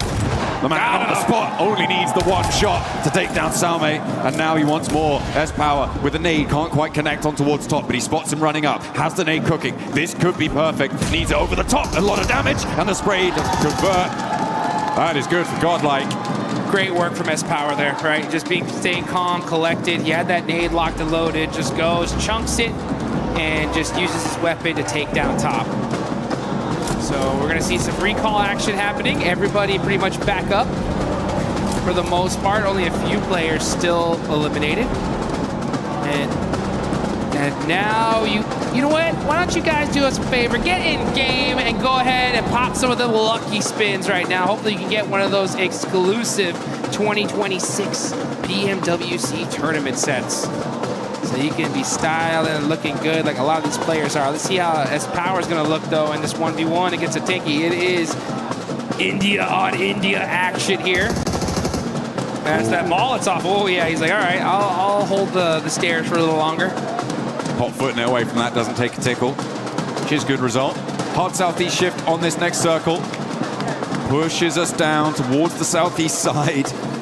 Keeps that northern area above Hongshan in the west of Danqing as well. Ulf, very happy about this. I think their hill there is probably going to play quite well for them, I think, Jukes, and that is a great result for them, given that they're in third place right now. Arena in first place. They haven't had an impact on this game so far. They were pushed away very, very quickly. Possess Power holds the corner, but yeah, there's a third-party angle. Well, a second player on the opposing team angle coming on through. That should be, again, still recallable. Manya may opt to go for the recall on the forward position so that he can bolster that and let the back two from Godlike move in behind him. Yeah, S-Power was like, 1v1 me, bro. And they were like, nah, not today. There's money on the line here. We got to make this happen. Now looking on over the rest of the fight, though, we got Vitality, end up holding a building here. They're going to be popping some shots on over to Enigma Galaxy. Satan trying to drive away, trying to be able to survive here. Lord in the same position. Enigma Galaxy on the bold rotation. And Satan does end up getting caught and eliminated. Very messy now on the western side of this circle. A lot of teams forced into a fight that is unfavorable for a rotation that leaves them exposed. We're seeing the results of that now. The recall tower on the south side of the circle, currently under control of Nongshim Red Force. Looks like Godlike may have their forward position on one recall as well, I believe. So they could look for that. Actually, it might be Arena who have got control of it out on the east side. In the meantime, 4 Thrives, with their 3 elims so far, have a position near Yulin. You can see these teams just starting to get set up here, getting ready for that late game. This is so critical. This is the map to put some points on the board. OG have 5 eliminations. Aurora have 5 as well. So a great start for a few of these teams. Now it's about how you're going to end. I think the Galaxy down Satan on that rotate. They do end up finding a spot in this next zone. Pretty central one too, just a little bit on the southern side of it. But we never know where this next circle is going to go. I mean, Ulf really have got a brilliant position here. They've had a while to establish it as well. On the hilltop that they have so much control over the surrounding area. They have vision every single direction. Everybody else just trying to play in their shadow at the moment. Arena managed to push in from the east side. And 4 Thrives continuing their hold on the southeast point of Yulim. Doing a little bit against Al-Ula. Godlike suffering once more at the hands of Orangutan. And E-Arena are actually pushing up to try and third-party split that fight on the north edge and maybe hound down Godlike. Godlike trying to hold on here. Southern Shift. Yeah, indeed for a lot of these teams. S2G, 4 Thrives, E-Arena, not liking that one. Now there's Godlike. But Furia, they'll take that all day long. Possibly even looking for a back-to-back chicken dinner here. As Aurora, though, that's going to be the team they're going to have to fight because Aurora's going to be pressing into that hard shift side location. Tianba, QZZ knocked. Doing a great job of being able to throw down those smokes very, very quickly here to try to pick up their superstar player. Coops trying to catch some shots into those smokes.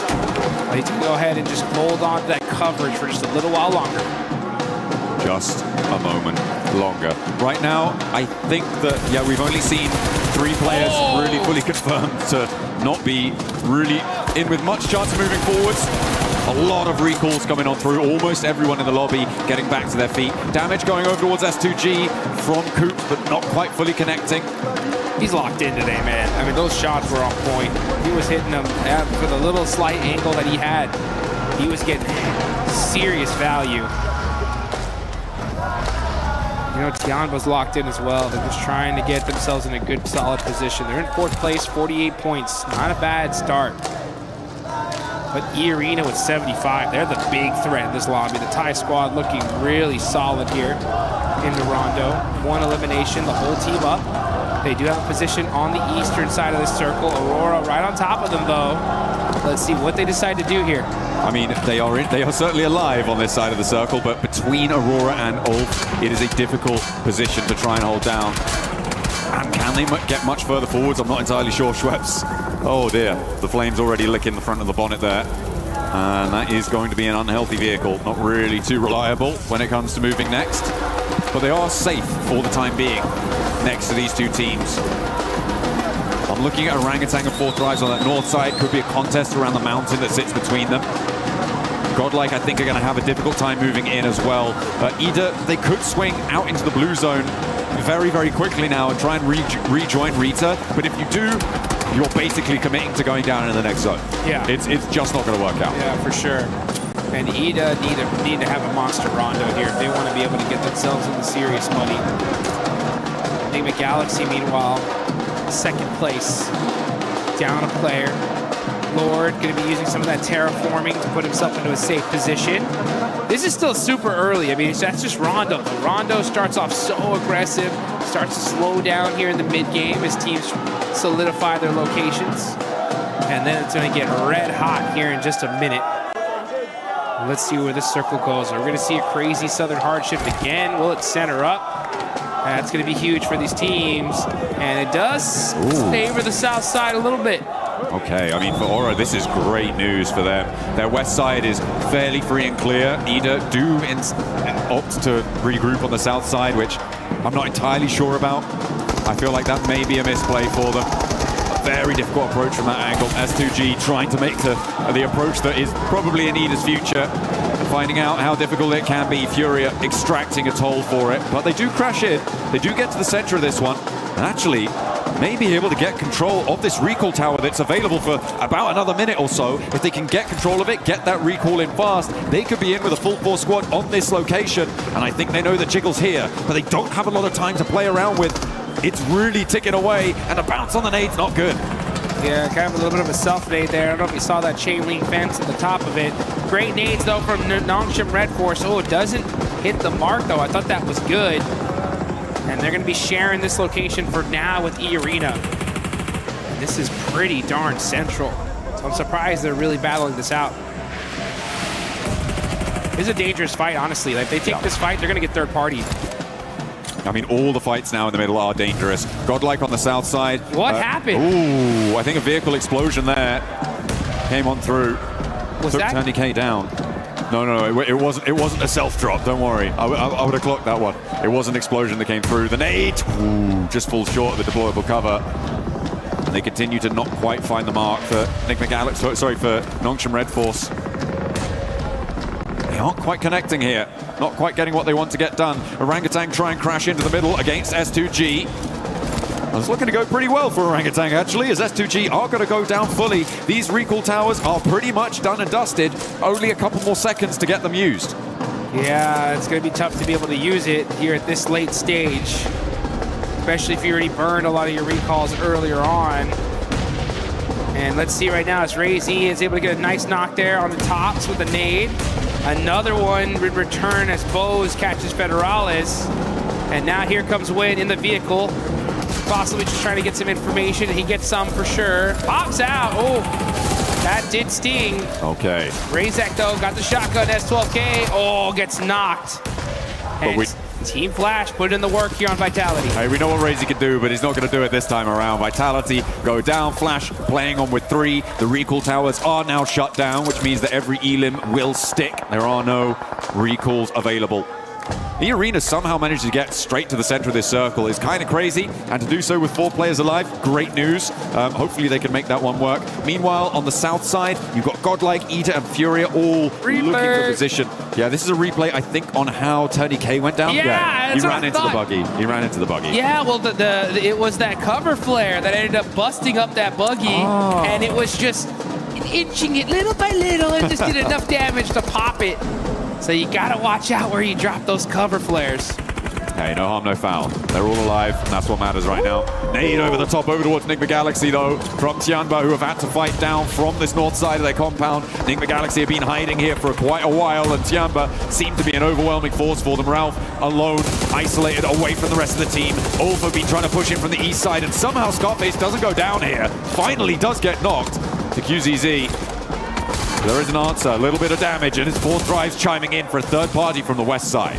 QZZ getting caught out by Ulf. And now Milo getting shot in his back from 4 Thrives. Tianba now are fully pinched. You got 4 Thrives looking at one side, Ulf looking on the other, and this is all outside of the circle. Disaster here for Tianba, who are looking so strong in this game. Gonna have to fight their way out of this position. A lot of movement now necessary on the northeast side as well as on this south edge, and this is what I was worried about for Ida. They managed to get a couple of elims on the angle, but they trapped themselves behind the water. Wrapping around that one, it takes so much wind out of your sails. You just don't continue that speed. You don't carry any momentum in towards the circle. And they found out all about it. Furia were a roadblock for them, and they may have dragged Furia down with them, but for Emre, he's now got so much to do, and he's going to crash probably straight onto Aura, and almost certainly going to go down here. I'm so surprised he hasn't already fallen, and Emre just sneaking his way through. Tianba on the drive-in now. Gonna have to force to just fully send it onto the middle, but they are getting beat up here. Sacrificing players one by one. Milu, with a bad drive.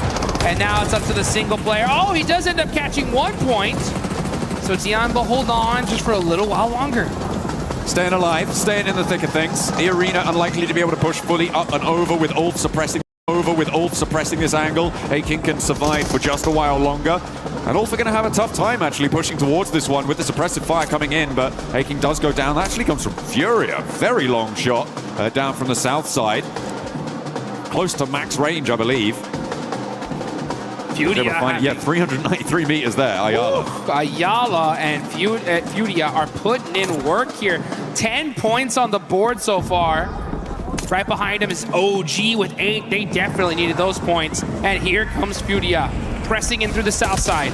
Moving in little by little. Making sure that there ain't nobody near them. Aurora with the western high ground as well, this mountain. Giving them a lot to work with. The position held previously by Aura, but they decided to commit instead much more central onto the west point of the compound that sits central on this circle. It's gonna be a big game for Aurora this position. I mean, it absolutely could be. Given their position with 8 elims, they've got some brilliant oversight.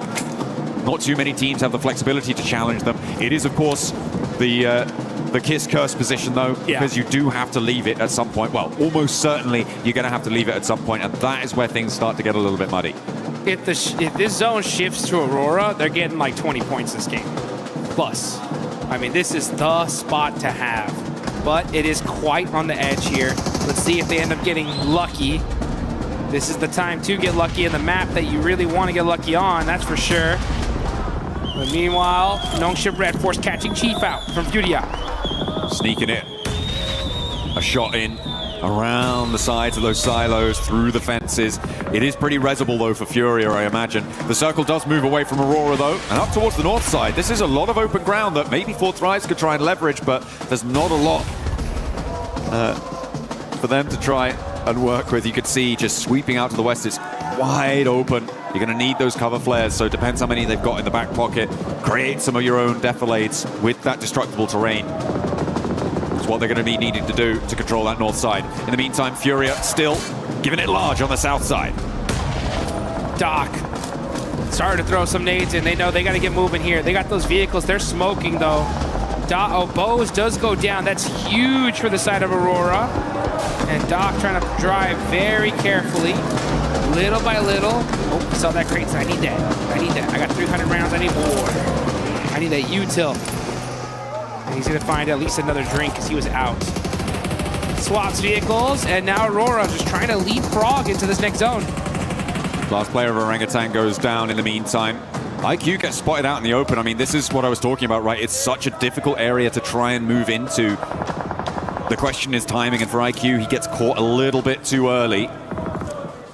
And there's really no cover. But it is such a majority on the circle. If you can establish any sort of position out there, you start to get so much control. And with Aurora still able to use the high ground that they've been playing from, they have great sightlines to control that. But Fourth Rise will be able to move in. Aurora are also going to have to move. Oh, beg your pardon. Have to move. Yeah, I'll tell you one thing, though. This is Rondo, and if you don't got cover, you got to make your own. Use those cover flares, use that terraforming, and make it happen. You can see Ulf with a good, solid position that they've created for themselves. You got Aura on the other end, trying to sneak some eliminations. No Fear going to be laying down, trying to see if he can catch that pixel. He sees him. He sees him. Put some shots, but not able to get the knock. Aurora rotating back in towards the compound, looking to extract more point value from these elims. Tourniquet will be spotted. Zjol rattles him down. And the rest of the team answering with a volley of fire. Emre, by the way, from Ida, still alive. A solo who managed to sneak his way on through. I imagine Aurora should be aware of this position. But we'll see if they deal with it or if they allow him to sit there in their buffer zone. Zjol just getting set up here. I like how he risks it and moved that vehicle just a little bit further so he can cover himself from that angle. The crowd is hyped. They're excited. The Furia fans are going nuts. They see their team with 11 eliminations so far. And there goes Aurora starting to throw some nades. They are in this next circle, so they're just holding the spot for now. Just holding it down. Slowly marching forwards. Nongshim Red Force making it very difficult for them to move up and through this compound. If they can get a knock, if they can open a way, might be an opportunity for them. There's trades back and forth across every single angle. Nongshim also have spots on towards Horror, who are trying to make their way up on the western edge. Oh, it's a nasty ascent up this hill. There is a complete broadside from Hyunbin. He's got that DP, a lot of ammo in the tank, and a big north shift comes through. The circle goes up to the top and away from all of these teams. So all of them are going to have to start moving. Hyunbin, he realizes it. He's like, oh, we're in trouble. We need to just start getting some eliminations here because getting into this next circle is going to be almost impossible. I'm looking at this circle. I feel like it's Aurora and Fourth Rise right now, who are in some ways stopping each other from being the best in the circle and therefore allowing teams from the south to have an opportunity. If this fight concludes one way or the other, which I don't think it will, Jukes, not at the moment, it could be pretty tricky for everybody else to march forward, but it seems like they found some sort of peace between the two. Yes, that's the right play in all honesty. You gotta just throw the smokes in between, but like, guys, let's look down south. Let's get all these eliminations, fight each other later for first and second place, because, oh, this is a feeding frenzy here on the south side, as all these teams are just desperate to try to find a spot into this next zone. Hyunbin up close and personal. He's got the shotgun. He can make the plays, and Nongshim Red Force are putting in the work. up close and personal. Take down E-Arena, the lobby leaders right now, only getting 2 elims there, no placements. A nice result for the teams looking to chase. Ulf, though, in a little bit of danger as they try and sweep up from the eastern side and crash into 4 thrives, but with Cypher going down with 2 players left, actually only 1 player left in action. Igor! It's only IQ up on the north side, and Furia, in the meantime, are sweeping up. Over on the inside of the compound, Ayala on the corner. Dodds goes down to Nongshim as they move out to the east. But Furia now, 12 elims. They're looking for more, and a solo from Jiggle, the only thing standing in their way of controlling the entirety of this compound. Make that 13 eliminations. Furia on a tear. Jiggle up on top, catches out the last player of Ida.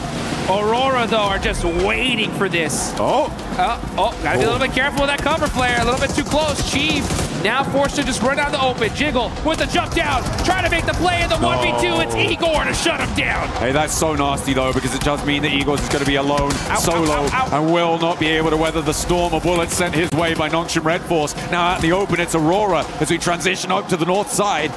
And 4 thrives, I mean, they lost so much on that push forwards, and it's just IQ now. Hazaifa, I don't think you're getting back over to him, mate. And he does go down. IQ, a solo for 4 thrives. 14 eliminations for Nongshim Red Force. 10 for Aurora. Big game. Is a big game any way you cut it. And it's going to be one of these teams that's going to win it. Who's it going to be? It's Aurora versus Nongshim Red Force. Yol gets knocked. That could be the opening volley. But Nongshim Red Force just going to hold that angle. So easy, catches top as well. So just knock after knock, back and forth. That's going to really hurt the utility from both these teams. Reefus, level 2 vest, pretty beat up. Sees an angle though. Hits the headshot onto TC and gets the knock. How do you do it to him, Reefus? Goodness me.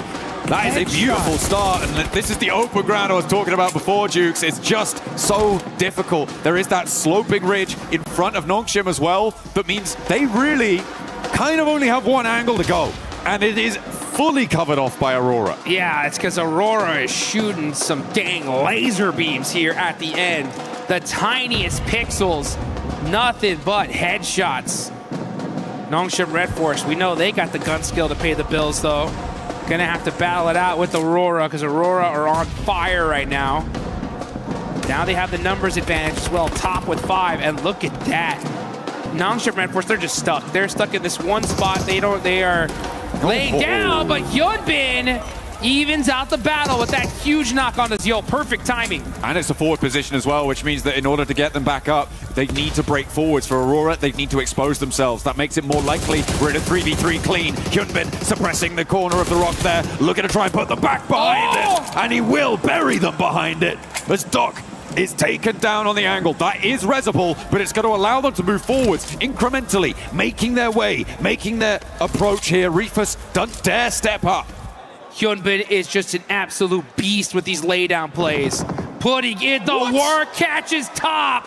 Hyunbin is on fire. Making it happen for his team. Applies that suppressive fire onto Reefus. Reefus cannot afford to get knocked here. If he does, he's gone. He's got the MG3 from the crate, though. Is it going to be enough? A lot of damage done to him. Ziol's been slowly bleeding out. There has been reses coming through, or attempted to come through from Aurora. And they do manage to pick all 3 of their players back up on the forward front. Ziol finally flushed. Reefus dying left and right with the MG3 barking loudly across the open ground, but not going to be enough. It's going to be the knock sent his way, and Nongshim Red Force are giving this an excellent go. Moving forwards, they make it to the rock, and they are just out of range. The nade goes forwards. Only Top remains in the way, and the Molotov burns him. Takes him down. Nongshim Red Force turning the tables on Aurora. Aurora was looking unstoppable, and then Hyunbin said, "Oh, you think you got it, huh? Nah, we got this." Clean execution at the end from Nongshim Red Force. A brilliant exit from that location. It got so messy around those silos. Those compounds really, really tricky, and it's got to be so disappointing for Aurora as well. They don't lose those. You shouldn't be losing those, no. It is really, really tough stuff. But the open ground was so difficult to get in and towards, with 4 thrives being in the way for Aurora. If they'd have been able to deal with that a little bit earlier, maybe they could have had more presence there and stopped Nongshim Red Force from getting as far as they did, but a brilliant oversight on the compound for Nongshim Red Force. The South Korean side managed to navigate that one brilliantly. I mean, that's as fair as a fight as you get here, folks. I mean, I think out of all the fights I've ever seen Aurora lose, I think that is the most frustrating one for them, because they know that we just got outgun skilled. Us, Aurora, the Mongolian super squad. What happened? Hyunbin with those laydowns, making the plays, the pop off, absolutely well deserved. I mean, that was just disgusting. Locking it in with the daps. That's what you got to do. You got to be pumped when you get those chicken dinners on side and on Rondo, no less, with a big elim count. That is a breath of fresh air for Nongshim Red Force, hoping to get another global level title as well to convert from their recent win. Sneaky. I mean, Nongshim Red Force, when they won PMMI, they weren't on top of the leaderboards until literally the last game, right? They stole that tournament. And now in this Rondo, with that many points, ooh, these leaderboards are gonna look dangerous. Yeah, it's gonna be exciting. Remember, E-Arena, Enigma Galaxy, again, going down a little bit earlier. That's gonna close the gaps once more, and teams can start to catch up. It is looking level. And again, it's that marathon style that we've got on today with the 8 matches from the delays that we had yesterday. The 8 matches today are going to test these teams' endurance. We still got so many games left. I'm so excited. This is just Rondo. We got 3 more Air Gales, 2 more Miramars. How's Aurora gonna roar back though? That's gonna be my question. You know, Doc, he did not like that one. They did not like that. Yeah, they were like, there's no way we get bad beat here. Hyunbin, though, I mean, using that terraforming, you can just see for everybody out here that wants to be a professional player, these are the guys you got to look at here because, you know, in order to be the best, you got to beat the best. And Hyunbin, with those laydowns, applying those suppressive fires, predicting where they're going to pick those heads out, hit a few crucial knocks, and he won that for his team. Absolutely, yeah, getting those picks, absolutely crucial, like you say. And it is a really interesting feature. I think it's probably, for me, the most interesting feature of Rondo is the impact of those, well, actually, maybe 2, but the impact of having destructible terrain, being able to carve out those little divots, those little defilades with explosives, as well as the deployable cover flares. I think those 2 features make Rondo so interesting in these late game stages. Yeah. And if it weren't for those 2 features, I don't think either team would have been able to make it towards the end there. There was so much open ground, but they had to close it down, and the team to do it was Nongshim Red Force. We'll see you in a few.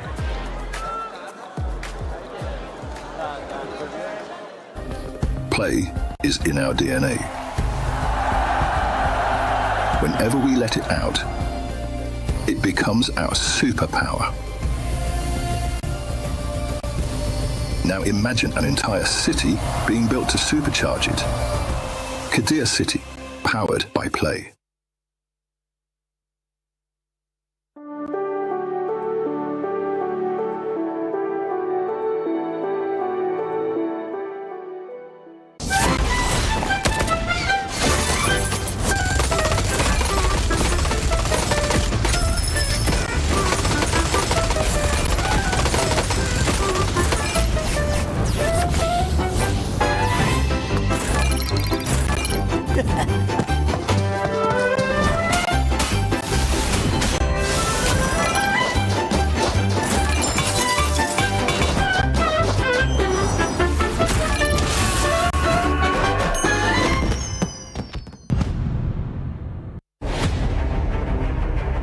Last year, 4 Thrives arrived at the PUBG Mobile World Cup with an entire country behind them. As the first Pakistani team to qualify for PMWC, reaching the world stage was already history. But once the matches began, they proved they had not traveled there just to participate. He's found Mafioso, he's got the flash. Gario as well. Nuki, no! How can you do it to him? They want that first place, well, you're gonna have to prize it from his cold, dead hands. Squashed with a chance now, and he's able to close it down. 4 Thrives finished second in the group stage, going directly into the grand finals, and eventually securing 7th place in the world.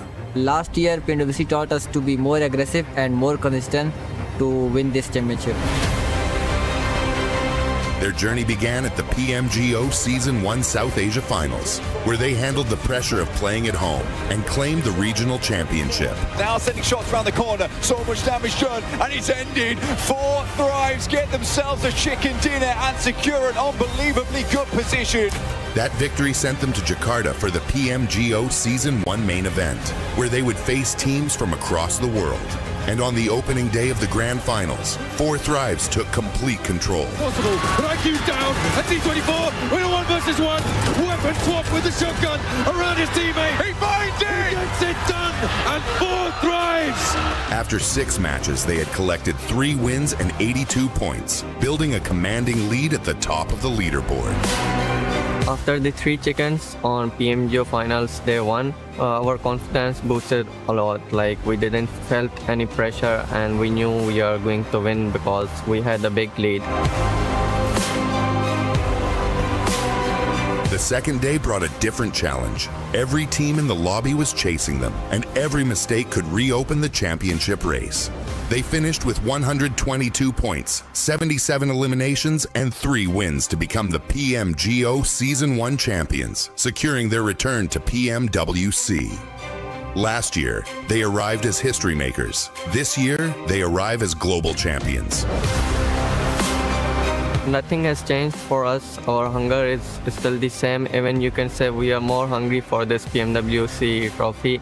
We are even more confident than before. We have more experience. We believe that we can be the team who can win this back-to-back global trophy.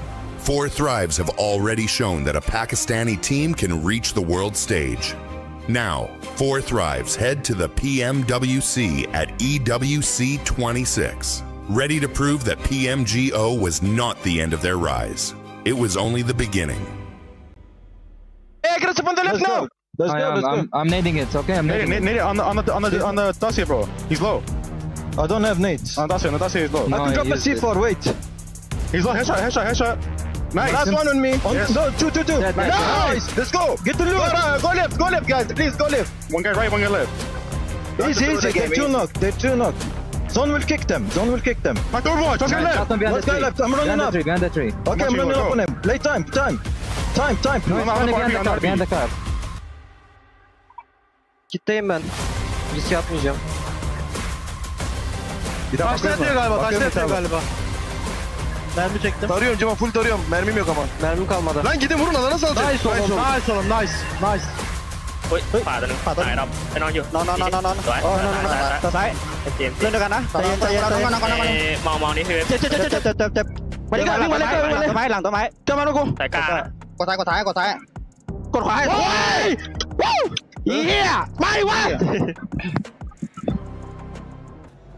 This round would be the match to just kickstart a bunch of the teams that weren't performing well in this first 2 Miramars, and one of them being Aurora, showing Kalaris one of the biggest throws that we have seen. They look so good until the end. Everything was lining up so well. They threaded the needle down on the south to be able to get between Godlike and Fury on that rotation. And I thought to myself, they're playing it fantastic. They're being able to hold a position, cautious of where Horror was, and then maybe flex out on that west side. But Max, the fight against Nongshim, who played an amazing game as well on the other side. Like, you can't hate too much on it because, yeah, Nongshim Red Force had some insane shots. Hyunbin in particular, the way he was able every time to allow his teammates to push forward and he would cover them, but he wouldn't just be cover fire. He would literally tear down every single player on Aurora Gaming. I think he knocked out top twice in that final fight. I'm not happy about it. I'm very happy about it. If Kalaris is angry, I'm having a good day. So, yeah, but like, as you said, it was great rotations overall from Aurora, but the gunplay from Nongshim Red Force is what redeemed the game for South Korea. And this is completely opposite from what we saw from Nongshim yesterday, right? Because we were talking about Hyunbin just being super aggro and going without his team and all of this, and he's done the complete opposite of that today here, going, I'll support you guys. I'll be that support player. I'll be the fragger, but I will let you guys go first. I mean, it wasn't just this final fight for Nongshim Red Force that looked amazing. It was the parking bay control, dealing with anybody coming from silos, fighting into the circles as well. This for Nongshim Red Force was a masterclass of control. The fight with E-Arena especially. Yeah, the thing is, that fight on E-Arena was executed so well. It was so snappy, so quick. But the fact that they survive that fight in the city, right? Get outside the city, fight against the other teams that were 4 Thrives, then win the fight onto Aurora, all of that basically, while still keeping yourself up as a 4-man team is insanely impressive at this level of play. I think there's very few teams that can make it look that good. No, because, and this is the thing, is this is one of the teams that can go from 0 to 100, right? They were in that compound, they were there for a long time, they were just kind of keeping away from E-Arena here, and then they just unleashed the beast. I mean, look at these eliminations coming in from each of the players, so even across the board, and they just are able to just turn up the heat, go, okay, it's go time, and go for it. Yeah, we usually talk about Hyunbin just being able to be the frag out power for this squad. TZ as well has been stepping up. It's good to see that all the players have been stepping up in this one. One of the biggest question marks that we have had for Nunchim, especially in this last 2 days, have been those placement points. And for them to finally get over that hump, getting that chicken dinner, considering that the Smash rule is going to be in play tomorrow,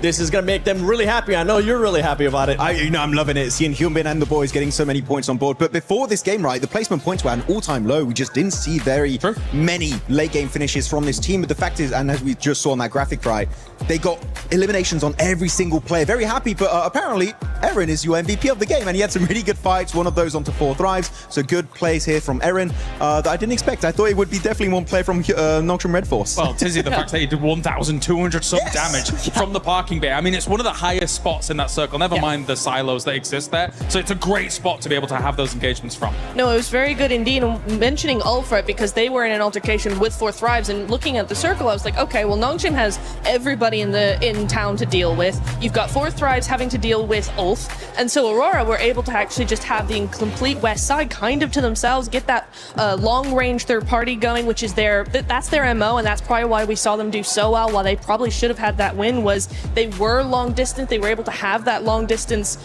put some distance between them and other teams. But for Nongshim, for them to actually third party over onto Ulf in the 4 Thrives fight, just as 4 Thrives were kind of getting cleared up, that is true. They do. They do.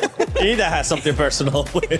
It's so true. It's so true. But Nongshim really showcasing how great their timing is and how well they can actually read the lobby, what's going on around them, and take advantage of that. One team that we've been following as well, especially today, that has been starting to kickstart it, is 4 Thrives. 4 Thrives, in this last match, they were controlling a lot of that north, but they were 2 split, even though they were man down. And this is something that we were harping on a lot yesterday from them, having unnecessary splits at times. They were being pinned down by Aurora, though. They were being pinned down. It's a very difficult portion of zone. I don't think we've seen it be played that much, and so when it's so open like that, it is difficult to try and have the control that you really want. But yeah, there were some changes that could have been made to that. I think you hit the nail on the head. I think that when you look at how Nongshim Red Force had to play it, in a very similar area, you see how flat that area is. You can't, there's a lot of times where people get stuck in urban endings and urban situations, and then you're thinking to yourself, okay, that team on the outside is going to be able to hold them off. But you saw how flat it was. They couldn't put pressure onto anyone coming from their 4 Thrives. They were there in a good spot, but they were there too early. Yeah, actually looking at another team I feel like did really well this game is actually Furia, right? Able to jump up here in 4th position, get himself a total of 60 points, 2 points behind the podium, held down by Enigma Galaxy. But this game, how they were able to do actually a big jump around the teams in the southern side against Godlike and also the side of Ida, and then getting in the city and sweeping teams. Sure, they don't get the win, but highly impressive from Furia. They feel like now are building up their momentum. They're a very streaky team, and now I feel like the podium is where they want to head towards next. That's back-to-back games too for Furia, being able to just show that aggressiveness, getting those eliminations as well, maintaining themselves within the 4th place, because one thing that we're kind of looking at is E-Arena starting to create a gap with some of those teams.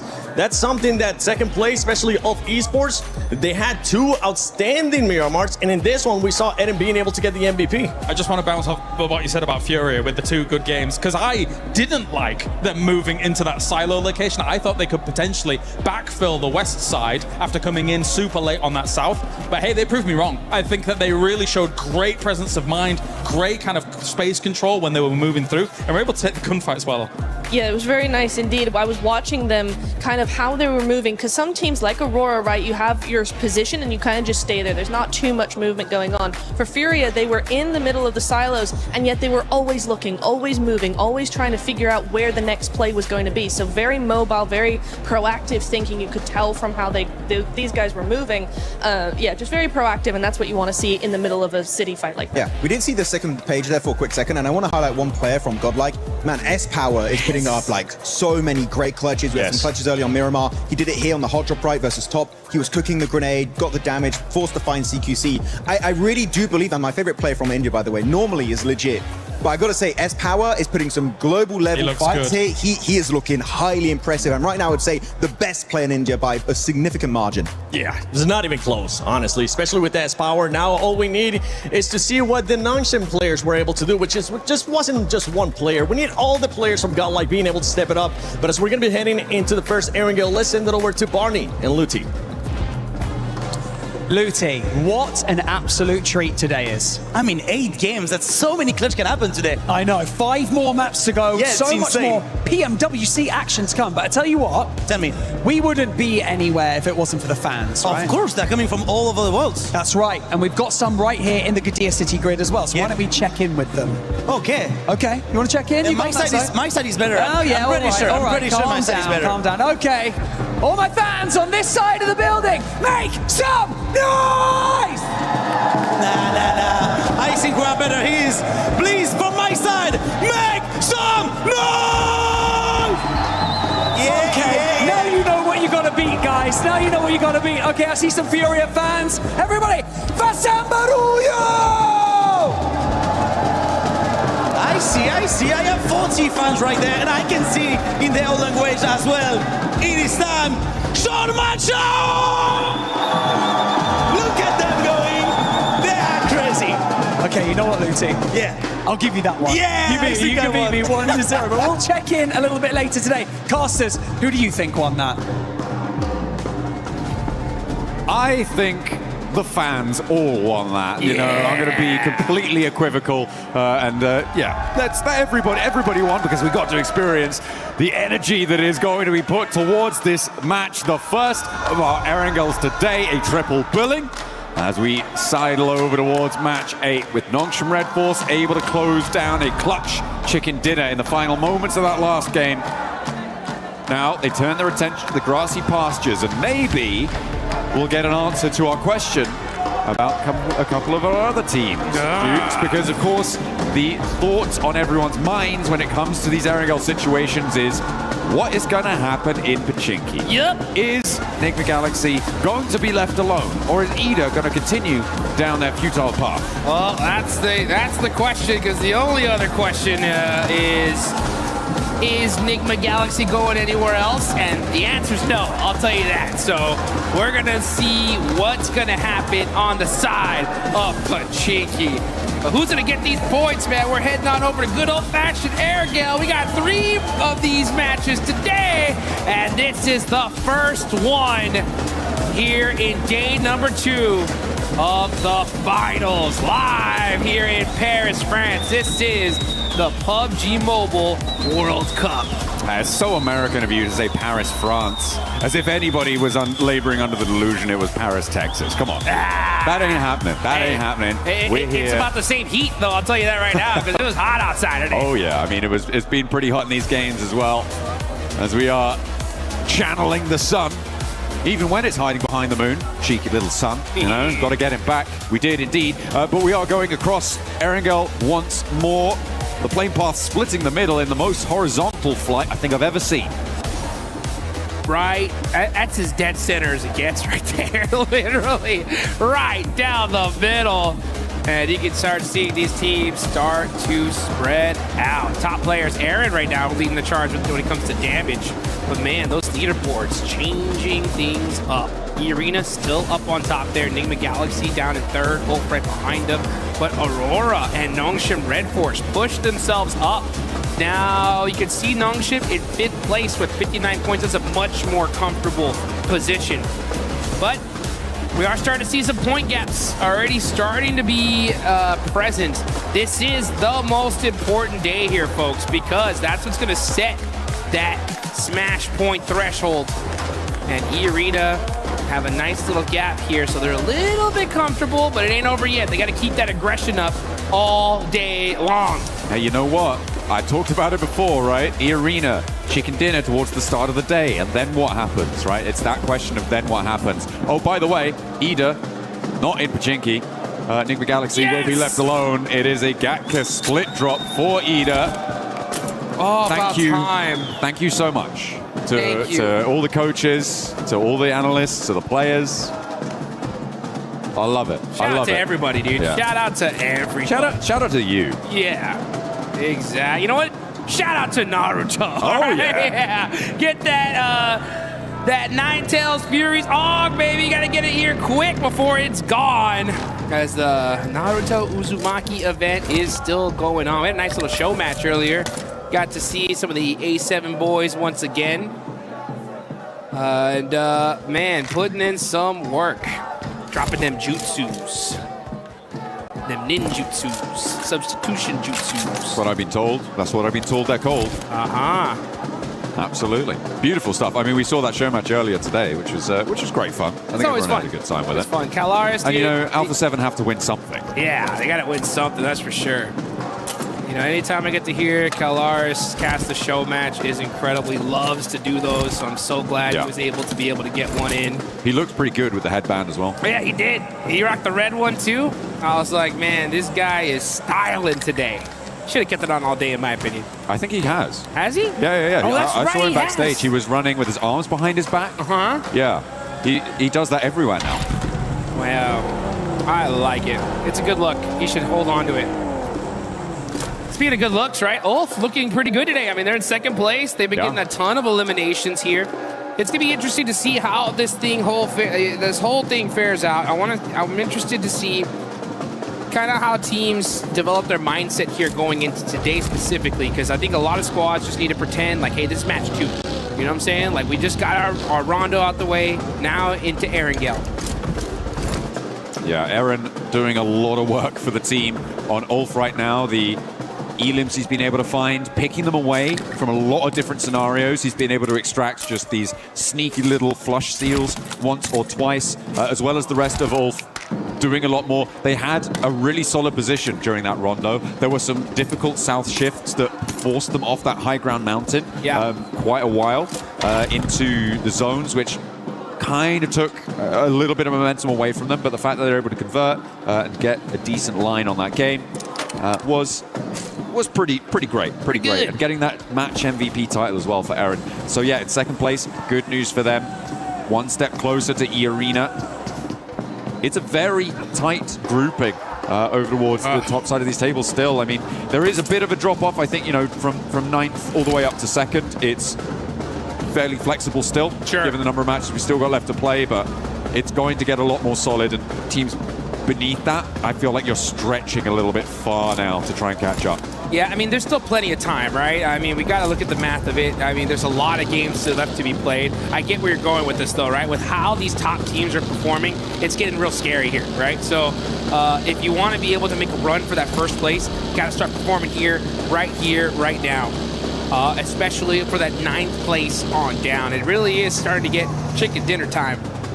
Yeah, absolutely. But we've seen teams go, you know, back-to-back, triple chicken dinner. So for all you guys that are fans there of, you know, 4 Thrives, Vitality, Flat, S2G, all the squads down there, you know, give your team your energy, right? Start spamming the chat. They need that positive reinforcement here, because they are not even close to out of the running there. We got a lot of matches left to go, a couple good wins, and boom, they're at the top.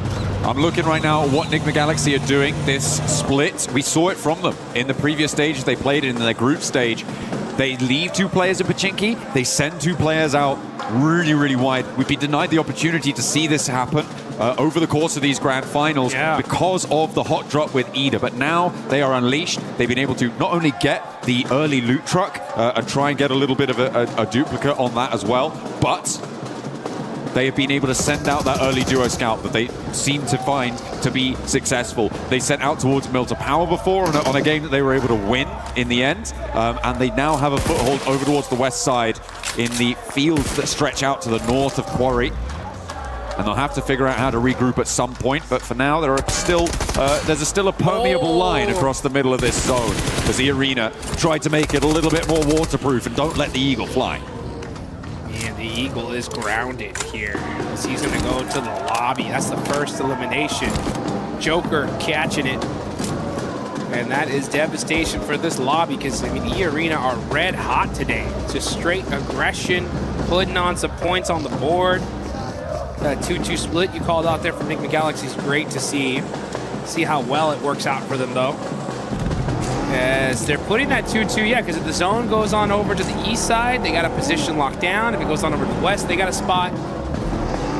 So just depending on where the zone goes, but at the same time, it's difficult to get there. That's going to be the big question. Aurora, still a military base. They're going to be starting to push themselves up through the bridge side. Nobody gatekeeping it, so they should have a clean path on in. But we're still in the very, very early game here. Only one player in this lobby has been eliminated.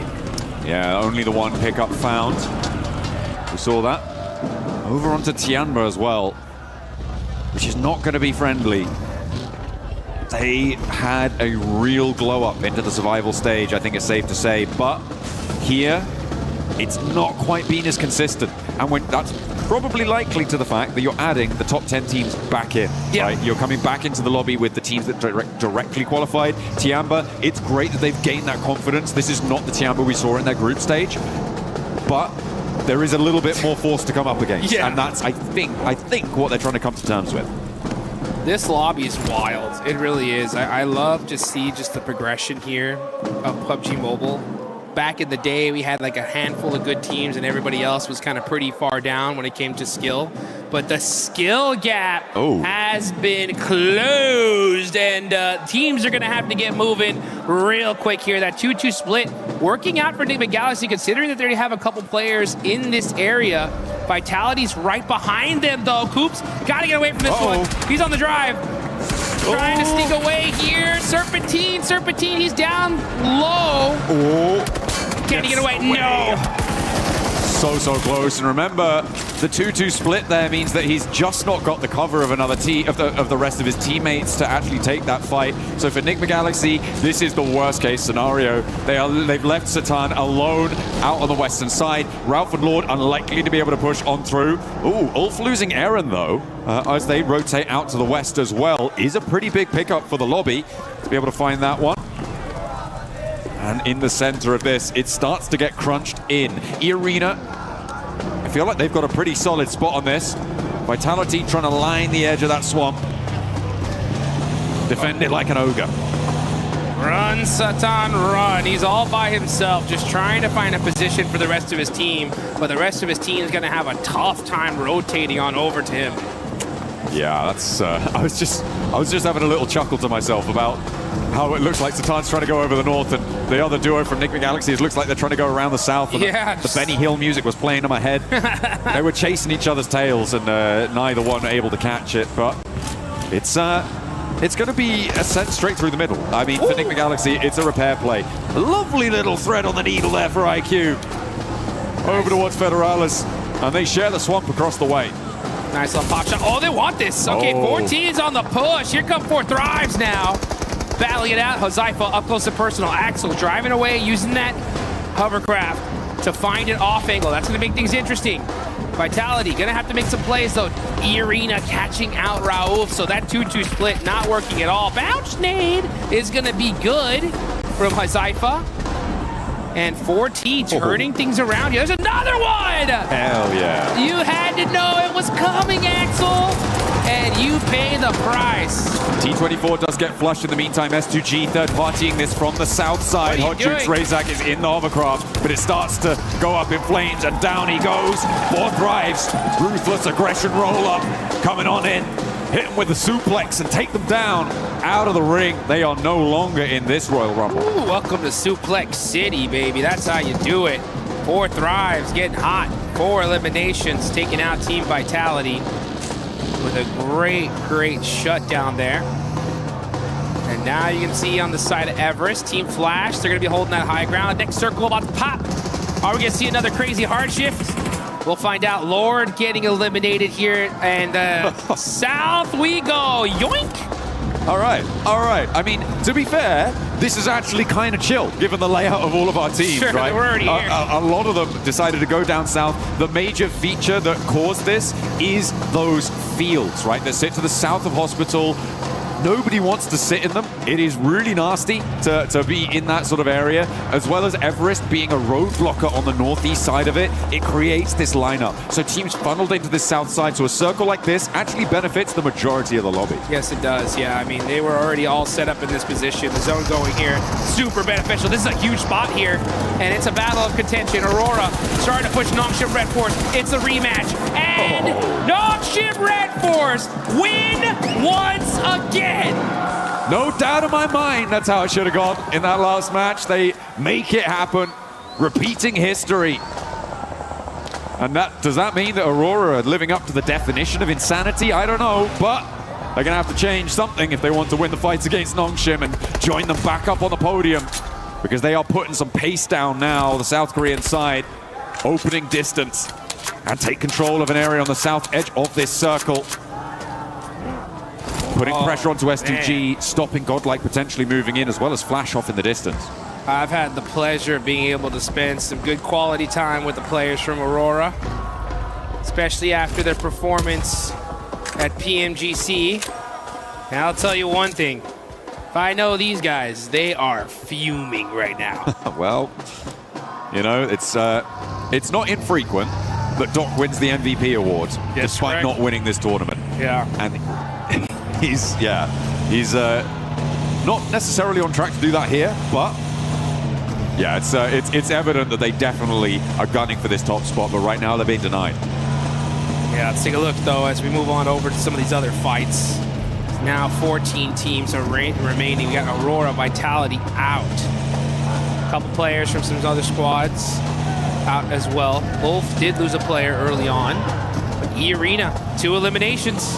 They are the big squad in this lobby.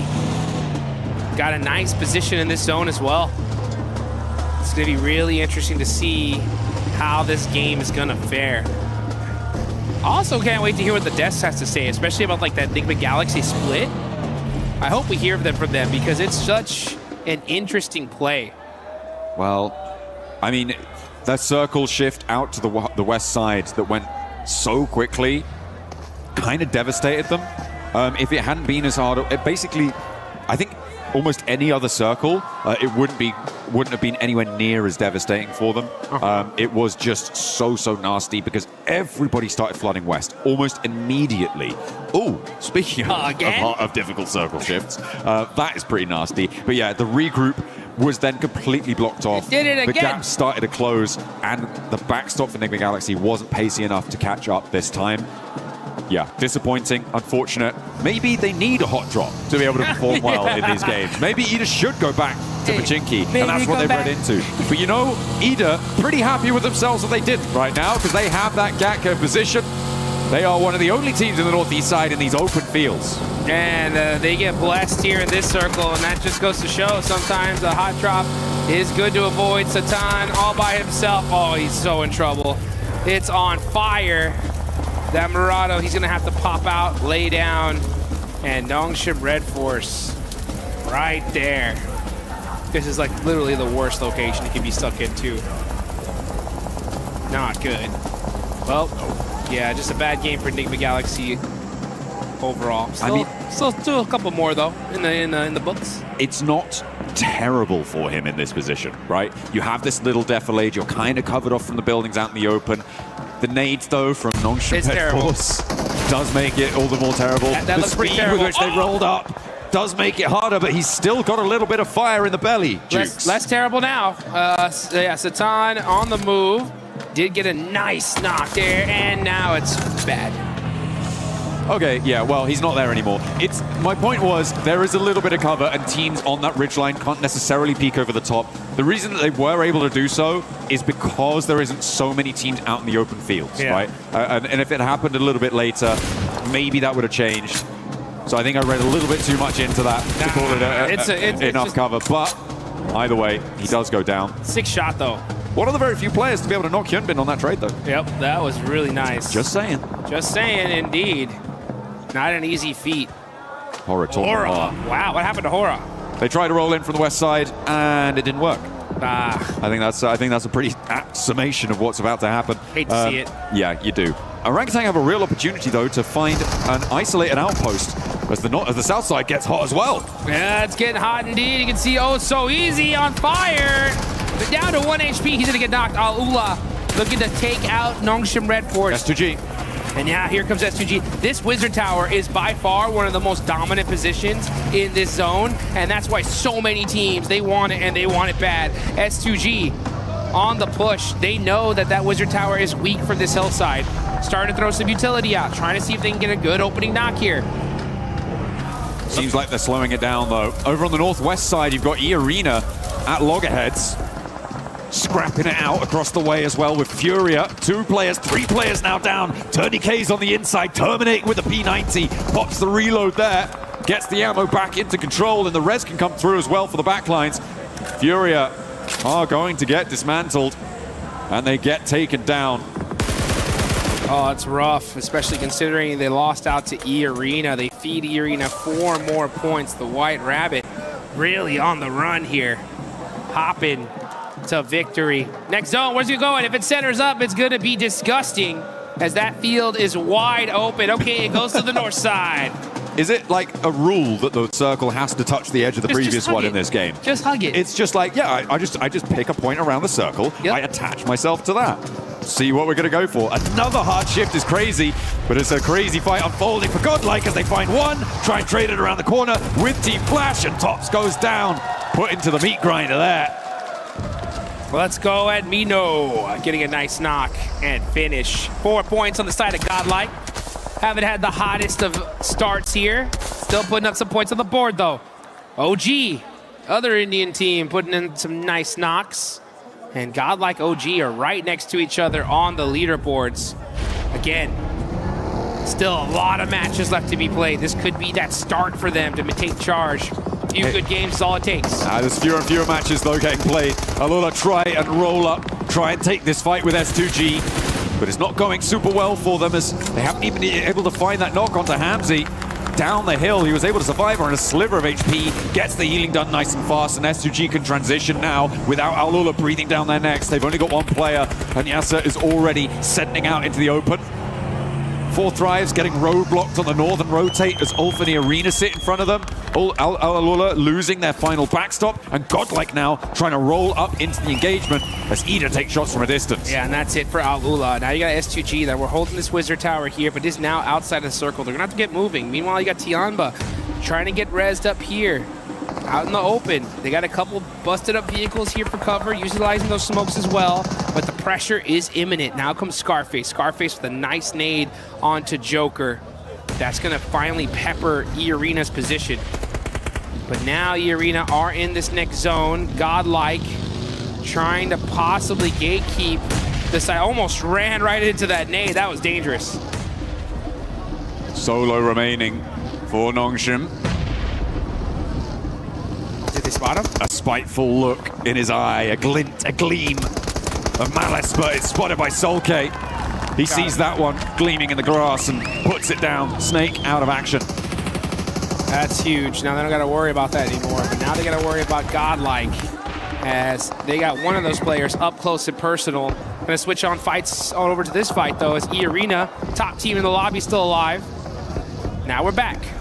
Hey, they're more than alive. They're kind of thriving on this northwest side in that fight. Goodness me. Godlike losing their backstop there as Mino goes down.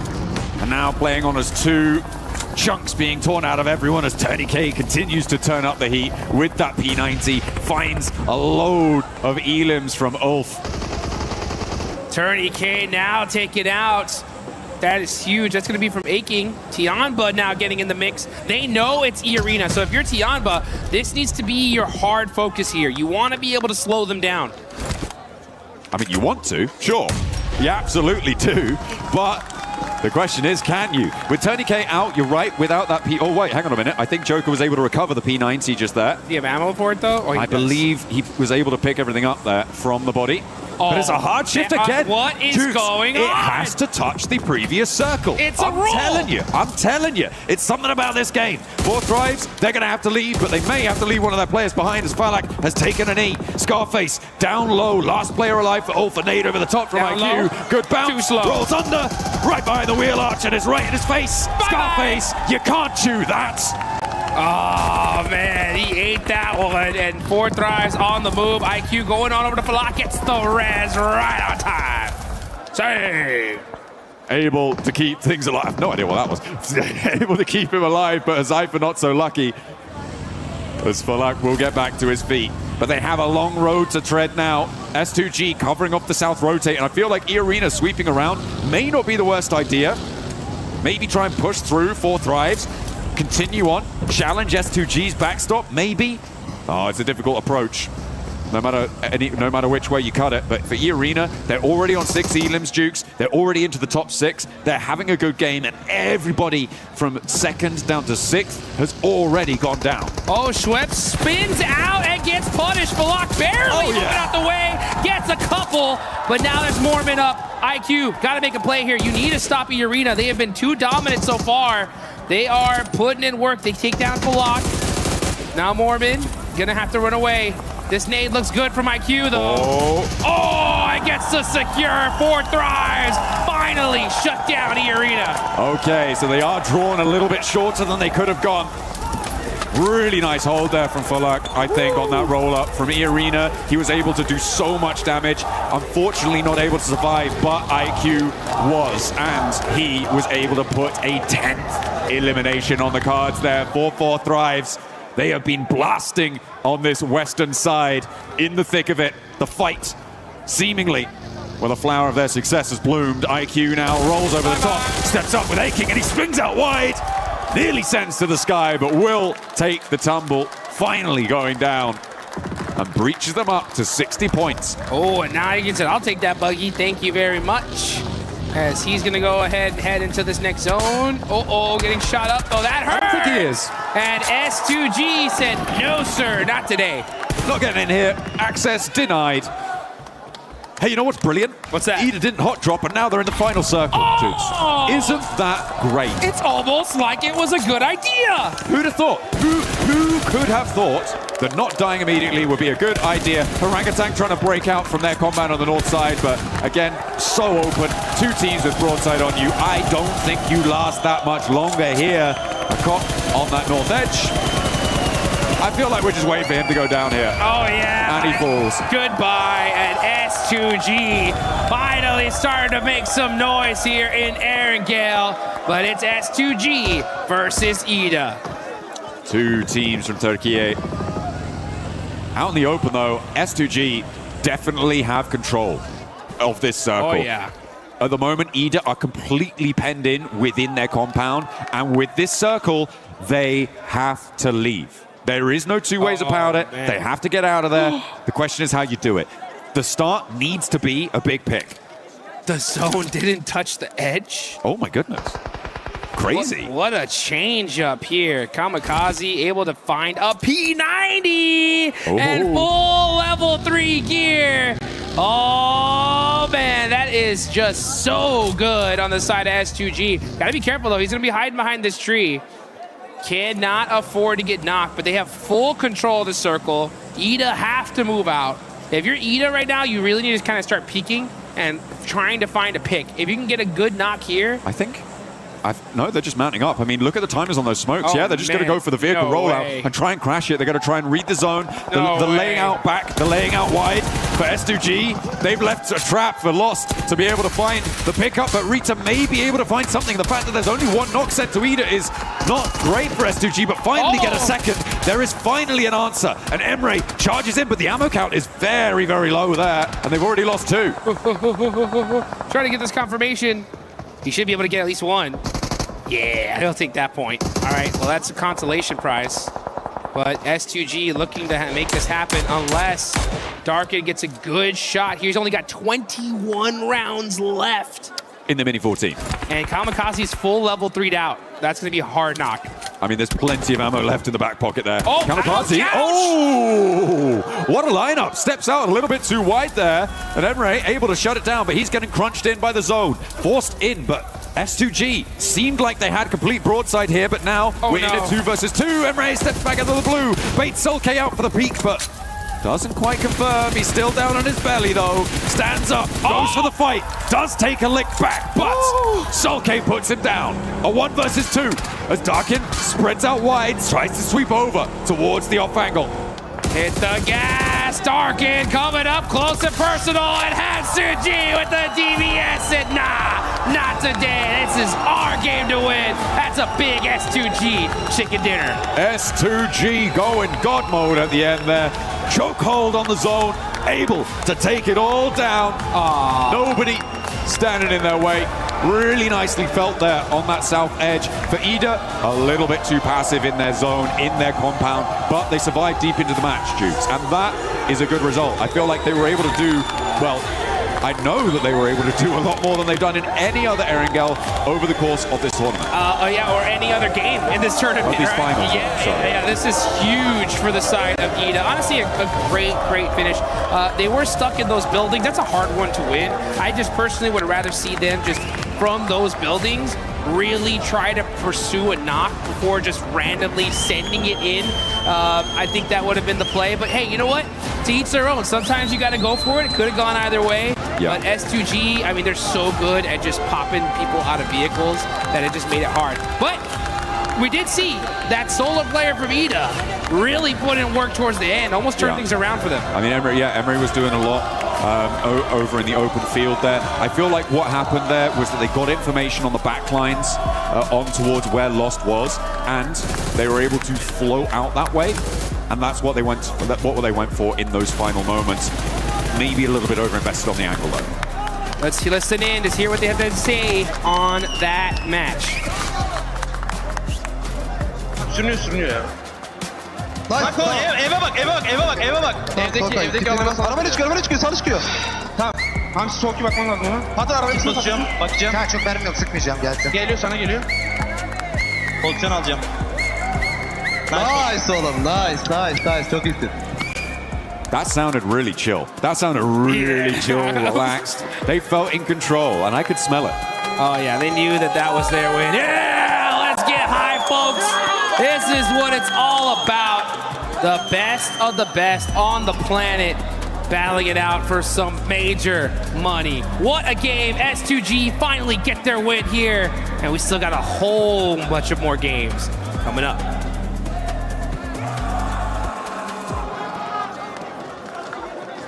EWC 26, I'm the 7WG, and I'm joined by none other than the record-breaking man, Snacks Gaming. Snacks, how are you enjoying Paris so far? I'm in amazing bonjour and representing India here doing the watch party. I'm the first Indian ever to host a watch party officially from the S-tier tournament, World Stage, World Cup.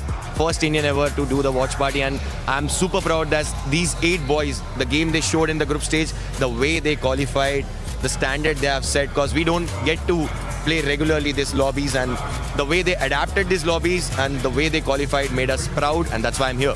That's the biggest one, the way that they have adapted to the lobby. I feel like it's one of their biggest strengths too.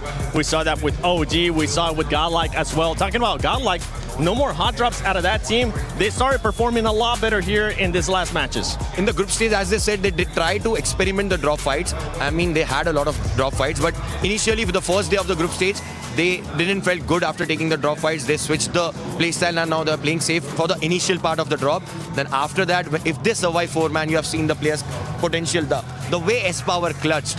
I mean, I feel like it's going to be the clutch of the tournament. The way he played. The gunpower these boys have is insane. I just want them to stick together, play 4-man together, because in this lobby, it's all about team game. It's all about the way these teams isolate fights. And I wish they play together and they bring something really good performance back for India. And I'm hoping that's going to be the case, especially with the first round that we just saw, and then on the upcoming matches as well. I think they will be able to bounce back. I have Godlike finishing in top 5 and OG finishing in top 10. Damn. What are your predictions, brother? I mean, I just want them to do good, because we don't know the struggle they have been going through. We don't know the grind, how much grind they have did. Everything answers only through the gameplay. I wish we get top 5 for both the teams. It's going to be a huge thing for India, because again, I said we don't get used to play regularly in these lobbies, and we get more opportunities because of these boys. And all these players watching from India, all these esports players watching from India, they'll get inspired and they'll feel motivated to do more for the country. 100%. Shukriya, bye. Thank you so much for joining us. I hope you enjoyed the rest of the show, and I hope that the Indian teams continue to step it up. Back for some more PMWC at EWC 26.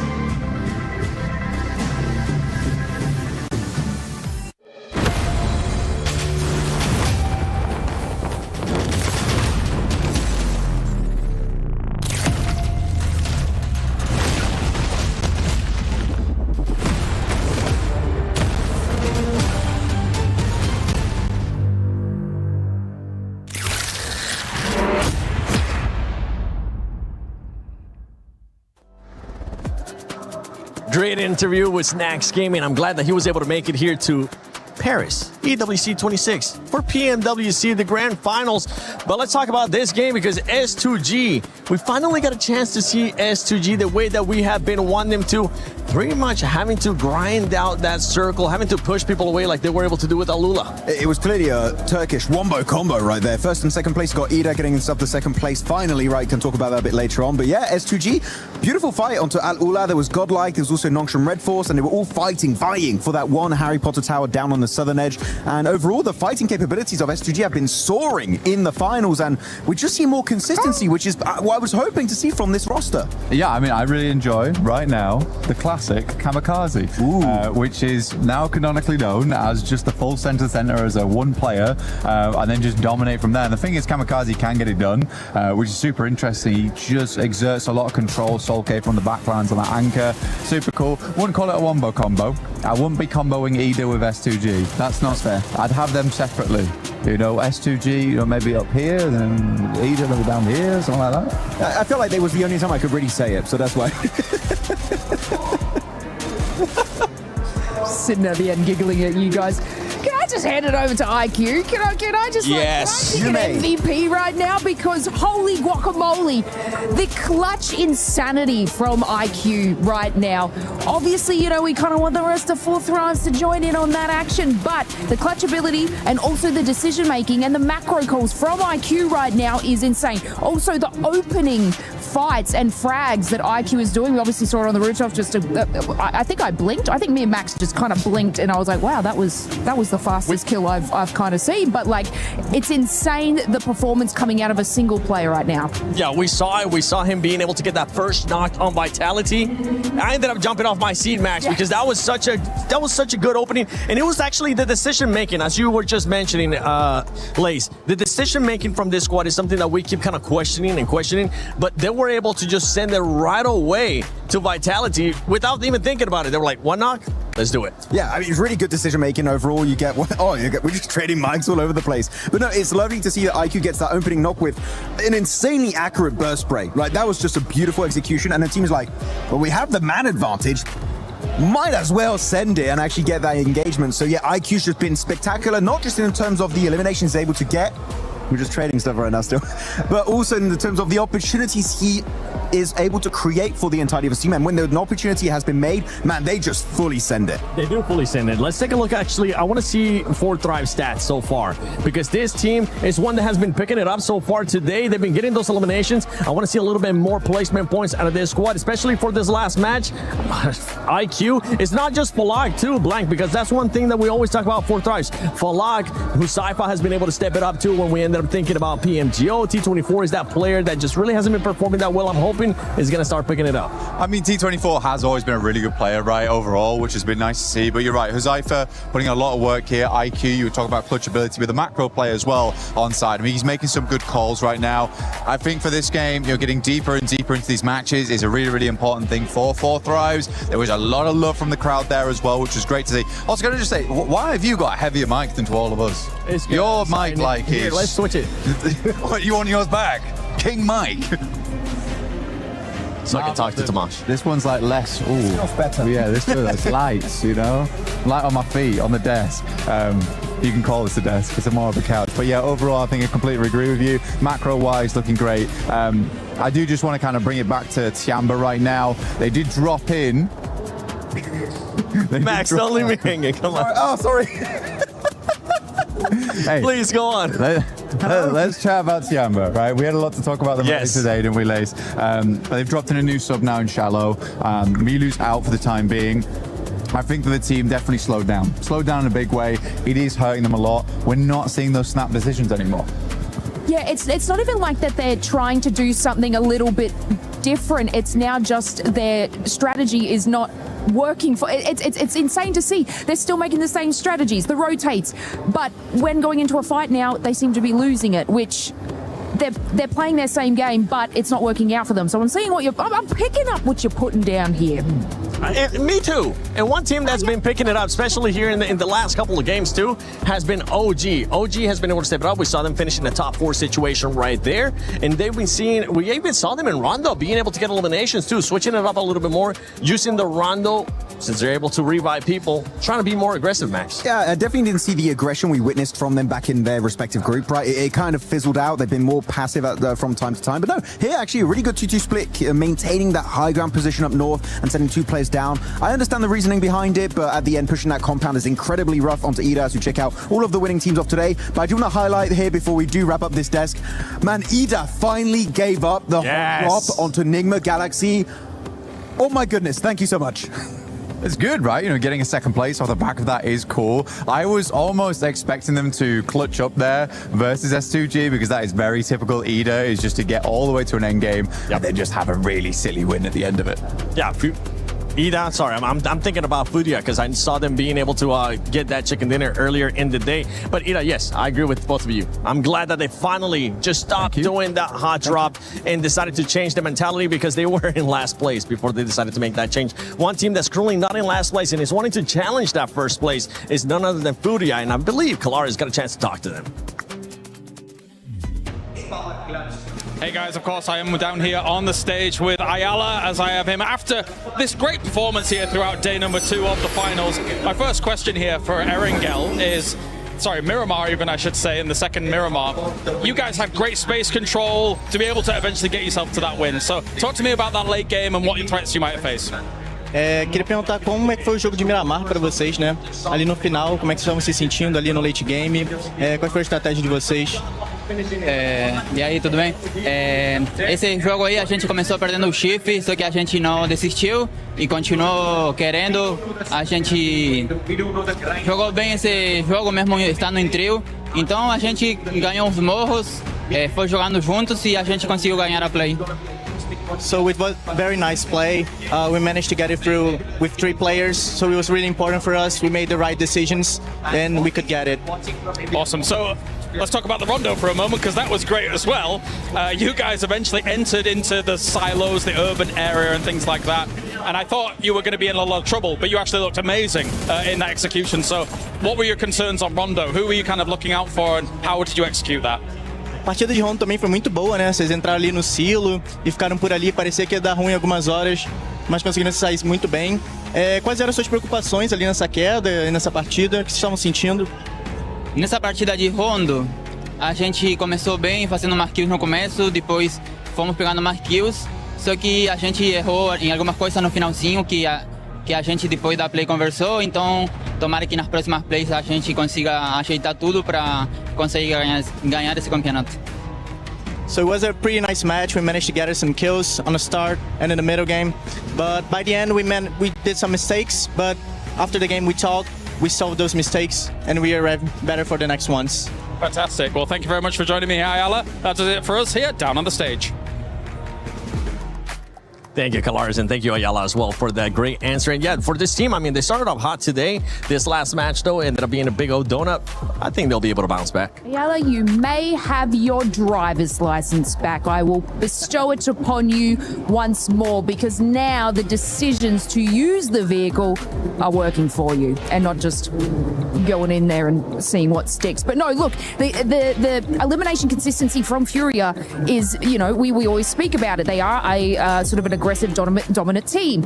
But now, You heard it from them. They're taking it there. They are moving a little bit further in placement points, which is exciting to see, especially on the map where they they got their chicken dinner and the way that they were able to just wait. Sometimes they just get a little bit too happy, aggressive, and they're like, you know what, we're going to create our own play. However, the patience that they are showing now, especially Max, it's just working for them, and it's a great Furia look. It really is. I mean, I kind of want to go a little bit deeper almost on Furia in the sense that I was expecting Silence and Ayala to put up big numbers, which they still are on occasion, but I feel like Higot has really risen up the ranks in this tournament. He's gotten so many great plays. Sometimes where players will give him a lot of 1v1s, and you don't want to do that to Higot because he will get those eliminations if you give them that slightest opportunity to fight back. But yeah, Higot is looking great. So literally the entirety of Furia has that potential to be in the top 10 players in this event. But you got to remember, Igor, too, is a player that has won MVP in the past for Americas, too, when he ended up being in previous teams before joining Furia, right? So we know that he can definitely put up those points. We just want to see Silence even more. Silence, what's your pick for MVP? But let's take a look at the overall so we can see where some of these squads are currently sitting at, because I would love to see where Furia is currently at, with E-Arena still being in first place, the gap being there about 18 points from Ulf Esports. Well, I mean, for Ayala and Chief as well, like back in Liquid days, I think for, honestly, those boys, the big thing about their team play was that they locked down endgames massively. They massively locked down endgames. We're not quite getting there yet. We are slowing things down, like you say, Lace, which is a very, very good thing to get those placement points on board. But I think that as soon as we start seeing Fury in those endgames, we're looking really good. Nigma Galaxy's still up there. Ulf looking fantastic. I mean, it's more consistent than anything. They haven't really been a big driver in these matches, but sitting at 67 points right now, I think they can push that a little bit further. But Aurora slowly slipping down these rankings now. Yeah, Aurora is starting to be a bit of a red flag for me as well, Lace. Yeah, it's a little disappointing to see. They're getting active and busy in sort of these mid games, but they're not sort of pushing it any further than that, and not sort of solidifying any eliminations. It's kind of like I feel like Aurora and especially Ulf, they're obviously doing well. They're not on that second page, but I kind of feel like they're just sliding by. Consistency's there. I would say Aurora has dropped more consistency than Ulf, for example, but I'm kind of just feeling like they're grazing by. I mean, Aurora, actually, if you compare it, the placement points to the teams above them, they all got wins, right? 1 win, 2 wins. So actually, the placement points are not bad. It's just really the eliminations they're missing out on. Second page, though, teams which is wild. Yeah, starting to still linger down here. But keep in mind, Ida started the day with 2 points. Now they got 25. They're not in the bottom rank anymore. Stop hyping them up. They've had one good game. I got to praise them. They didn't hot drop. Okay, so I don't want them to go back to it. Good job, Ida. Keep it up. Yeah, it's like a kindergarten right now. Keep that fighting. Good job. You used blue instead of red there. You get a gold star. Done. Yeah. I mean, I want to see more Ida. I think Emre's a great player, but we have to be honest. We do have to be honest here about it, where it's not looking great. I'd like to see them push that a little bit further now going forward. But yeah, I do think they're a good team. I think they're a good team. It's just I want to see more out of them. And until then, I'm not going to be praising them for not hot dropping 3 times in a row. I will. I'm still happy. So I know you're a lovely guy compared to me. Hey. By the way, I want to say I'm a little bit scared for Ulf because they're in second place. They got the second place curse. They're Suk 2.0, right? PMGC last year. PMGO Season 1, they got second place, right? Just behind the likes of Four Thrives and just above Furia. Second place and Ulf is not a great storyline. They're not friends, but they're still up there. Don't say this to me. What was that about the nice guy thing? No. Look, I also, obviously on that second page, just want to touch on Godlike. Their close range battles, amazing. But unfortunately, they're sort of hanging around that engagement too long. And these are sort of in the mid to late games where obviously smaller circle, more teams, third parties are happening. So they're not sort of leaving this engagement fast enough and making that decision to put themselves in a nice spot. However, yeah, their fights, close range, mid range, in buildings has been so good to watch. And whether it be the whole team or just 2 of them, they do have that firepower and strength and they're holding on really well. So I do hope that, you know, after this engagement, they can move a little further in with their placement and just get those top 5s. Yeah, I think it's a great point. It is a great point there. Close range combat is really, really good. I think so far in the finals, S-Power has made the best play to date. Yes.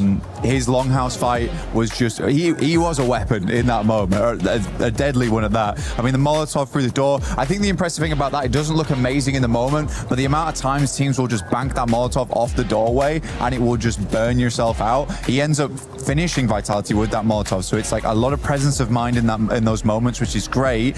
But coming back to your point, I think there needs to be, exactly, presence of mind going forward after that of where you want to take the next thing. I'm willing to give this team the benefit of the doubt right now. I still think they're trying to figure out the pressure on a main stage like this, and it's totally okay. And I think they should be proud of what they've done. I think it's nice to see two Indian orgs with like very different play styles as well, you know, learning the battlefield and actually doing fairly good in it. I think OG as well is starting to level up. Aru's getting those eliminations, but so is Atanki. And I think Atanki was a great player. That was the biggest question mark for OG, right? Wondering when the other players were going to start showing up, not just Aru. And I'm with you with during the Godlike and that Molotov. In that moment, we were all hyped. We were like, yes, that was an amazing Molotov because it stopped the other team from being able to just fully flush out the players that were not from him. But before we send it over to the next match, let's send it over to Kalaris and Neptera. That's right, down on the stage here, of course, with Neptera, Goddess of the Sea, here as we have had 4 games down, 4 games to go. We're going to talk about some of the teams as well, Nep, as we had Furia, looking fantastic so far. Let's just ignore game 1 for a second. But other than that, looked really, really good throughout the day. It has. I'm really, really excited to see what Furia is actually going to be doing moving forward into the next couple of games, because they are looking just so much better. Their synergy is on point. You can tell the communication is much better. You know, Ayala and Silence, again, in that Miramar, got to shout out them. They were looking very, very good. You know, just being able to play together and work around each other in a way that we were not seeing yesterday. So yeah, I am really excited with them. They're being very decisive as well, using zone, using other teams. So I do like that a lot for them. Yeah, listening to Ayala just before in the interview, right, very clearly that they're able to shrug off any inconsistencies, shrug off any kind of challenges that do come their way, have a little conversation about it, and then be able to get right back on the horse again to be able to put themselves in a great spot. So I think I've particularly been impressed by the fact that Furia, when they basically fourth-parted that fight on the Miramar, just to clear out that west side was so pivotal to be getting that win. Oh, it was, and it was such great knowledge of what the teams had to do, right? Not just worrying about their game, but also worrying about what the other teams, what their options were in that zone, right? You know, they were making sure that S2G couldn't come around to the south side. They were making sure Hora didn't push them either, that they were forced into each other. So really just narrowing everybody else's team, everybody else's options. And that is what I love in a team, is that team control, not worrying so much about themselves, but how do we make everybody else work for us? Let's talk about one of the big names from the group stage, of course, 4 Thrives, that I know a lot of people are looking at and having big expectations of, and rightly so considering what we saw from them in the group stage. Yeah, I really am hopeful for them because, yeah, again, similar to Furia, right? 4 Thrives had a rocky start to the finals, but what we're seeing from them, particularly in that last Erangel, is they're starting to do their splits over onto that west side. They're starting to split up, they're starting to spread out, they're starting to take up more space, have a little bit more presence, and to me, that tells me that they're feeling very confident now. They're starting to get that confidence back. For me, I want to see just a little bit more of snappy action coming in. They need to make those rotations a little bit quicker. They need to make those plays a little bit quicker. Those decision making, the timing has to be snappier for me, but otherwise it's just looking really much better. There's been some good moments, but there is also the fact that this lobby has now leveled up even further. They were able to thrive in the group of death, no doubt about it, but it really has been quite the test here so far for them, especially when they find themselves in some of those split positions where, unfortunately, I kind of, again, like the Rondo situation, I think it's just a little too early to be there, and then eventually they get caved in on. Finally, let's talk about Flash. Yes. A team that had like big expectations as well coming in to this tournament as a whole. Not quite got their footing underneath them though. Do you agree or disagree? I agree. I think, I'm not sure what's happened, right? Because we did see them they never had a huge presence, I feel like, even in the group stage, right? They were never this massive frag team, but they always had this quiet dominance. They were always able to be in those end stages. They were always able to take home a few eliminations, even if it wasn't a podium win. And today and yesterday, there's not even that. There's nothing. They're playing very compact. They're playing very much by themselves. They're not really looking to other players. If players look at them, they're like, no, please don't do that. You know, it's just like, it's odd, and with just nothing in them. Is it because Max picked them to win? Possibly. It is possible. Yeah, possibly. Who just laughed in my ear? What was that? Was that our producer? I think it was. Even the producer knows about the Max Man curse. This is ridiculous. But yeah. Infamous. I think in the group stage they had some good splits and stuff like that. But yeah, we've got to get a little bit more here in the finals. All right, it's time to get into our next game here. Game number 5 of the day here for PMWC Day 2 Finals.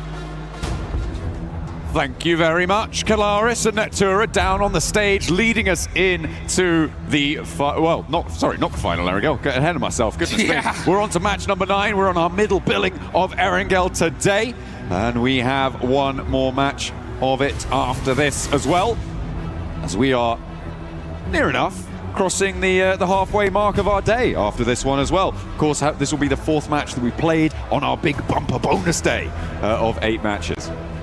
Let's get into it. This Erangel is going to be a big one right here. We've already played 2 matches of Miramar.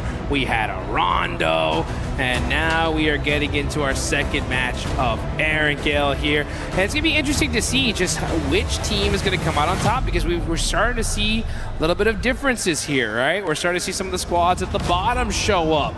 It's good to see Ida make some noise, and honestly, if they were going to start making a run, now's the time. So it's good to see that movement happen. There's still plenty of games. We've seen plenty of times teams, boom, right, get back-to-back chicken dinners. And let's see if now is going to be that opportune time for Ida, now that they're no longer hot-dropping Enigma Galaxy. Maybe they're feeling themselves after that one. Yeah. They're just going to go back. Oh, that worked. Yeah. Or like, hang on a minute. We're quite good at this. We got late into that game. You know, let's go back on hot drop them, because we'll win now, right? Right? Don't think that's going to work out. Hopefully they stay away, but that might be good news for everybody who's facing Enigma Galaxy. We saw their 2-2 split out from Pachinki not really work out too well from them in that last game. The circle shifts were very, very dramatic. I think it's safe to say for the majority of the zones, right up until the final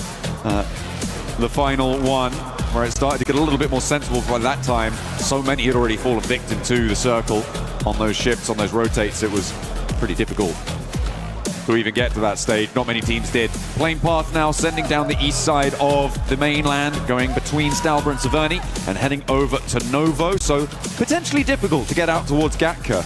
And you know, this is the sort of situation where I feel like Ida might just go back to Pachinki. That would be a sight to see, that is for sure. But the plane's in the air, the island's down below. Erangel's officially open for business. And oh man, if we see them go back to Pachinki. They can't get to Gatka. I know they can't, but they gotta adapt. You gotta be able to make those changes. They're able to push themselves outside of last place. 25 points on the board. If they get a good performance here, they absolutely can make a run for it. Well, let's see what happens. You got Vitality already out, heading towards Stalber. You got Aura going up towards... Oh, Crisis Averted. Yes. They're going east. They're going east. Good play. Ida making some adjustments. Oh, hang on a minute. One of them's going... Dark is going east. And, okay, they're doing it. Okay, they're going for the Milton Peninsula, it seems. Going for a little bit of a split drop, sending Darken out, grabbing a vehicle to get on in and involved. A little Milton power action. Just because it's not Ida going to Pachinki doesn't mean anyone else can't go there, but I don't think anyone else has. So I was keeping track of that. That's a nasty circle for this sort of a plane path as well. Does a lot of work to push these teams close together. Sure, it has some of the military base in. It's just very, very unlikely.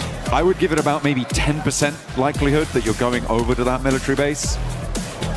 Which is it's non-zero. It's not zero. It's non-zero, but yeah, I feel like teams are going to really start to pack in around Quarry in about 5 minutes. That's what I would do. Honestly, I'd probably make that timing a little bit shorter, especially if you're a team like Aurora, loot up military super fast, get moving across that bridge and secure those locations really early on, because with so much zone in the water, this is essentially like a circle 3 at this point. There's not very many great spots available. You're going to have to get moving here pretty quickly. And you can also get moving inside the game and get yourself that Ninetales Fury Awe, guys. Go ahead and get in there quick. The Uzumaki Naruto event, by far one of the best collabs PUBG Mobile has ever done. Still around. Don't miss out. It's looking fresh. You saw, if you missed the show match earlier, make sure that once this stream is done, go back and check it out. Yeah. It was mighty fun, and of course we had to let Alpha 7 win something, even though they didn't make it to the finals. Sucks for them. They were able to take that title there. The Hokages over on their own. The Hokages. In their own right. The little intro video as well. Revel looked super cool with that shadow clone. Dude, that was the sickest I really like that. intro I've ever seen. That was hot. That was hot. Put that on the highlight reel. Hell yeah, absolutely. Get it done. Enigma Galaxy going to be chasing down the truck, getting those supplies. Although, look like they're going to be doing so with very minimal weaponry there. Haven't been able to quite disable it before it leaves the city. Where's the weaponry? Come on. Shooting it as it leaves. They're dropping 1 or 2 more crates out. Finally, it's on fire. So a little bit slow to get this one dealt with. But finally, they find some weaponry they can use to pepper the back of the doors there. And they draw it too close. So they'll be able to leverage that. Zones still looking very dramatic on the southwest side. Nobody quite on the road, but 4 Thrives went to Primorsk very, very early, Dukes, which means that they will have the pick of the litter when it comes to taking a position into this next zone. I like the question for me is where do you go at this point when you know that everybody's going to be flooding out this way? For me, I feel like potentially some of the compounds to the east mouth of Quarry could be quite good. Okay. Transitions away from there can be difficult as well. And the reason I'm going for that is because I feel like I would want something that's at least on the south side, just in case it goes to military. Yeah, I would take the hill above Ferry Pier. I think that's the strongest spot. Yeah. I mean, because you're right. That zone could, for some reason, it's been crazy today, right? It could yoink all the way back to Millie, and you have at least a decent spot to be able to get there pretty quickly. And then plus, if the zone does go in almost any other direction, you have that sight line of that field that's right above you. So you can get a lot of work done from that position. I wonder which team is going to decide to take it early. 4 Thrives heading into Primorsk so quickly, though, I think is an excellent decision, because if some reason that zone does go to Millie, with Primorsk secured, they should be able to at least find some boats and make a crazy rotation on in. So it's not a bad idea. Enigma Galaxy getting out nice and quickly. Nongshim Red Force as well, moving in a little bit further south of this, and they will start to line the hills just north of Ferry Pier. It's like they are the first 2 teams to really make that break for it outside of their looting phase. And I'm expecting a response from 4 Thrives fairly soon, but so far hasn't really come on through. Ralph able to get a lot more scouting done than maybe he would have expected to. But they managed to sequester themselves nice and deep in towards this zone, which is, I think, going to play very well for them, taking the position just northwest of Ferry Pier. For sure. I mean, this is still a very, very close game. I mean, second place on down, one good game, we could definitely see a team even like all the way down 12th place jump up really quickly. E-Arena have started to create a little bit of a point differential, though, in between first and second. Actually, I wouldn't even say it's a little one. It's a pretty big one here. It's 18 points between first and second. So E-Arena are going to continue to want to press that on there. At a certain point, though, John, especially if we see E-Arena like pop off in this game, I think the lobby is going to have to start taking notice of it, right? If you want to be able to slow them down from setting that point threshold so high, I think if you realize it's E-Arena by getting at least one elimination on them, you may want to put a little extra urgency on trying to take them out. Maybe, but then again, if you do that, you could be sacrificing your own point scoring potential. True. And like if E-Arena are that far ahead already to be into the situation where it might be an idea to do that, I feel like you're already running into the situation where you're just trying to get up as many ladder points as you can, right? You're trying to just step up, get from 6th to 4th, something like that, go for those jumps. I feel like that's the sort of stuff you're looking to do. Maybe if you're at the bottom of the tables you could, but even then, laddering up is still very, very valuable. So I feel like, unless it's like first place is on 150, second place is on 120, third place is on like 90, even lower, that maybe then the second place team could try and hot drop and go for something like that if you have that sort of advantage with not too many more games left to play. But outside of that very specific scenario, I feel like targeting E-Arena, I mean, given the form that they're on, probably just generally a bad idea. Yeah, I don't think I think hot dropping in general of them is just terrible, no matter what the situation is. I just think that if you just somehow could see them, like for example, in the feed, you hear the shots. Sure. Maybe you do a little bit extra to try and take them out as Godlike starting to make some noise. There's S-Power with the run over. No fear getting taken out, but Sleepy. Oh! We thought he was going to get the thirst, but Godlike was right there to support his teammate. and a huge save there right on time. Arena are looking to come in for the third party from the west side here. They've already got a scout close by, and they've seen the elite Elam feed lighting up as well. Manya looking to suppress with the nades. Good bounce. Finds Sky on the flush. Will Arena be here on time? And Tiamba are going to join in from the north side as well. They could have an impact as they roll on up towards this engagement. A lot of players down, and there go Horror. Taken out, knocked for 6, Godlike able to send them to the bleachers. Oh, but here comes Tiamba, looking to make things difficult for the side of Godlike. Admino is stuck with QZZ right there. Godlike get that fight done pretty quickly, but they're gonna have to make a sacrifice. Oh, the tire busted out from Anya and taken out as well. So man, Godlike just not able to catch a break here. Tiamba able to rock in with a good third party there. Vitality a little bit late to get involved. Arena wanted to maybe think about it, but they were too spread out on the western side, and so couldn't get involved, but Tiamba were there nice and promptly. The circle, in the meantime, shifted back over towards the bridge. Ferry Pier is a hotbed right now. 4 Thrives, maybe burying the brunt. That's just saw Coops in the elimination feed there. That's unhealthy. That's not a good engine. Here we go. Yeah, that does sound like that head gasket's in trouble here as Huzaifa is pushing up on close to the Furia. Oh, hops in the vehicle, hops back in, and now able to at least get a secure position. Ayala holding it down against 4 Thrives. It's a party at the beach. Ferry Pier is jam-packed. Get your sunglasses out. Get your tanning oil on. It's going to get toasty very, very quickly as teams crunch on in. Maybe a little bit of calm, though, before this storm. Oh, I don't know. It's feeling pretty disturbed right now because everybody wants those central positions. But you're right. It does look like the teams are able to secure most of them for now. Nongshim trying to get an opening knock here on the OG. They got to be careful here. They're getting mighty close. Oh, and Hyunbin gets that opening knock. Nongshim, are they going to press this? Looks like they are. Hyunbin up close and personal. It's Nongshim Red Force versus OG, and OG are getting picked apart here. Aru's got to find a way to buy himself some time for his team. Okay, well, I mean, a good answer over towards Nongshim.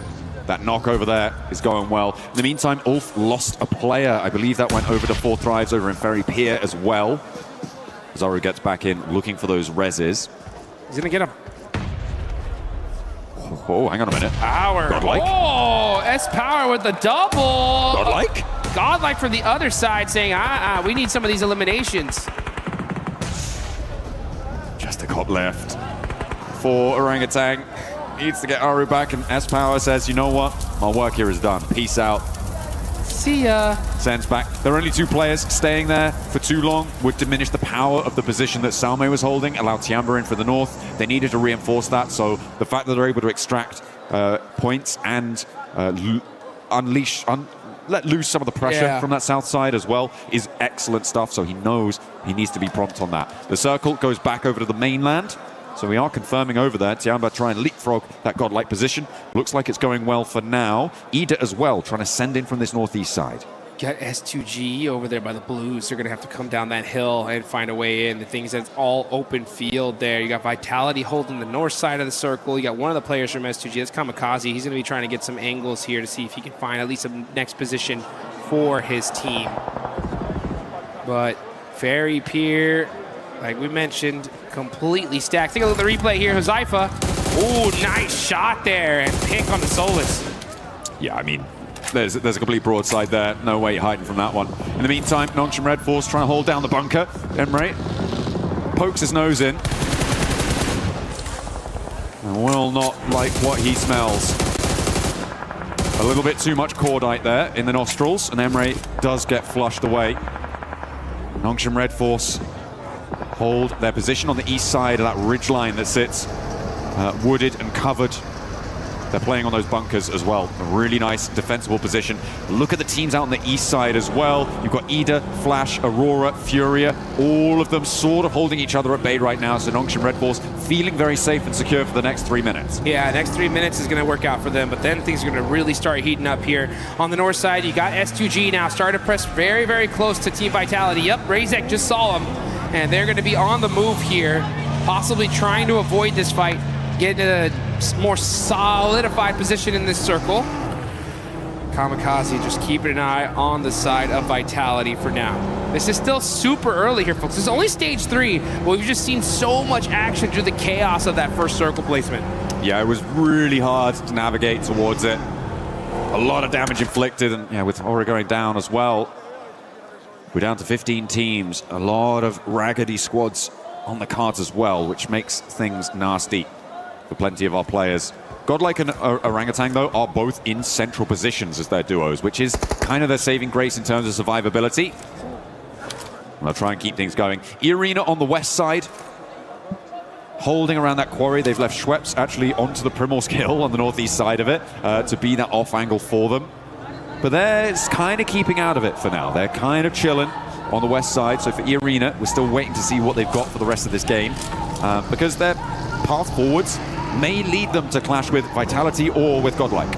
You can see Schweppes, though, from E-Arena. He's all the way down in Ferry Pier, just getting some sight lines, getting some intel for the rest of his squad. Got to be careful not to get too close, though, to the side of Nigma Galaxy. Now you see Aurora Gaming. Let's see where this next zone's going to go, though. That's when the fight's really going to get started here. Zeol is going to eat a little bit of blue damage. He's keeping an eye on Flash. Uh-oh, yeah, he's trying to play this quietly, hoping that he comes in this direction, but instead goes in the opposite. Next circle does pop on over, and it is heavily to the east side.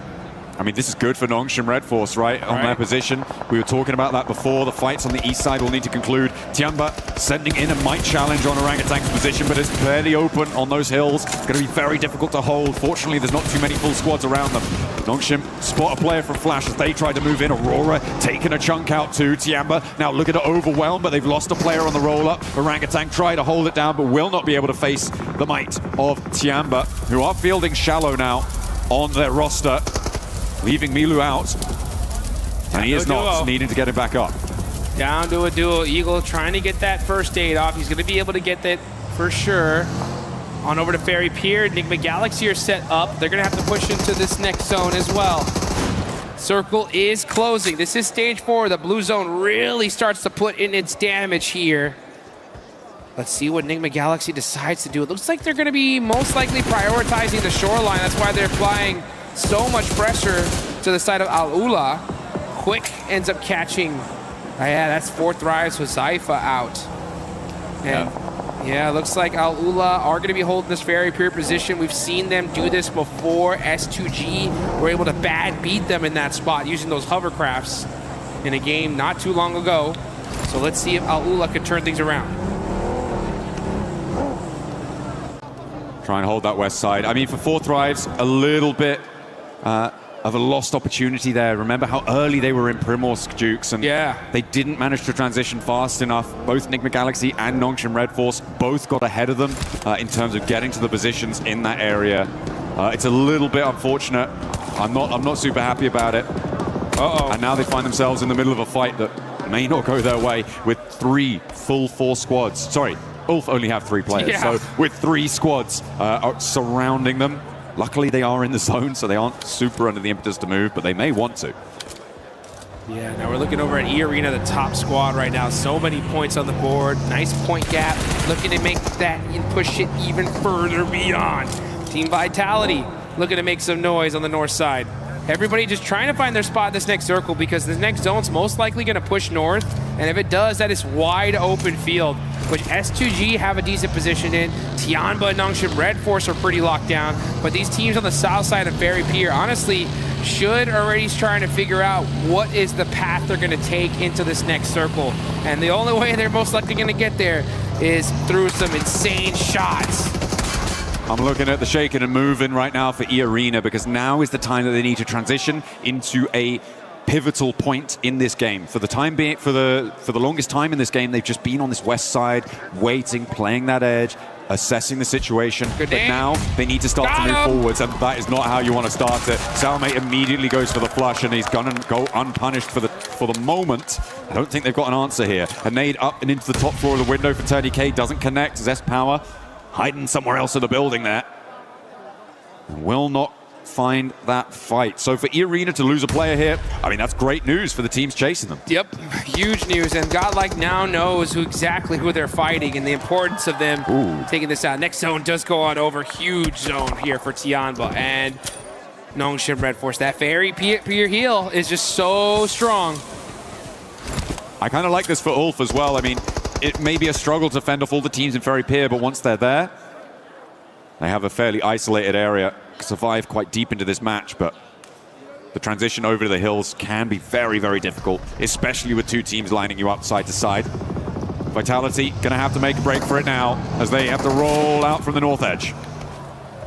And they're gonna have to cross a lot of open field here. This is what I was talking about. This zone is not very kind to those teams that were playing on the edge position. Yeah, Team Vitality, you're just kind of waiting to hopefully have these teams in the middle start fighting so they can, you know, get a free rotation onto this next circle without too many eyes looking at them. But it's going to be a tough rotation. Yeah, Ray-Z is going to be driving right back. Say, guys, it's pretty jam-packed down there. No bueno. It is no bueno out in that open area. Enigma Galaxy finding the back tail of Al-Ula and able to drag that one back. Claws does fall. As the Arena still trying to dislodge Godlike. There's Power with the shotgun, tries to find one, steps into a nade, but not before getting a knock. Now it's all up to Salme. Has got a nade cooking. Still with the pin pull, drops it down, nearly finds it as Schweppes tries to move up to support TurdyK and get that res. S-Power falls, and Salme has Mormon now to handle. Gets the first lick in with that shotgun, and Mormon has to back up. S-Power had that. It was such a fortunate nade there. Samway has the right-hand priority. That's what he needs. Catches it on the Mormon and gets the knock, but great teamwork there from Schweppes to get the nice 1v2. Enigma Galaxy could potentially roll out and try and third-party that, but in the meantime, Vitality crashing up on towards Tianba's position, playing beneath Nongshim Red Force out to the east as Vitality have taken a knock out to their western point. They are still 4 players alive, but E-Arena are rolling out now. They could turn their attention that way. Steps onto a landmine, blasts his leg sideways, and down goes another Vitality player. They are getting torn apart as E-Arena descend as well, sending a forward position. And I don't think they're going to last much longer. Ida trying to join the party, and Tiamba are now suffering. Darkin and Swain both on in the fight, taking huge swipes at this hold. And Tiamba may not have enough to hold everything off, but they will find the final blow towards Ida. It's an open field battle here as teams are starting to crowd on in. And this is looking like an absolute battlefield. Tons of nades going down, and down goes Vitality. S2G joining the battle. 2 eliminations to their name so far.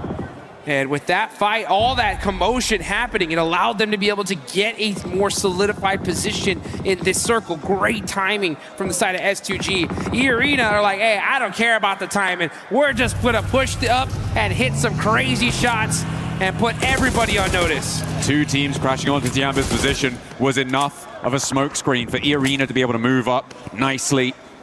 Despite not having one of their players with them, they are now on 5 eliminations. They've pushed past the 90-point barrier now, Jukes. Wow. It is a great result so far. 10 teams remain, but they're on the outside of the circle, and Enigma Galaxy are going to cause problems. They've seen what's happened, and they think, no, this can't stand. No, order. And they find, well, actually, it's S2G who find a shot onto Schweppes on the backline. Stop that, said Enigma Galaxy, and honestly, the whole lobby needs to start really worrying about E-Arena here because the White Rabbits are starting to run away with this thing.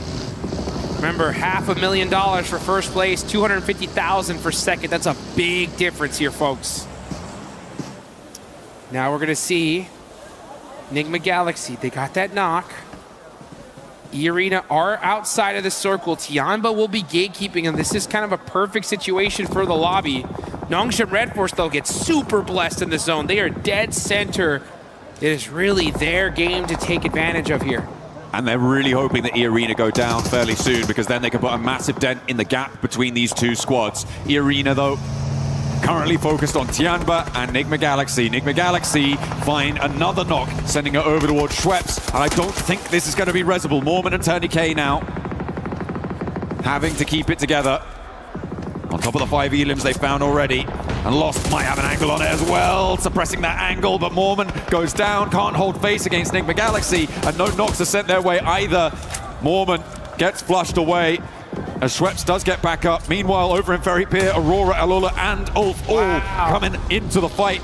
It is getting chaotic down there, it's getting messy as well. Turney K the last to stand for E-Arena, and then Enigma Galaxy have to push into Tianba. And nobody's happy in Ferry Pier either. It has been non-stop action for the last 7 minutes. Fight after fight after fight. These zones making things so difficult. And yes, Enigma Galaxy are now on the push. They want to be able to finish E-Arena out completely. They don't want them getting any more points. And I believe, yes, with that nade, that's gonna do it. E-Arena finally taken out. But they still put points on the boards here, John. So it's like no matter what the situation, they are constantly moving that needle further and further and further. Absolutely, but for Nongshim Red Force, this is a beautiful position. They were able to do a lot of damage to Furia, leaving them on 1 player alive. Flash are going to crunch in behind it. Potential to pick up points there. Aurora are going to have to leave into the sightlines of Nongshim Red Force. There is a big Elim potential gain here if they can close it down, because they are in the driver's seat here and they need to keep control. All these teams need it. They all need this chicken dinner and all the eliminations. Nice. And that's Furia gone. Nongshim Red Force.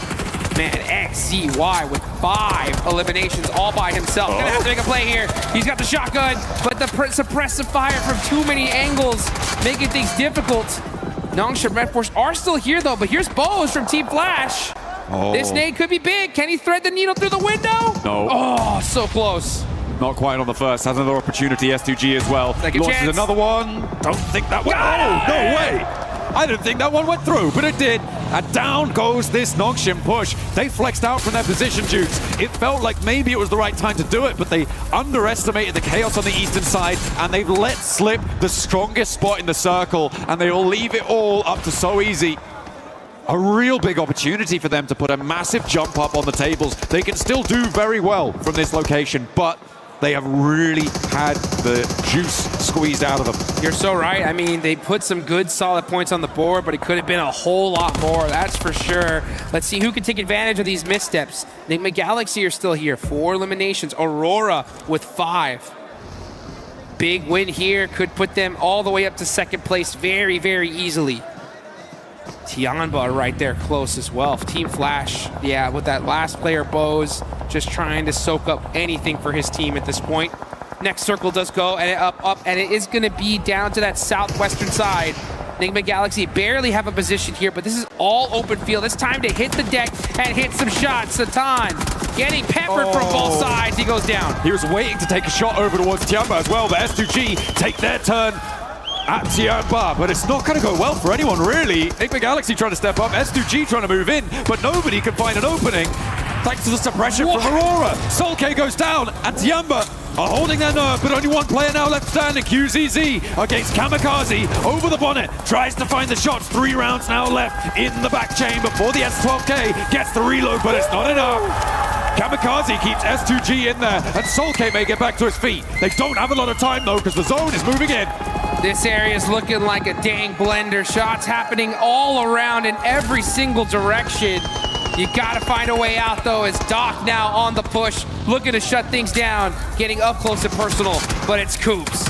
Coops on fire, literally now, as those nades, Molotovs, too strong. Oh no. Coops by himself could not hang on. And now Aurora ramp up the heat, turning up the thermostat on the lobby. But in the meantime, S2G, they may just get themselves back up to 4 players alive here, Jukes, which is kind of crazy, given the chaos that just unfolded at their feet. Remember, Tianba were there.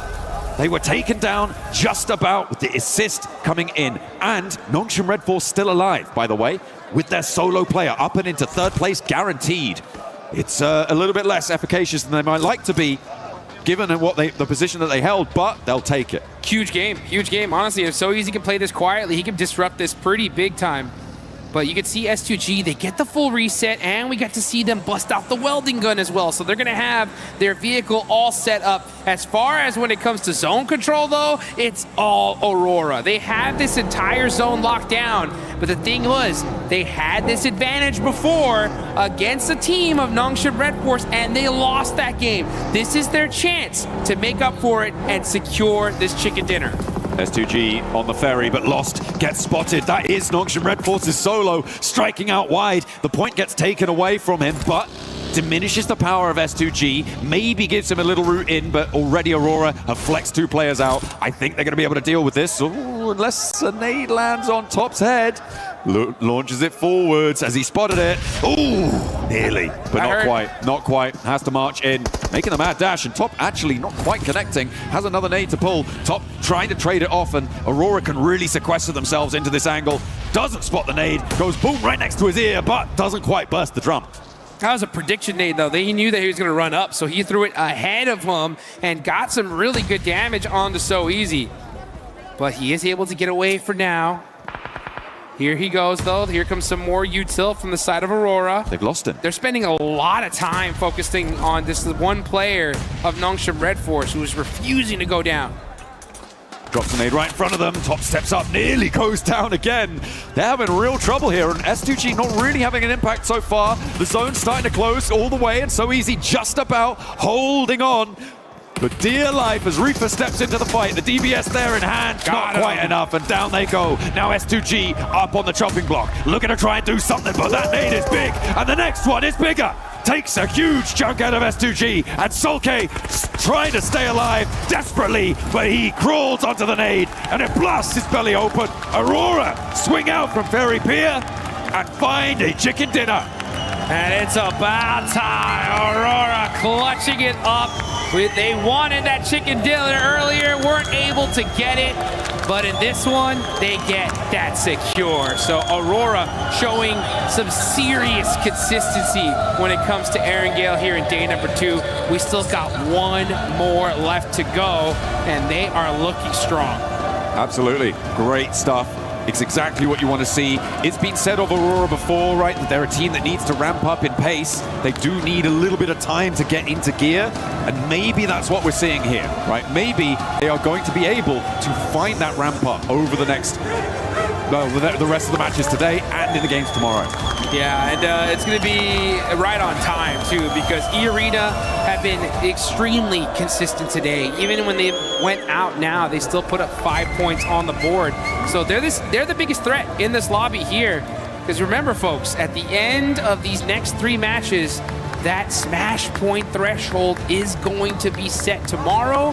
Once those 10 points are crossed, the next chicken dinner, that is it. We will crown some champions. So E-Arena's job today is to just set that threshold as high as possible, and they're doing a dang good job of it. They are, but even in that match, like a lot of the teams towards the top side of those tables were able to put up some decent games. That's right? true. You had Ulf, who was staying in fairly late, S2G fairly deep into that one, Nongshim Red Force.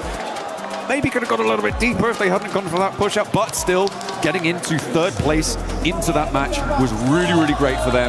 A lot of teams putting up some big numbers, and sure, they put up 5, and I do praise teams for being able to do that sort of thing, but everybody is on the hunt. Everybody's hounding them down. So for Arena, it might be okay, but you can't have a tortoise and a hare situation. You need to keep the pace up. You cannot let sleeping dogs lie, because they will find you and they will take you out of that top spot. It's all to play for. 1 more Erangel today. As before we move on to our final set of Miramars, don't go anywhere.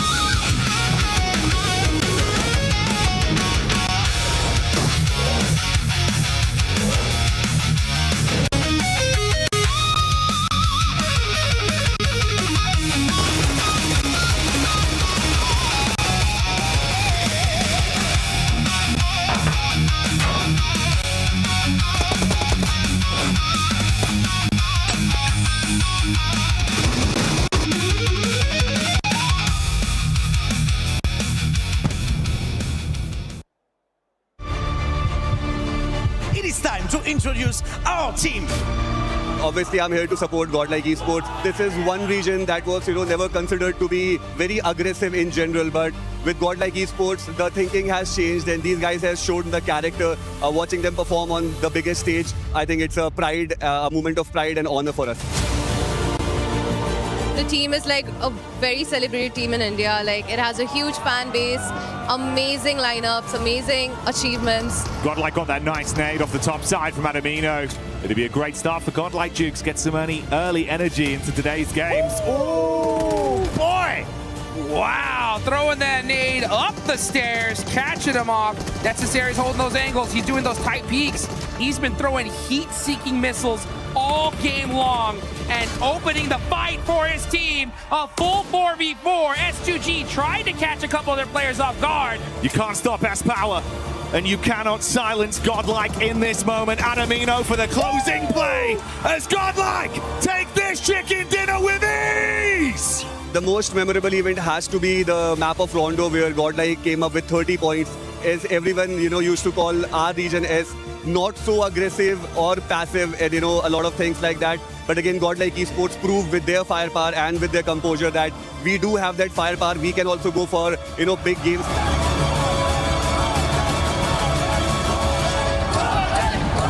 Us, it was like a very unexpected turn of event that we qualified for grand finals. Like, I don't think anyone in India or anyone in our team must have imagined us playing our first international tournament and straight up qualifying for grand finals. So when that moment happened, we all went crazy. Like, all of us, the Godlike family, everyone in India, we were all celebrating, and honestly, I will never forget that. The fans over here, the love for the game, it has been amazing, and we are having a great time over here till now. Yeah, I always had this dream to go and visit the Eiffel Tower, and it was a dream come true moment for me. Aurora getting a chicken dinner, but before we break down that match, we wanted to get a club championship update, and I'm joined by none other than Glitter Explosion. As some of you guys know her as Senorita Glitter. Tell us what's going on with the club championship. All right, we're just going to do a quick update here because we've got some seriously cool stuff going on in chess. Obviously, grand finals here today. Third, fourth decider match also happened.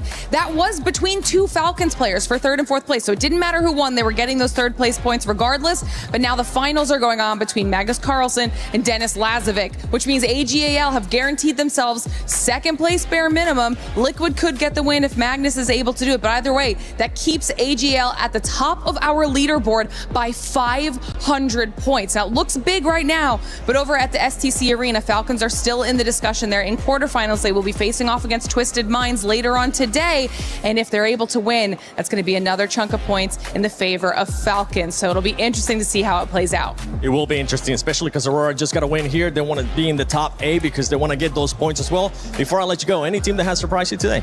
I'm not going to lie, I'm loving the bounce back right now out of Godlike. They put some serious elims up on the board, so shout out to Godlike. Hey, right on. Thanks. Actually, spot on. Thanks, Glitter. You can go back and just keep on looking for updates, okay? I want to see what else is going on with the other club championships, and I want to see what else is going on here at PMWC at EWC 26, because some of these squads, especially Aurora, Max, getting that chicken dinner. But before we even do that, let's talk about the PMWC Lucky Spin. Available now. You can check out the Electron Energy set, the Proton Power set, and also that Alien Fusion Grossa, which I want. And I'm still trying to get, and I'm going to continue to try to get. So make sure you guys check that out. This was co-created with PDP creator Nana. Make sure you log into PUBG Mobile, get that lucky spin before it goes away to get your PMWC swag. But now, Aurora, yes, that's right. Look at this man. This man is absolutely ready. He's been cheering for Aurora for the longest time. But Max, we got a chance to see them play that so well too, and just pretty much like a boa constrictor, just squishing everybody in. Oh, yeah, like a snake. Well, they weren't really snaking in, actually. They were just dominating and eliminating everyone. But finally, no throw from Aurora and Eptura. Yeah. They made it. They saw it through until the very end. And we actually see Ziola. I said he was very impressive. I wanted to see more from Reefus and Doc. we finally got it. Briefers, 4 eliminations, Dog 3. But in particular, what's very important is that before going onto that ridgeline north of that road sign, Niptura, they eliminate every single team down there, get rid of all the stragglers. You had Ulf, you had Al Ula, you had Four Thrives, and you also had Nongshim Red Force at one point. Get rid of all of those players before playing that ridge. That was so well executed by the boys. Yeah, it was really nice to see that, and also learning from the Rondo, right, where they just played it way too slowly. Yes, they had more terrain to work with in this game, but you could see the momentum. They just went from 0 to 100. Once they had gotten cleared everybody, gotten all of those eliminations, they moved in and tried to corral S2G. S2G let that happen just a little bit. I would much preferred a better fight from them for sure. But for Aurora, that was much better, much more what we're used to seeing from them. This is a herding team. They control teams. Teams don't control them. And right now, this was them controlling teams. I literally wrote down on my notes that, S2G, they looked really good at that sort of northern side. This should be a nice win from them. They got the hovercraft, exactly. You know. But no, I have to agree. Aurora played that incredibly well, and they were able to take that time to make that spacing. But also, did you notice like Nongshim So Easy causing a little bit of chaos as the solo player between these two full teams? I mean, that was kind of crazy to see as well. I was looking at S2G, obviously, to have that, you know, they were denying the flank from Flash coming around to them. They had a nice 2-2 split on that north side. Soul Gang with the hovercraft, we're going to bring that up again, but yeah, a little bit rough for them. So the way that Aurora were able to calculate that with a little bit of annoyance from Nongshim So Easy, great play. Talking about Nongshim, they were able to put up some good points as well here in this match. 13 points as well with S2G, 13 points. Max, which one are you looking at? I see you ready to talk. Yeah, because Nongshim Red Force, sure, they gave themselves 13 points. It's eliminations, 5 placement points. I feel like they threw that game. Generally, I think they could have at least bare minimum gotten a top 2 in that position, if not an actual chicken dinner. But then Furia, which is not on Longwood. They're not even on the dip on top of Longwood. Then like this one shed on a little plateau below them. And they get an opening knock, and I'm like, okay, great. Nongshim Red Force maintain the pressure, maybe chuck a Molotov or a grenade. They fully crash the shed, and then Flash are like, what the hell are you doing? We're just going to do a counter grenade and Molotov and swipe the entirety of Nongshim Red Force. If they just held their position, they would be where So Easy was. You said So Easy was trolling. If you had a full team, there would be giga trolling. But I feel like, yeah, Nongshim Red Force, sometimes they get great games, and sometimes they do some of the biggest fumbles in a tournament. It hurts. It really does. I think it's a great example of something that happens at every level, as we're seeing here, right? Where you get that you get tempted to actually full send into a position, but you've got to really think about why that team that you're fighting fell down so easily. Generally, it's because the position is bad for one reason or another. It's very constricted there. There's a little ridge around that shack. It's very, very nadeable. Lots of areas to bounce that utility off. So if you're going to push something like that, or if you're fighting against, hang on a second. If you're fighting against them, right, you don't push that, because then you yourself get naded as well. It's very nadeable for a reason. Yeah, and that match was a perfect example of what can happen whenever you end up just catching up even more to that first place. E-Arena ended up getting 5 points. You can see Aurora Gaming just jump up to that second place with 81 points. What was a 1 point and 18-point gap to that second place has just now closed up to 9 points. I'm so happy to see it, because we saw throughout the entirety of today, right, there were a podium team at the very start, slipping, getting almost nothing done. They were in 8th position before this game. Now with that chicken dinner, rocketing right at the very top here, just behind E-Arena with their 81 points. Literally the only team single-digit points away from our current pack leader of E-Arena. But the thing is, very flash in the pan, right, Niptura? We need to see more consistency, and especially not throwing games when you know you can get those wins. Yeah, it's going to be interesting to see. We have one more Erangel and then 2 Miramars as well. Aurora tend to do quite well on Miramar, typically. So we'll see how that goes. Again, yeah, they can be very hot, very cold. So it is just down to game by game what they're going to do. But we're looking at the second page here. Flash and Hora, 48 points each. They are looking tied right now, but there's quite a bit of a gap between them and Four Thrives. So even further down the leaderboard, we're starting to see those gaps emerge. Yeah, Lace, for some of these teams here in the second page, I'm going to be keeping a close eye on them, because at one point we're going to have to start cutting them out, because that point gap is just too much. And keep in mind, going into tomorrow, that smash roll is going to be up play, and it's going to be plus 10 points of whatever first place ends up with. Yeah, and it's strange because, like, I know me and Neptura were having a look at Godlike, right? And they're making such calculated and well played. And then I even sort of said, God damn, they're so strong as just a little duo. Why don't they just kind of like go in that little map and do their thing? But it's just unfortunate, you know, they were getting like 7 elims in that spot, but just not making it any further. And I sort of touched about that on the shared studio on the couch. It was like they're getting themselves in these great like close range fights, capitalizing on it, winning it, and then like you were saying, moving back in and not like the other teams are sort of circulating because they're doing that too late in the game. But I do feel we've seen it before. Aurora just did it. They can just have this great game and that will push them up a lot further because they're getting the elims. They'll be able to do it. And they definitely need it, especially where they are currently. We've been praising them in regards to the performance that they have had today, but we need to see a lot more out of Godlike because they are currently just so far away from the first place. And at the end of the day, you want to be in first place. That's what they're going to be hunting down. By the way, special shout out earlier on to Hot Jukes and John for casting those first 5 games. But now it's time for the main show. Yeah, it's okay. I still got you, baby. For Blank and Jackie Blank, you got me. Come on, man. Oh, mate.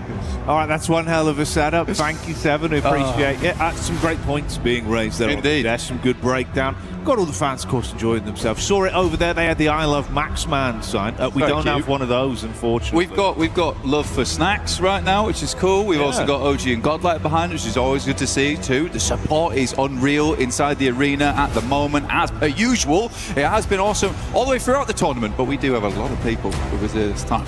So we're going to get loud. We're going to get a little bit crazy with it because I imagine finish off the day. You know, it's been a long day. All right. We might have some mad circles to finish things off. Yeah, do you reckon? I reckon. Should we make sure there's still some good energy left in the crowd? But we could try. Yeah. Right then, Paris. A few games left to go today. Let's see how much energy we've got. Let's make some noise in the building! All right, that's what I wanted. Proud of you, Paris. You've been killing it here at PMWC, and we'll keep the commentary flowing as the games go on. We can lock in.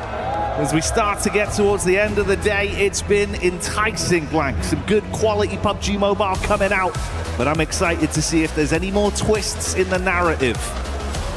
That's what we're looking for. We're looking for some twists, some turns at the end of the day, some mysteries yet unsolved. As we do get back into the thick of it, we're going to be going to Erangel one last time before we head towards our final 2 Miramars to close out this mega day of PUBG Mobile. Again, like we said, Paris has been fantastic. You guys have been fantastic. The fact that you've been with us this entire time, supporting the teams the entire time. We've heard the drums. We've heard the excitement. The drums better come back, though. I'll be sad if the drums aren't in the crowd. They're ramping, mate. They're getting ready. They're ramping. They're getting ready to go. There would have been a couple of paradiddles here and there. We got Ralph on screen explaining to his team that they're definitely not getting hot dropped over towards Pachinki. It's not happening again. Eda's had a good game now. They're like, maybe we were the problem. Yeah, maybe we don't do that anymore. Which honestly, I think it's a fair shout. I think, you know what, 4 different members of the talent team spoke to Ralph about that yesterday. We were kind of making sure we can get that one across as many ways as possible. It seems like the message has been sent out. Yeah, it was like, it was coded through Ralph for Eda. Yeah. So, what do you think about that? Ralph was very pleasant about it. He was like, I don't think they should be doing it. Like, we keep getting points. Yeah, they were. I mean, I think we got about 12 elims off the back of it, which is kind of sick, honestly. It's a good amount of points. We do get our plane path down from the south side all the way to the north. You see there, Eren and Scarface currently topping the leaderboard in terms of damage, which is a surprising statistic for me. They've been very, very consistent throughout. I'm glad to see Eren there. Hasn't quite beaten out Scarface just yet, but I'm glad that Scarface has been the rock so far for Ulf. He has kept that team steady throughout. The suspension system for the Ulf vehicle, which will need to make a move down towards the south side of the map, but it gives a good game here for Aurora, who have been baiting us for multiple years for a massive win at an international, and they might just be giving us it here at PMWC, at EWC 2026. God, we keep getting these sort of circles, man. Once again, right, you hit the nail on the head. It's happened. Sivnovka, the military island in play. Like you said, maybe this is the blessing. Like, perfect drop spot, perfect end game potentially for a team like Aurora, who do feel like they've kind of locked it in a bit. So we'll see. We'll stick with it. Potential for a lot of early fights. You got Flash taking on OG early as Aru's already down. Tiamba amongst it as well. A couple of squads looking to get stuck in instantly then. The revolver to the dome there. Well, unfortunate for guys over on OG. Flash seems okay, though. Get themselves back up on their feet. Like you say, though, we got Aura on screen. Eagle. Explosive bow. Almost hit it as well. A little bit of pinpoint accuracy with the arrows. Jiggle. Dropping some ammo across. Everyone's a little bit low right now. Level 1 vest, a little bit difficult. It might be actually just dropping some of the bandies over. Well, Sleepy is having a troublesome time getting towards them. I think he's in an awkward spot. Sky, though, is coming in from the other side of things. He's over towards the north side of Severny, so this is a long exit for both squads. I don't think any team wants to be here. Tiamba, as well as Aura, stuck in this awkward engagement. Eagle with a Honey Badger at distance on the sidelines. E-Arena also swinging by, but they should get gone.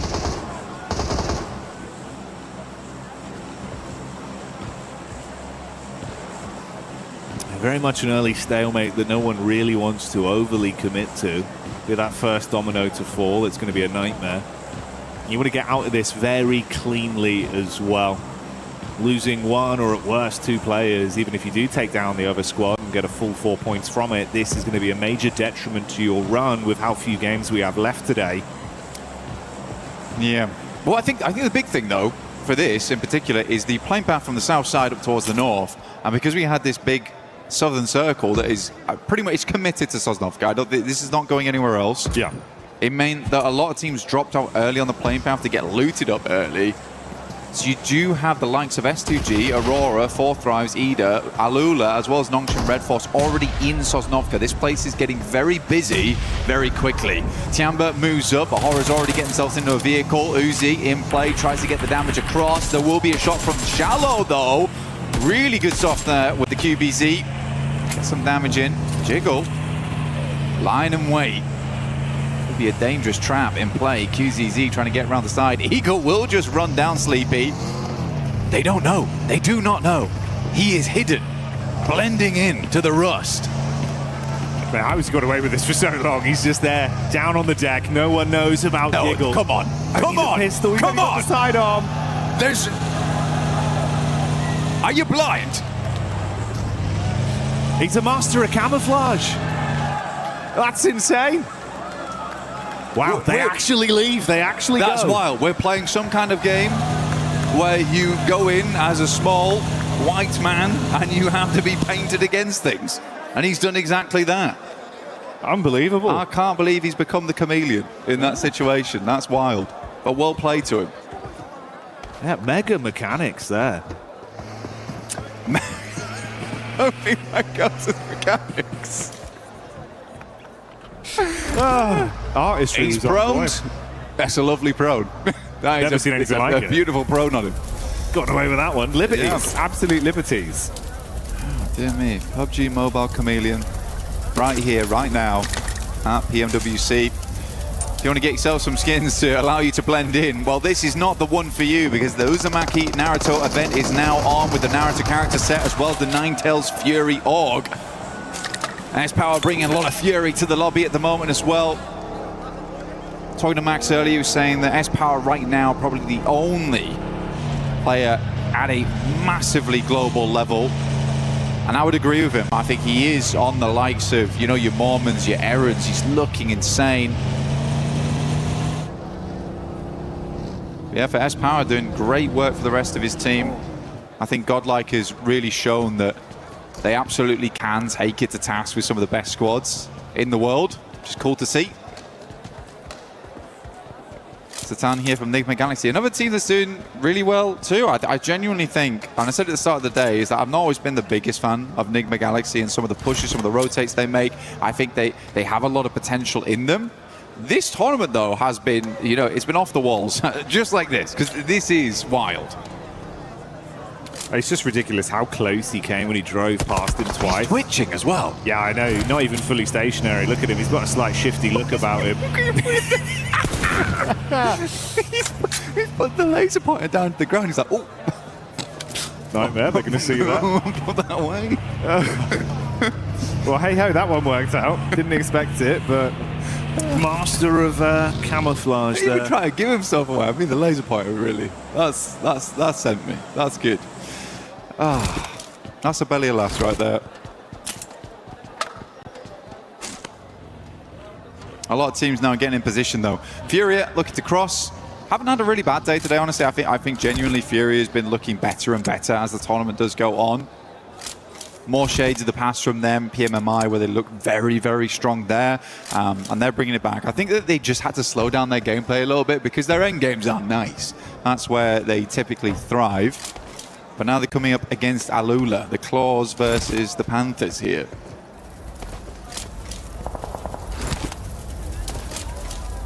Giving us the proverbial question of which set of claws are sharper. Are they both depicting Panthers though? Because that would be... Maybe a Jaguar. Maybe a Jaguar, yeah, like that. Keep you guessing, you never know. Battle of the Animal Kingdom. Oh, S-Power with a nice little lift there. That's a 5-pointer. X5 on that one. A lot of airtime. It's a great multiplier. It was a great multiplier. I like that. Anyway, we get next circle. We've seen this before. You didn't hear. I don't know if you could hear that, but there was audible disappointment from the crowd. Everyone was oohing and ahhing at that one. Does head out far towards that west side. Really uncomfortable. Very, very uncomfortable. Ida's already good spot, though. The rest of the team, I would probably say to try and regroup soon, though. Nongshim Red Force has played a similar position to this in the past on this exact spot that Tizzy is currently actually located on with XZY. So I think they'll just try and secure that going forward. They might even try and take the compound that Vitality won on during this map before as well. We'll see what they do. Can't be too greedy though, because again, like I said earlier, it's very busy in Sosnovka. A lot of teams here. It's going to get pretty aggressive down there where things do kick off, especially with how this zone shifted, man. Cutting out a lot of that play space once again. So you're fighting around the bridge, you're fighting on the island. Like you touched on even just a couple minutes into this game with how close they were off the playing path. A lot of squads did already make their mass migration down and start to try and dig their heels in a little bit. You've got a few squads that are still outside in the mainland towards the blue, having a bit of a slower rotate. A lot of traffic as well on the bridge over to Sosnovka. Furia there as we saw that establishing shot with Alula just ahead, guarding the entrance. It's then Vitality behind them and similarly Flash behind them as well. Yeah, Fury's getting squeezed like a fruit right now. It's not looking good for them. As they're getting pushed down by Vitality and Flash behind that as well. So this is an awkward approach. They would like to get across, but I don't think Alula's going to let them across so easily. Igor's is far up though, so he just needs an opener. And Alula looks to be leaving. I think that's the correct decision at this time, just because the circle did push so far over towards the western side. You don't want to get left behind. E-Arena still being here is somewhat of a question mark, but if they knew they could hold out a team over towards Box Compound, sure, why not? It is quite cruel towards Tiamba, but this is the name of the game. You pick up the points where you can, and right now E-Arena's doing a good job of it. And Turney K there. Up on the top side of the rock face, spamming down into Aking, and will leave him wounded off the back of that. QZZ already knocked, rest of the squad following in their footsteps. This is a brutal start for Tiamba, and one by one they fall. So E-Arena find them outside and dispatch them with ease there. Another 4 points on top. That's a 94-point total over the course of today's games. It's a strange one, right? Because they both started up over towards Severny, Didora, as well as Tiamba. Tiamba swings wide over towards North George. Flash does take a knock there, and probably a flush too. This is over towards the fight on the bridge side, so we'll come back to Tiamba in just a second. Axel low, Brazy on bended knee. P90 in play at this early in the game as well. Good to see. Trying to run back through, but Razak just goes straight into the crosshairs, and one by one this is looking a bit more uncomfortable. Nice backstab though from Axel. Quick switch over to the shotgun through the window. Throws the first man down on the deck. Still has some firepower to play with. Zone nipping at their heels. Razy out of the running. Razak knocked. Axel looking to defend. Throws the nade deep. Thankfully for Bowles, he was able to reposition. That one isn't going to hit him just yet. Ooh, he's closing the distance though. Wants to really get in there. Oh my God! Response back from Axel's quick. And he can get the meds in as well, Blank. Vexy should just about hit this. It's close, but it's still back up again. We'll go for the res over towards Razak. This is a good recovery right now from Vitality. Sadly for them, Aura has made an incredible run down from that northern side. They are fast in position. Bozy is down. Enigma Galaxy currently holding out Ulf. Got Lord up on high. Ketch has no idea. Caught in the broadside. Will get taken down, but a lovely refrag coming through from Eren. Ulf likely will now play on as 3. Look worse and worse as time goes down. Lord the only to fall here, and Ulf has been very much struggling to pass on by through Enigma Galaxies. The circle in the meantime did move further down towards the south. IQ taking a tumble though. What's happened there? Yeah, this is not the dream at all.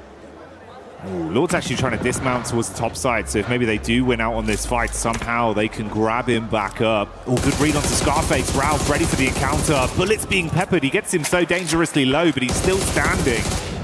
He can just tuck in behind the box now. Oh, well, that would have been the operative word. Could have tucked in behind the box. Not going to happen now. Laid out by Ralph. Satan with a re-aggression as well. And this is starting to turn. That's the way Ulf go down. They've started out with a bit of a recovery, but finally finished by Enigma Galaxy. Only one player cut short from the roster there. They'll carry on as a trio. Meanwhile, amidst this, we have Vitality bringing the thunder back onto Hora. It's been a while since I've been seeing Vexy on the main stage, but still got it in him, it seems. Razak does go down, and looks like Vitality might just want to be making the cross going forward. Looks for Sky. Vexy will pick him up, doing a great job here. Settling in for Federalis. Oh, wow. I mean, good job. Really, really well done here from Vexy.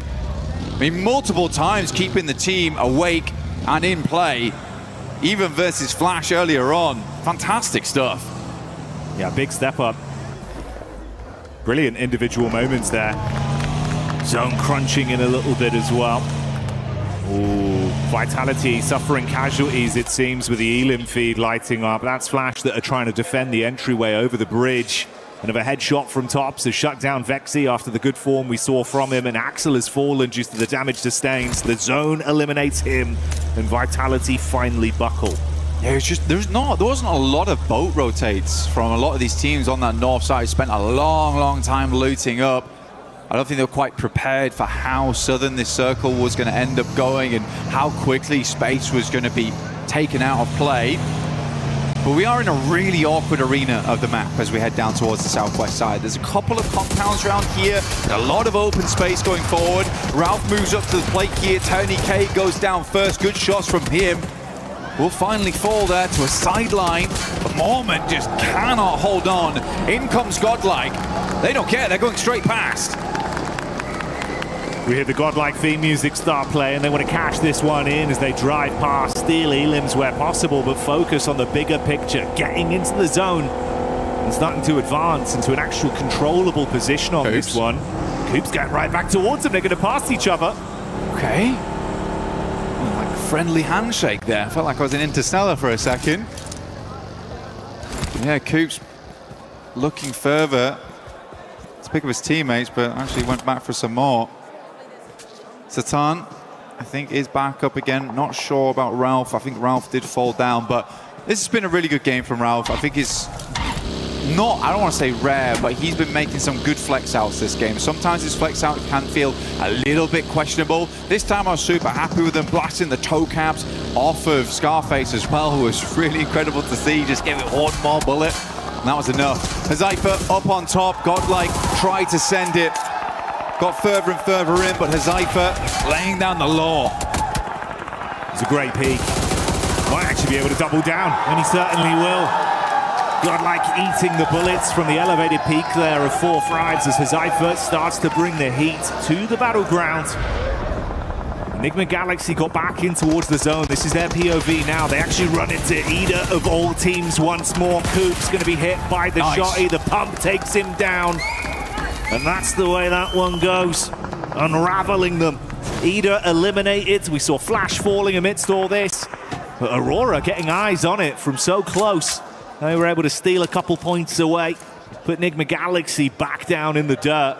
3 Elim points on them. I still think, though, for Enigma Galaxy, what a game.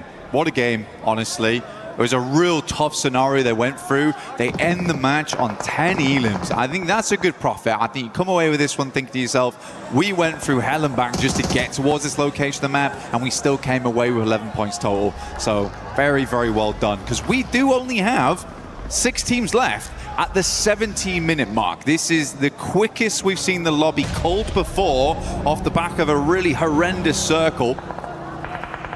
S2G set themselves up, Kamikaze as per usual, flying in towards those front lines.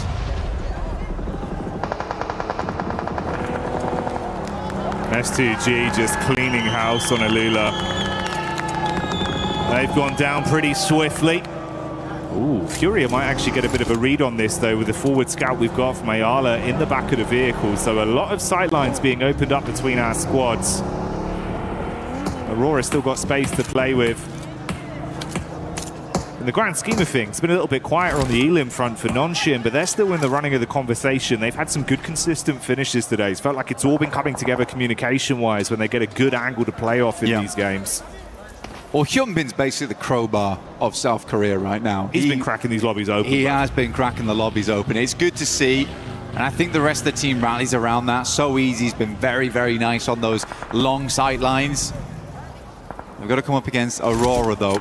Aurora's starting to really feel it. And despite having a lot of weird finishes where second places, where they should have won, especially versus Nongshim Red Force earlier today, they would have been far and away at the top of the leaderboard.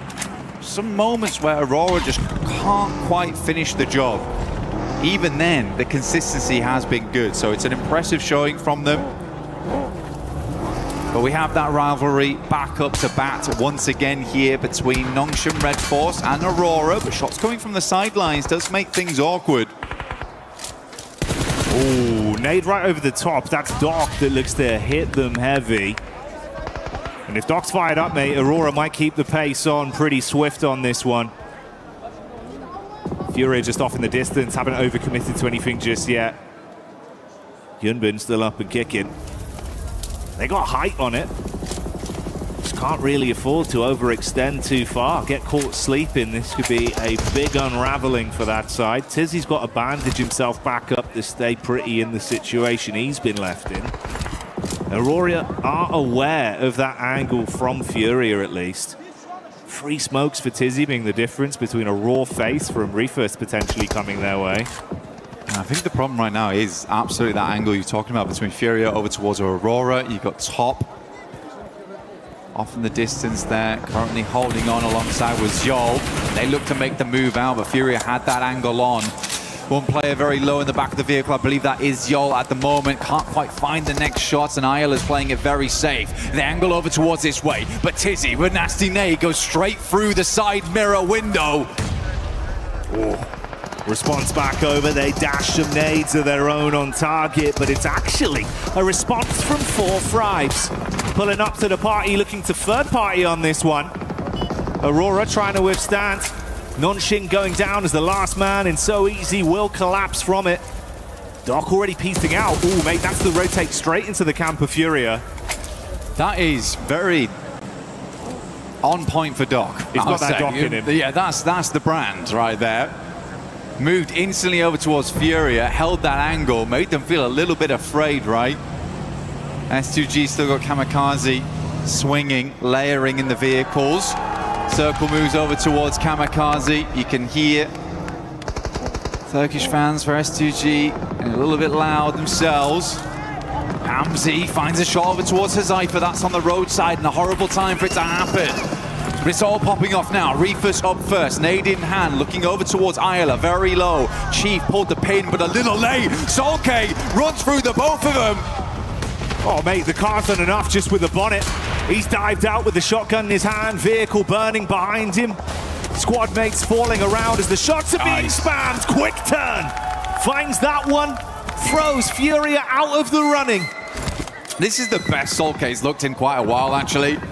I think that he's getting a little bit more of that aggression on board. I think a lot of times he was relegated to being this anchor player. So it's nice to see him, you know, channeling a bit of that Silas going forward as S2G gets the ambulance out, pulls out the rest of their team, gets them res and back up into a position to fight. Not taking any chances on this one. Went out for the first aid kit. Unnecessary first aid kit in the moment. The med kit taking him to full. Requires Doc to put a little bit of extra work in. I'm shocked he survived that long.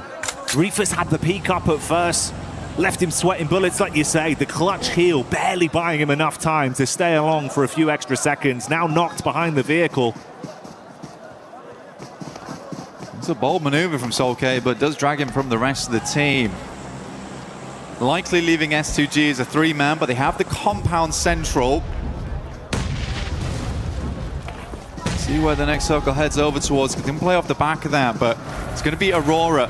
4 Thrives, ping-ponging between one another. Taking some pot shots at S2G in the meantime.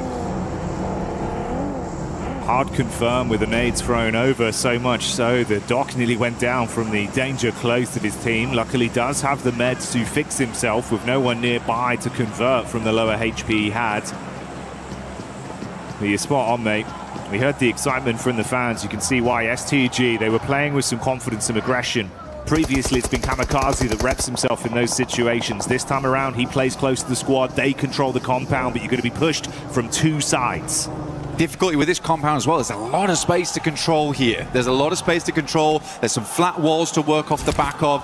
So teams could send in over towards one side, and having a 3-man inside there means they cannot control every building effectively.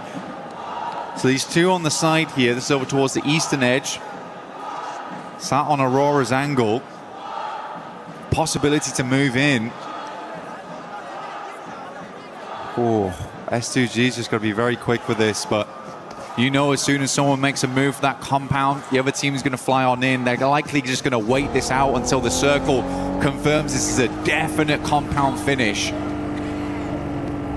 Don't invest your eggs into one basket until you know. A few seconds out from that zone crunching, we'll see if it's going to favor S2G once again. Shifts slightly off it, Blank pulls away. It's nasty. Up towards that north side. Aurora looking to get a chicken under the belt here. Would likely slingshot them up towards first on the rankings. Despite what has been honestly a hairy day for them. It really has. There's been some moments where the question marks have been flung out left, right and center for this squad, but still, they've been keeping themselves looking pretty. Bandaging up between the matches.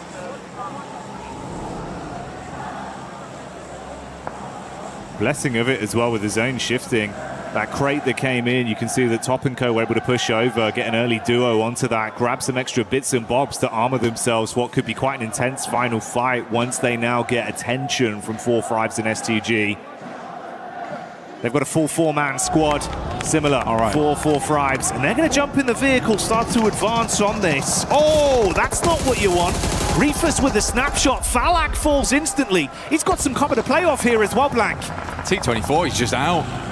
He said, I am not being on that buggy anymore. I'm dropping straight to the ground. And I think it was the correct choice. Being on the back of a buggy like that makes you a prime target. And he's just realized that Reefus has got the golden eye there.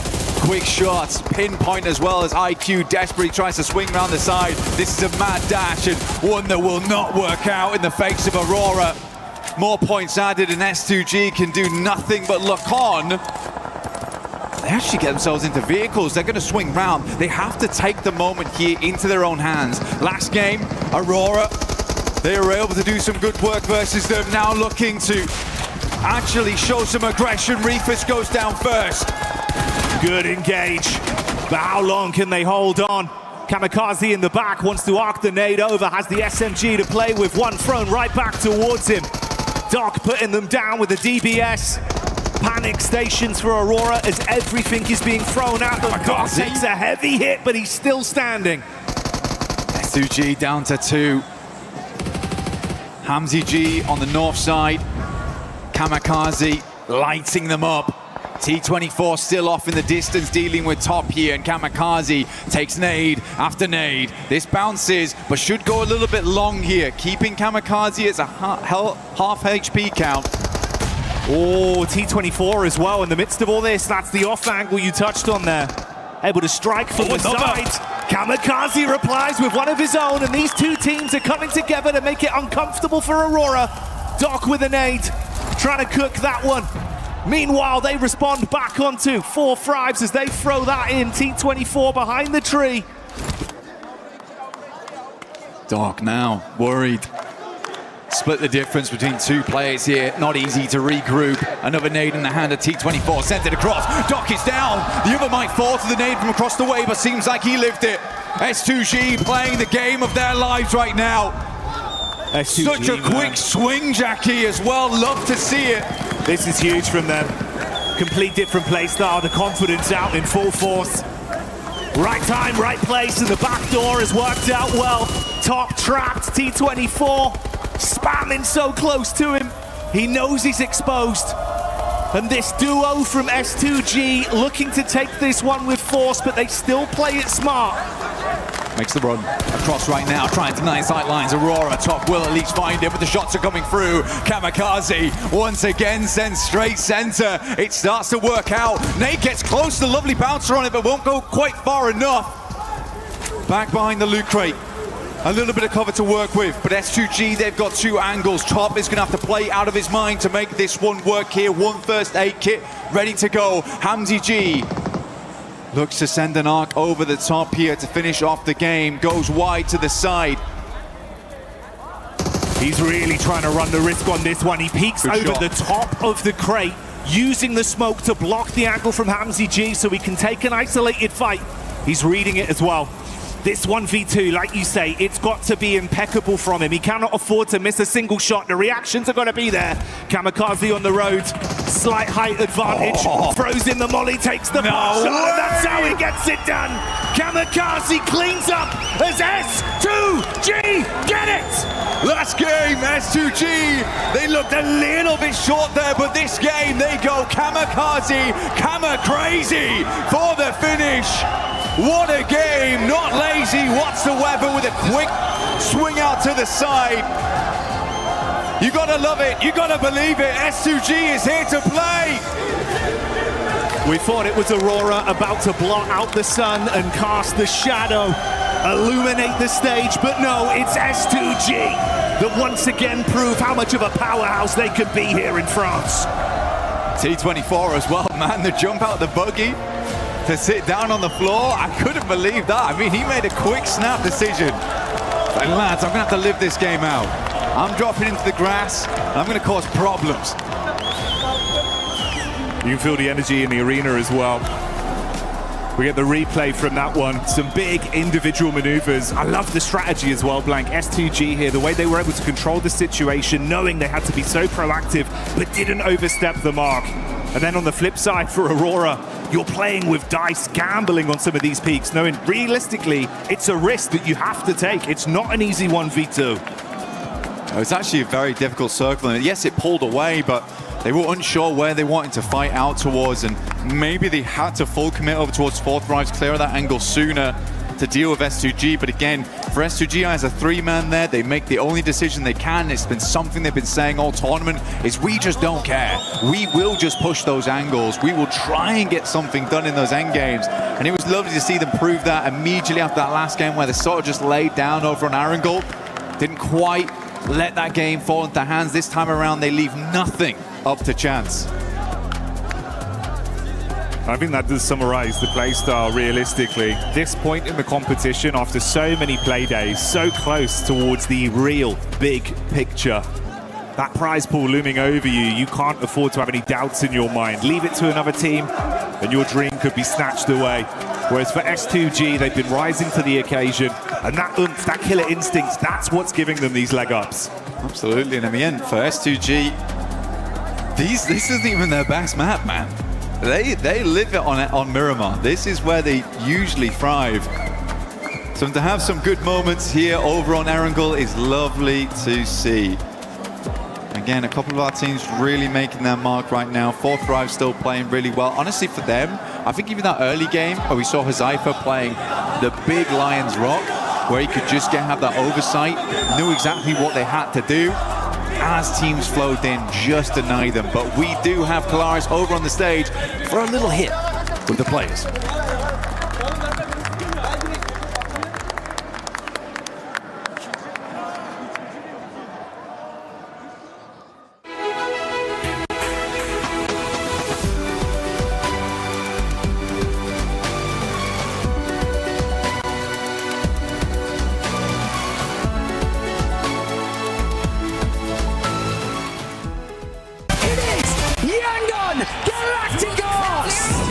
Chasing the sunrise, boots hit the ground, hear the battle call.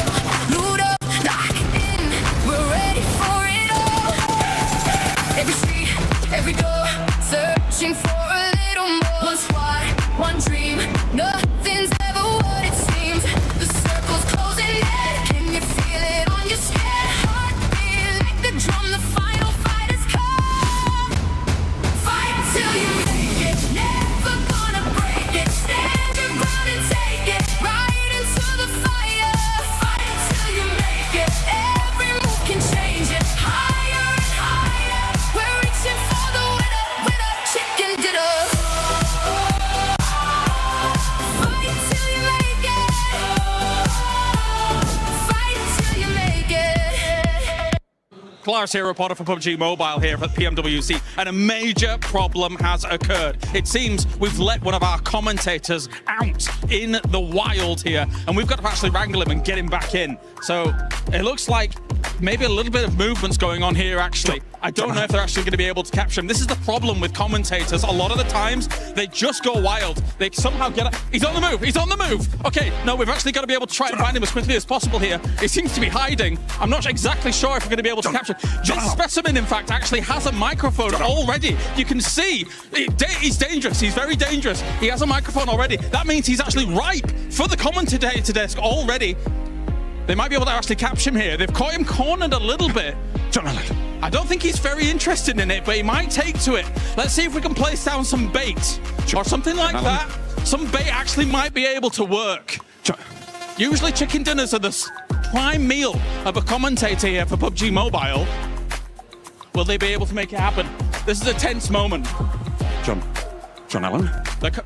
It looks, I think they might actually have it. They might have it. They might have the John Allen. It looks like, oh, did you see that? Get a close-up of that. Get a close-up of that. I think they've got him. I think they've got him. Unbelievable scenes here at PMWC. Oh, that was close.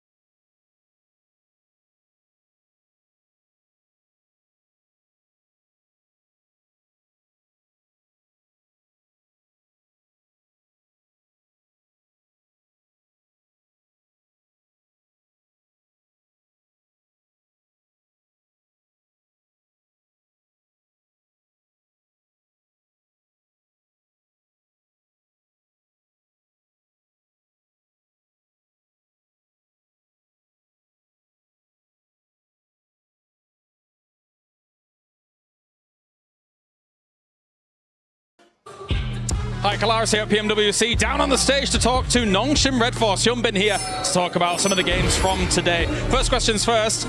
I want to ask you guys about the previous Erangel, not just this one. You guys pushed Furia. Talk to me about that decision and if you'd have maybe done it differently in another scenario. 일단 현배 선수 첫 번째 질문은 일단 이전 매치를 좀 가볼게요.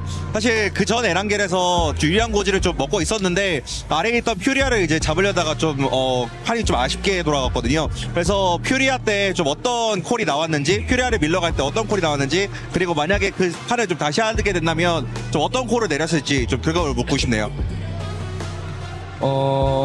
일단은 저희가 오른쪽에 한 팀 더 있는 거 알았어갖고 좀 한 팀 교전하면 한 팀 무조건 올 거라는 거 알고 저희 팀원이 1평을 둘을 입혔어갖고 가갖고 잡은 게 일단 맞는 플레이를 한 것 같습니다.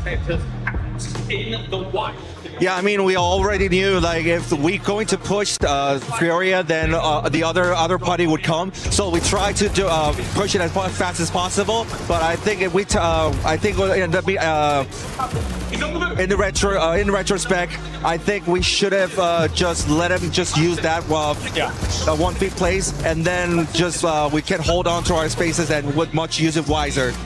Okay, so let's talk about the Rondo game, because that Rondo was amazing from Nongshim Red Force. So talk to me about any potential threats that you had to consider whilst playing out that game, as well as the end where you were able to pull off an amazing victory. 이제 론도에서는 사실 정말 키를 쓸어 담으시면서 또 치킨까지 가져가셨는데 그때 좀 어떤 마음가짐으로 플레이를 하셨는지, 그리고 뭐 부담감이나 압박감 같은 건 없으셨는지 궁금합니다. 부담감이나 압박감 같은 거는 없었고 일단 교전 부분에서는 저희 팀이 가장 자신 있었기 때문에 쫄지 않고 자신감 있게 했던 것 같습니다. Yeah, I mean, there wasn't any pressure at all. Honestly, we were very confident in our team fights. So yeah, we tried to get it head on, and then I think that worked really well. Thank you very much for joining me, Hyunbin. Thank you very much, Maddox. That does it for us down on the stage. Thank you, Kalaris, for that interview. A marathon of a day that we're having here, as 6 matches have already been played, and S2G has been able to go now back to back with those chicken dinners. We still have 2 more matches to go here, but honestly, S2G, this bounce back inhibitor out of them. Quite literally a bounce back. All these nades coming in clutch here for S2G. Very, very good sign for them. They're climbing up those ranks. That should put them theoretically in that first place, but we'll wait for the overalls to confirm that. But it's looking very, very good for them. With just 2 more Miramars to go, S2G, they are a Miramar team. It looks like, hey, maybe we'll have another. Oh, we already do. Well, no, that's the match ranking. No, that's the match ranking. Whoa, hold up. I'll give you a chance before or after this to do some prediction. But yeah, S2G putting up those 19 points. Aurora Gaming though, I can probably end up guaranteeing it that after this match, when we do end up seeing the overall, they'll probably end up being in first place, Max. They go from 8th position, then of course they get that huge game earlier on their angle. They gave themselves 2nd place, and now maybe the jump into number 1, which maybe it's the most Aurora thing we have seen, right? Yes, it is the most Aurora thing, and you know what's also Aurora thing to do? After that, dropping down to like outside of top 5. Wow. I'm just saying, they've done it before. They could do it again here. But no, overall, some of these plays are interesting. But I want you and me, Niptro, to break down what happened here, because you and me, we're talking about some of the finishing moments here. But this 4 Thrives push, in particular to the western side, I feel like could have been executed way better on the Pakistani end of things. Listen, I was on the edge of my seat screaming at the television because I was like, okay, guys, they just need to hold. They just need to hold. They go up around onto a third-party position. They're playing this very, very well. The zone just goes complete opposite, and they're like, absolutely not. You're not getting this win. I'm like, okay, this is tough, right? But they could still make this work. And then they just do nothing with it. They wait far too long. The indecision is right back where we started. And to top it all off, rather than making a very decisive play and just full sending it, they stop really, really short, slow down, allow Top and the rest of Aurora just go all over it and go, no, you're not coming over here. What were you even thinking for Thrives? And honestly, I have to say the same thing. I mean, really, you hit the nail on the head right there, which is they slowed down.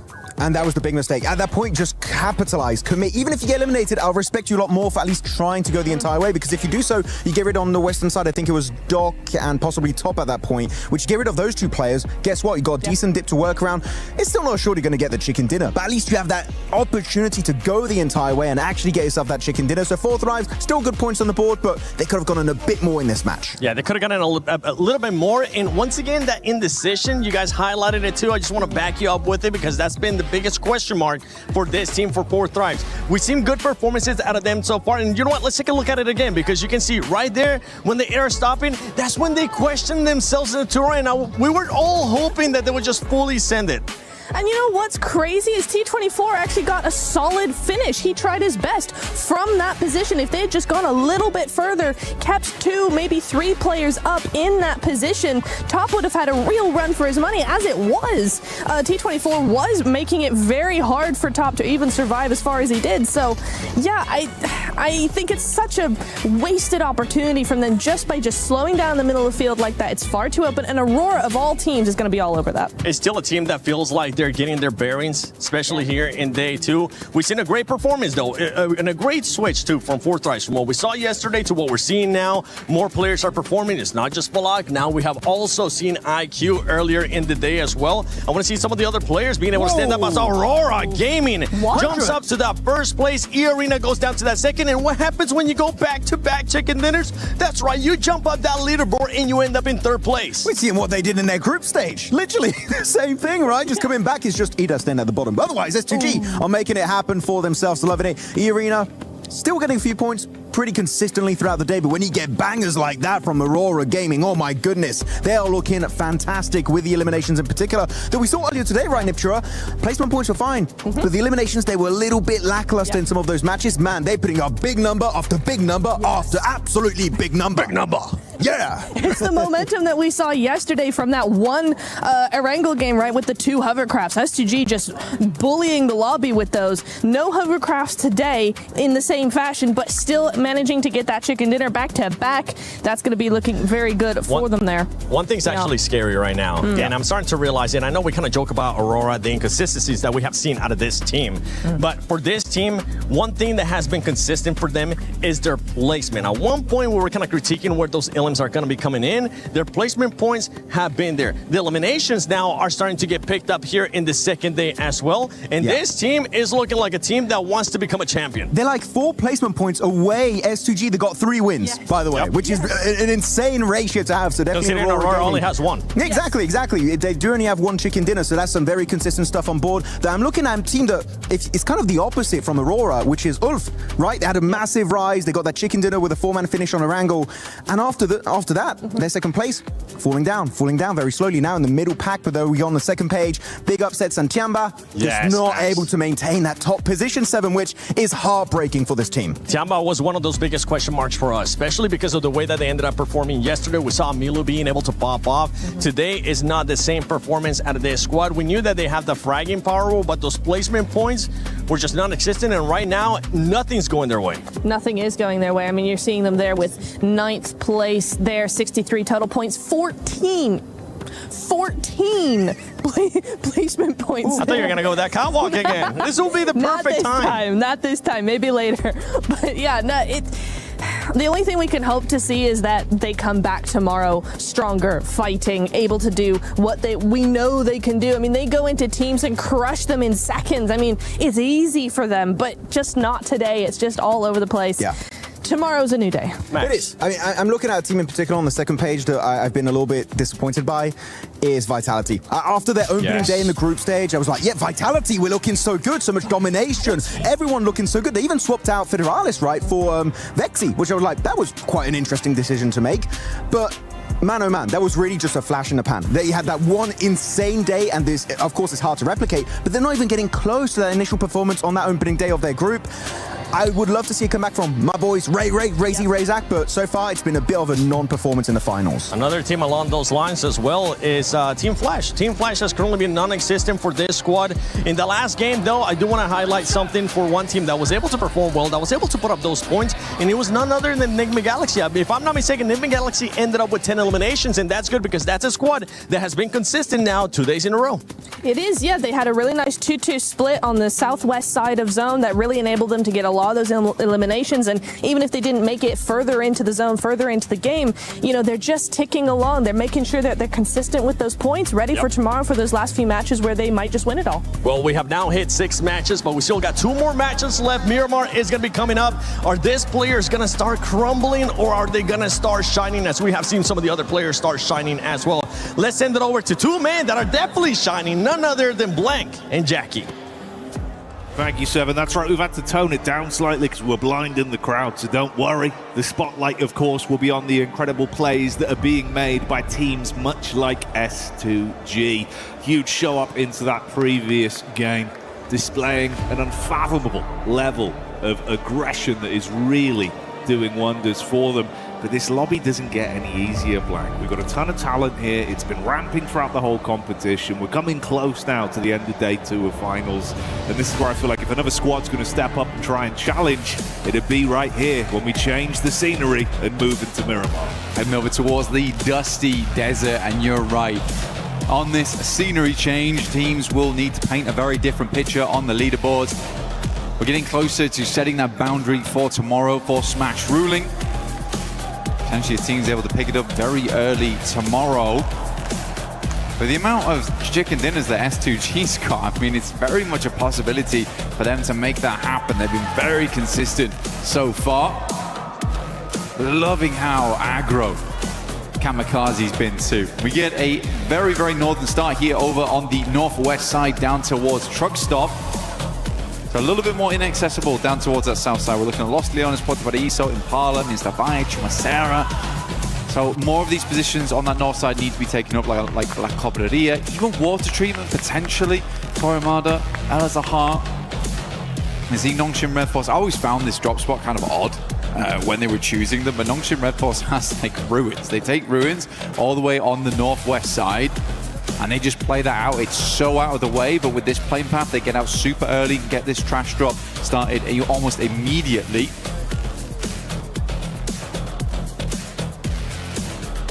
See our abodes for them on this one.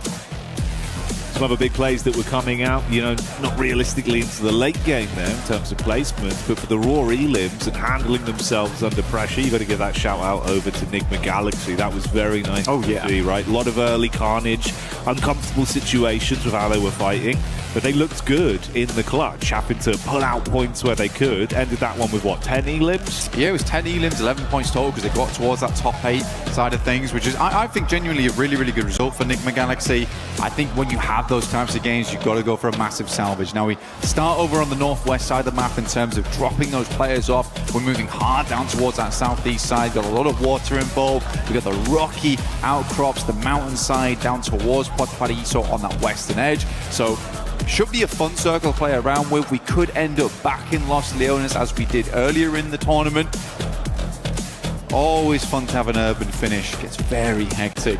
But yeah, I think if we look at the leaderboard right now, it's very comfortable on the staging, right?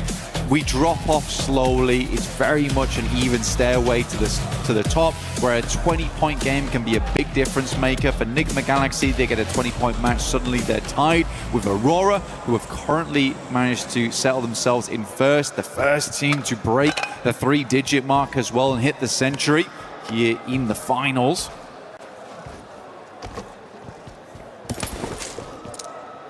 I do wonder if maybe teams will get a little bit more antsy, force some issues slightly earlier into this one. A couple of our big names already inside the zone there. 4-5's Aurora, Godlike, not too far away. S2G making their rotate down from Truck Stop.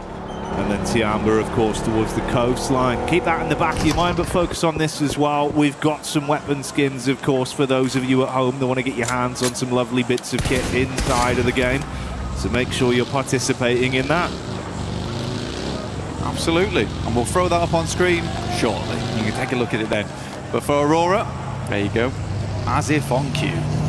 Doc will just go down there, knows he's nowhere near the rest of his team, isn't going to bother them. So unfortunate there for Aurora to lose a player out almost immediately. Again, weird entry point for a lot of squads where they want to get in towards the circle as soon as possible. S2G giving themselves the best advantage early on as they fly down from the eastern side of the map. And swinging past Impala right now, might look for some of the high grounds that sit towards the southern portion of this one. Enigma Galaxy a slower start though, over towards El Pot, so they're going to hang out here for a little while longer. Ralph on screen with us at the moment, doing a good job IGLing, making some quick decisions here and there. I do genuinely think it helps having... I think as much as we've talked about Coops, I think we do need to shift the perspective a little bit to Lord. I think Lord has been such a consistent player on that team. We've given a lot of love to Coops so far, but I think Lord is able to excel because he has another strong fragger on the team. Now, I think Satan as well as Ralph are both very good players, but they're not your front line, right? And if Lord was always playing that front line, he was very good with it, he needed someone to play off the back of, and I think he works phenomenally well with Coops right now. So a big shout out to Lord this game. Hopefully they can continue that pressure. Milu back in, actually, for Tiamba. Looks to move up against Lost here, but will unfortunately go down. So Tiamba losing Milu right off the back there. Very sad stuff to see. I think Tiamba was not expecting this. S2G sort of making a Tiamba play versus them themselves. Yeah, giving a taste of their own medicine there. That's unfortunate, the return of the King, but only for a few brief minutes on this one. We'll see if he comes back for another Miramar outing. Absolutely beasting in the event overall, but S2G stealing some of that energy and starting it out with a nice ceiling to send the rest of Tiamba scarpering, as they know they don't want to stick around and sacrifice anything more on this one. Three-man squad lives on to see if they can steal some points away on the long con. For Tiamba, still 7 more matches to go, and like you said, they've been having a great run at the start of it. They had a lovely push in over towards the finals itself. They looked fantastic. Now sitting over towards the middle side of the tables. Haven't really able to put up many points after that. But they still have a whole additional day, and that can change a lot of things. Remember, you just need to get past that smash ruling point system and then hit the chicken dinner. So they just need to get themselves in range. That's it. They've got one more game to do it. They've got this game here to try and get some consistent points on board. Like you say, the return of the King was very short here, but next game, potentially some royal decrees being thrown out here and there. Yeah, take the opportunity to sharpen the steel once more, and then come back out swinging. Potentially, that's got to be the play for some of these teams as well, because you touched on the fact, obviously, you're trying to set that barrier, that scoreline to beat effectively going into tomorrow. Stopping some of these top teams dead in their tracks, seeing if you could stop them from bloating it to a very large scoreline. It's a risk versus reward that you've got to weigh up in some of these situations for teams that are looking to still climb, but don't want it to be too tall of a task to reach it going into tomorrow if you want to lap our top teams with that smash rule being in effect. OG on the move here, Ida just off in the distance. Yeah, pretty big funnel, this portion of the map, around La Bandita. Through some of the dead ground, sits around here as well, to the north side of Los Leones, staging upwards towards some of those buildings. Ulf's already met that quota right now. They're a little bit further towards the center of the map. Ulf looking for another good game. They were in second place for a little while, but then swiftly fell out of it, and Ulf's looking to get some more points on board. Again, for them, a good game would pretty much settle themselves up towards the top 3. They just don't really want to get trapped by that second place curse. You know, it's very much the Alpha 7 of old. Flash loses 1 on the knock and will be immediately flushed there by S-Power. It's from Godlike on the south side. Vitality having a little bit of a look in towards S2G and Puerto Paraíso, actually. They've got a 2-2 split going on, very dangerous. Zypher up on the roof. Nade in his hand as he starts to make a move over the top side and see if he can get that one down on target. So 4 Thrives collapsing in early. Jiggle knocked. Sleepy arcing a nade back over as well. Going to cook that one. If they came running over now, could be very detrimental. They can tuck into the stairs as well. Get a safe recovery on the go here, so Jiggle can still be in play. Ooh, Falak, though, putting on the pressure. And again, the flashbacks towards yesterday. 4 Thrives up against Aura. No Fear able to clutch it out towards the end. IQ, though, finds Sky, and No Fear is nowhere nearby. Starting to fly on in, but I think it might be too little too late here. T24 did hit the floor.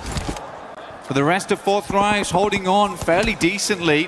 A tanky, though, from the sidelines on OG.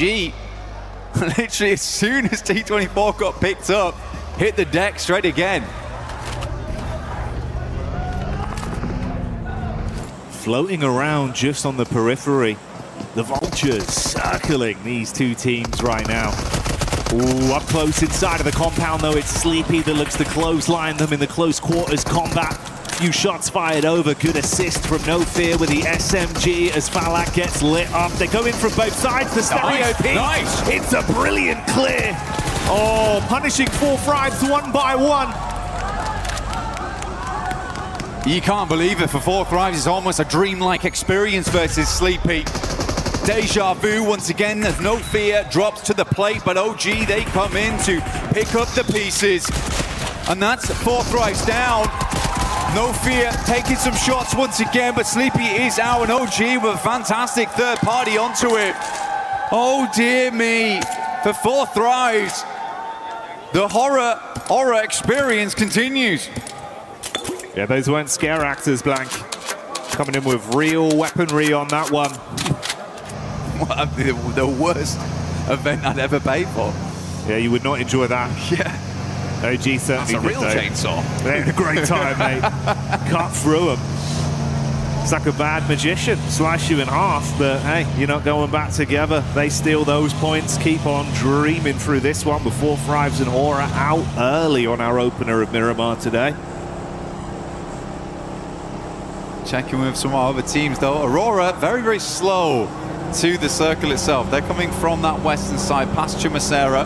Likely will hit a traffic jam, though, with the boundaries in place. A lot of teams trying to sidle their way through the northwest edge of Los Leones down towards the southeast.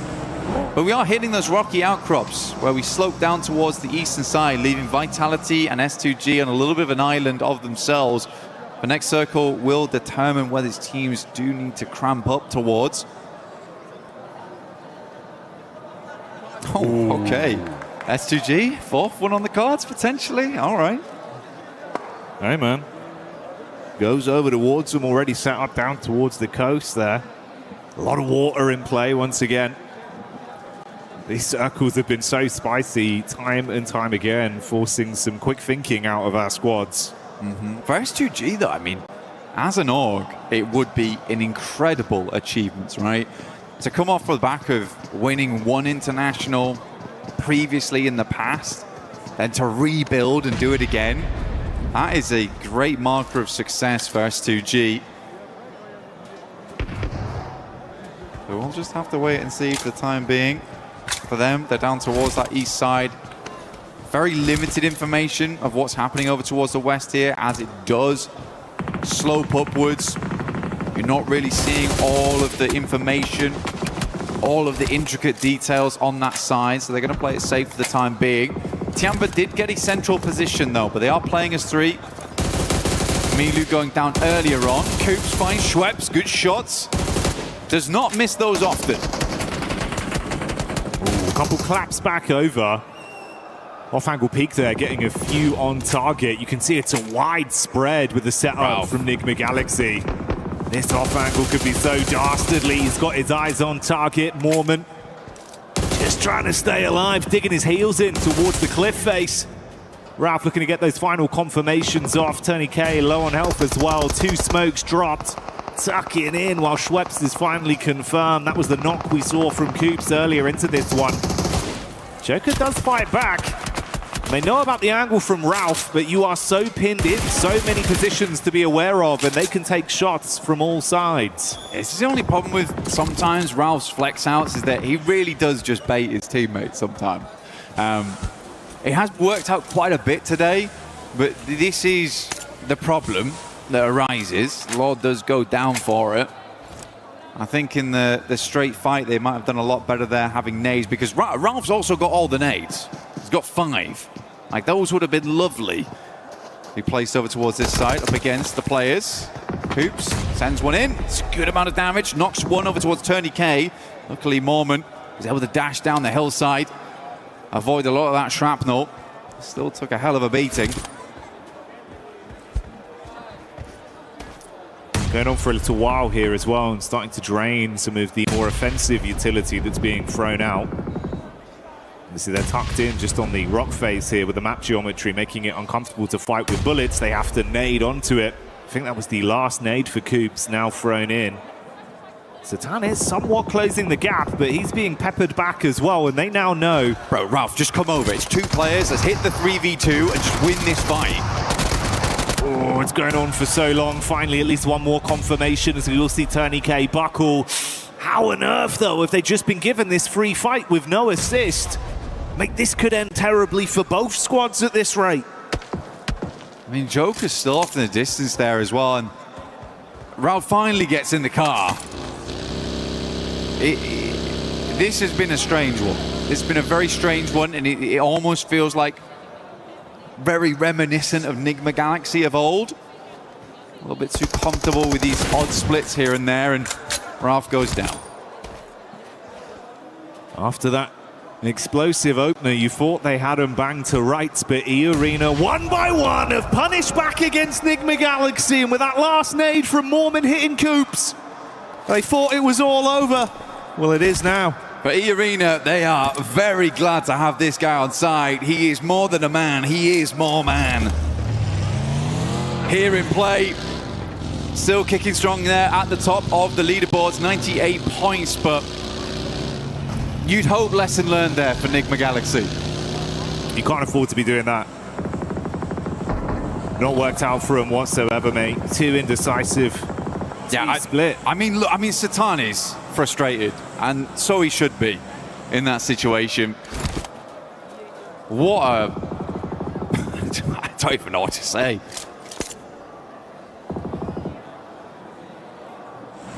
And for E-Arena, I mean, counting their blessings, they get away with that as a duo. 4 elims picked up, putting them on 98 points total right now, still alive in the game. If they can coast this one out long term, maybe there's still more to be said for them on a bit of a big score on this one. But they've made out with a brilliant heist. Got in there, made out like bandits. The Watcher. Ralph. Observing. Noticing. I've noticed you in a 2v2 with my team. Yeah, brutal way to go. Hey-ho, is what it is. OG back on a move onto bigger and brighter things. Let's see what they can do. ACOP, quick shots. That's Chief getting spearheaded straight through, and the vehicle going to confirm him. Silence up close with a nade in his hands. Pin pulled, sweaty palms. Can he blow them away? Silence does get one off. Back onto ACOP, leaving them in a effective 3v3. Zone going to be crunching back in onto Silence as well, and he's low on HP right now. Nate's thrown all over the shop. He's worried. So he should be. Might just get the first aid kit off here.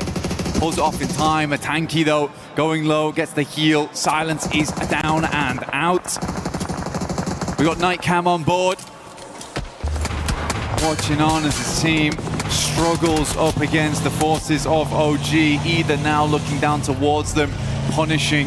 Only Ayala left for the squad to move forward. Vitality found themselves a decent position, and somehow Nongshim Red Force have been able to swing down towards the southern side of the map. But again, I feel where Tiamba's playing, completely workable from this spot. But you'd hope for Ulf this is a good game. And I think this is where they need a good game to stay in contention for the top side. Yeah, if they want to be in that conversation, you gotta get the boots moving. As we gave you this establisher here of the map crunching in, we did see Ayala, I believe, there on Furia falling. So Furia do go out with the on-watching from the coach, main man Knight. So OG get away with one player still in the contest here. See, Widgock's going to have to play a very, very slow game from this point as just a solo. Does cut away some of that effective close line early setup we saw from S2G. They're going to have to move over. This is why you were highlighting Ulf there. Very central. Diamba, similar sort of story. And Aurora with just the duo. Yeah. That could try and get involved in the conversation as well. And if we look over towards Ulf as well, when we pan past them, they're on some really nice high ground.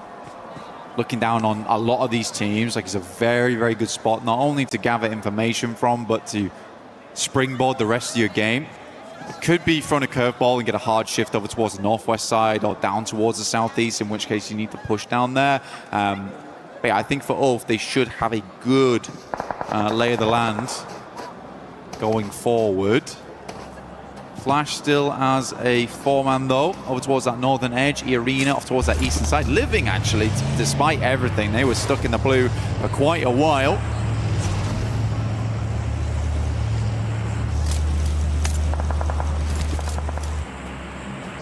You know what, man? Maybe there's a chance as well. We start to get some big booms coming out of the squad like Godlike.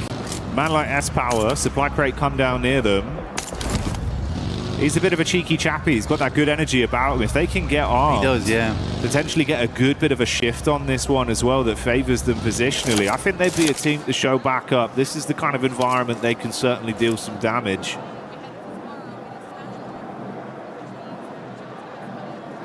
Right, you don't have to shame them.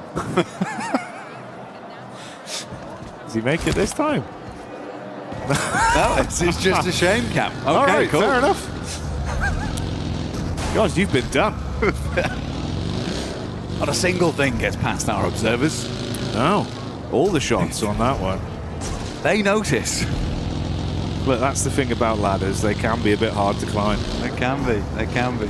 Especially when they're off the ground level. But a good attempt. See if Flash makes it later on. We'll have a little peek back in there. Probably not now though. They've been embarrassed on the big screen. Nongshim Red Force looking over towards S2G. Important fight here for the eastern side. Trying to play off that edge. Kamikaze looks over the top immediately. Pulls off from that angle. Gives them space on this one. Lost on a real long back angle there. I do like where Lost is playing. He's done this a few times before where he's this really cheeky position. Luckily, Tizzy immediately notices him.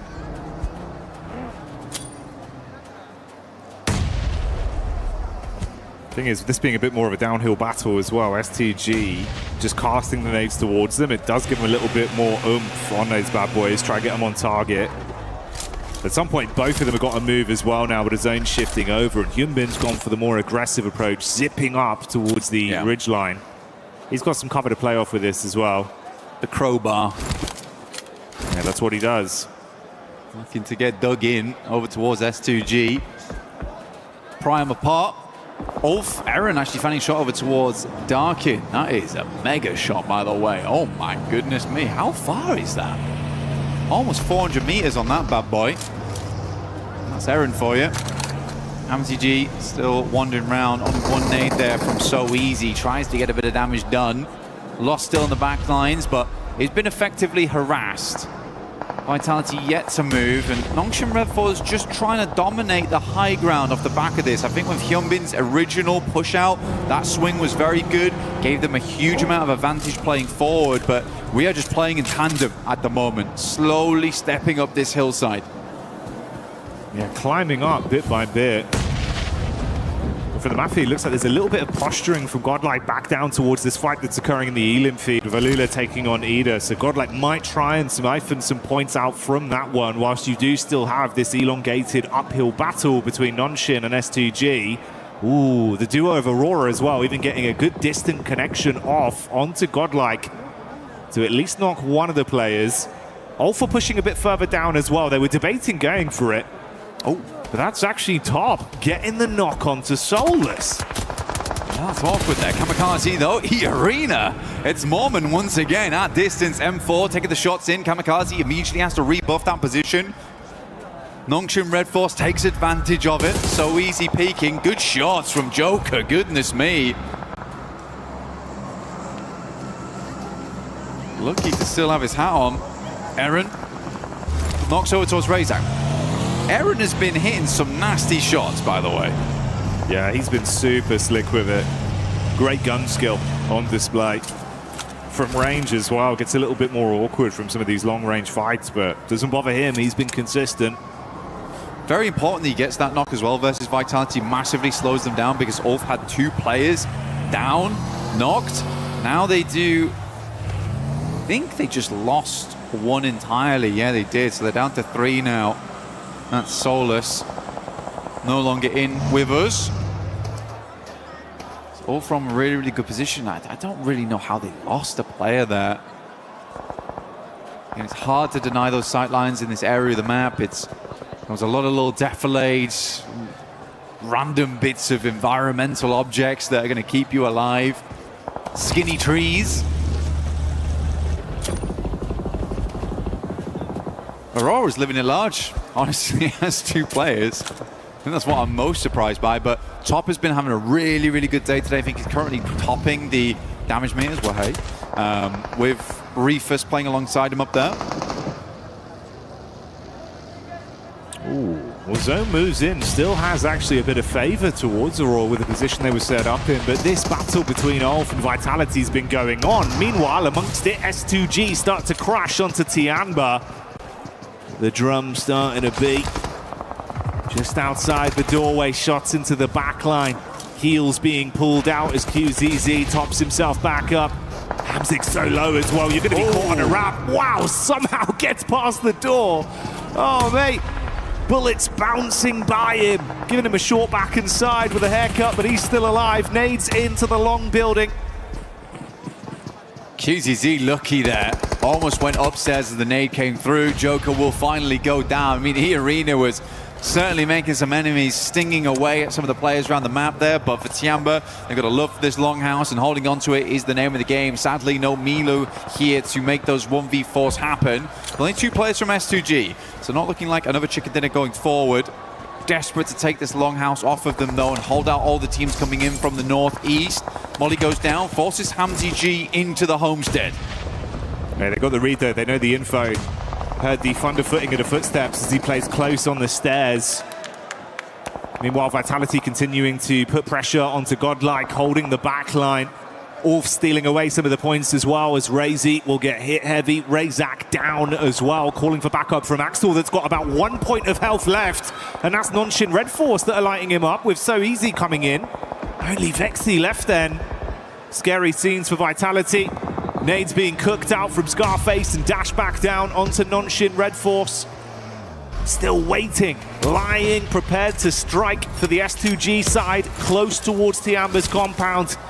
4 different fights occurring here. Yeah, this is pretty madness.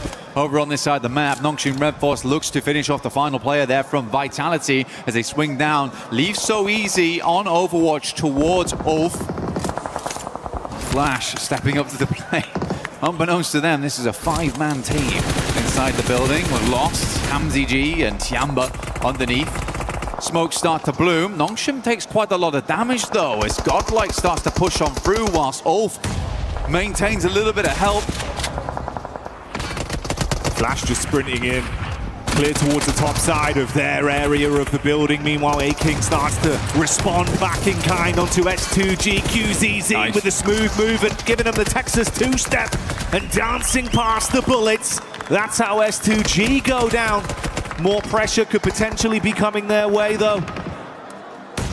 Has to play the outside now. Love that from A-King though. Just decided to push up. Sadly, Wynn's already on the rooftop. Gets the good shots in. Will flush out the player. QZZ gets in the building with the S12K underneath. There's Eagle lurking as per usual.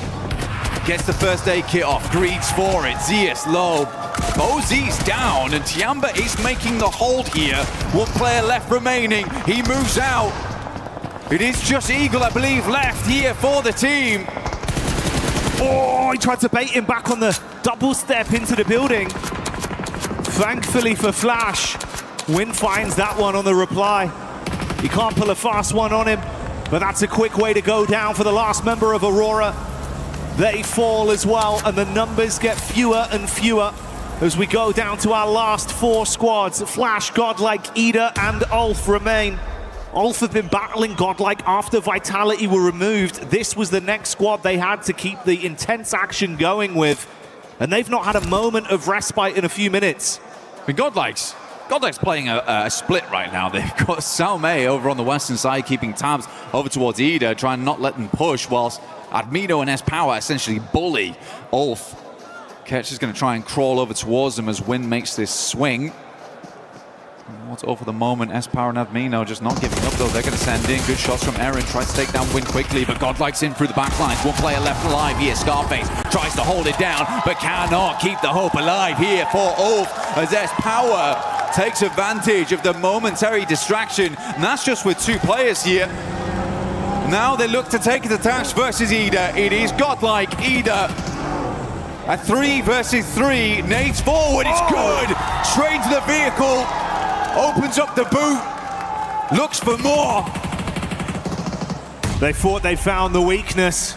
The isolated off-angle play from Salme. They run him down with the vehicles, but he blows away the first line of defense with a nade and leaves them in dire straits now. 2v3, trying to pull back while still fighting. Last bit of offensive utility thrown out by Salme. He's got to get his head down. Off-angle split between the 2 Ida players. S-Power from range, putting shots on target. Darkin waiting for the peek. Throws the nade over. Could be good to at least force S-Power back out into the open. Good damage over towards S-Power there, like you say. Doesn't force him out though. He just holds his ground. Nade bounces off the rooftop, but Salme's not bothered. Darkin now swinging side to side, just about gets to cover, but not before S-Power hits the shot. Now just Rita all alone. The rest of Godlike pushing down into him. The terrifying trio of Godlike being fired up. The ferocious crowd here in France giving them their energy. Chant after chant, screaming the name Godlike, but can they do the arena proud as Rita makes a move? Bullets on target, gotta hit the deck. He's low, he's trapped, and Godlike know that they are inches away from grabbing the chicken dinner. Salme with the elevated peak, they're looking for the shots. Rita, gotta make the move. Peeks back up, fires the warnings over. That's one knocked as Rita looks to hold on. Can he somehow clutch this? Ooh. No! Cut short in the final moment as Godlike find it. S-Power right at the end. Look dire, look bad, but he brought it back into full, clear picture. Godlike grabbed themselves a chicken here. They've been getting closer and closer to that meal, and it's here right at the end of the day. But if you're fortunate enough to be here at EWC 26 for PMWC, you'll hear that organization's name echoing through the hall as the fans cheer on their squad. That chicken dinner locked in. A clutch play at the end denied, and Godlike securing the dinner to give themselves a fighting chance, setting their sights at climbing up the rankings. Again, for them, I think today and yesterday, it's just been a case of slowly but surely understanding every different scenario, how they want to play it out. But they have, like I said, just inched ever closer towards that victory. It's a nice set of adaptations coming through from this team. It was clear at the start they had a little bit of a slow burn to them, but the fire's definitely starting to roar a little bit now here for Godlike, and a good ending over on Miramar. What was quite a difficult circle to play. Yeah, played it to the best of their ability as well, right? So many back-to-back fights where they were just thrown into the blender. Yeah. And no one got any time. They just crept out every time. Yeah, that's the crazy thing. Is like so many of those teams could have been in a position to keep this one going, but you just never had any respite. They were running low on ammo, using up all their meds. You barely scrape through one fight. Next team's right in behind you. Intense, like, you know, 5 to 7 minutes there of action. This S-Power guy, though. Oh, he's giving it. He's bossing it. He is giving it. And they love him. He is giving it. I mean, to be honest with you, I think I was more as much as S-Power is kind of ruling the lobby at the moment, it was cool to see Salme play that out. I think Salme has some really good off angles for the team, and he's a reliable player. It's quite rare to find that in a team where you can just rely on that one guy to do his job, picture perfect, and not go down in the meantime, because they were fighting two different fights at the same time. Mate, yeah, well done. That's the difference of it as well, right? That off-angle setup, when they crunched in with the vehicles, they've seen that as like, oh, this is a weaker knee. If we get that one pick here, we can actually try and steamroll and play off the back of this. The fact that he didn't panic, didn't overstep, cooks the nade, gets it off, and buys the team time to win that one. Incredible play from Salme. Big chicken dinner, but so much more to come. We'll see you in a sec.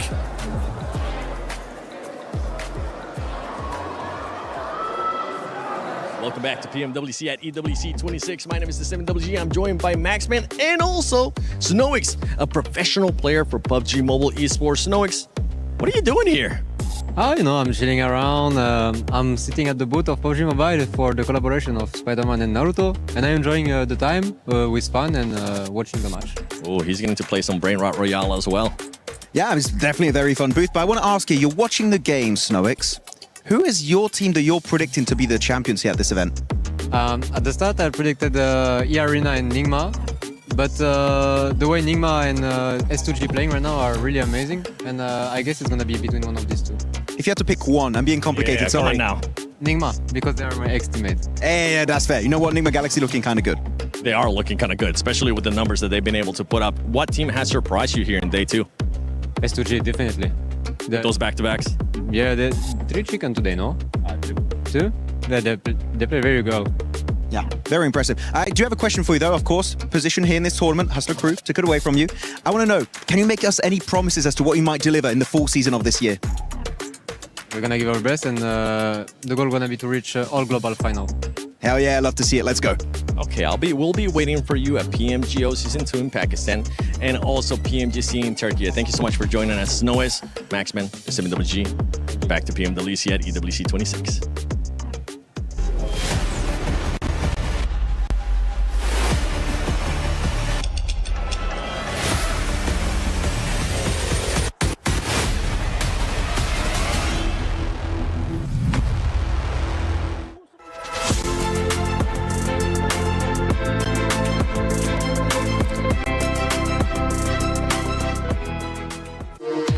We were there. For every click, every clutch, every respawn. We were there for the years of grind. And we're here. Now. The proud founding partner of EWC. Powering the biggest event in gaming. Shoulder to shoulder with the world's best.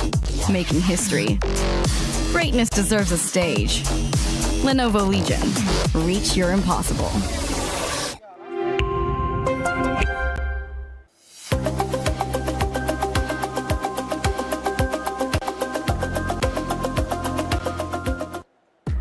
Out of all the questions we have had from Godlike, we finally got the answer.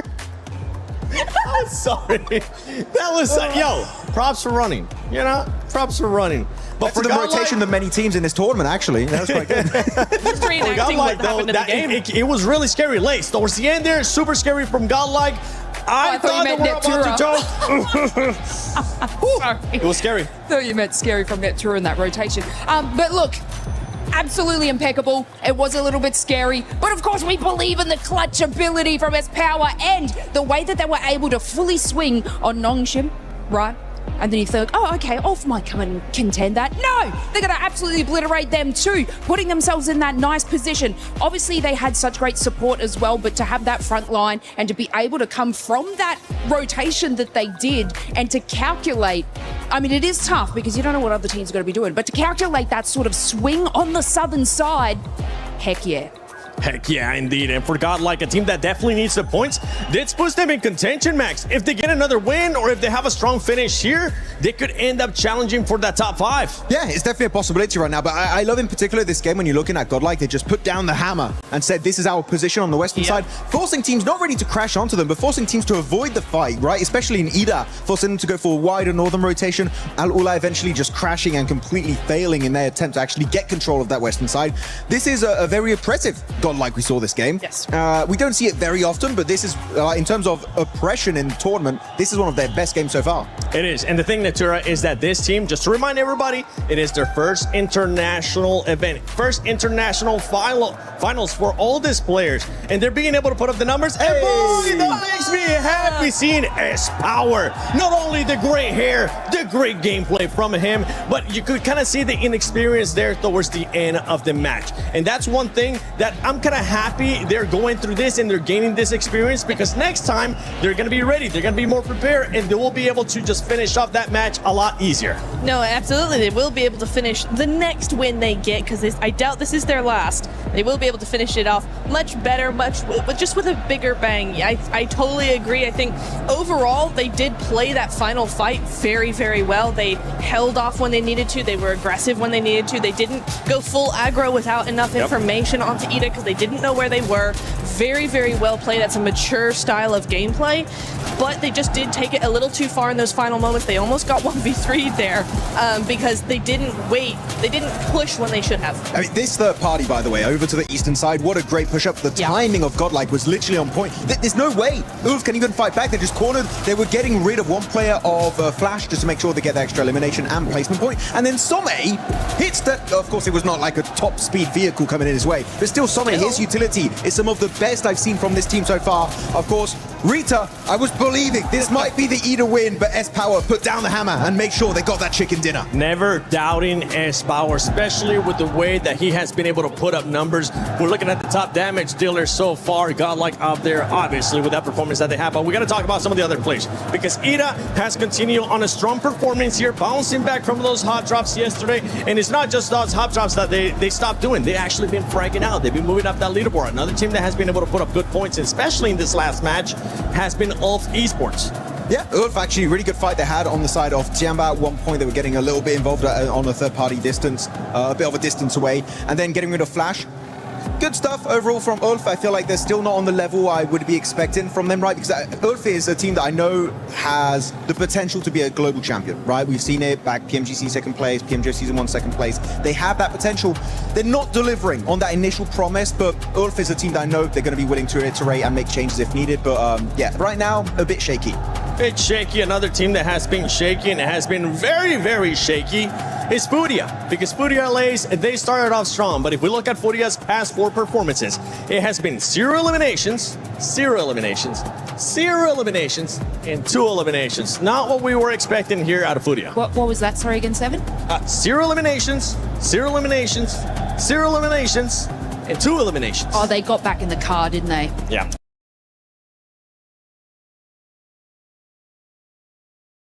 Oh, that's your fault. You gave them the license. Yeah, I gave them license, but SMH revoking it license. for the second time. No, look, it just becomes to this sort of point. Like, they are a team that, yes, capitalize on eliminations, but it does get to them on these longer stages, on these longer types of tournaments, because their play style is just getting completely shut down now that everyone is forcing and playing those placement points. So they do need to sort of adapt and move back into what I want to say yesterday, they were doing yesterday, where they were actually prioritizing placement. What I did like from them on this map particularly, they did get into that rotation a lot earlier than they traditionally do, but it fell incredibly short because they are tunnel visioning on trying to get those eliminations. So it's like it's a hit and miss for Furia, but like once they get that ball rolling with the elims, they're making the plays. Yeah, they want those positions, but if they're standing still, getting caught out, they just pull their pants down. Well, if they want to be challenging for that first place, you don't want to be caught with your pants down. You don't want to be caught doing those drive-bys that you've been doing, Furia. You want to see what you were able to do earlier in the day as well,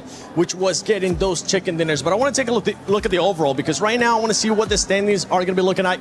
As we head into the final game, after this game, we will set the threshold for that Smash roll. Right now, Aurora Gaming with 104 points, E-Arena 98, S2G with those 95. If we bring in the Smash rule into it and we look at previous times, this is so doable for a lot of teams. Usually we see such a tremendous gap, and then it's going to be tomorrow, every team just trying to catch up. The top team, I just got to get 10 points and win this thing. But this is actually incredibly close when we bring into that format and that rule that it still can be doable all the way down to 8th. Ooh, all the way down to 8th. Okay, Yeah. you know, yeah, you're a believer. I like the belief that you're currently showing because for 4 Thrives Esports fans, they're looking to see some kind of bounce back here. Yes, we have seen flashes of greatness, but right now in the position that there are, 30 points away, not what this team wants to be, considering that they are the reigning champions of PMGO Season 1.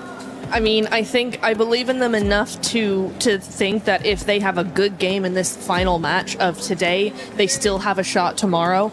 But it's looking worse and worse for them. Yeah. So it is, I think it really does come down to this final match. If they can get a 15, 20-point game out of this last Miramar, then they should be okay. I'm going to have to say for 4 Thrives, they're looking like day 2 of finals of PMGO Season 1. No. They're looking very... I'm not even... They're consistently not getting points, if I had to be brutally honest. So, not loving what's happening. Very indecisive, which is the biggest issue of 4 Thrives is themselves, right? Their mindset, hesitant, not trusting themselves. Though, second page, one team I want to highlight that we barely talked about throughout the entirety of these finals, guys. Horror Esports. Really not being brought up in the conversation very often. And I know we have a lot of horror fans right behind us, right? And they're supporting them, but really there's no reason to cheer for them because they've been pretty much non-existent these finals. I don't know what to say, you know, because we saw them have some pretty good runs yesterday. Started today, they were also looking fairly strong. They had a couple of top 5 finishes, if I'm not mistaken.